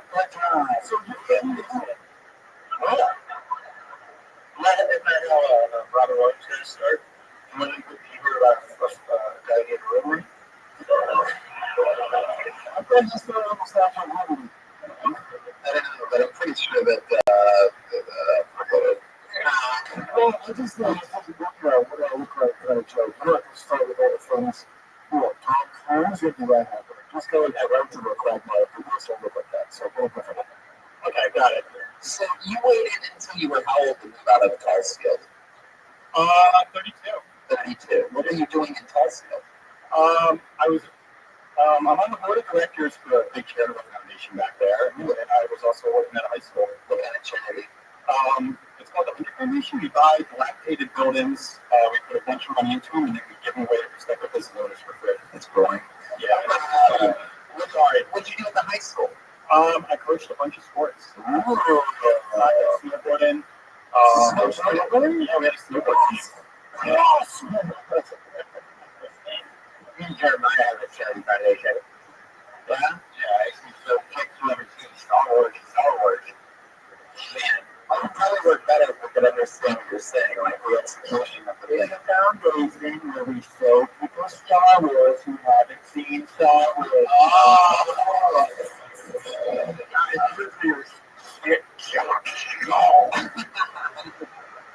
So he does it like a goofy truck, doesn't he?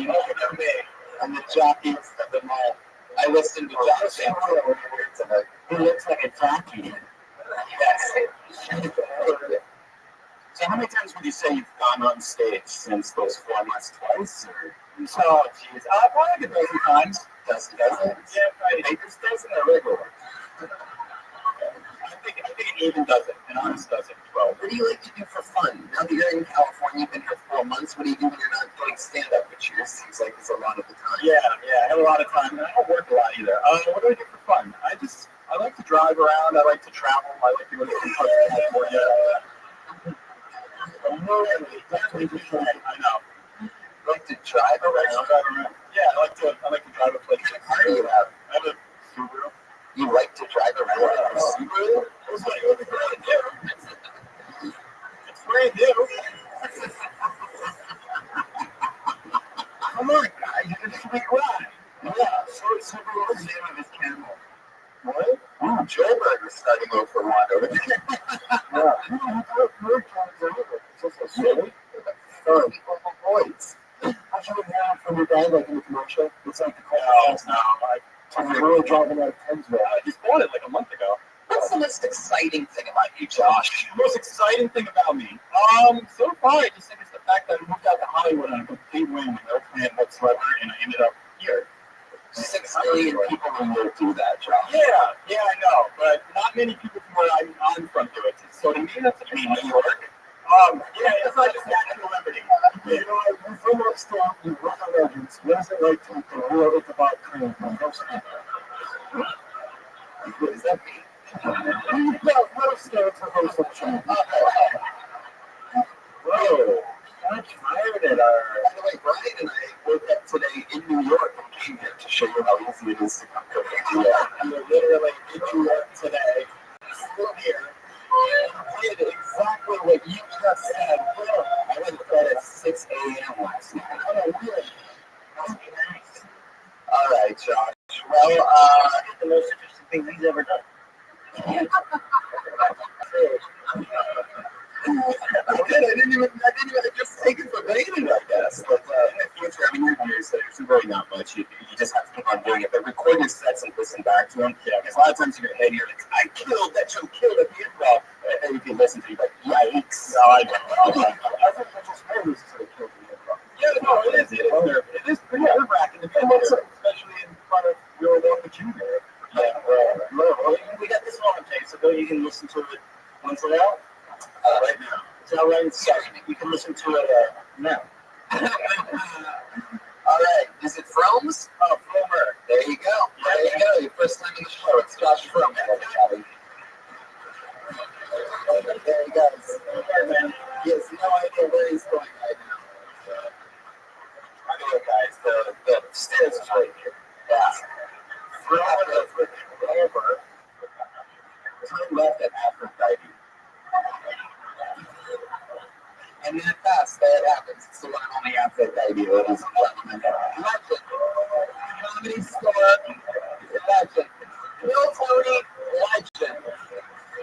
He's been signing up all month and hasn't gotten up. Make some noise for the great and powerful Aphrodite, everybody.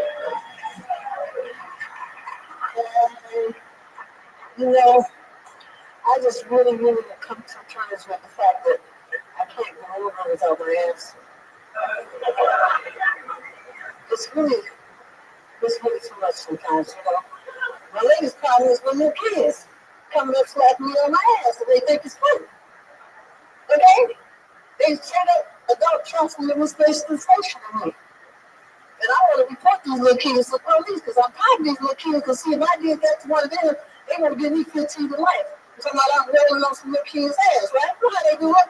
I don't want to know what the hell I can report these damn little kids. I'm talking about 2 years old, 4 years old, slapping me on my ass and thinking it's funny.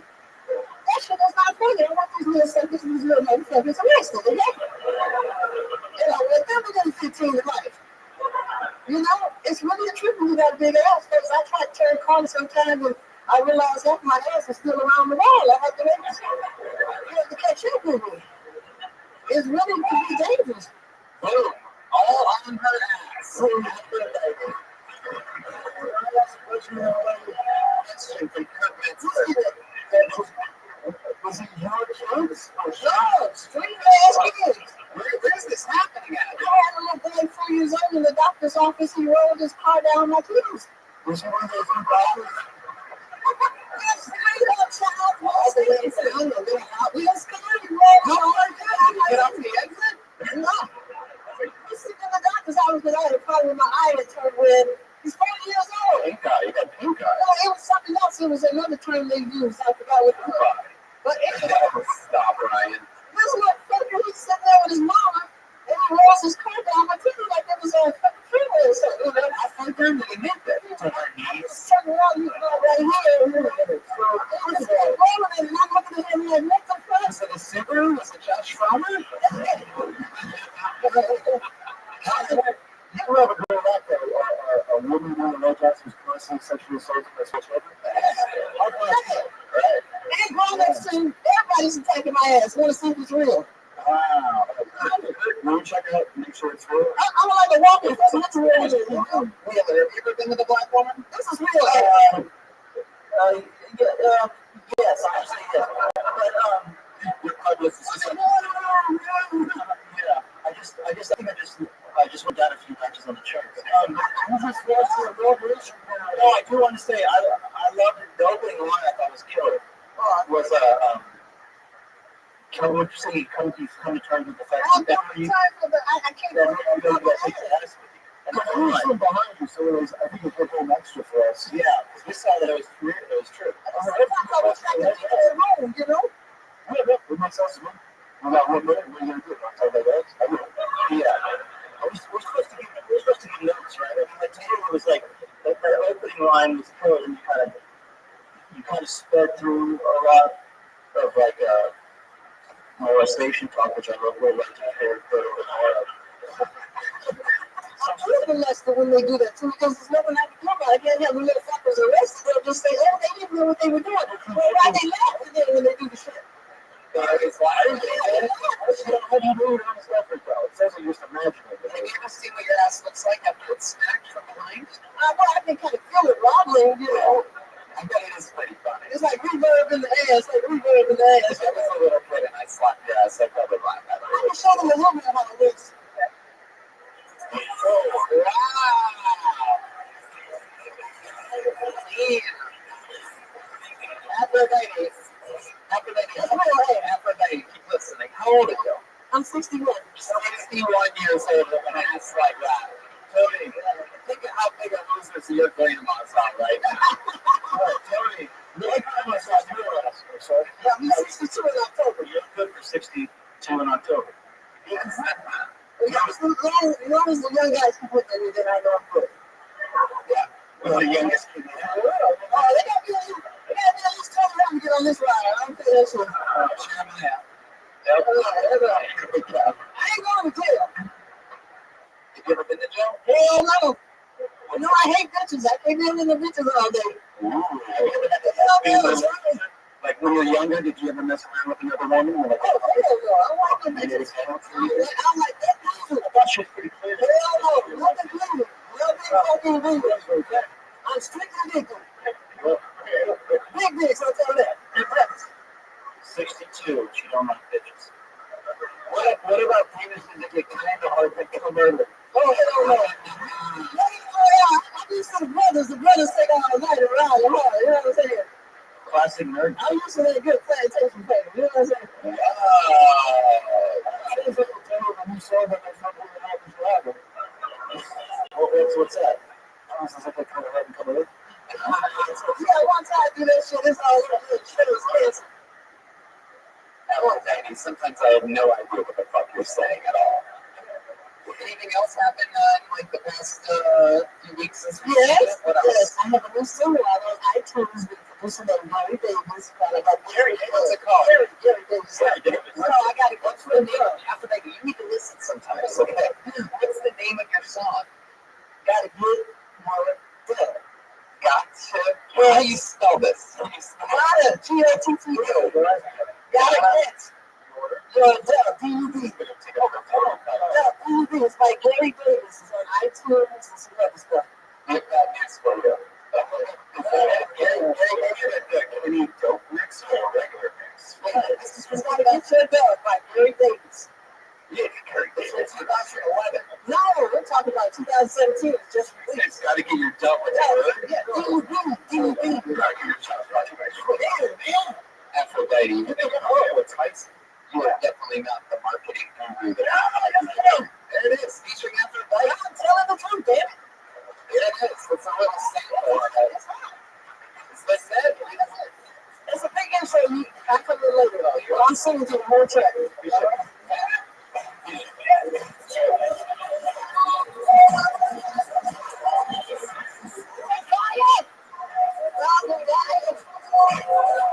Gotta get your love. Gotta get your love.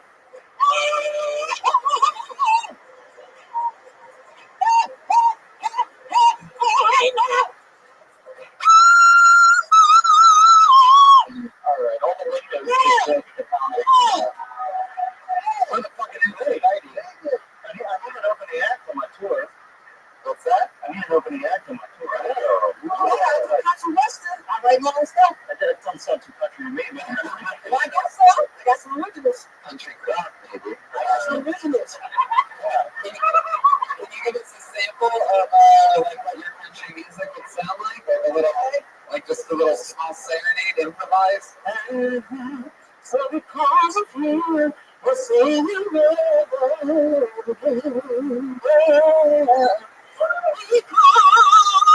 because we're miracle.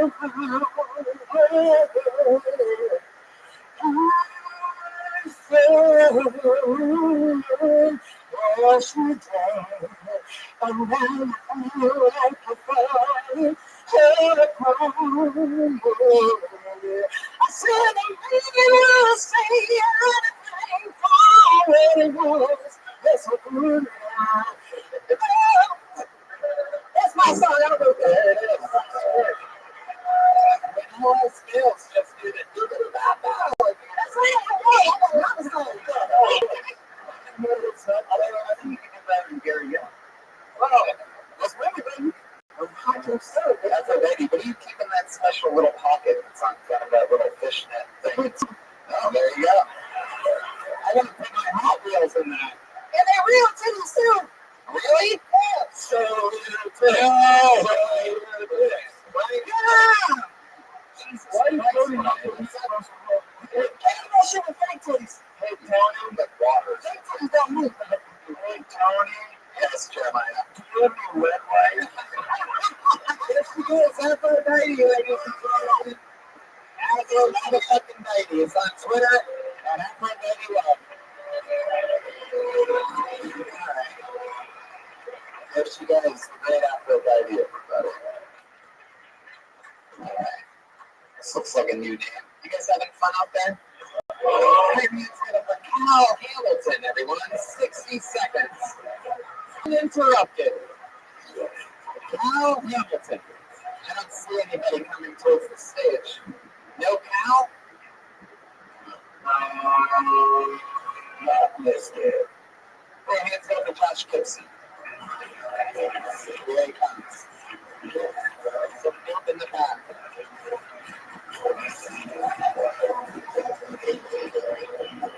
Josh Gibson. Good evening, everybody. Thank you so much for coming out.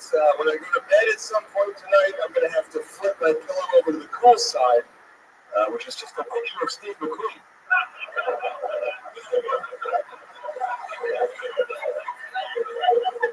I have a friend who's doing time right now. He's doing time around the convenience store. For that, he's doing 7 to 11.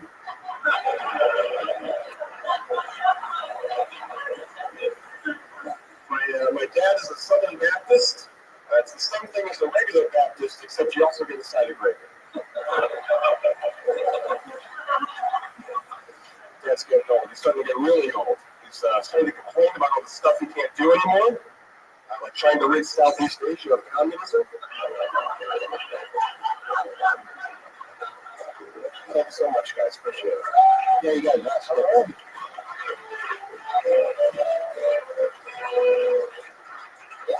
Yeah, we're already open the glass here and can't get the movie. About 3 years. Oh, that's great. Thank you. Appreciate it. Fuck yeah, where are you from? Grew up in Virginia. Virginia. Well, first of all, let me tell you this. I love that you came up here and thanked everybody for coming out. Like, we're all here to see you. And like we had Josh Gibson promoted all week. You'll see me featuring Josh Gibson. That's right. That's right. Thank you all for coming. It's me, Josh Gibson. 3 years. What do you do for a living? I do title insurance. Title insurance. Sweet. Yeah, somebody else do title insurance? Awesome. Small world. It's really boring. It's just researching at a computer. Ooh. So the nerds like this. Yeah. What's title? Like, I have a title with Big Cock Johnson. I'm sure about it. It's 100% yours. You know, you do the insurance for title cases, insurance service. No, in fact, That's like gap insurance. That's not title insurance. WWE Championship title insurance. Wow, Josh, what made you want to get into title insurance? I really just wanted a job that I could do basically anywhere. I didn't want to. My degrees in something that would take me out to the middle of nowhere, and I didn't want to do that.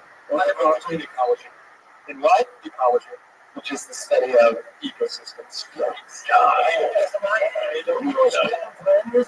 anybody have 3 more web maps for the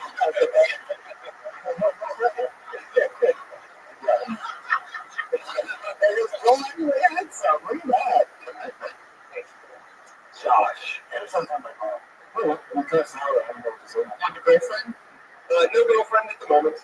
Last time, I don't know what that noise could possibly mean. Last date you went on, how did that go? Last date I went on it was fine, but no chemistry. We had a running chemistry.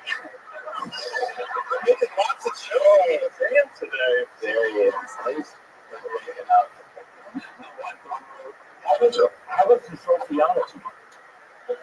Sociology's not a real science.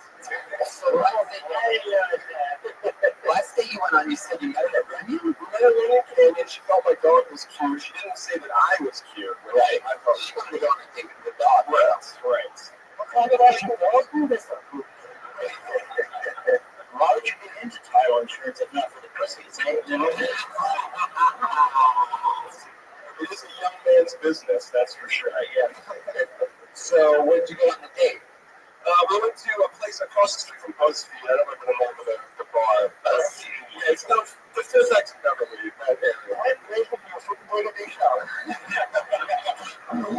that's literally, by the way, Fairfax and Beverly is literally what Jeremiah and I go to lunch when we have lunch together. Place Pizza and other janky places. best thing Yeah, you more did? than that. It was, When you realize it was going bad, what's the moment on that day when you're like, fuck 10 it? times that the date wasn't going well. Uh, The third time she brought up my dog. oh, wow. She said, hey, look, there's possible things that you brought your dog. And she's growing on the dog. Right, right. I mean, it's tough on an example like that. So when we talk about dogs. What kind of dog do you have? A little corgi mix.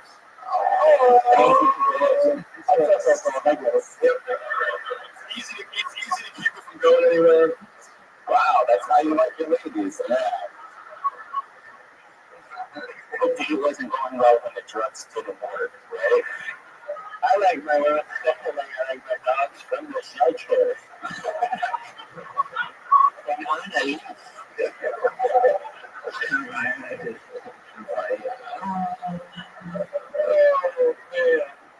How long have you been in stand-up? 3 years? About 3 years. All in LA?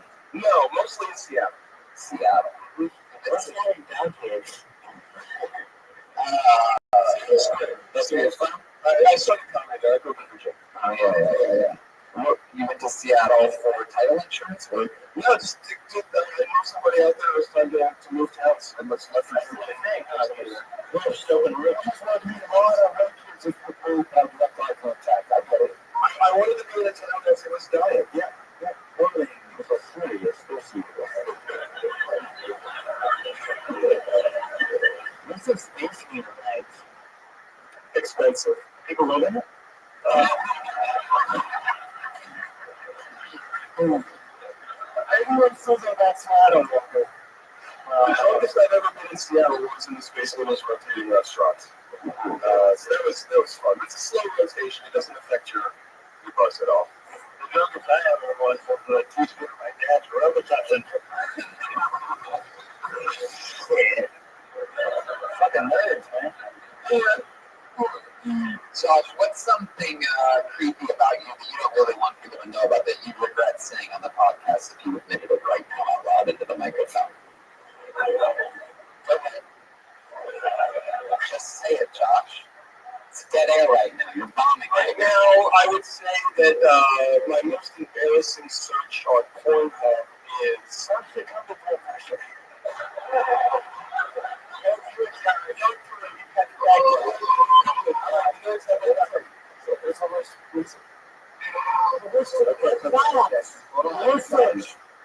I'm much more excited about stepsister porn than I should be. Stepsister porn? Sister, I've seen that.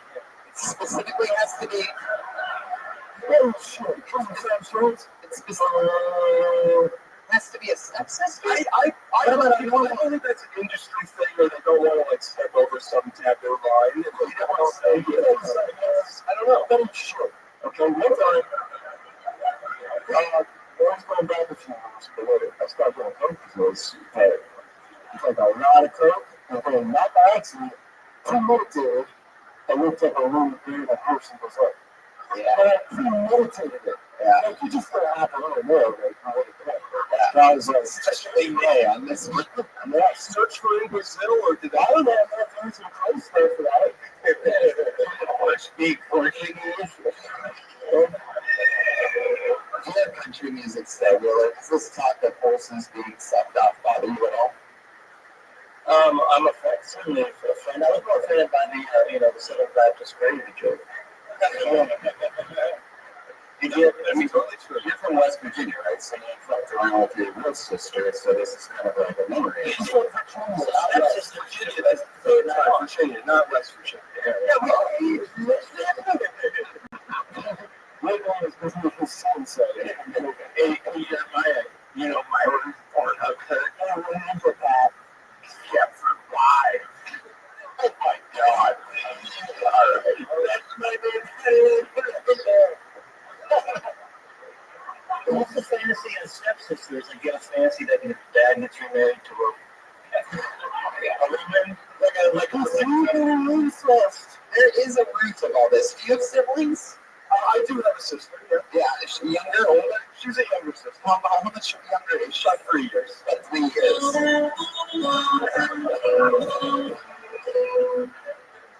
Have you ever seen her naked? Never. Not even as a kid. Not that I remember, anyway. I was a trick question, Josh. Let's definitely see her name. Sure, why not? Sure. My Josh. Weird ringtone is going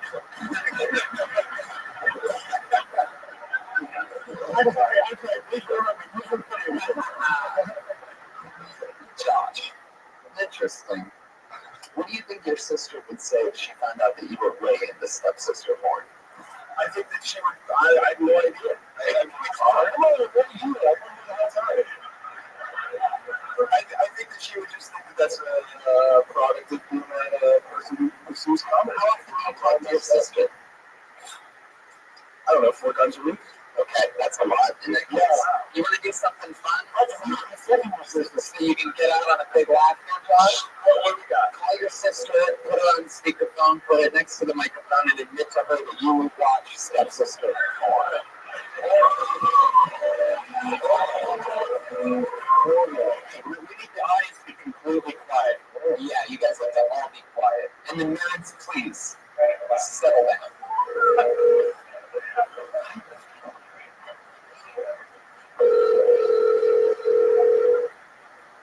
What's her name?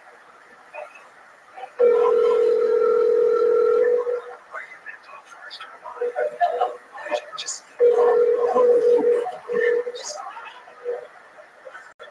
she might be working.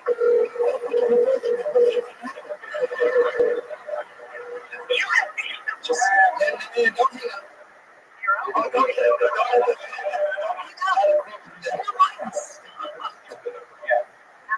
Oh yeah. We'll take it to Hey, Megan, there's something you should know about me. I'm much more into stepsister porn than I should be. Call me back when you get it.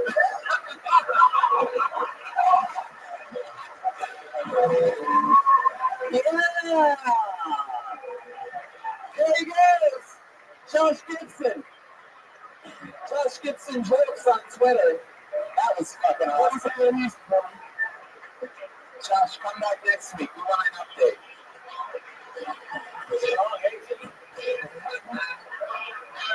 That was powerful. Anybody else with anxiety to the room?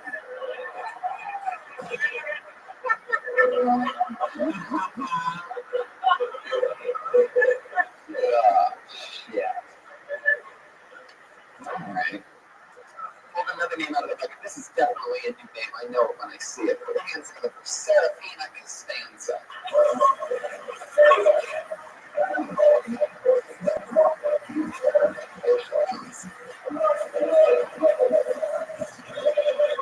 Serafina Costanza. Hi. Hey guys, I just got back from vacation. And you know when you go on vacation, you come home, you get really sad. You know, so I'm trying to like be different about that. So now I'm just living my life in between vacations. So I'm looking forward to the next 3 years.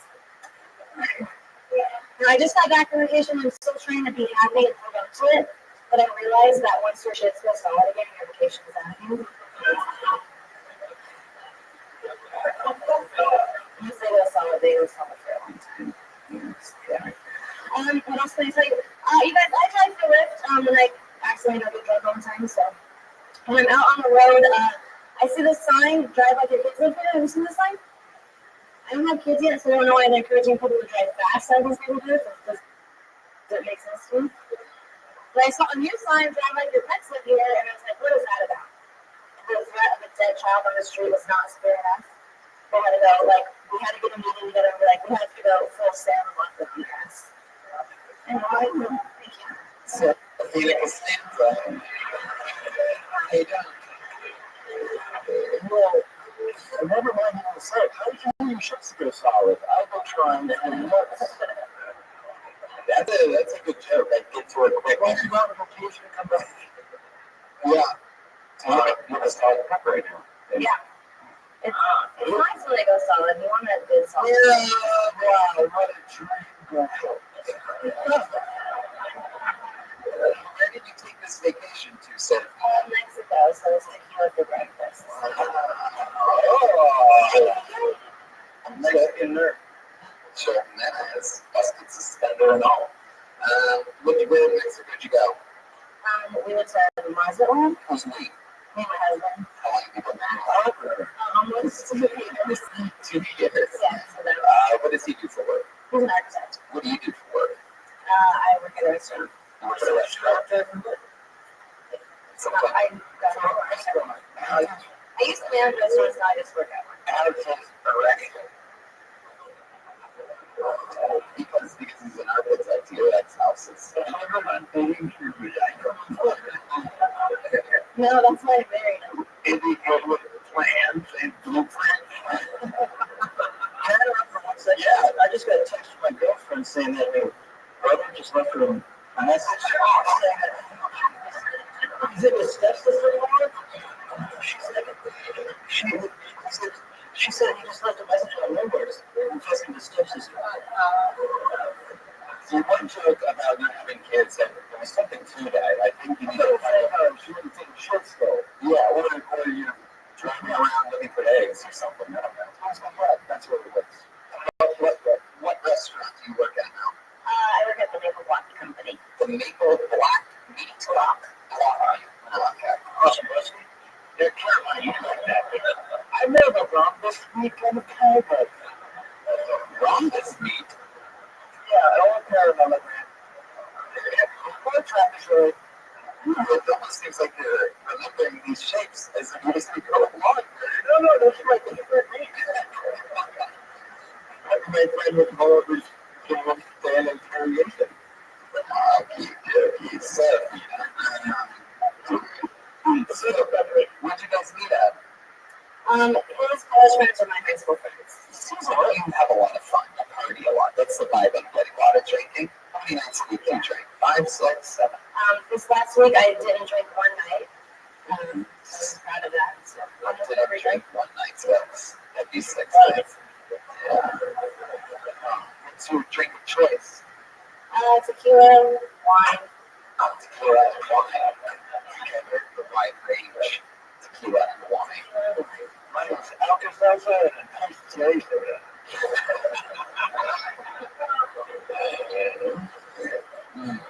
So funny. You from LA? I've been here for a long time. I'm from Northern California.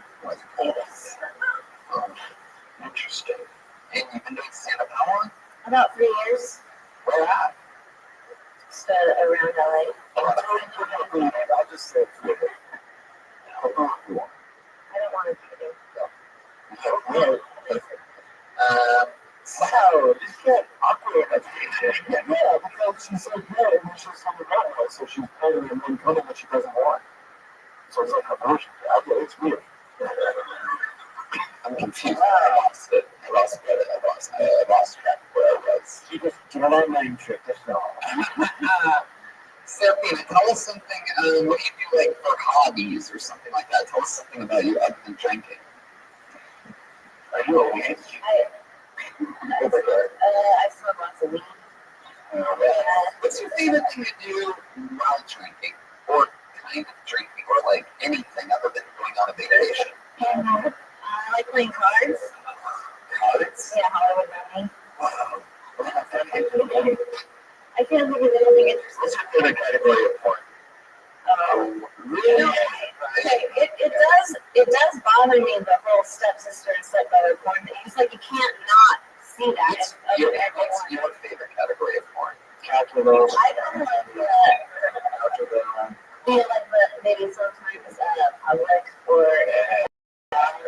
unexpected blowjobs.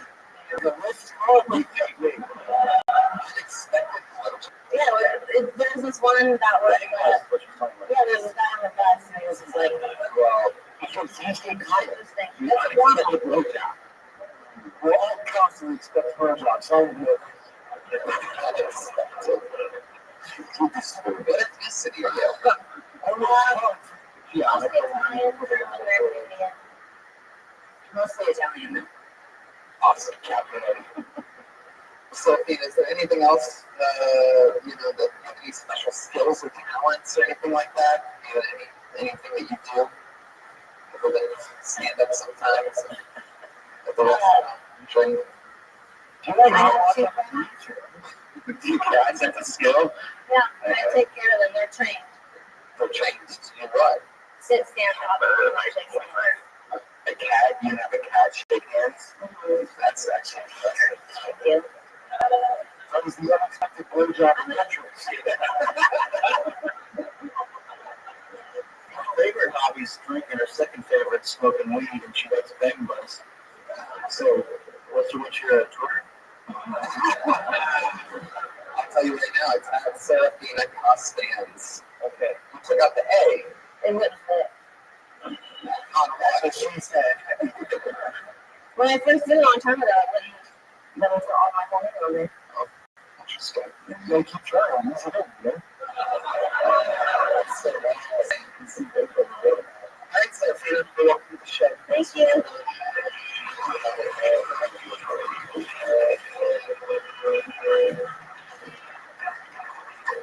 We know this young lady. She's been on the show numerous times. She ended up getting a job here at the Comedy Store. She just got done being on the road with the great, powerful Eliza. She's Westerners is one of her openers.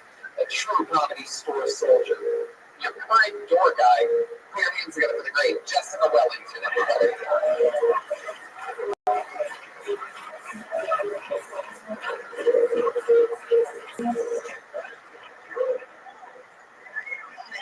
You guys, I've learned in this climate that you can't fight crazy with facts. So if you get back in this fucking joint up, right? Let's just fight crazy with crazy. You know what I mean? So the other night I was outside this club. This homeless guy comes up and starts talking to me. And at first it's the normal stuff like, can you change? I said, no.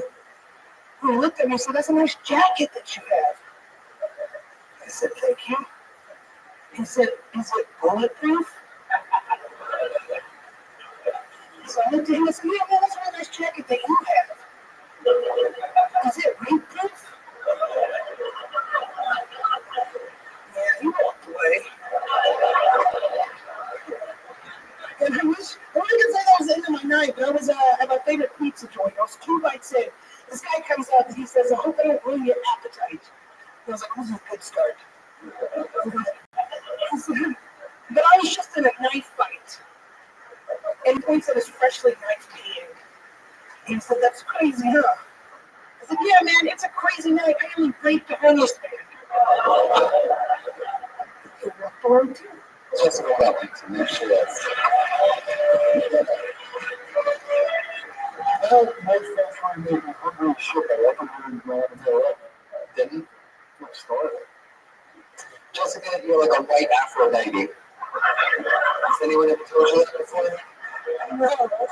Buzzcut Diety or something like that.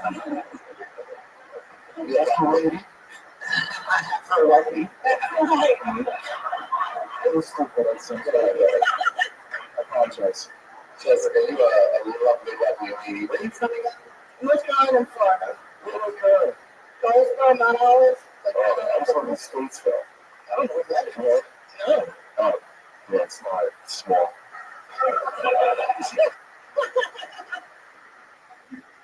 So I got someone did not pass geography yet. Jessica, you are quickly rising up the ranks of the Comedy Store TV. I feel like this was probably the first show that you did a couple of years ago here, right? Yes. That only got me started, so I definitely. And it was Yeah, it's amazing. Thank you. I'm going with her in September to Vegas, so September 3rd, come see us at the Mirage. And then I'm going to Oxnard with her.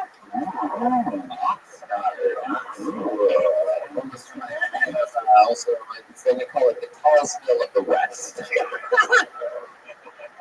And then I just opened for Michael Costa thing. That's enough credits, Jessica. I know. You love Michael. He's on the show all the time, but we don't need to know past gigs. It's one thing when you're playing. I guess what I just got back. Anyway, okay. Again, me too. You just got back too. Jessica, are you in love? No. Single. Yeah. Last relationship you were in, what was that like? Ew. This one right here. It was It wasn't. What did that play? Ooh, tough question. I'm not been in a relationship in a long time. My last relationship was just we hooked up for like a year. So we were supposed to keep it a secret. Thanks a lot. What are you into? It was season 2 of Orange is the New Black.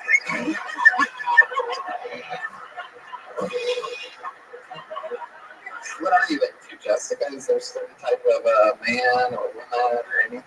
All men. I'm not a lesbian.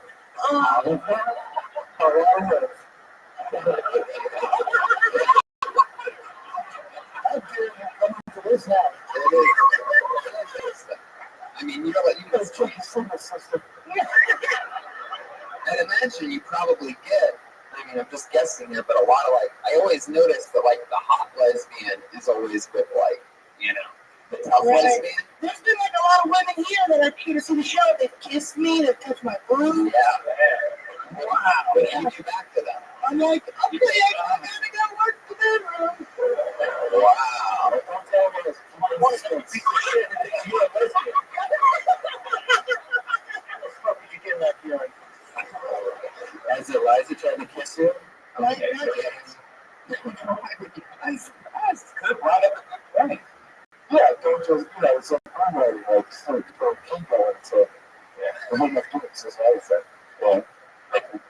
All types of guys. That's what you're into. Nothing more specific. I like black guys a lot. Look at Aphrodite's crazy over there. Burying the lead there. Whoa. Right. If you've been the black man? Oh, yeah. Oh, you see that like he's still inside of you right now. I was just saying, I'm really excited about it. I just said it was bad. I mean, it wasn't bad, but it wasn't really good. I didn't see it, but I heard the rings clank together. Was there a black guy that was too big for you in the past? No. Anyone ever make you say ow? I mean, at first, and then you just go for it. I say, no. There it is. Next on 2020, we asked a comedian if a penis has been too big for her.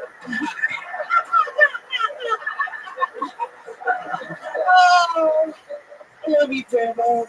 Things have obviously changed for you. When we met you, what were you doing for a living? Driving Uber and Lyft. Driving an Uber and Lyft. And now you're one of the tough cookies here. I don't drive Uber and Lyft anymore, bitches.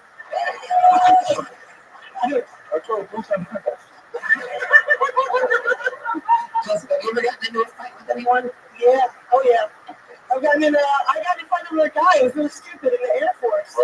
Yeah. So we were seeing each other, and he took home this other girl, and I was like, what the fuck? So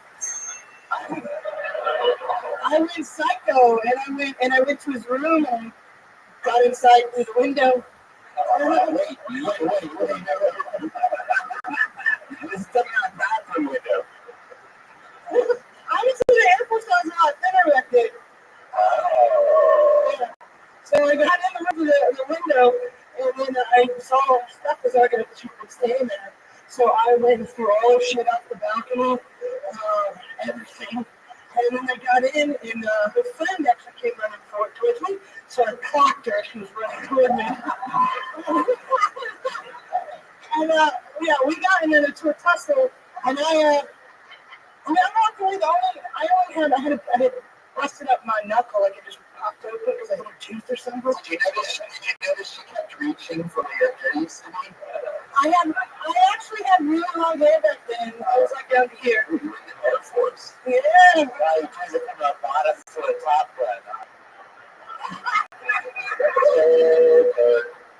So stupid. Tony, is that how many people who've been on the show moving to working here? Sometimes, yeah, some of the greats, some of the true greats, like that's Benny Chow over there, Tony Legend, just here. A lot of the best tour guys. You at the Hall of Fame or Yep. Cool. It's a cool thing. That's a great thing. No. Yeah. It was a big job, big Asian. That was the company thing.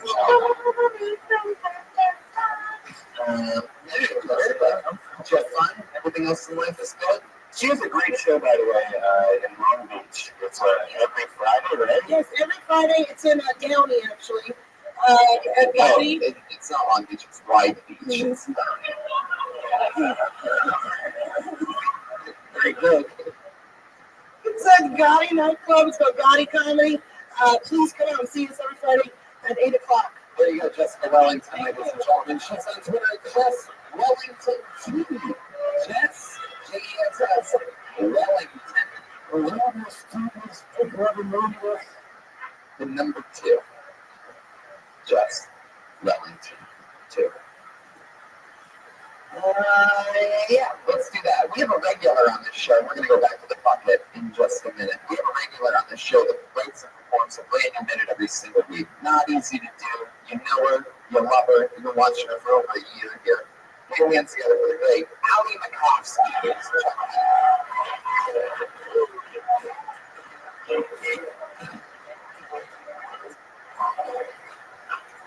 It's good to be here. My mom sometimes drinks too much and she makes stupid decisions. She recently drank too much and let out the dog, but she said that the dog ran away. And it's hard to admit this because I love my mom and she's very supportive, so it's hard to be mean. But she's just not emotionally supportive. Okay, just too real. I know she's watching, so I just want to kind of like dig at her a little bit. I used to watch Law and Order SVU every night before going to bed, and I think it desensitized me to sexual assault. At this point, I don't even say yes to sex. Sometimes I just say chung chung. There you go, 55 seconds of Ali Makovsky.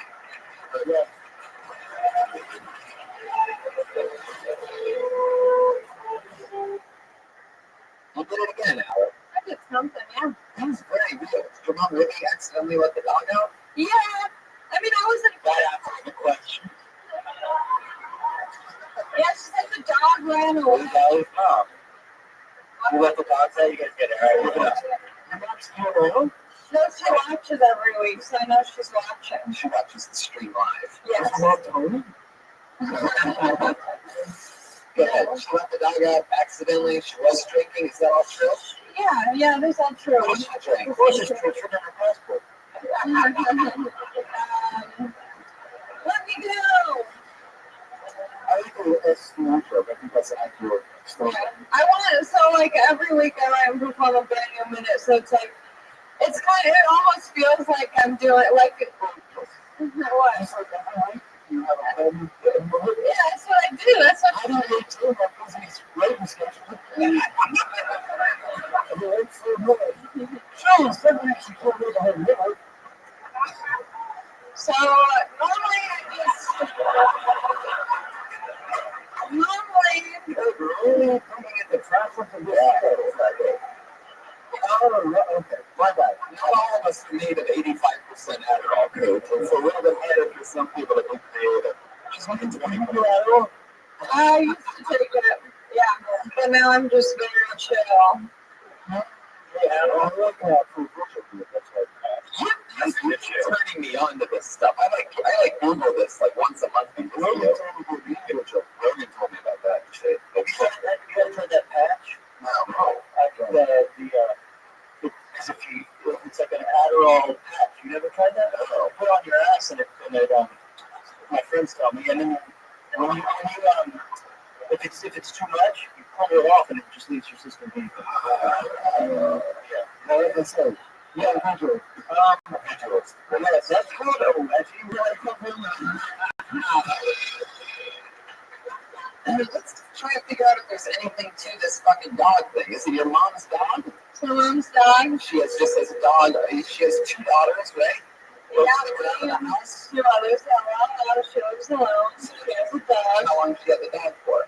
I want to say like 8 months. How long have all the daughters been out of the house? Long time. A long time. Just past here. Oh, okay. All right.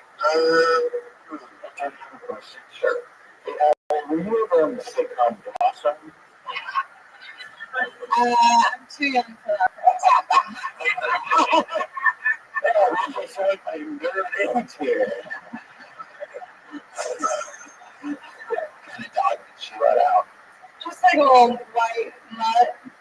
Did it happen at night? Is it gone forever? No, we found it. We found it. No, we found it the next day. But my mom was like very chill about losing the dog. Yeah. She probably wants to let it go. I think, yeah, that's what I think. Listen, look at Florida and get the fuck away from her. Yeah. What'd you find about it? Who's the dog at? Someone found it and then took it to a shelter. My sister picked it up. Just look at it. I mean, I just wanted. Yeah. I probably went on a date with the guy at the Grove. It was comment for a ghost guy. He was second guy, remember? That's like 6 guys ago. That's 6 guys ago. I was on the cars. 6 guys ago. All right. Allie, what else is happening interesting in life this past week? Honestly, not much. It's been a pretty boring week. What does that Very mean? boring. No. Well, I got a new one that's special. yeah, I mean, I've been busy, like, just writing other stuff, and, Titles on Snapchats. Well, great. Great. What a hard kicking it. Okie dokie. All right, let's get something positive. With another minute. Obviously, you're a little bit out. So, How's one? You're welcome. I feel like there's a balloon of tension that has been built up here tonight. It's weird. It just feels like something's about to happen, right, Jeremiah? Yeah, absolutely. What's going on with this crowd? I think there's just been a lot of, I think I'm hemorrhoid. they pulled another name out of the bucket. Put your hands over for Kevin Clinton.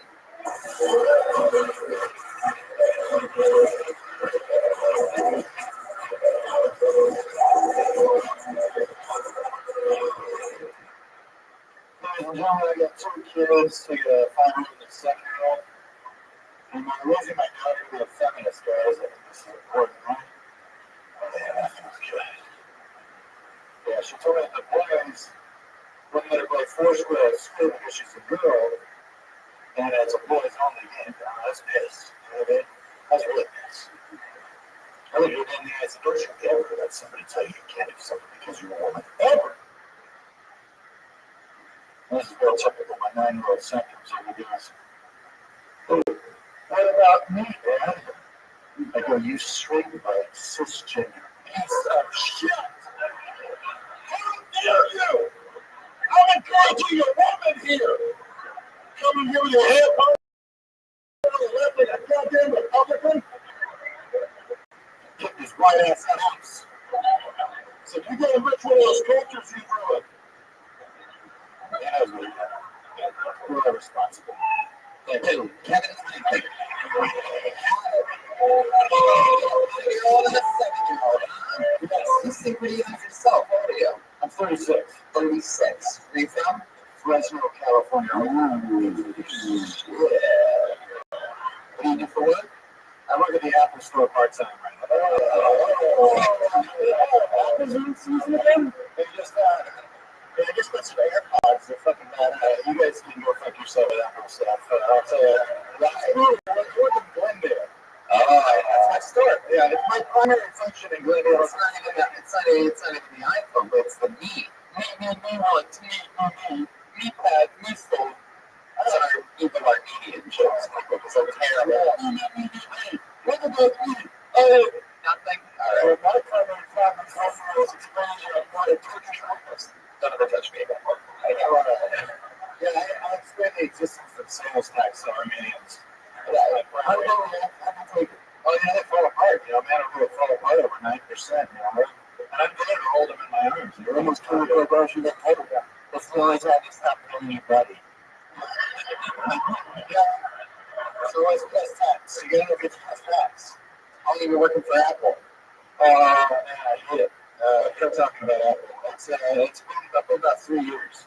What you do before that? I worked at T-Mobile for 7 years. Okay. This is what I want to talk about. If I go back to AT&T, bills was 3,300 Nokia. You're talking about so much tech stuff. This Asian guy's going to masturbate right now.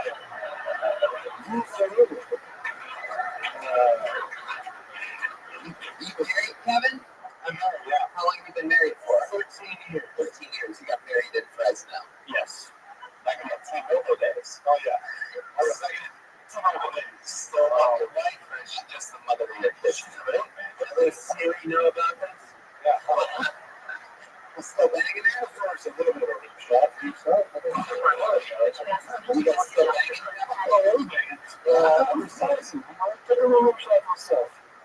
Thank you. So, what's banging like? It's pretty good. It's, I would say consistent is probably the best way to put it. Every Sunday is life. It's better than normal prison. It is. It's comforting. You don't really have to perform. You just put it in.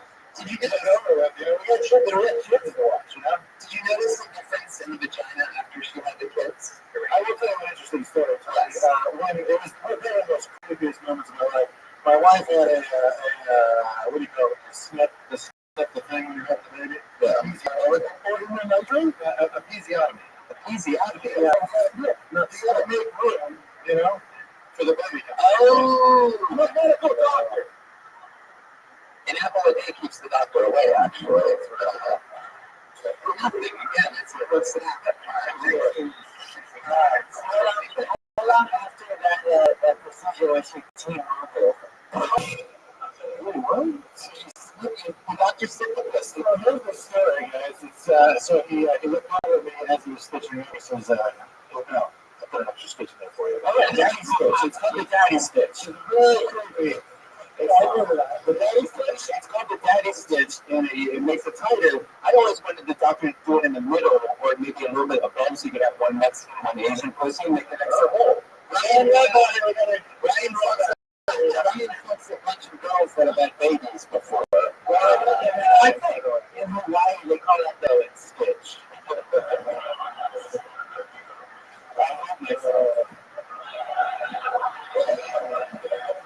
What else are you into? What do you do? What do you do for fun with your kids? I mean, we go camping and stuff like that. They seem straight to you. They seem like normal, plain kids. kids. My kids are pretty good. They're pretty weird, I mean, I'm a pretty weird guy, so it's like, well, I'm straightly good. Yeah, it's not over. Well, I mean, I don't know. You never know what's going to happen. You ever get any hints of anything, or does it seem like it's a boy and a girl? It's a boy and a girl. I don't think about my children's sexuality too much. Well, so that's why we have this podcast, right? So we're talking about the sexuality of science and this kind of gear. I thought 15% isn't a place. What about out of the rudimentary iPads that are used for kilotoning that fuck up that I didn't have to get through? I'm looking. Can you focus on that? What's that? You ask your fucking kids to keep their heels on everybody's ass for 1 day. I get it. I get it. I can't. That was like 9 guys ago.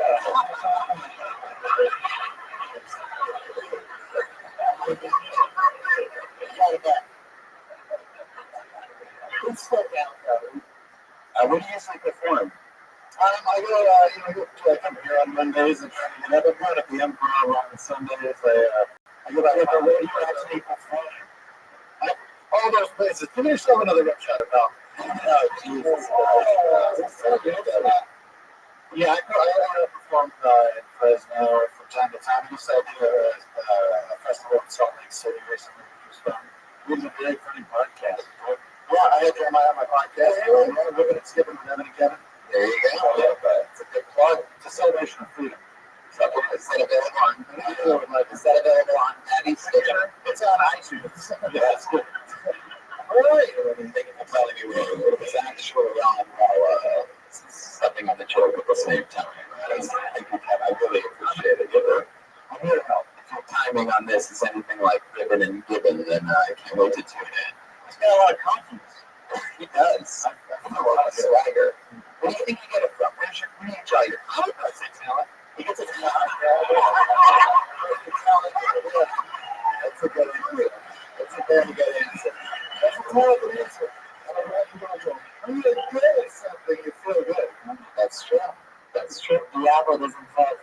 That makes sense. All right. Well, Kevin, you did it. Welcome to the show. He's Kevin Trainman, everybody. He's on Twitter, Kevin Trainman.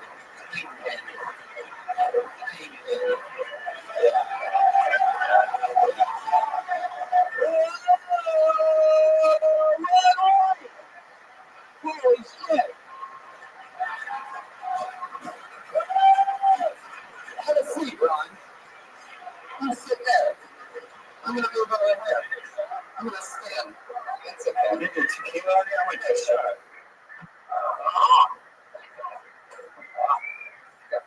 There you go. Scared Mets for everybody. Kurt, give it up for Kurt. Perfect. Hey, listen to Stowe. Make some noise one more time for one of our favorite human beings in the fucking world, the great Ron White, ladies and gentlemen. Thank you very much. Thank you. Maybe that's how I knew it. I knew there was fucking something in the air. I swear, when you pulled in, I smelled it. He also is the proud founder of an amazing company called Number One Tequila, which we absolutely love here. Brings his own bottle, and I don't seem like an alcoholic, but I'm alcoholic at the comedy club with my own bottle of liquor. About somebody great with me. you know country music star Will Walker Jr., Ron White.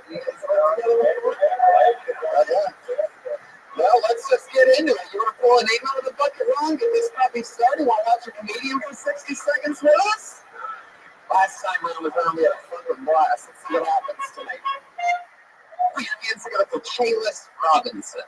There we go.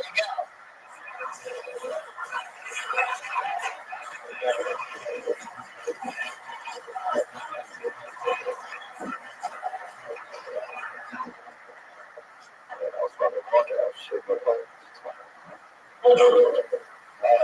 I like doing this comedy shit. I like doing comedy, but I need comedy to a certain level. Like, I need ramen noodles to become a choice and don't want the consequence of my bad decision making.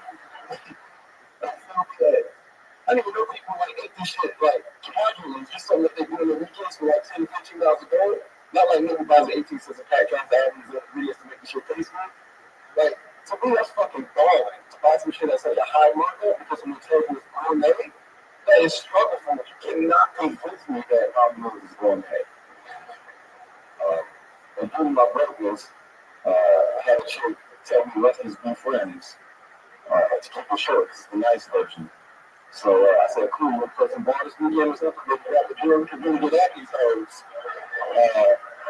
And she shook her head like, nah, dude, that's not what I meant. So this is like, I'm sorry, I thought you really what you wanted to be the homie. Fuck yeah, Chaylis Robinson.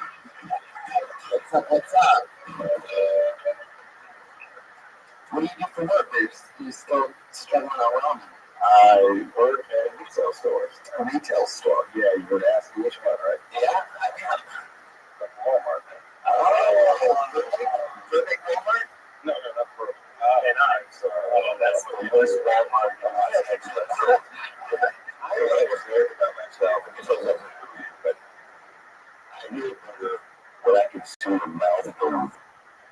I'm more than base right there. Yeah, I think it was set out there. I thought the second joke was strong. I thought the first one was pretty good premise. So I thought that was like that. I'm judging this. I'm talking about anything. I like that. Is there a period of time, Ron, when you started comedy where you were eating ramen noodles or anything like that, struggling? Yeah, man, it make good. I would drive for 8 hours to make $200 or $300. Now you have a motherfucking jet, don't you? You don't have to bring that in. It's not a motherfucking jet. It's a regular jet. I just love it. Sure. So, what is the most gourmet thing you've ever put in ramen noodles? I'm sort of with Ron. I didn't really hear exactly that much. I cut up some carrots and some peas. I was trying to make it. We actually bought like my own chicken, like real chicken, and we put the chicken in there because fucking bullshit. The sodium level's way too high on that. You'll be better if you guys got regular spaghetti noodle or something like that. Right, that's like 1,000 milligrams. Yeah, our main nutrient associate here on the scene, Brian Redman, the sodium king of the West. Sodium. Always keeping his eyes open. That's one of the things that kill people like me, you know? Yeah, sodium salt. Yeah, JD is talks about it all the time. Chairless. How long have you been working at Walmart for? I've been there for a long time. Like 7 years. 7 years at Walmart. Man. I mean, what the hell? Yeah, beat on the back of your head. Yeah. That's on the show. Oh, you can. Yeah. Oh, yeah, you can. Yeah. Any girls you've ever been with who like play into the Walmart fantasy where they just make you walk into the bedroom with just your blue vest on or something like that? Nah, man, but I do it. I'd be down. Yeah, like, that's the dick swing, and I do it. Yeah, like, I'm a price check and what you're looking for. So, everyone knows that there's a website called People in Walmart. One of the best things is that people that go there taking photos of them. Even in Burbank, the brand new Walmart in Burbank, you see some of the worst of the worst. Is there like a secret like collection of videos, security video and cameras and photos that you guys actually go, holy shit, this woman has a raccoon tail coming out of her ass? No, wow, but I have no idea what's going on with the editor tonight, but it is out of control. No, please no. What's the craziest thing that's happened at work? What's the craziest thing that's happened? What is the most, Walmart-ish thing that you've seen at your Walmart? I'll tell you something. And employee lost the key, and then a customer found it to all the lockups. And eventually that customer came back in and was just like opening and shit and taking all the stuff, all out the door with all the stuff. Wow, what a fucking They got that. What you guys said, you can change the lock? exactly. You gotta change all the locks. Wow, that's like Ocean's 14 right there. Clap, please, a dozen Walmart employees. Okay, Let me see your mouth. Let me see your mouth. Chaylis, what's your middle name? You're gonna remember once I tell you. Yeah, go ahead. Your middle name is Callis, and I knew I remembered fucking something about you. Both of your parents are black. Yes. And they named you after the mayor of Cloud City. So his dad's white and he looks like that. That's some interesting shit. I didn't even after the mayor of Cloud City, and then for the spokesperson, they called 45. That's true. Or maybe they thought the title of the movie was The Empire Strikes Black. Nothing again. Very good. Very good. Sweet show tonight. Just right from the That would be the same as there. That's funny. No, I saw the fucking tail spin around there. They wanted to walk down here with a bottle of fucking beer. I love it. I don't even just got away. So since the last time you've been on the show, how's things been going? Anything been working out for you in the comedy business? It's all right. I mean, I think it's every now and then, like 5 flex to the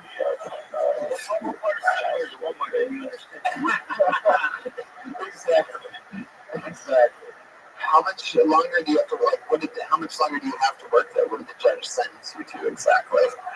Man, I'm going back around. It's a ground. We're 2 hours into the show. Everybody should be tipsy and having fun at this point. We're hitting grounds now. We're going the wrong direction. I had at least another 8 years. I don't know. All right. That's all. Chaylis, another fun time. We've met you before. Good to see you again. There goes Chaylis Robinson. Should we do one more? There's something that just doesn't feel right to me. I think we need to watch one more comedian. I don't know. Something's missing out of this episode. Maybe it's going for Mike Diaz.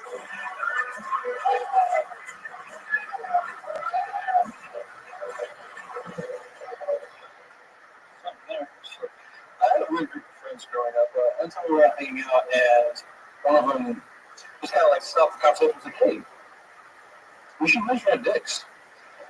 And like, no one had a problem with it. Everyone was like, oh, yeah, who's got the rule? Right? And so the first guy, by the time of the group, he goes first, that's his idea. And he comes out, He's like, dude, like 7 inches. And then he, like, the contest is over next to my friend. He goes in, he comes out. He's like, dude, yeah, it's like 6 inches. And then he gets weak.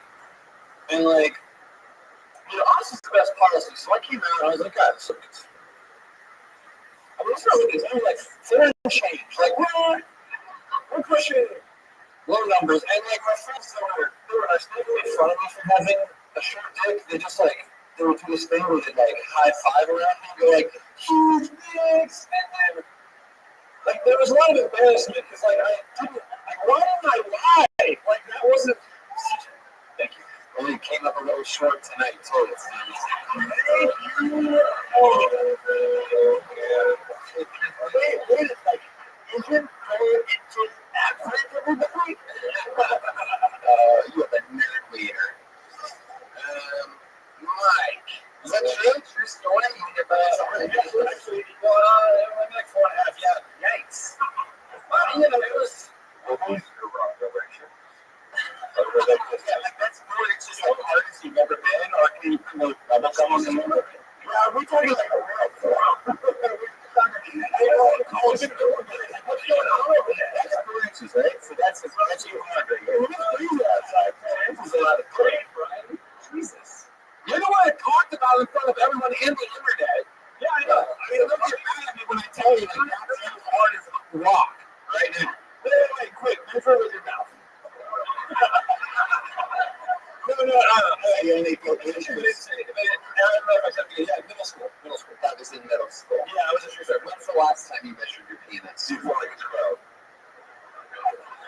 I haven't measured it since. Probably I've seen it, but I haven't measured it since. Do you think it's about the same?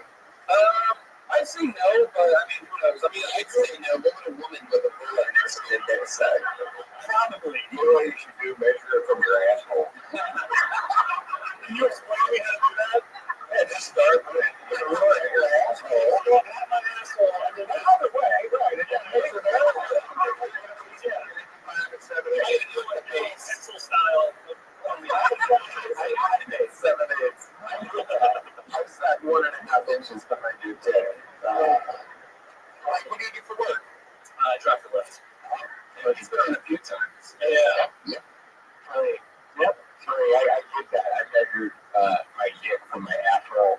In middle school, I measured my dick, my asshole. I'm up with the tip of my dick. It was pretty big. It was about half of a dragon's board.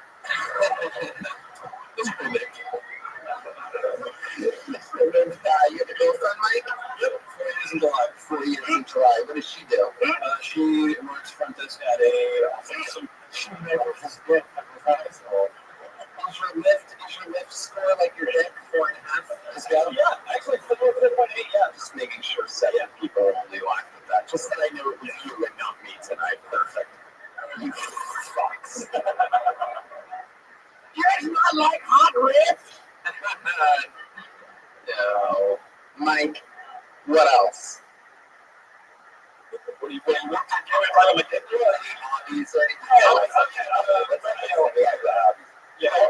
made you come up with that mustache idea that you're rocking? Oh, no, sure. Oh, hi, guys. What made you want to be a French thief? Ice movies mostly. How long have you been growing that thing out? Oh, it's been like a week. What is your balls look like? The balls themselves not very big. The sack fall. Oh, Artificial style. I've never seen Artist balls. I've heard like we just did Naked Roast Battle in New York, and we got to see some of the craziest shit that happened. Artist balls have grown twice since I saw them. Like literally that big. No joke. This is no joke. Like we know it's not a joke, Brian. In 10 inches. It was weird having a roast battle where you saw that. That's almost my disc. Balls. Yep.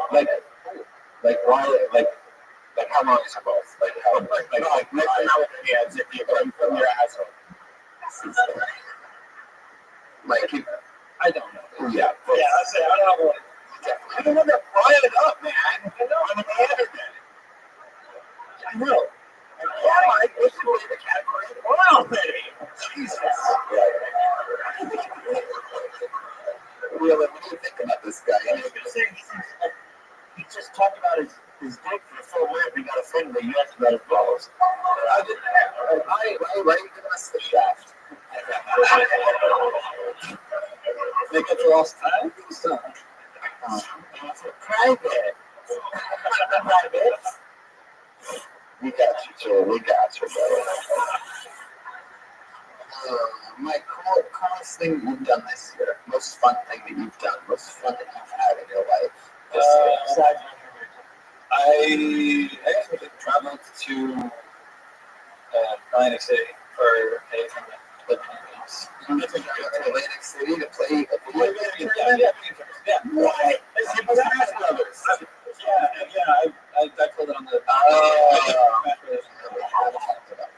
you like playing video games? If I win, yeah. I don't win very often, but so you guys know I still know who like make money playing video games on that championship. Yep, that's an option.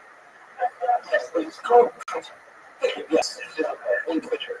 You're the most honest person I've ever met in my life. It's true.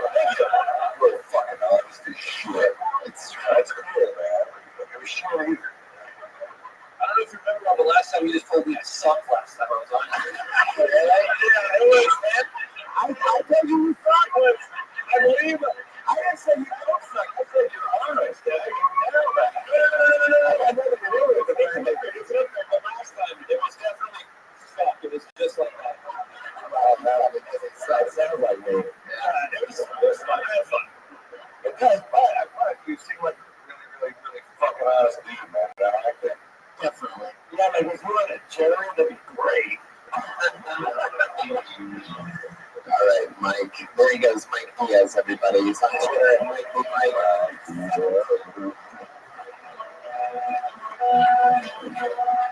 did it. Let's go, Tommy. Little Walker Jr.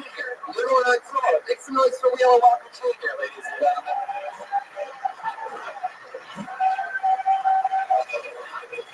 This is my new album. It's a Wheeler. Tell us about your tour, though, so everybody listening around the country. I texted on manager. So what 3 dates do we need to pick out the most? And they go back Charlotte, Virginia Beach, and Philadelphia. Oh. Those are all available. We don't know. Yeah, I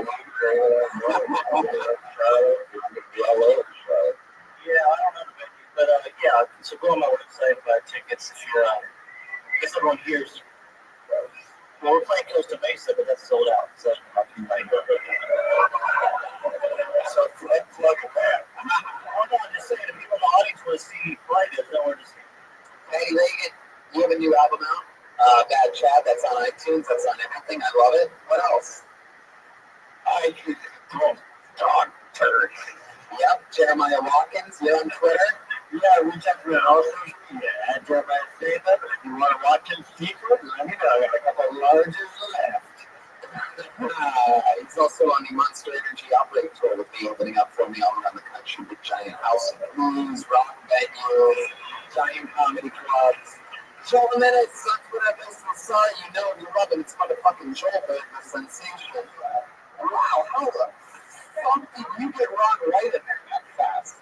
It's going to be amazing. Ryan J. Eagles drawing. Right now. Ron White, Kurt Metzger, Larry Walker Jr.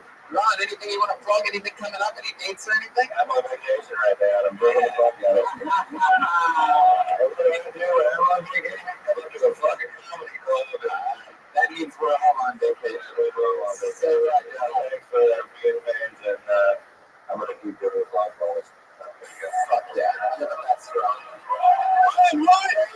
The king of salad, the king of pussy, the kings of American. Thank you so much, live audience, for coming out. This is Kill Tony. 19. See you guys. Love you. Thank you. Good night. What up, Victoria? What up, Victoria?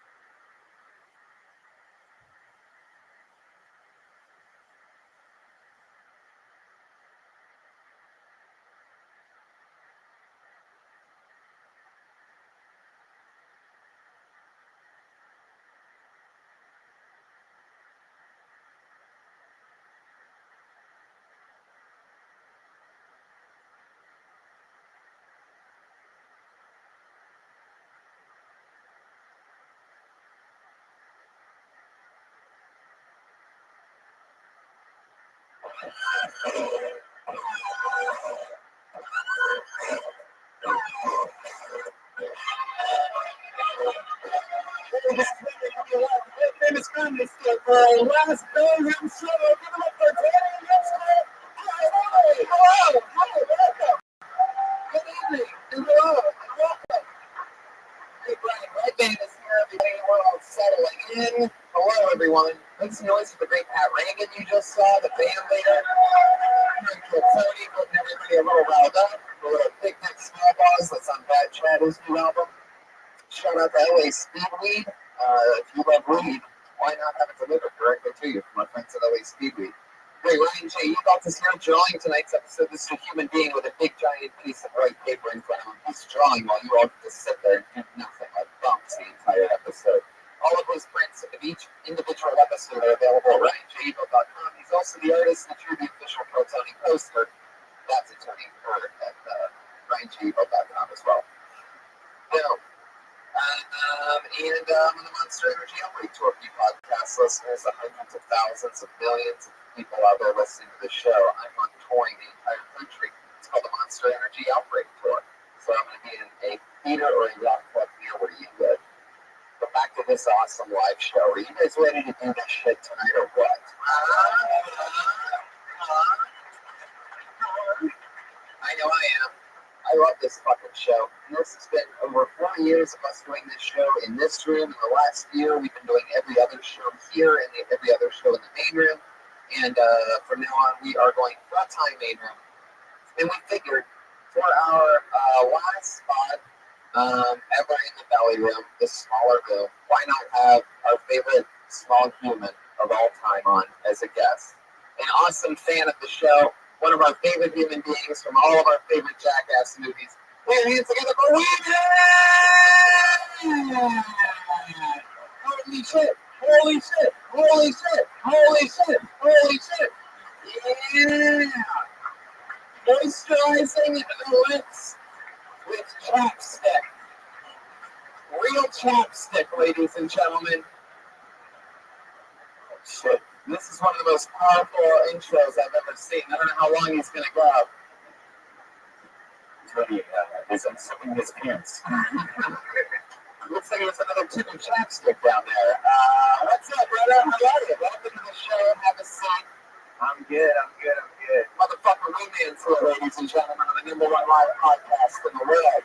Our good friend Steve-O was supposed to be joining us, but we got a fun text message from him saying that he, for a thing he was doing, this type of life that Steve-O lives, he tried to do snow angels on a fire today and came out with 4th-degree burns. Look at that, everybody. From our friend Steve-O, that was going to be sitting next to Weeman tonight. You know what I was thinking? It was like, he's going in on the worst day for a burn, because as soon as he goes in, they're going to be like, oh, great, what kind of fireworks were you playing with? Right? I was just on snow angels on a furnace. How many people are going to be going in the next day or two for fireworks burns? Do you think Steve-O just has like a bracelet for like a front of the line pass at the hospital? Yeah. That's it, right? That's the bracelet. You guys just get to walk right in. You get to kick the ambulance doors open and do whatever you want. I'm excited that you're here. You know how the show works. You've been a regular guest numerous times. So, a guest. I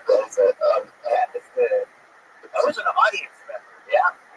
That's funny the first time, because I was just coming to watch, and then they're like, come on. I'm like, I don't know if I'm going to put my name in the bucket. I wasn't asking you to put your name in the bucket. You got to think bigger, man. I wanted you as a guest on the actual show. I can only think as big as I am. 5 inches. One of my favorite. Damn. That chapstick tube extends if you twist the bottom of it. Exactly. You know what I love about this fucking show? As a fan of this show, is the band. And let's just bring them out. It's my favorite thing in the world. They always do different characters or different something special every week. Who knows what it's going to be this week? It's going to be the Cat Sunday Band. They're all here. It's Pat Reagan, Jeremiah Watkins, and Joel Jimenez.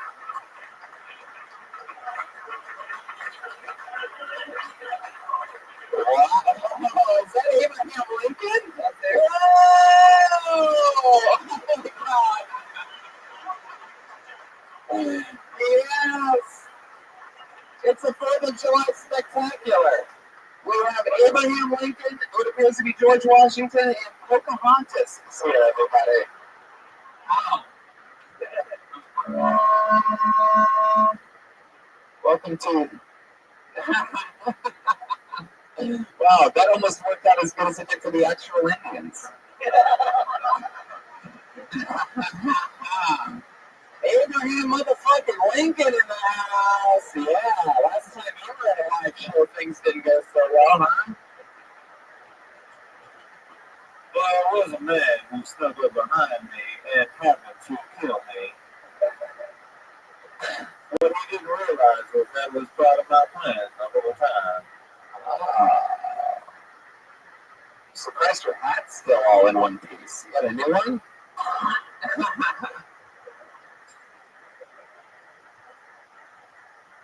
I do not find that very funny. That was quite the proclamation, sir. George Washington, how you doing over there? Is it George Washington? I'm George Washington, the first president of the United States.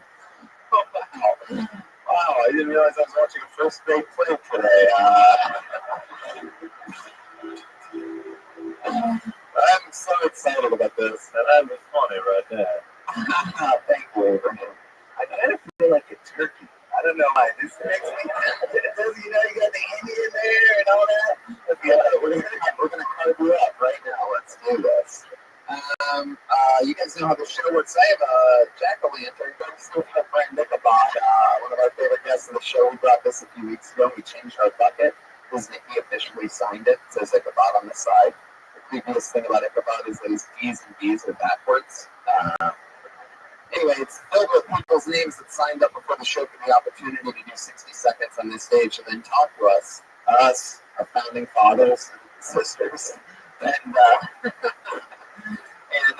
know how it works. They put your name out of the bucket, you get 60 seconds uninterrupted. You know your time's up when you go the sound of a kitten. Nope, just the cat part. And that means wrap it up in, or else we're going to bring out the angry West Hollywood Bear. There it is. There it is. Okay, you guys ready to start this fucking show or what?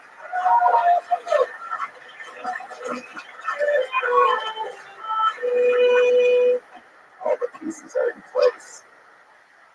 The first comedian performing an uninterrupted 60 seconds tonight goes by the name of Tommy O'Neill.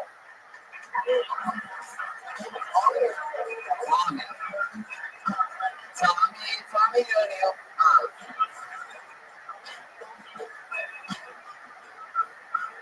I mean, there's people going up the stairs. There's not room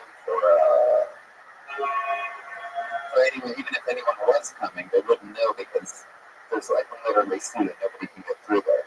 Is anybody back there named Tommy O'Neill? Oh, okay. I think the great Aphrodite thing is in the Aphrodite in the back of the room. Everybody. You always hear her. You can always hear her. There ain't no Tommy O'Neill. Toby, what about Shaquille O'Neal? Oh, George, I can't believe you've been keeping up on your topical references, George Washington. I sure have trouble hiding back there.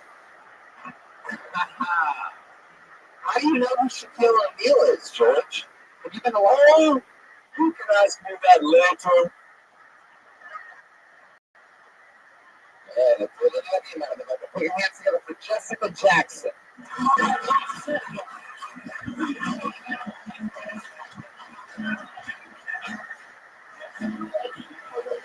This is why we're moving to the bigger room. So, yeah, I feel like even if somebody was coming, we wouldn't even know. Aphrodite's standing at the top of the stairs. Look at that black mass just standing there. Aphrodite, you gotta move somewhere, kiddo. You can't stand there. You are the epitome of a fire hazard right now. You are everything a fire marshal hates in life. I thought that was Harriet Tubman up there. Oh, Abraham, your old friend. I have a feeling these two comedians have a fear of little people. That's why they're not coming up to the stage. It might be. Yep. It's a real thing. It is serious. If the third person doesn't come. Median is the first guest that I've pulled out of a bucket before, by the way. Fun fact. I put another name on it. It's Ian Russo. Wow, there he is. Make some noise, Comedy Store. I just flew in from New York, and boy, are you all faggots. So a couple years ago, I found myself going through a breakup, and I was at a Hanson concert of all places, getting wasted off a little something called hops. If you don't know what hops is, it's not something I made up for the sake of the story. It is a beer that actually exists. I like to believe that the band Hanson was one day deeper in the beer brewing kit in the garage, and they developed this recipe that was so perfect, I just had to slap the hops label on it. And yeah, the band Hanson, though, like they were, I don't know if you know this about the band Hanson, but I just had a long musical upbringing. I've seen thousands of punk bands, metal bands, indie bands, went through a lengthy ska phase. I'm not proud of it, but it happened. It happened. But the band Hanson, one of the tightest fucking band I've ever seen. Wow. All right, Ian, let's talk about it. Come out on the audience faggots, chat. We're all sounding like Josh Martin. We're down straight to you. And yeah, that new Hanson shit. I don't think anybody's ever really covered this before, especially when Hanson was a band that worked. 40-minute bit that the track presents into. That's exactly what Hanson tried to do, ironically enough. I think so. None of us stayed the same.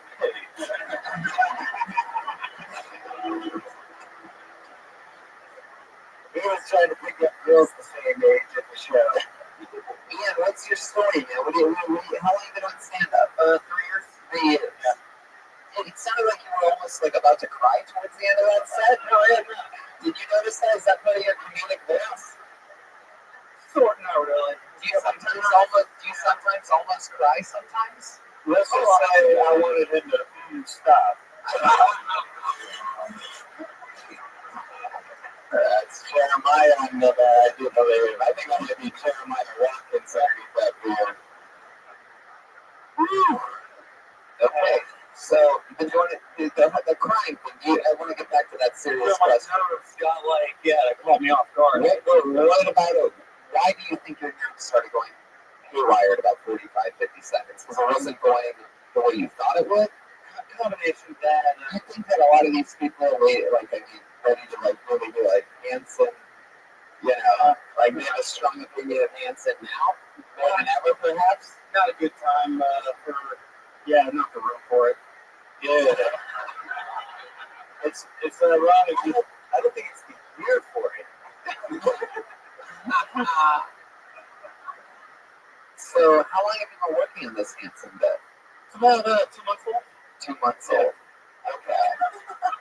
Interesting. So, what do you do for work? I'm a background actor. Yeah.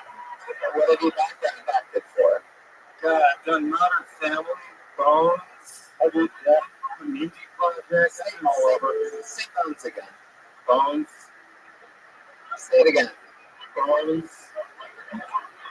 Again. Bones. I told him a lengthy Bones bit, but I think I've done the loophole here. I think it's just hilarious. You just say the word bones over and over again. I'm the biggest. Yeah, you're better that than the Hanson faggot guy. I mean, you're aggressively. I think anything's. Bones is a good skeleton of an act, but not the whole thing. It's true. It's true. It could be bad with the bones. It might not be a good idea. What else about you? When you look at yourself in the mirror before you leave, what do you think you look like? I have the best hair in all of Los Angeles County, but due to that and my weirdly shaped face, I look like a milkman from the 1950s. Say bones right now. Say it. Bones.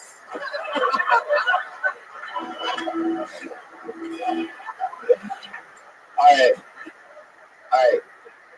Do you have like a one-liner? Do you have like a short joke that you might have anywhere in your pocket? No pun intended, now. Sorry. Literally, you get what joke? I may be new at town. Wait. I want you to do the joke and then pretend like I'm not. Everybody in the audience, plug your ears. After you do the joke, say bounce afterwards. Okay, do it. I may be new at town, but I'm so LA. Look at my pants are sagged. Bones.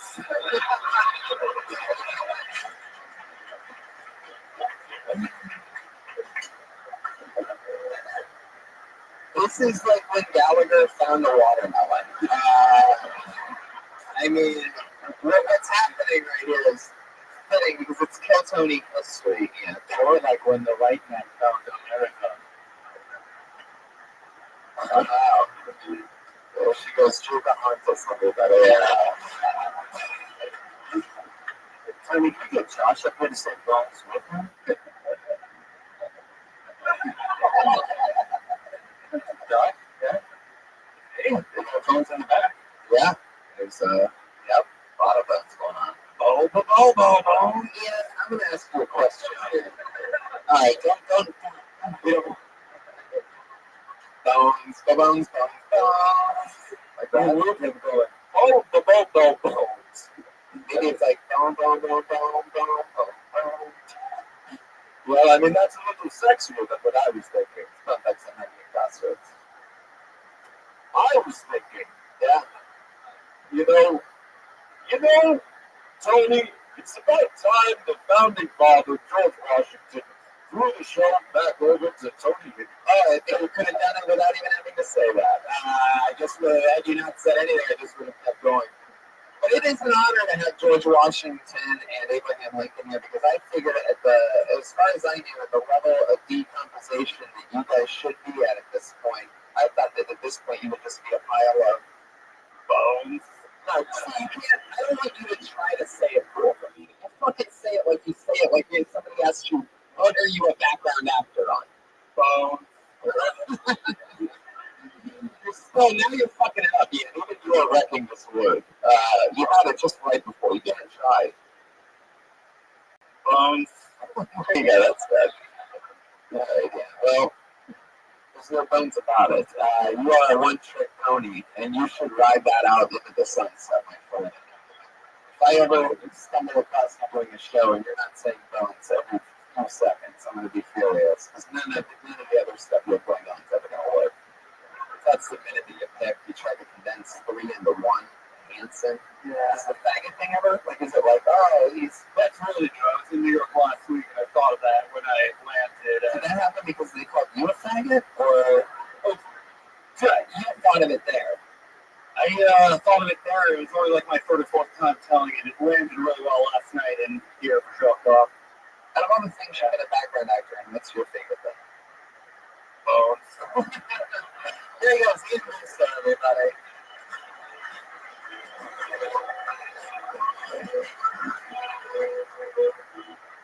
Speaking of bones, I go back to the bucket that hit about Rothschild a couple weeks ago. You guys ready to bring up another comedian? I guess not. Comedian's going to prepare to Uber.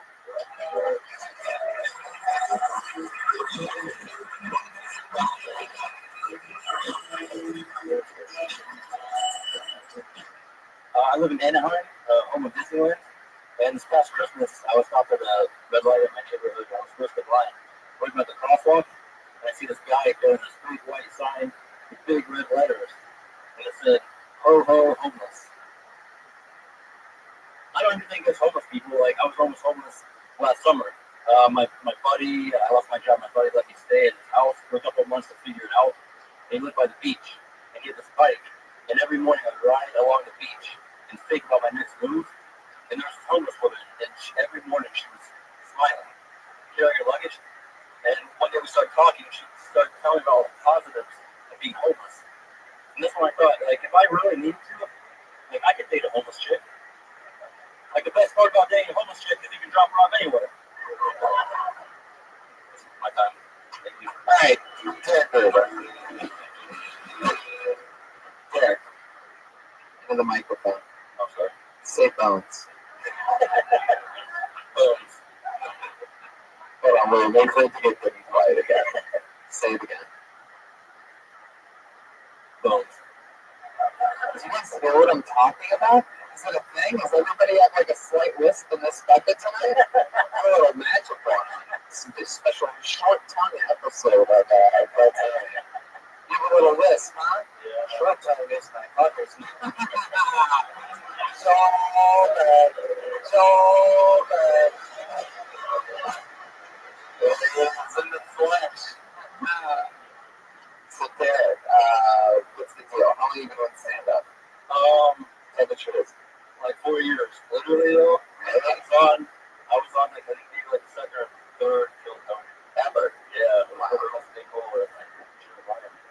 That was many moves ago. Yeah.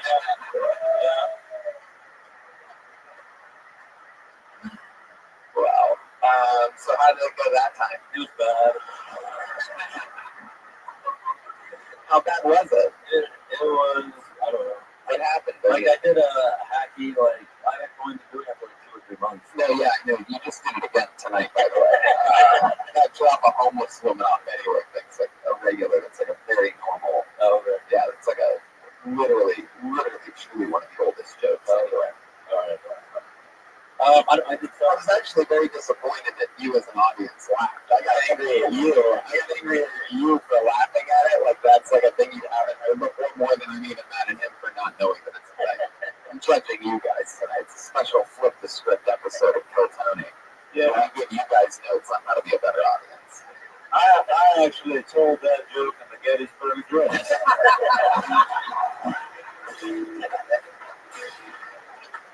I fucking love you so much. Oh my god. Derek, what do you do for a living? How do you make money? What skateboard shop do you work at?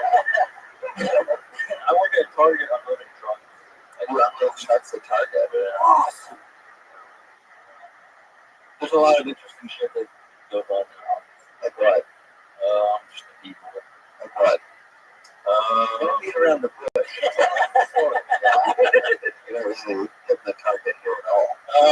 I don't like targets. So you unload trucks. How long have you lived in LA? I've been in Orange County like 10 years. Where are you originally from? from Ohio. What part? My dad's at Oh, okay. the How long have you been working at Target? like a year and a half or so. Like I just do it because like I can still like clear mics and stuff during the day. It's like 3:30 at night, so I do that for like 4 hours. And I'm off at 7:30. And then what do you do? Smoke a lot of weed. Try to write on. Do you have roommates? No, actually, I live I'm almost home. I can drive myself anywhere.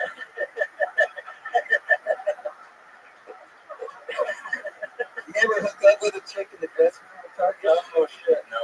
You have your own dressing room at Target? No, that's just you, dude. That's what you were at Target. They make you a special thing. Not everybody has that. Oh. Wow, man. Here we go.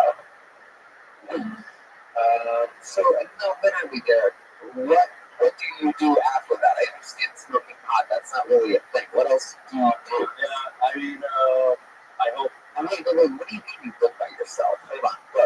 Answer that. I live, my great aunt, she had me kids. And that movement. And,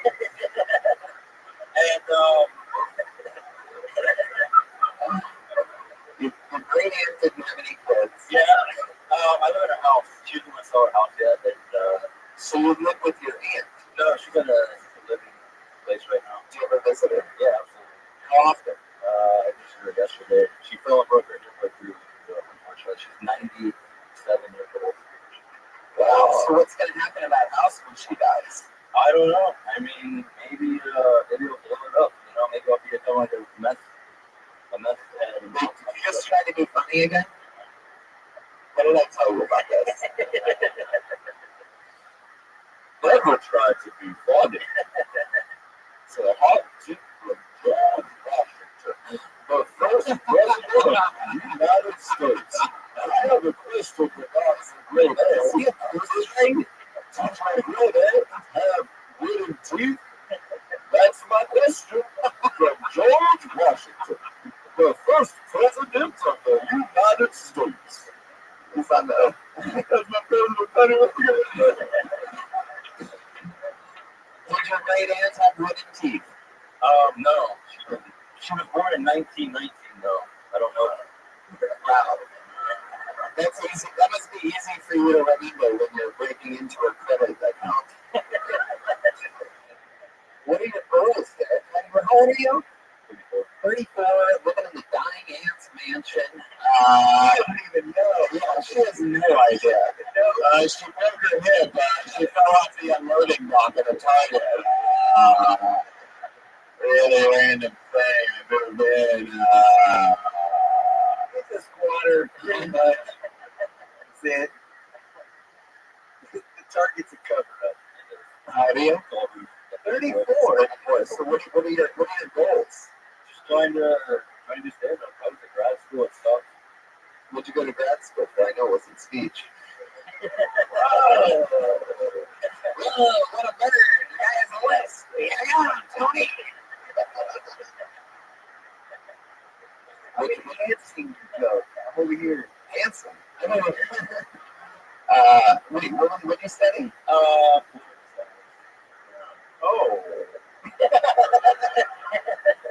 Go on.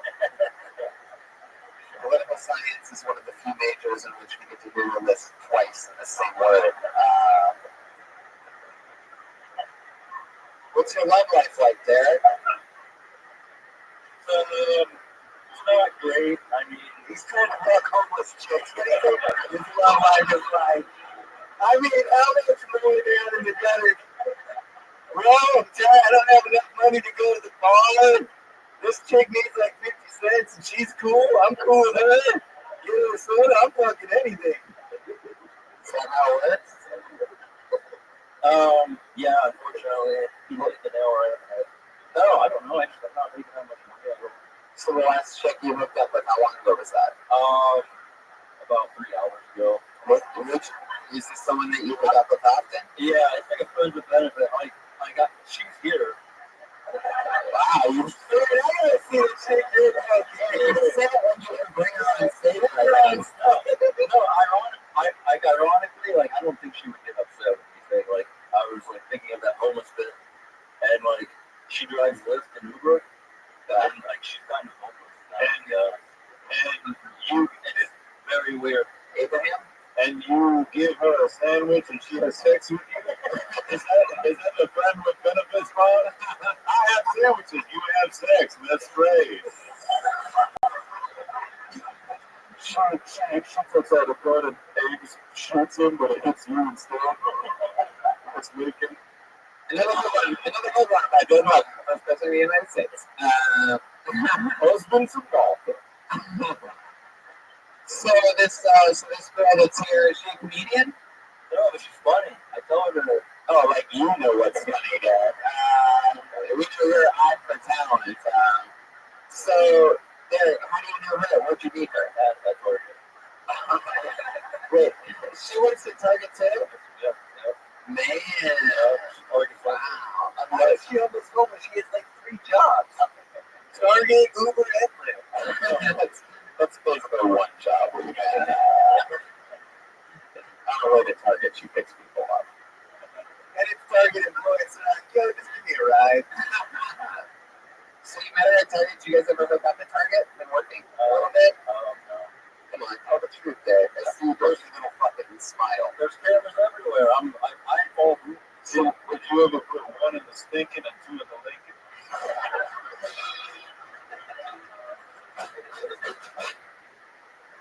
Wow. So funny. First time you guys hooked up, it was right after work? Yes, sir. How does that go down? How do you pick up a check?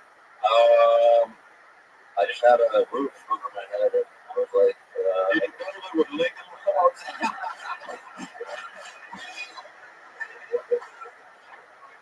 A roof over your head? What does that even mean? Well, you didn't know what I mean when you have a roof over your head, you go into the mail.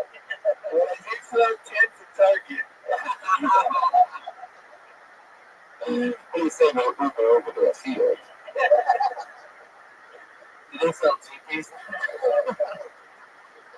Wow. Why is Pocahontas topless?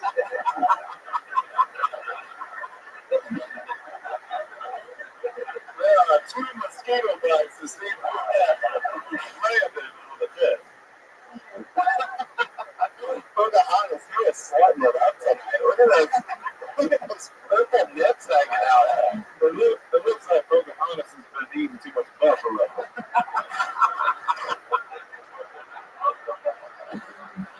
Wow, Pocahontas. Man, Mike, this is fun. All right. So, Derek, all right. She looks more disgusting than every time I think of. All right, Derek. I wish you the best of luck in all your endeavors, and thanks for coming on the show. Thank you. And,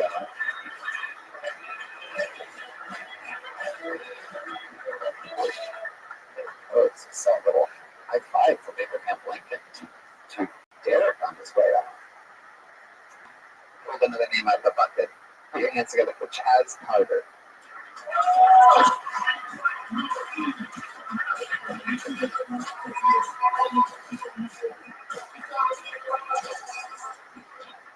What's up? Yes, I need a car. Because I'm tired of commuting and I keep having all these horrible interactions with homeless people. I had a homeless guy walk with me the other day and he was like, "Nigger Christmas." I was like, the proper term is Kwanzaa, but you have a nice day, sir. I was walking through the neighborhood and I was mistaken for a teenager by a local sex offender. The only reason I knew he was a sex offender because he kept asking me questions about my mom's work schedule. I mean, I should have been discussing, but that should be one issue for my self-esteem, guys. But in his defense, like, my wardrobe is out. Like, I walk around dressed like a buff 13-year-old.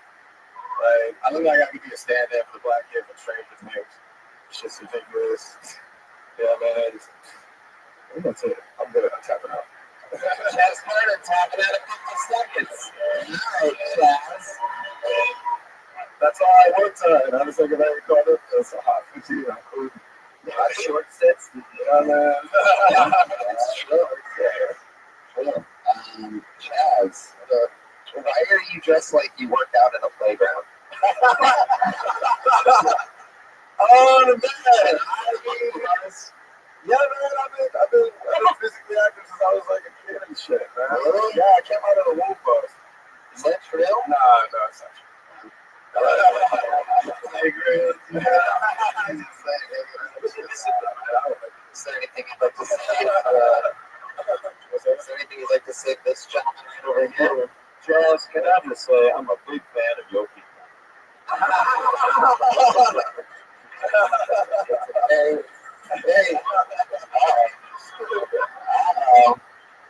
Abraham be fucking. Hands up to you, Abraham. Abraham, have you ever been with a man before? Sexually, Abraham? Only in the foxholes. Chaz, what's your story, man? How long you doing stand up? I'm coming up on a year next month. What do you do? You don't have a car? Is that true? No, I really don't have a car. When's the last time you had a car? Have you ever had a car? Yeah, I did. But like years when I first moved to LA. How long ago was that? Like over 5 years. Where'd you move from? Florida. What part? Tampa. Yikes. How long have you been? How long have you been teaching Zumba? So, hey,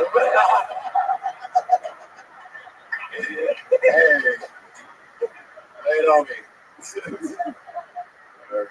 Chaz, how does it feel to be in the same weight class as we? It feels good, man. We're representing for Florida. They're called people. You can't use the N word.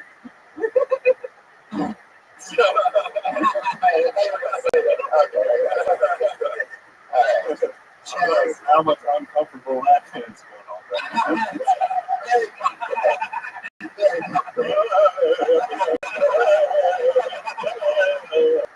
Thanks, Abraham. I was not planning on coming up today.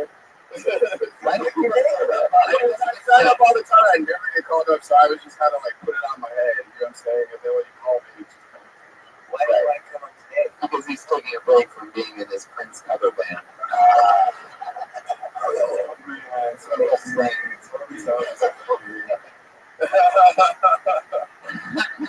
You do sort of have the naturally uncomfortable sounding laugh. Yeah. Ha ha ha. Ha. Funny. Ha. Chaz. So, hey, is Chaz your real name? No, my first name is Sanchez. Sanchez? Yeah. Whoa. Yeah. You're much later than I thought you did. Way up. Sanchez? Yeah. Sanchez. Sanchez. Oh, Chaz is short there. Sanchez. Yeah. Why do you have a last name as a first name? First name is a last name. Sanchez Carter. I don't know, man. My mom. Carter Sanchez. I'm half Latino. My dad's Hispanic, so I feel like I know my mom's trying to honor those roots. Oh, Pocahontas put her top back on. Look at that.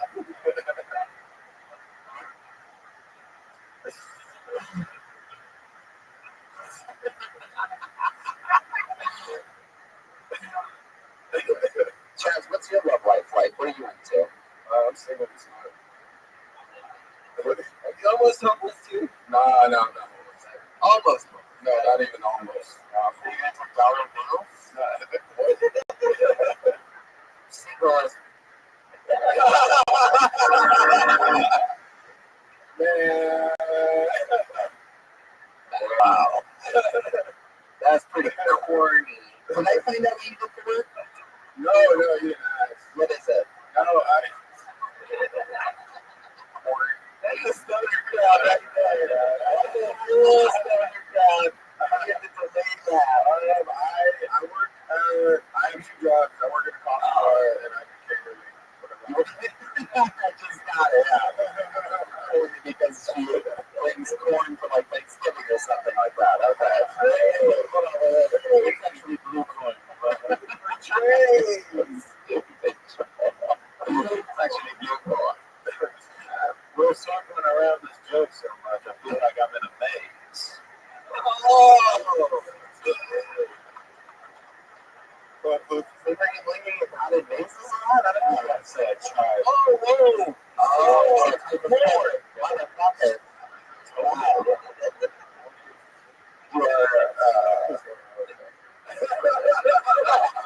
You are a general in the battlefield, Mr. Lincoln, but you are definitely a colonel when it comes to these corn jokes. Actually, never was a joke. Yeah, I was just going to say George Washington was the general. But they actually would have worked that way. People were. Yeah, it's true. It doesn't make sense. Exactly. It's true. They're not really looking at the scientific backing of the joke. I don't think it was actually a general. It was more of a understudy. And that's why Donald Trump was president. Yes, that's exactly why he's the president. Chaz, so you've been working in a coffee bar? What does that mean? Is that a cooler way of saying that you're a barista? Is this bar that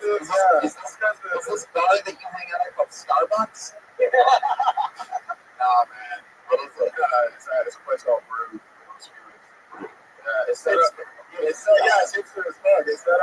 set up like the bar, like when you walk in and shit. So it's like upstairs. Oh, it is. Let me get a double latte. Yeah.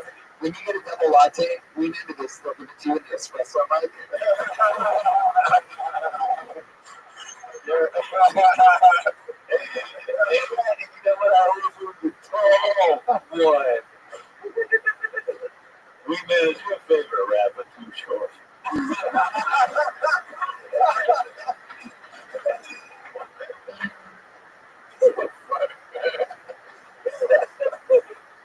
Actually, yes. How long you been working at the coffee shop? About 2 years. And what's the other thing you said you do for work? Catering. I make white people feel special at their weddings. Hey, whoa, why do you make white people feel special? Like, you bring them the drinks they wanted. I tell them they look good, but they don't. I fucking That's how you make everybody feel special. I help set up the wedding and shit. That sounds like something you could have. Really? Yeah, it seems like you have like a little firecracker wedding plan. I am bossy as fuck, so yeah, it naturally comes to me. So delegating shit. just get a snap and put your hand for the podcast.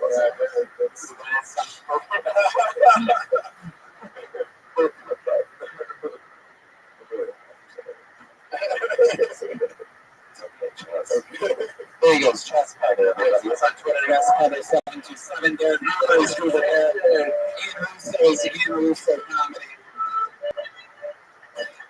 It's all happening. Excited. You guys having fun out there? See some stars hanging around. There's Mystery Dan on the staircase. If you ever wondered what that creepy motherfucker looks like, there it is right there. Taking a break from playing the organ inside of a furnace somewhere to be here. I'm pulling the name out of the bucket. Put your hands together for Jihan Sabir.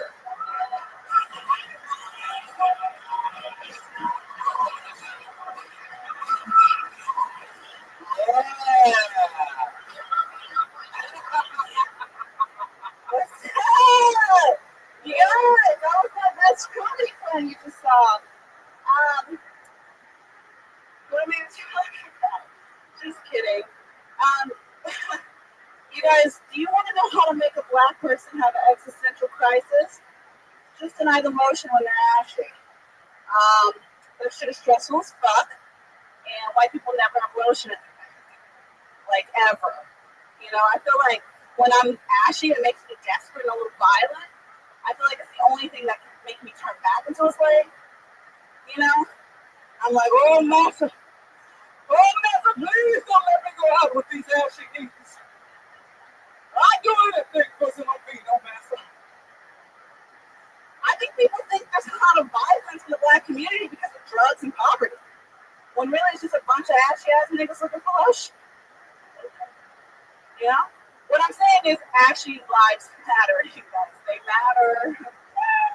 Here we go, Jihan Sabir. I've never experienced an ashy person. Really? I don't know. Oh, I'm pretty sure your friend Steve tried to do a flowing for a while. I hired for their That's pretty scary. Jihan, you did. Aren't you precious?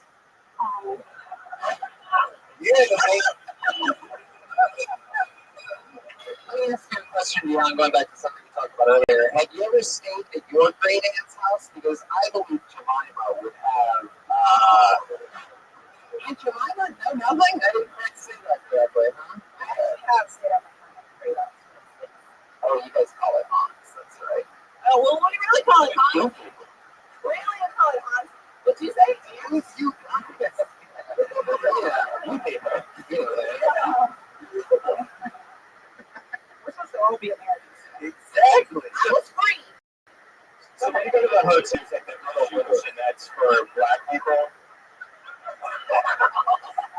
Yeah. I really was wondering, I thought it was just masturbation. I went swimming today at my friend's house, and there was a black girl who also swam, and I will say this has happened today. I had a nice face lotion that I have. I have a good face lotion that I like to use. It's SPF, and it's for people that Thanks, Abraham. Real smart Abraham Lincoln, 16th president of the United States of America. What fucking Emancipation Proclamation, grown up leader of the free world. Guy that solved all the civil war shit and freed the slaves. Real smart. Yeah, my lotion's chiz. Piece of shit. Yeah, that's the expensive lotion. Listen, that's what I use. It's normal free chiz.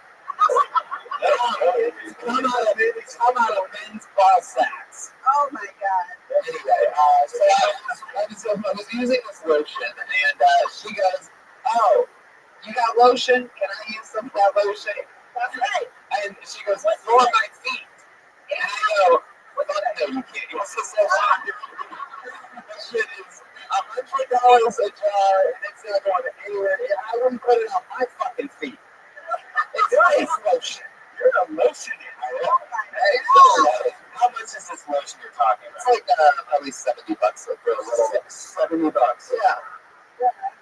Your face not that precious. shit. Oh, okay. Okay, Chief. You have amazing hair. Oh my God, thank you so much. You have good hair. You're not bad yourself. Oh, wow. Oh, shit. I've never seen somebody be able to do a live upskirt before, but I think this shit's about to go down. I'm pretty sure Reman is one jump away from being deep inside of you. Well, I think my taco's standing up.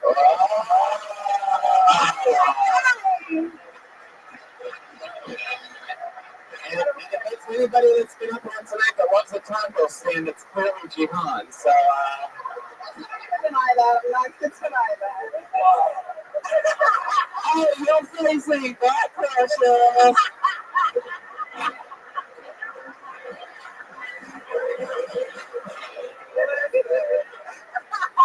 I wouldn't even have gone there, Jihan. You really are an awesome bundle of charisma. What else do you do in life, like for fun and everything like that? I take care of white kids. I try to instill in them as much black knowledge as possible. Like what? Like, are you a pretty good kid? Like, this is two trains. That's a black culture joke about how two chicks is a person and it's white kids. So you have choo-choo trains. Like, two trains joke. They wanted to pretend he wasn't British. Just to let you know. You can never make that joke twice about teaching white kids black culture. Two trains. You pieces of shit. And you like peasants. And you're gonna fucking drop the homeless whole thing off anywhere? Oh my God!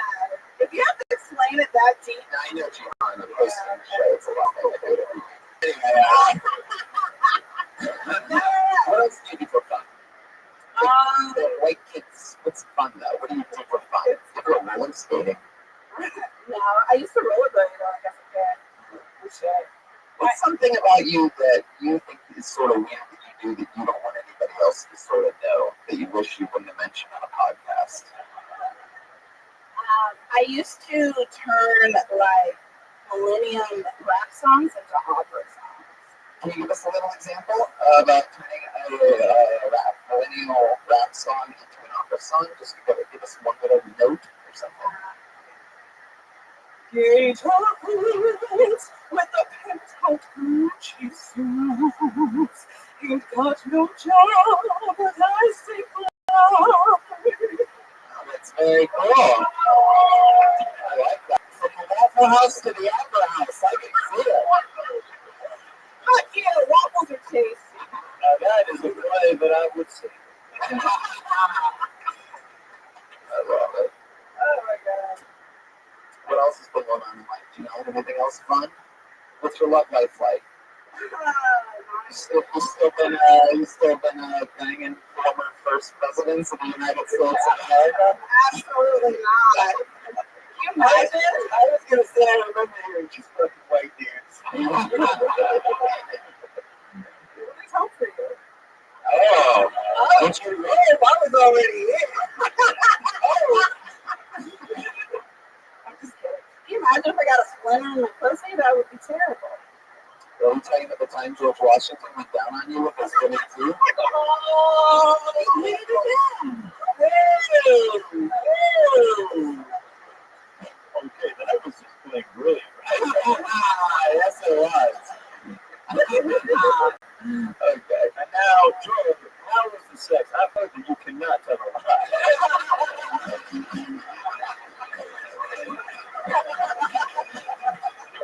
He changed that night. I'm pretty sure it was a very revolutionary experience.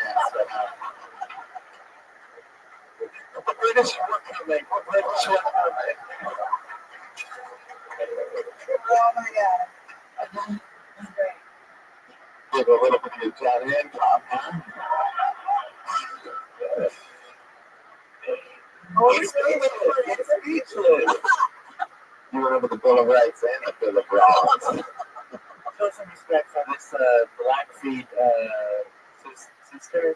Oh, What just happened? Blackfeet is a type of Indian, right? Native American. Native American. I don't want letters. The band does not endorse. Let's use that.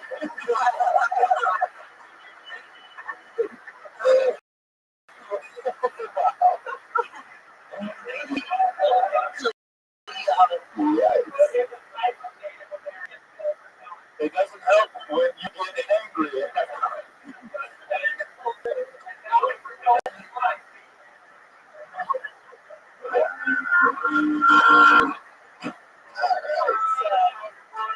Jihan, you are so lovely. You're so much fun. It was such a pleasure to have you on the show again. Thanks for coming on. Yeah. Jihan Sabir, everybody. She's on Twitter. Jihan, is that a dot? Dot Sabir? Jihan dot Sabir. Jihan dot Sabir. You follow Jihan. You guys having fun out there or what? You guys are getting to see George Washington and Abraham Lincoln in one of the oldest comedy clubs in the world. Comedians of Danny Williams. Danny Williams. He's coming. He's coming. They say he's coming. Yeah.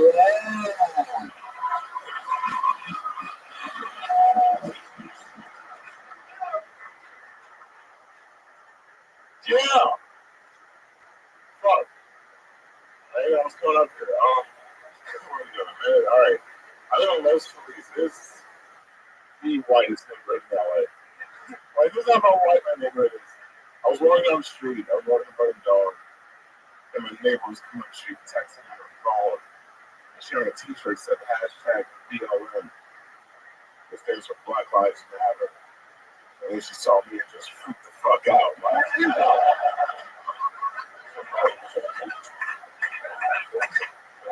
Like, that's how white my neighborhood is. Like, Black Lives Matter, but just on the internet. Like not in real life. All right, do one more quick joke. It's the dumbest joke I know.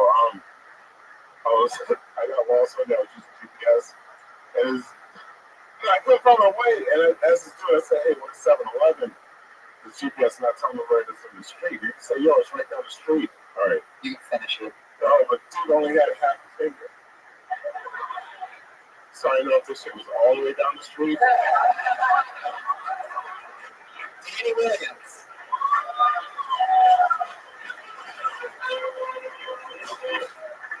That's what it's all about. Yeah. Laying it down. You did it again. You've been on the show before. Yeah. What did we find out about you again? I talk really slow. You talk really slow. And I sell wheelchairs. You sell wheelchairs to handicapped people. Yeah. That's a good market to be selling wheelchairs to. If you're selling wheelchairs to unhandicapped people, that would sort of just be fucked up. That was a really good sell. Yeah. True. How long have you been slinging wheelchair? I've been looking at like 7 years. 7 years, man. You're really on a roll with that fucking thing. Stupid. Really stupid. Don't fly with that, sir. That wasn't that good. It should have been the other things that were all smart that you guys made noise for. So, Danny, how long have you been on stand-up? 5 years. 5 years. You do a lot of spots? Yeah, I'm trying to get up. What are your hours like from the wheelchair? I work from 6 in the morning until about 6 in the afternoon. 6 in the afternoon. 6 isn't even in the afternoon, my friend. That's the what they get. 6 in the morning to 6. The sun's still out, so it's afternoon. No, that's not how. The sun's coming out now? Yeah, the sun is still out. Oh, it's evening. Yes, it's 9:12 in the afternoon, everybody. I go to bed at 10 in the afternoon. I guess technically any time afternoon is afternoon. If you really want to put one in here. Yeah, all the way up until 11:59 a.m. That could still be in the afternoon. Still afternoon. No, 11:59 a.m. is before the wrong. Well, there's no before noon. There's only afternoon the day before. What it back to needing to do somebody, all of our pot smoking fans listening to this podcast just had half a stroke right then. Flat earthers. It's no afternoon. It's always the afternoon, whether it's morning, noon, or I heard it on an episode of Kill Tony. That's where I get all my fucking stuff from.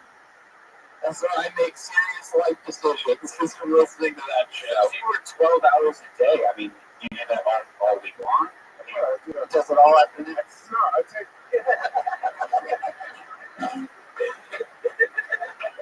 I try to work straight hours on Monday so I can come here.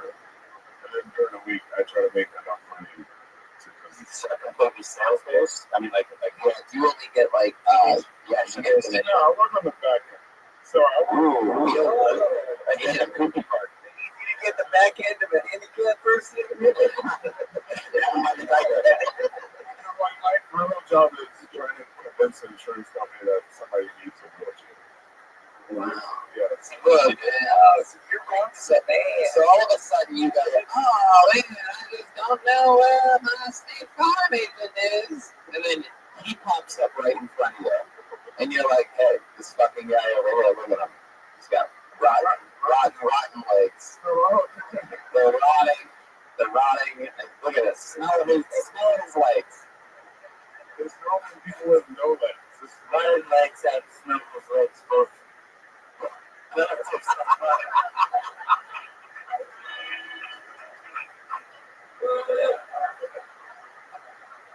Walk on his chest with the feet together. Yeah. Just don't have legs tonight.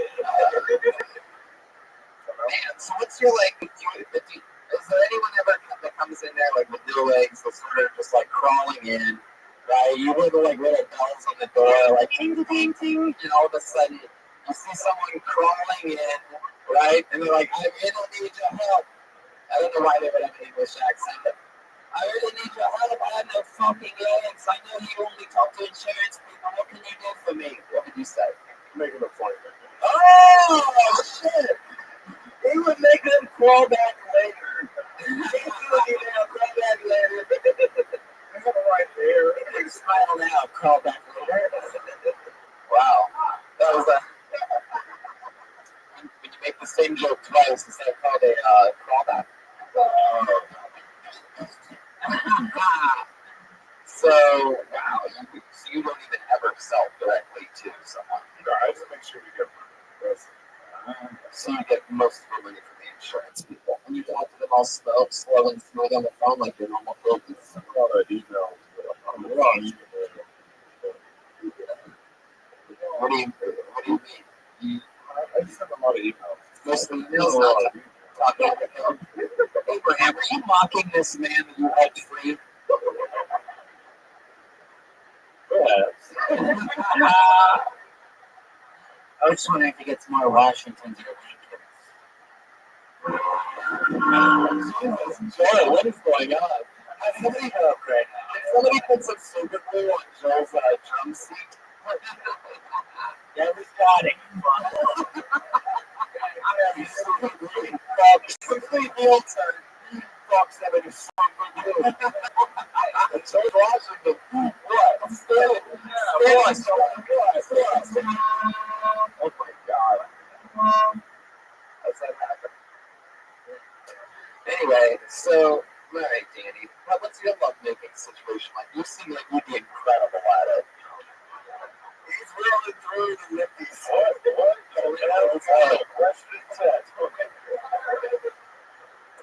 You look like an incredible lover.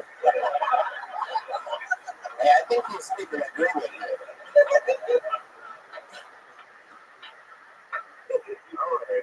I'm single. I've never been to like 2 weeks. Single for 2 weeks. The last time I hooked up with, what was that like? Was that a random hookup, like a one-night stand or something? No, like public. Never in public? What'd you meet her at? Your car. Doesn't matter. Okay. And then she go back to the hot place or her place? No, I live with my sister, so I just went in my car. Oh, you took her to your car. Were you sitting in the driver's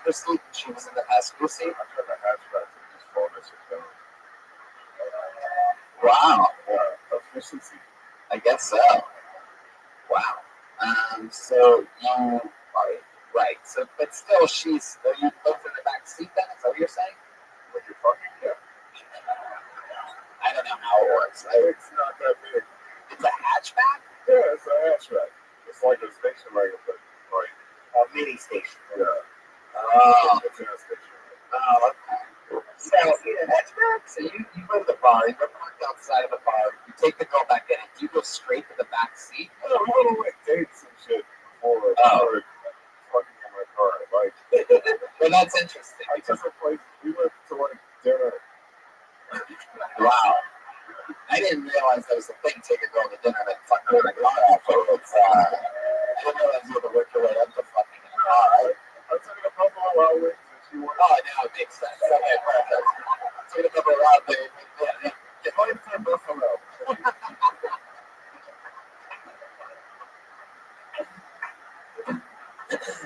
So then you're in the back seat, the pop stops, somewhere in Los Feliz, there's just you. No, I'm fucking by my neighborhood. We talked by the Buffalo Wild Wings. Oh. Wild night in, right? So, take a wet nap home just because you knew that was going to happen. Good question. I keep it on armrest. Yeah? Okay. Solid right over the stupid dick. You know, the good thing about having six in the car is you can drive away.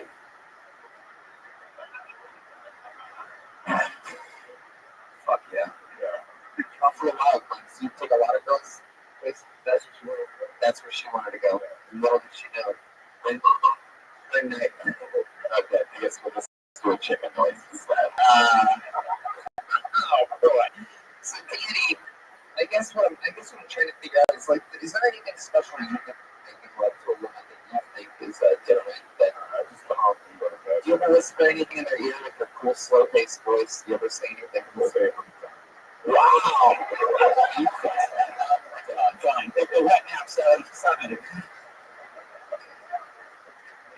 All right, Danny. Well, it was fun to have you on again. There he goes, Danny Williams. He's on Twitter at Trump_liquor. LIQUOR. Trump_liquor. Josh, I'm going to ginger beer. Josh. Ginger beer. Josh, maybe fix the sound. Josh, maybe fix the sound. Anybody know where Josh is? Nope. I pull a name out of the bucket. Put your hands together for Quentin Thomas, everyone.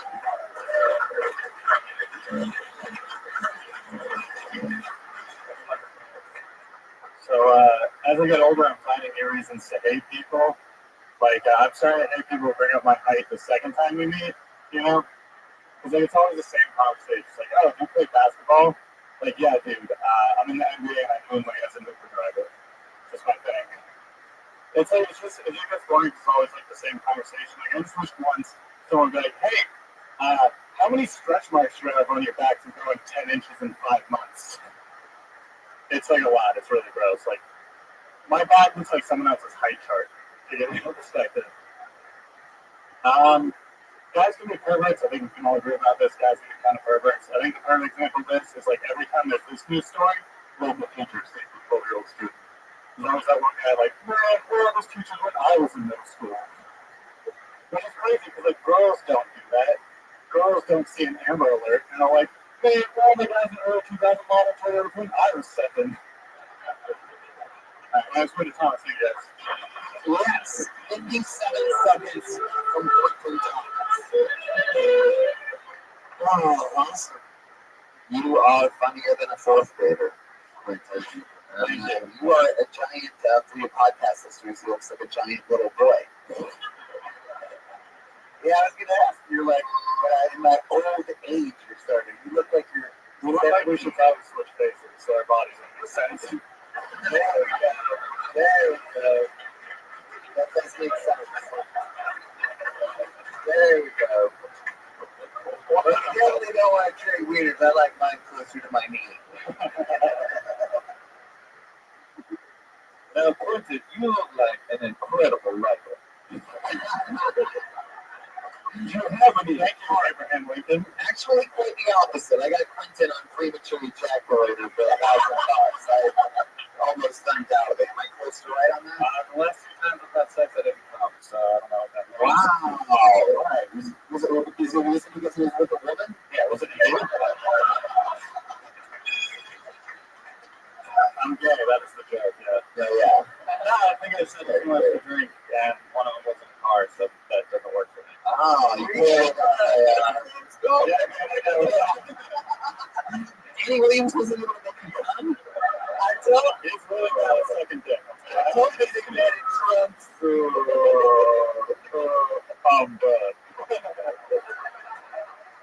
Man, the last two times you had it done, has it been with the same girl both times? No. Damn. So you think it's because you were drinking so much? From whiskey dick? Yeah. I would put more of my money in just like that if fucking. Really? Yeah. Because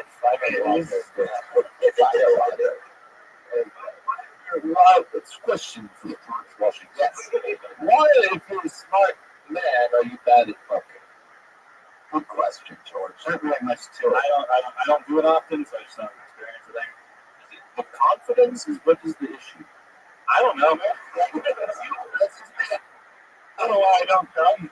What George is trying to say is, what's wrong with you, dick? I'm gonna have some men help out a long time. I mean, let's just keep it real quick. When you notice that, like, when you're hooking up with these chicks, when you notice that it's not going well? Like, is there any point where you do get hard that you lose it? Yeah, it's when I start off strong and then just kind of fades away. You get tired of that cardio? Oh, yeah. I'm in terrible shape. Really? Yeah. Is that true? Yes. How old are you again? 23. Why are you in such bad shape? You look like you played a 7-day basketball game today. I did. I don't know. I don't think. I focused on my mental health, not my physical health. So she was on top of her own body. You focus on your mental health so well that you're too drunk to be able to come? Yeah, exactly. Oh, okay. No, that's also something to do with it, probably. Right. But this is weird. I didn't know It's okay. 1,000 people were going to listen to how bad I am. No, it's many more than thousands of people. I know you're down. Let me ask you this. What's up? And yeah, you're just a guest on a podcast now. We're all hanging out. Okay, cool. So, do you do anything when that doesn't go that way for you, and the girl's like, "Hey, what's up?" Like, what do you do anything to overcompensate? Do you make sure that you please them? Yeah, I do that before I take care of myself, obviously. Yeah. You ever like punch her in the face? Talk all sorts of shit. I don't do that now. I've never, no, it's been all the way around. You've got You've got punch? Yeah. While being made love to? No. Oh. After they're like, that was terrible. Really? No.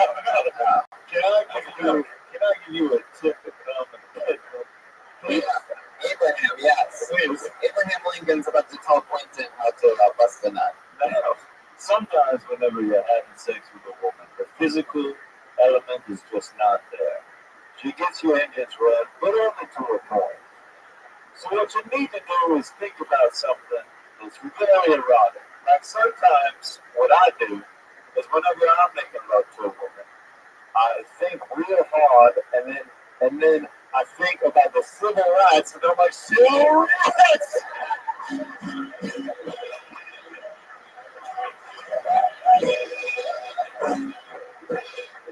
And before you know it,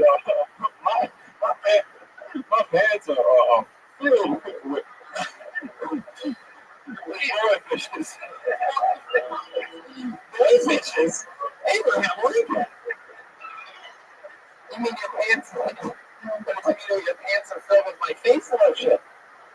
That's jizz. Remember that, Abraham? I use jizz as face lotion? You child. You bearded child. I'm going to cut out you just saying I use jizz as face lotion. And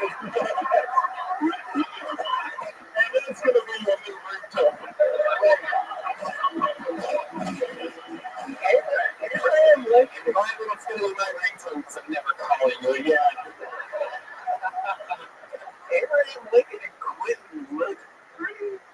Yeah, it's like Abraham Lincoln.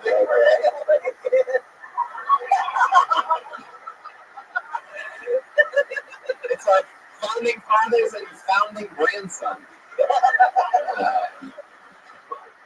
Quentin, do you have any special skills or talents or anything like that? I'm really not funny. I know this isn't good for a podcast, but I can do this weird thing with my stomach. What can you do? So, What can you do with your stomach? I'll demonstrate.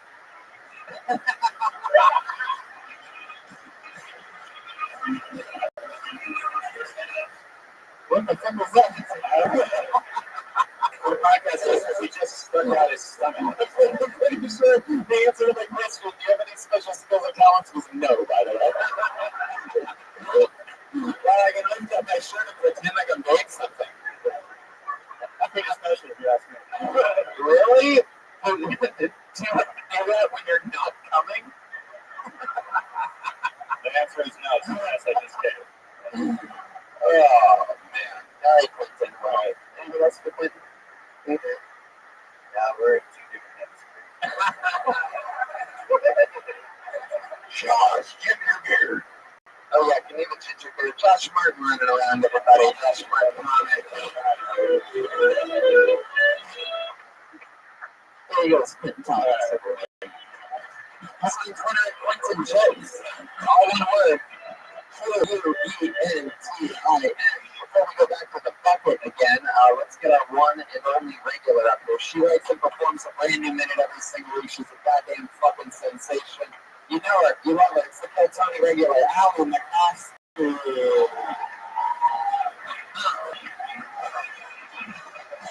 Thank you.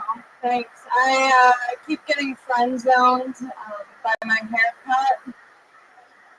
I got sexually assaulted on my skateboard the other day. I was on Hollywood Boulevard and this guy was trying to get out of my way and he just decided to stop me by grabbing my tits. And at first I was like, it was a mistake. He was just in my way. And then I realized I wasn't even moving. I like doing this. Doing a minute every week is fun. People always tell me it's such a great opportunity. You learn so much. But I've never learned anything by doing it 1 minute every week. You never hear someone going to the gym and being like, I went for a minute. I can't wait to see what happens next week. The number one gym in all of the world or whatever. There you go, another new minute from Allie McCoskey.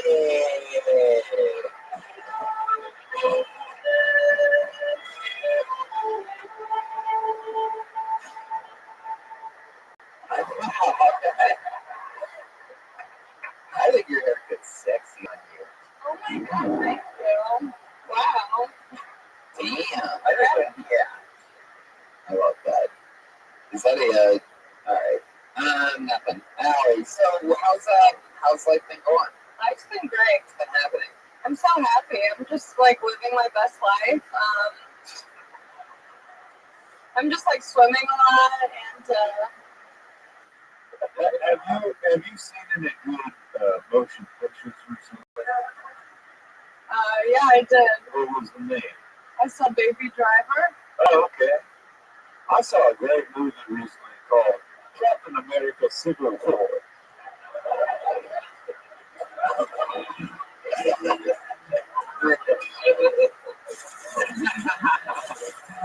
You really saw that movie? Yes, I did.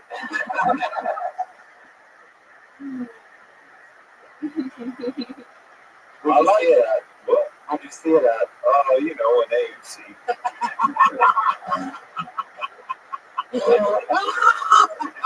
Cinema? Oh my god.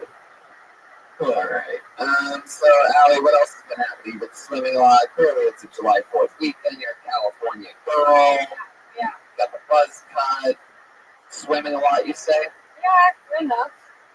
I like the summer because I don't really have to shower. I just need to find people with pools. Wow, that sounds like something a cooker would John construction helper. Are you like the summer, not have to shower, swim pools?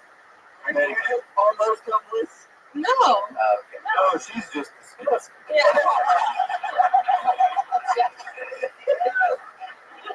I was beating around the bush on that one, and you know what I mean? Oh, Shabbat bush? They call me honestly. You beat around the bush. Oh man.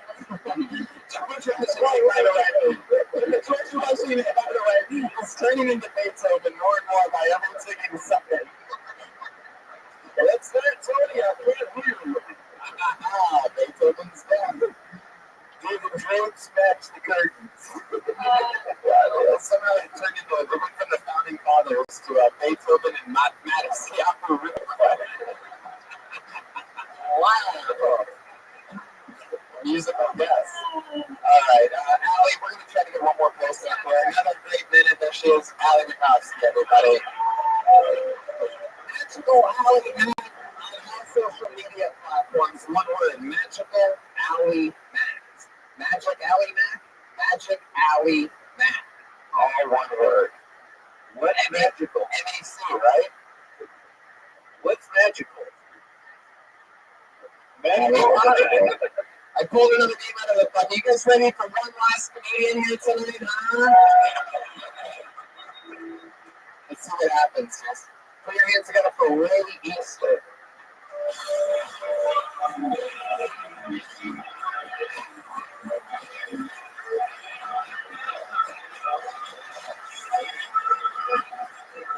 All right, how you guys doing? All right, so I live in a Koreatown. I had this like older white lady come up to me and ask me, "Oh, you live in Koreatown? You're like part Korean too?" Like what an idiot say. I was like, "No, ma'am. I actually couldn't find a place in Nigatown that was right in my price range." She's like, "Oh, you been Inglewood?" I'm like, "Yeah, Inglewood." You guys have a lot of English tonight. There's a lot of black homies that say it a lot. I love saying it. Gets me out of the jams and tunes. Like I actually just used it to run a Scrabble game. It's playing against a white guy too, so it was like fucking sweet justice. And he was playing, and I was like, "What, man? You can't use that word." I'm like, "No, you can't use that word." I think I earned the right. That's my time, guys. Thank you very much. There he is, Willie Easter.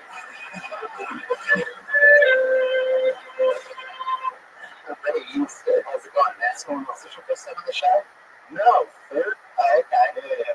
Remind us of what do we know about you? I work DC. I do Postmates, swag. So I don't have a job pretty much. The ladies, George Washington here with the question. When you come, does it take 3 days to come again? And you say he is risen? It's because his last name's Easter. Oh, okay, yeah.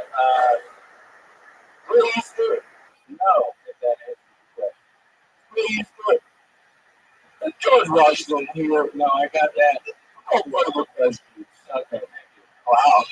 Sounds like you got a little junk there as if going on there. So, Ray, what's the most interesting thing about you other than anything that you talked about here today? In real life, like what do you have going on? Anything fun? What do you do for fun? Hobby? I just fucking work and do stand-up. What else? That's it. You must do something else. You must do something else. Sleep, eat, that basically. What do you do when you're falling asleep? You just lay there like this? What do you do when you're falling? I lay there like that. Tony, you know I had this verse at this stand-up resort from George Washington. Yes. First place in that state. No, I don't know why. Well, because it takes so long to get sets out here, so we could spend 6-7 hours in the night to get in even one set. You'd be like, "Oh, I'll try to get 3 sets in tonight," and you spend 7 hours out, and you only get 1 or 2 sets. So that's it's an incredible grind just to try to get on stage. That's the first thing that actually made sense to me. Thank you. I appreciate it. I'm on a different level, you know. That was very deep. When they told me pot was legalized in Washington, they didn't know that's what they meant. Exactly. Ray Easter, your family has the last name of a holiday. Yeah. Is that ever affected you in a weird way? No, there's I heard there was another comic out there with the same last name, so I haven't found it yet, but kill this, yeah. Kill the man. Yes, I was going there. I was fucking stabbing when I see him. Have you ever told the chick, all right, here comes the Easter Bunny?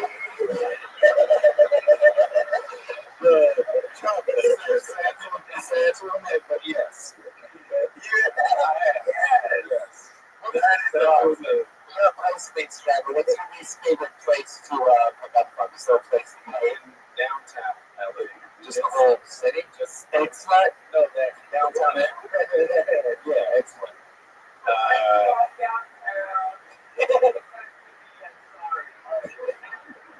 Anyway, yeah, a lot of fucking crazy people. Oh boy. Okay. Ray, what's the most interesting thing that's happened to you this year? Anything This year.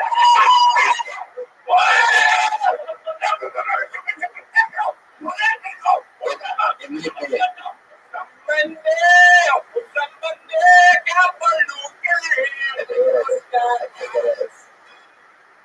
wow. So is that? It was Beethoven, ladies and gentlemen.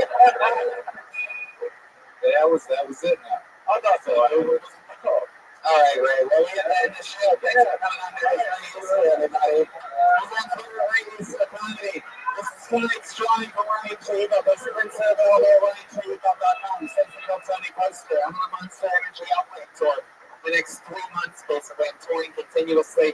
But in the month of August, it is the real Monster Energy Outbreak Tour. I go all around the country, traveling around with me. The one and only Abraham motherfucking Lincoln, Jeremiah Watkins, is going to be with me.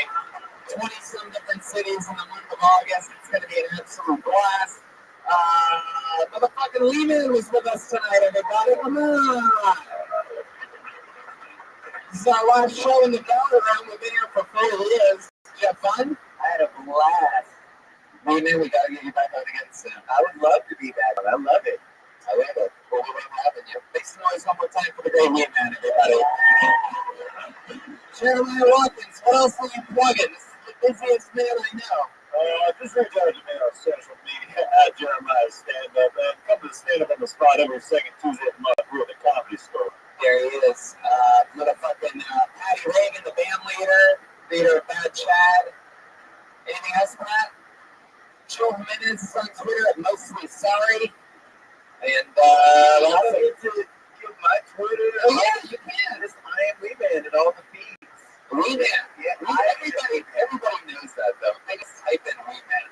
Well, I don't know. You could get some fake one, like some funny owner guys. Brad, you're I am Weeman. Yeah. I am Weeman on all platforms. Make sure you follow him. He's hanging out here with us most Mondays. We love you. But Ronnie Redden, get us out of here. Live audience, thank you so much. We love you. 4 years in this room. Our last audio show. It's you on the patio.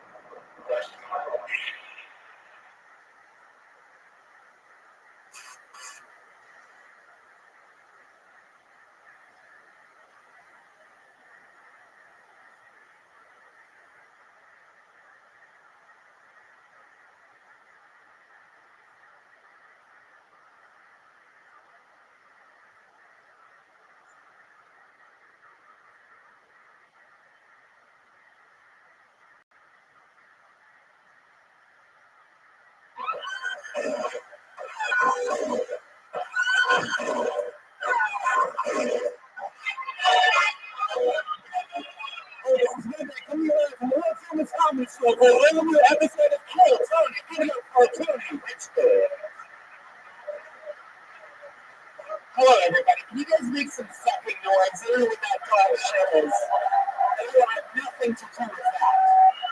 God damn it. We're the #1 live podcast in the world. Running Red Band is here, everybody. Hey, guys. Hello.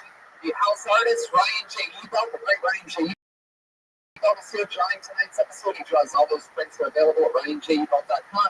We also drew the official Kill Tony poster, which is available at RyanJebelt.com.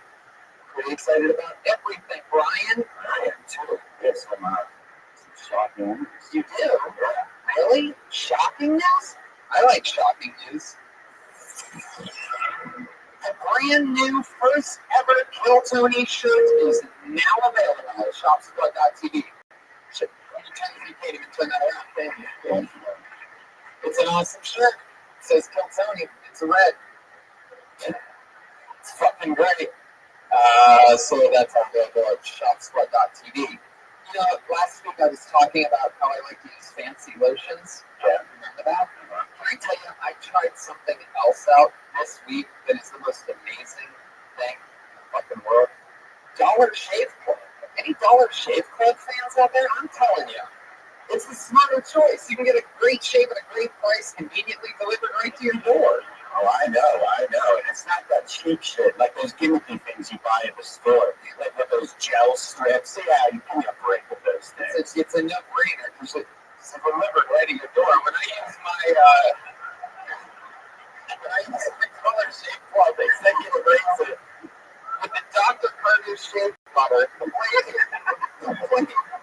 This is Blake Brian. Yes. This is such a smooth shave. You guys see this? Yeah, look, I shaved it also. For a limited time, new members get the first month of the executive razor with a tube of their Dr. Carter shave butter for only $5. And that's a $15 value, Tony.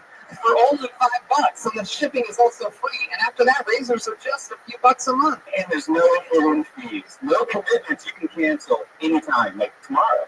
But you wouldn't want to do that because after your first month, the replacement cartridges ship automatically at the regular price. Yes. There's no hidden fees, no commitments. You can cancel anytime you like. You can get this offer exclusively at dollarshaveclub.com/kill.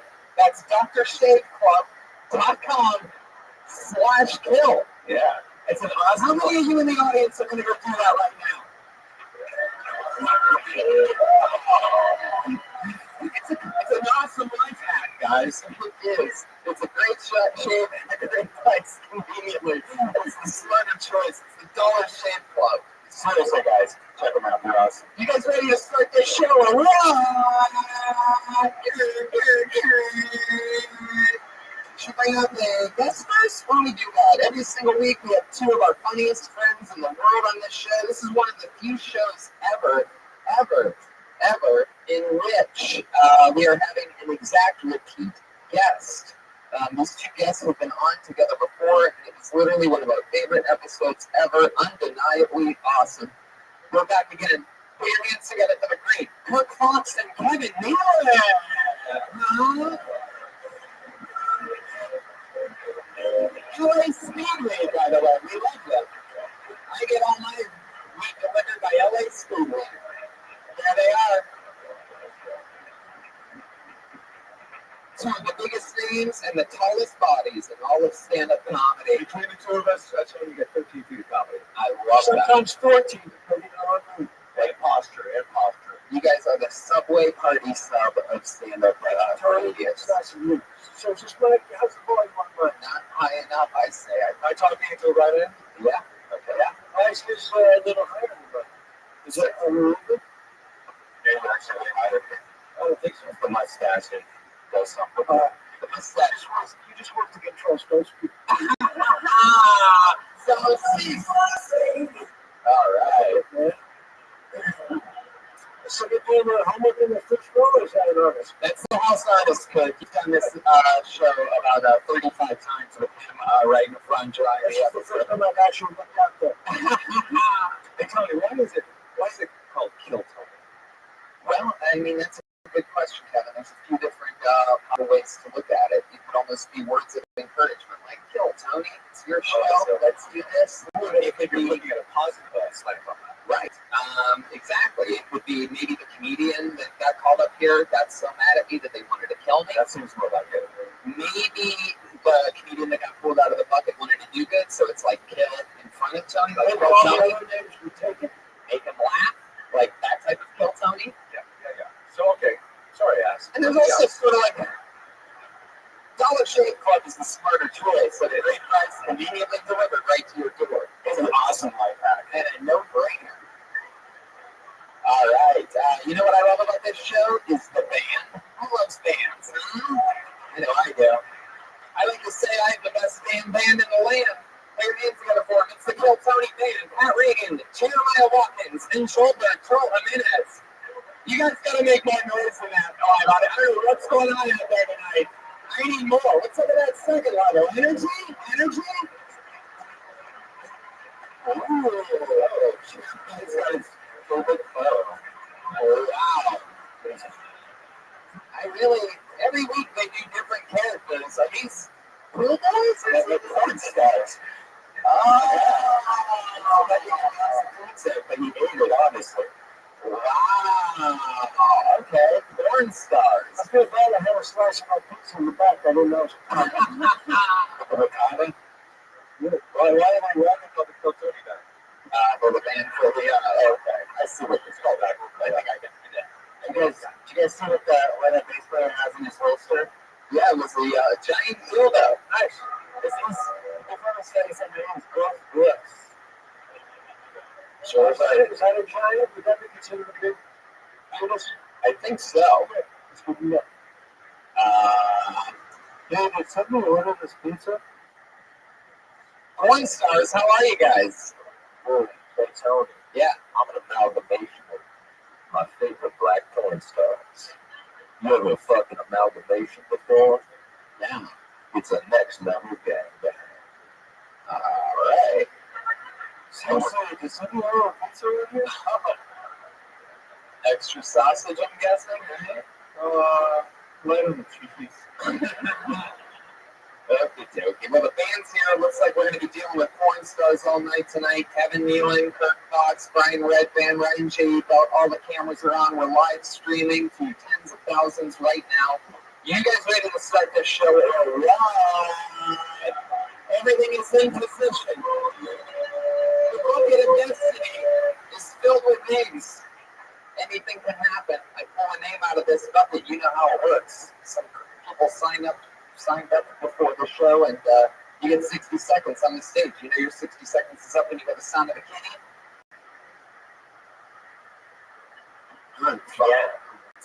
Seriously, did somebody order this pizza or what?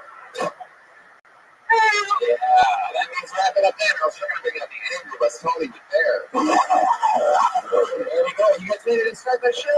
All right. Here we go. All right. I pulled the name out of the bucket. Your first person could be one of the top young rising comedians in the world, could be a completely insane homeless person. You never know what's going to happen on this show. How many of you are fans of this show? The first comedian going up tonight goes by the name of Roger Lopez. There he comes from deep in the back.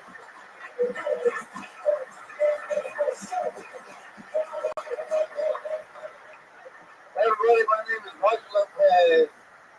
And shit. So on some nights, this is one place called Dump Truck. It's in the Echo Parks. Wednesday nights they have reggae music. And one night I wasn't at a bed. And I was dancing like this, right? And then all of a sudden I feel these two hands on my waist. And I'm thinking, what the fuck, man? I look behind me, it's this big black dude. And then he looks like me, he's like, oh shit. I'm like, yeah, dude, what are you trying to fuck me? And then he looks me in the eyes, he's like, don't turn up. He walked away, I just stood there laughing. Because I knew I was going to tell everybody. Okay, thank you guys very much.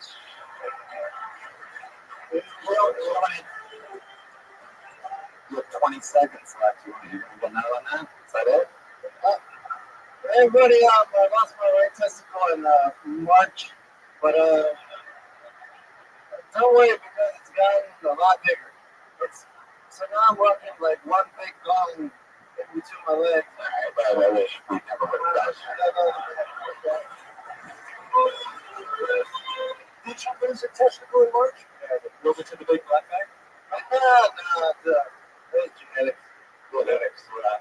You know why it's genetics? What happened in March? It took that long, and it was genetics. I found out in February, and it took the healthcare and all that shit. I went the process to like March.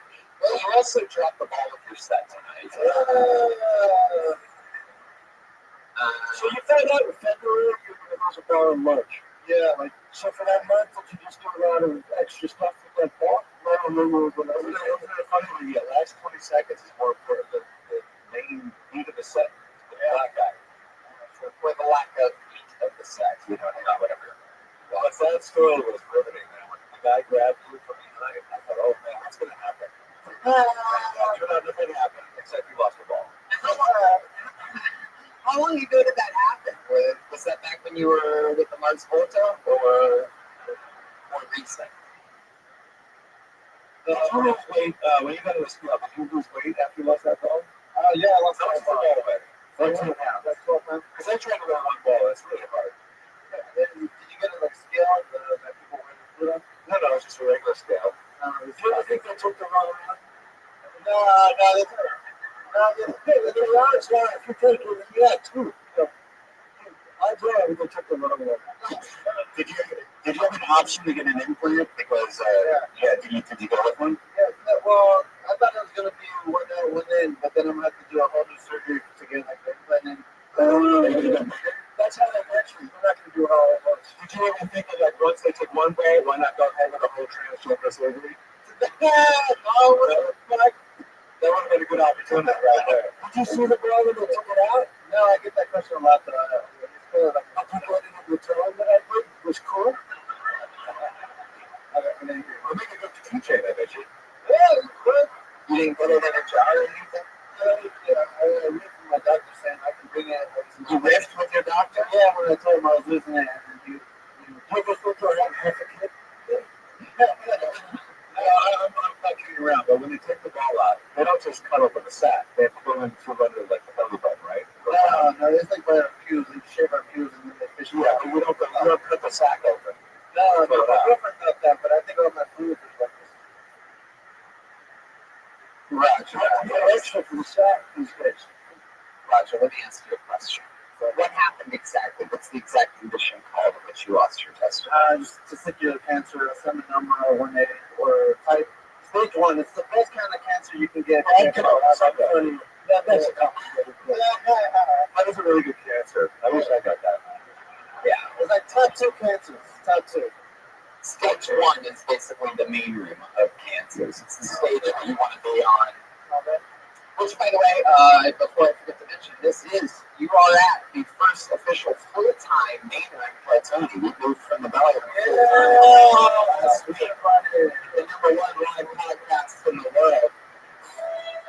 Shout out to the great Sam Tripoli just peeking his head in over there, everybody.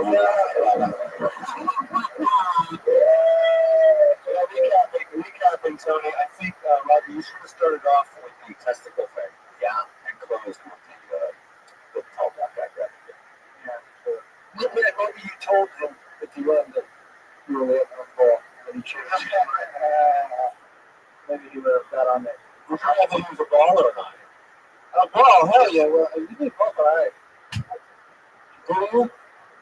Not really. Well, has anything changed with your ejaculation since losing that ball? No, it's been the same, if not more. But why do you always look at them when you answer the questions? Well, I feel like I connect with everybody. Do you know other famous people, Roger, that are missing a ball? Yeah, you got Tom Strong, you got Tom Green, and you got my Uncle Pedro.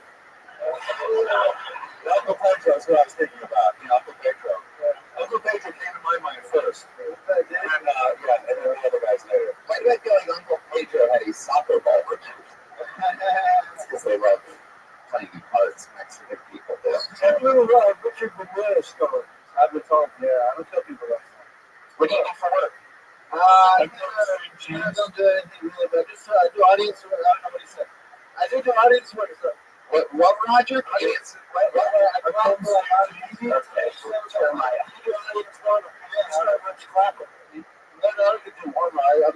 I'm the fucking cheap clapper.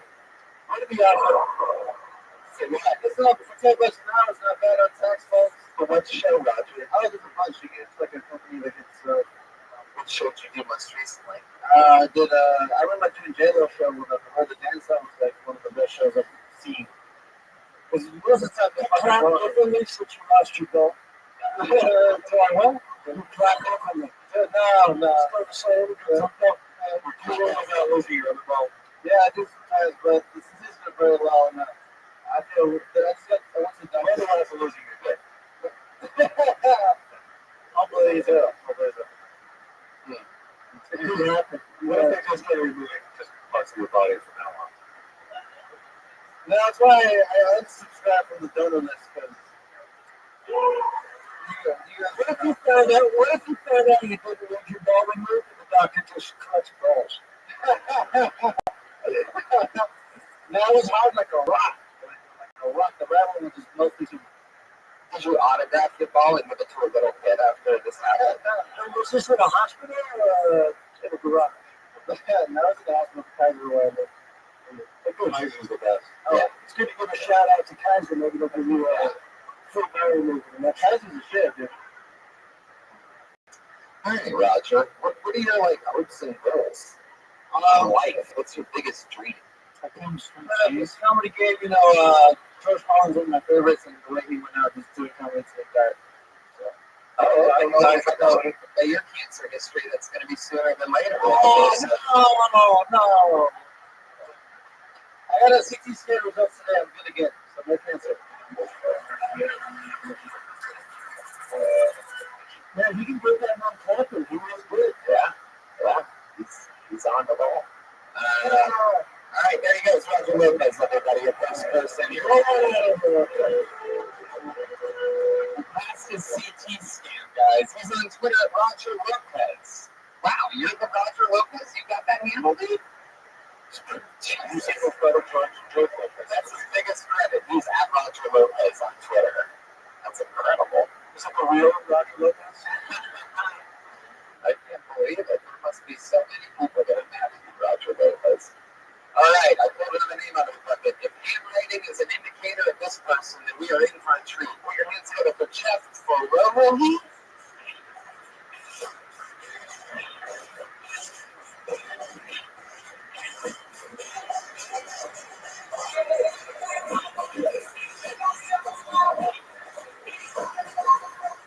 Make some noise. This is no Hollywood, right? Where are we at? Yeah, bring them on. That's it. All right, so let's jump right into it. Talk directly. Put your hands together for Jeff Ferrari. It's actually Frucci. I didn't choose it. So it's Frucci. Awesome Frucci. Didn't want to open up that one, but let's go with this. So, favorite movie. Any other favorite movie you want to shout out? My favorite one's Goodfellas. So, actually, in my house, I have a copy of Goodfellas still on the plastic wrapper. And you know why I left it in the wrapper? It's out of respect. So I was cuddling one time with my girlfriend, ex-girlfriend actually, but I bumped she bumped on top of her head. And I dated her a couple months later, I ended up finding out that they're foreigners. So this next one is called Black Puma Socks. I just recently moved to Much with my brother, and it's cool, but he likes to wear my clothes. And it's cool, but he skateboards and does other things like he'll drink off of my socks. And I think it's alright because we all do it, but just don't use the same one I use. This has a different. Thank you. Alright.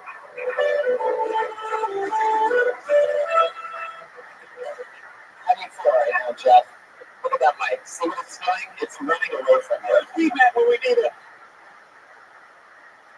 Oh, yeah. Yes, Jeremiah Watkins. How long have you been an ultimate frisbee professor? Awesome.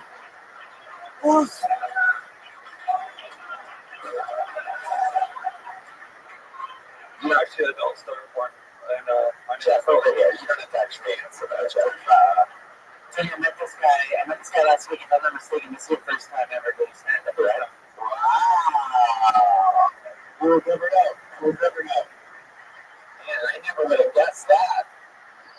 It seemed like your first time doing anything in public. That's what I would have guessed. Well, that's what I told you. We covered a lot of topics. Yeah. And started with 7, the movie. Goodfellas was his favorite movie. And then we went to that guy going to say Goodfellas. Oh, yeah. That would have been a problem. But I'm just relearning the whole act right now. I mean, you really took us on a ride. You know, with Goodfellas, and you tied everything back to Goodfellas, which was good. It was. I saw Baby Driver over the weekend, and your set reminded me of it was good where I choked on popcorn for a second and almost died, and it was really uncomfortable. Do you want to do this again? Yeah. Good. Okay. I want this to be the first time. Where are you from? I was born in Michigan. Born in Michigan. Okay, well, Can I just say this delivery was really long? so Rabbi is the pizza guy. Yeah. You know what? Yeah. Next time you get up there, just take a breath, get some air inside you so we can project a little. I didn't hear much. But I know that you had intention. You wanted to be heard, so that's important. But next time you got to get some air, slow it down, and speak into the mic. And just trust that you might have a joke in there. You might. You feel that you have a joke in there? Why are you so angry and mean to him? No, I think Kurt's being hopelessly helpful, to be honest with you. I don't think there's a chance in the world that you're going to actually take that note or listen to that. Some of them are paying any attention right now. I think the adrenaline is What did I say? What did I say? That's not what he said. So you did laps just let it respect. You brought all the air out so we won't need to hurt the set. Just tighten the mic. Pull the mic up to your mouth. This is like, all right, there you go. Keep it where you think it's going to be good. And then you see what Kevin just And did. then you talk into that end, but you keep your mouth there. I'm trying to project. He says, hey, let's just say, all right. So thank you, Kurt. All right. Louder. Kurt. Louder. Kurt. Now, okay. Let's You rock the label. You're going to have to work on speaking. But Jeff, did somebody hit you in the head with an aluminum bat right before you got pulled out of the bucket? It was a shovel. You know what my idea was to get a microphone to work with at home. I don't need an amp or anything, but just like speaking into like the ground or one of Roger's balls. Yeah. Just does something more. Jeff, you look like the kind of guy to me that drinks Monster Energy drink. Am I correct? Close to that? Which reminds me, I'm on the Monster Energy Outbreak Tour the entire month of August. It's all around the nation, every single major city. It's an awesome life hack. How long have you lived in LA, Jeff? About 4 months. You're from Michigan. You have a job now? I started. You start on Wednesday. Where are you starting at? Romeo Chocolate. Romeo Chocolates. What are you going to be doing at Romeo Chocolates? I haven't started yet, so Sales. You're selling chocolate? yeah, I used to do everything but these cookies. Are you in what did you do at Ringling Brothers? What are you selling? So elephants. Someone ran away and left the circus. Is that microphone on? It's about 30% more than anyone else. You gotta get it on. You're getting farther away from the mic. I don't think you understand this part, Jeff. It's like a really important. I never wanted to hear some experience. Stay right there. Stay right there. Just stay there. Now we're talking. But Ringling Brothers is defunct now, isn't it? They don't design a circus anymore. Yes. What was the last thing you sold for them? Programs? How much was the program? They were $15. What would you say to sell them? Can you sell us I'm on sure one program, that's probably why they went out of business. Can you sell us a program right now the way that you would? Well, if you walk into the stand, ladies and gentlemen, welcome to the greatest show on earth. Step on up and get your program. Take it down to the ground floor and get it autographed 1 hour before the show begins. That's right. You can be all the performers from around the world. Bulgaria. I just missed that. Sorry. But anyways, take the program, get an autograph. That's right. Once in a lifetime opportunity, come down to the greatest show on earth. Thank you all. Enjoy it. But don't forget to pick up any other souvenirs on the way. Is everybody else ready for a name after that? I mean, my God. No, but here's what you gotta do. You gotta sell your jokes at that program. It's the first time. It's fun. It's what? First time it's fun. I know, it's good. I'm just telling you, the second time, If I'm correct, Ringling is not really the greatest show on earth. Have you seen Celine Dion in Vegas? Unbelievable. Unbelievable. Okay, Jeff. So we know you're not that good at selling Ringling Brothers stuff. Let me ask you this. You started on Wednesday.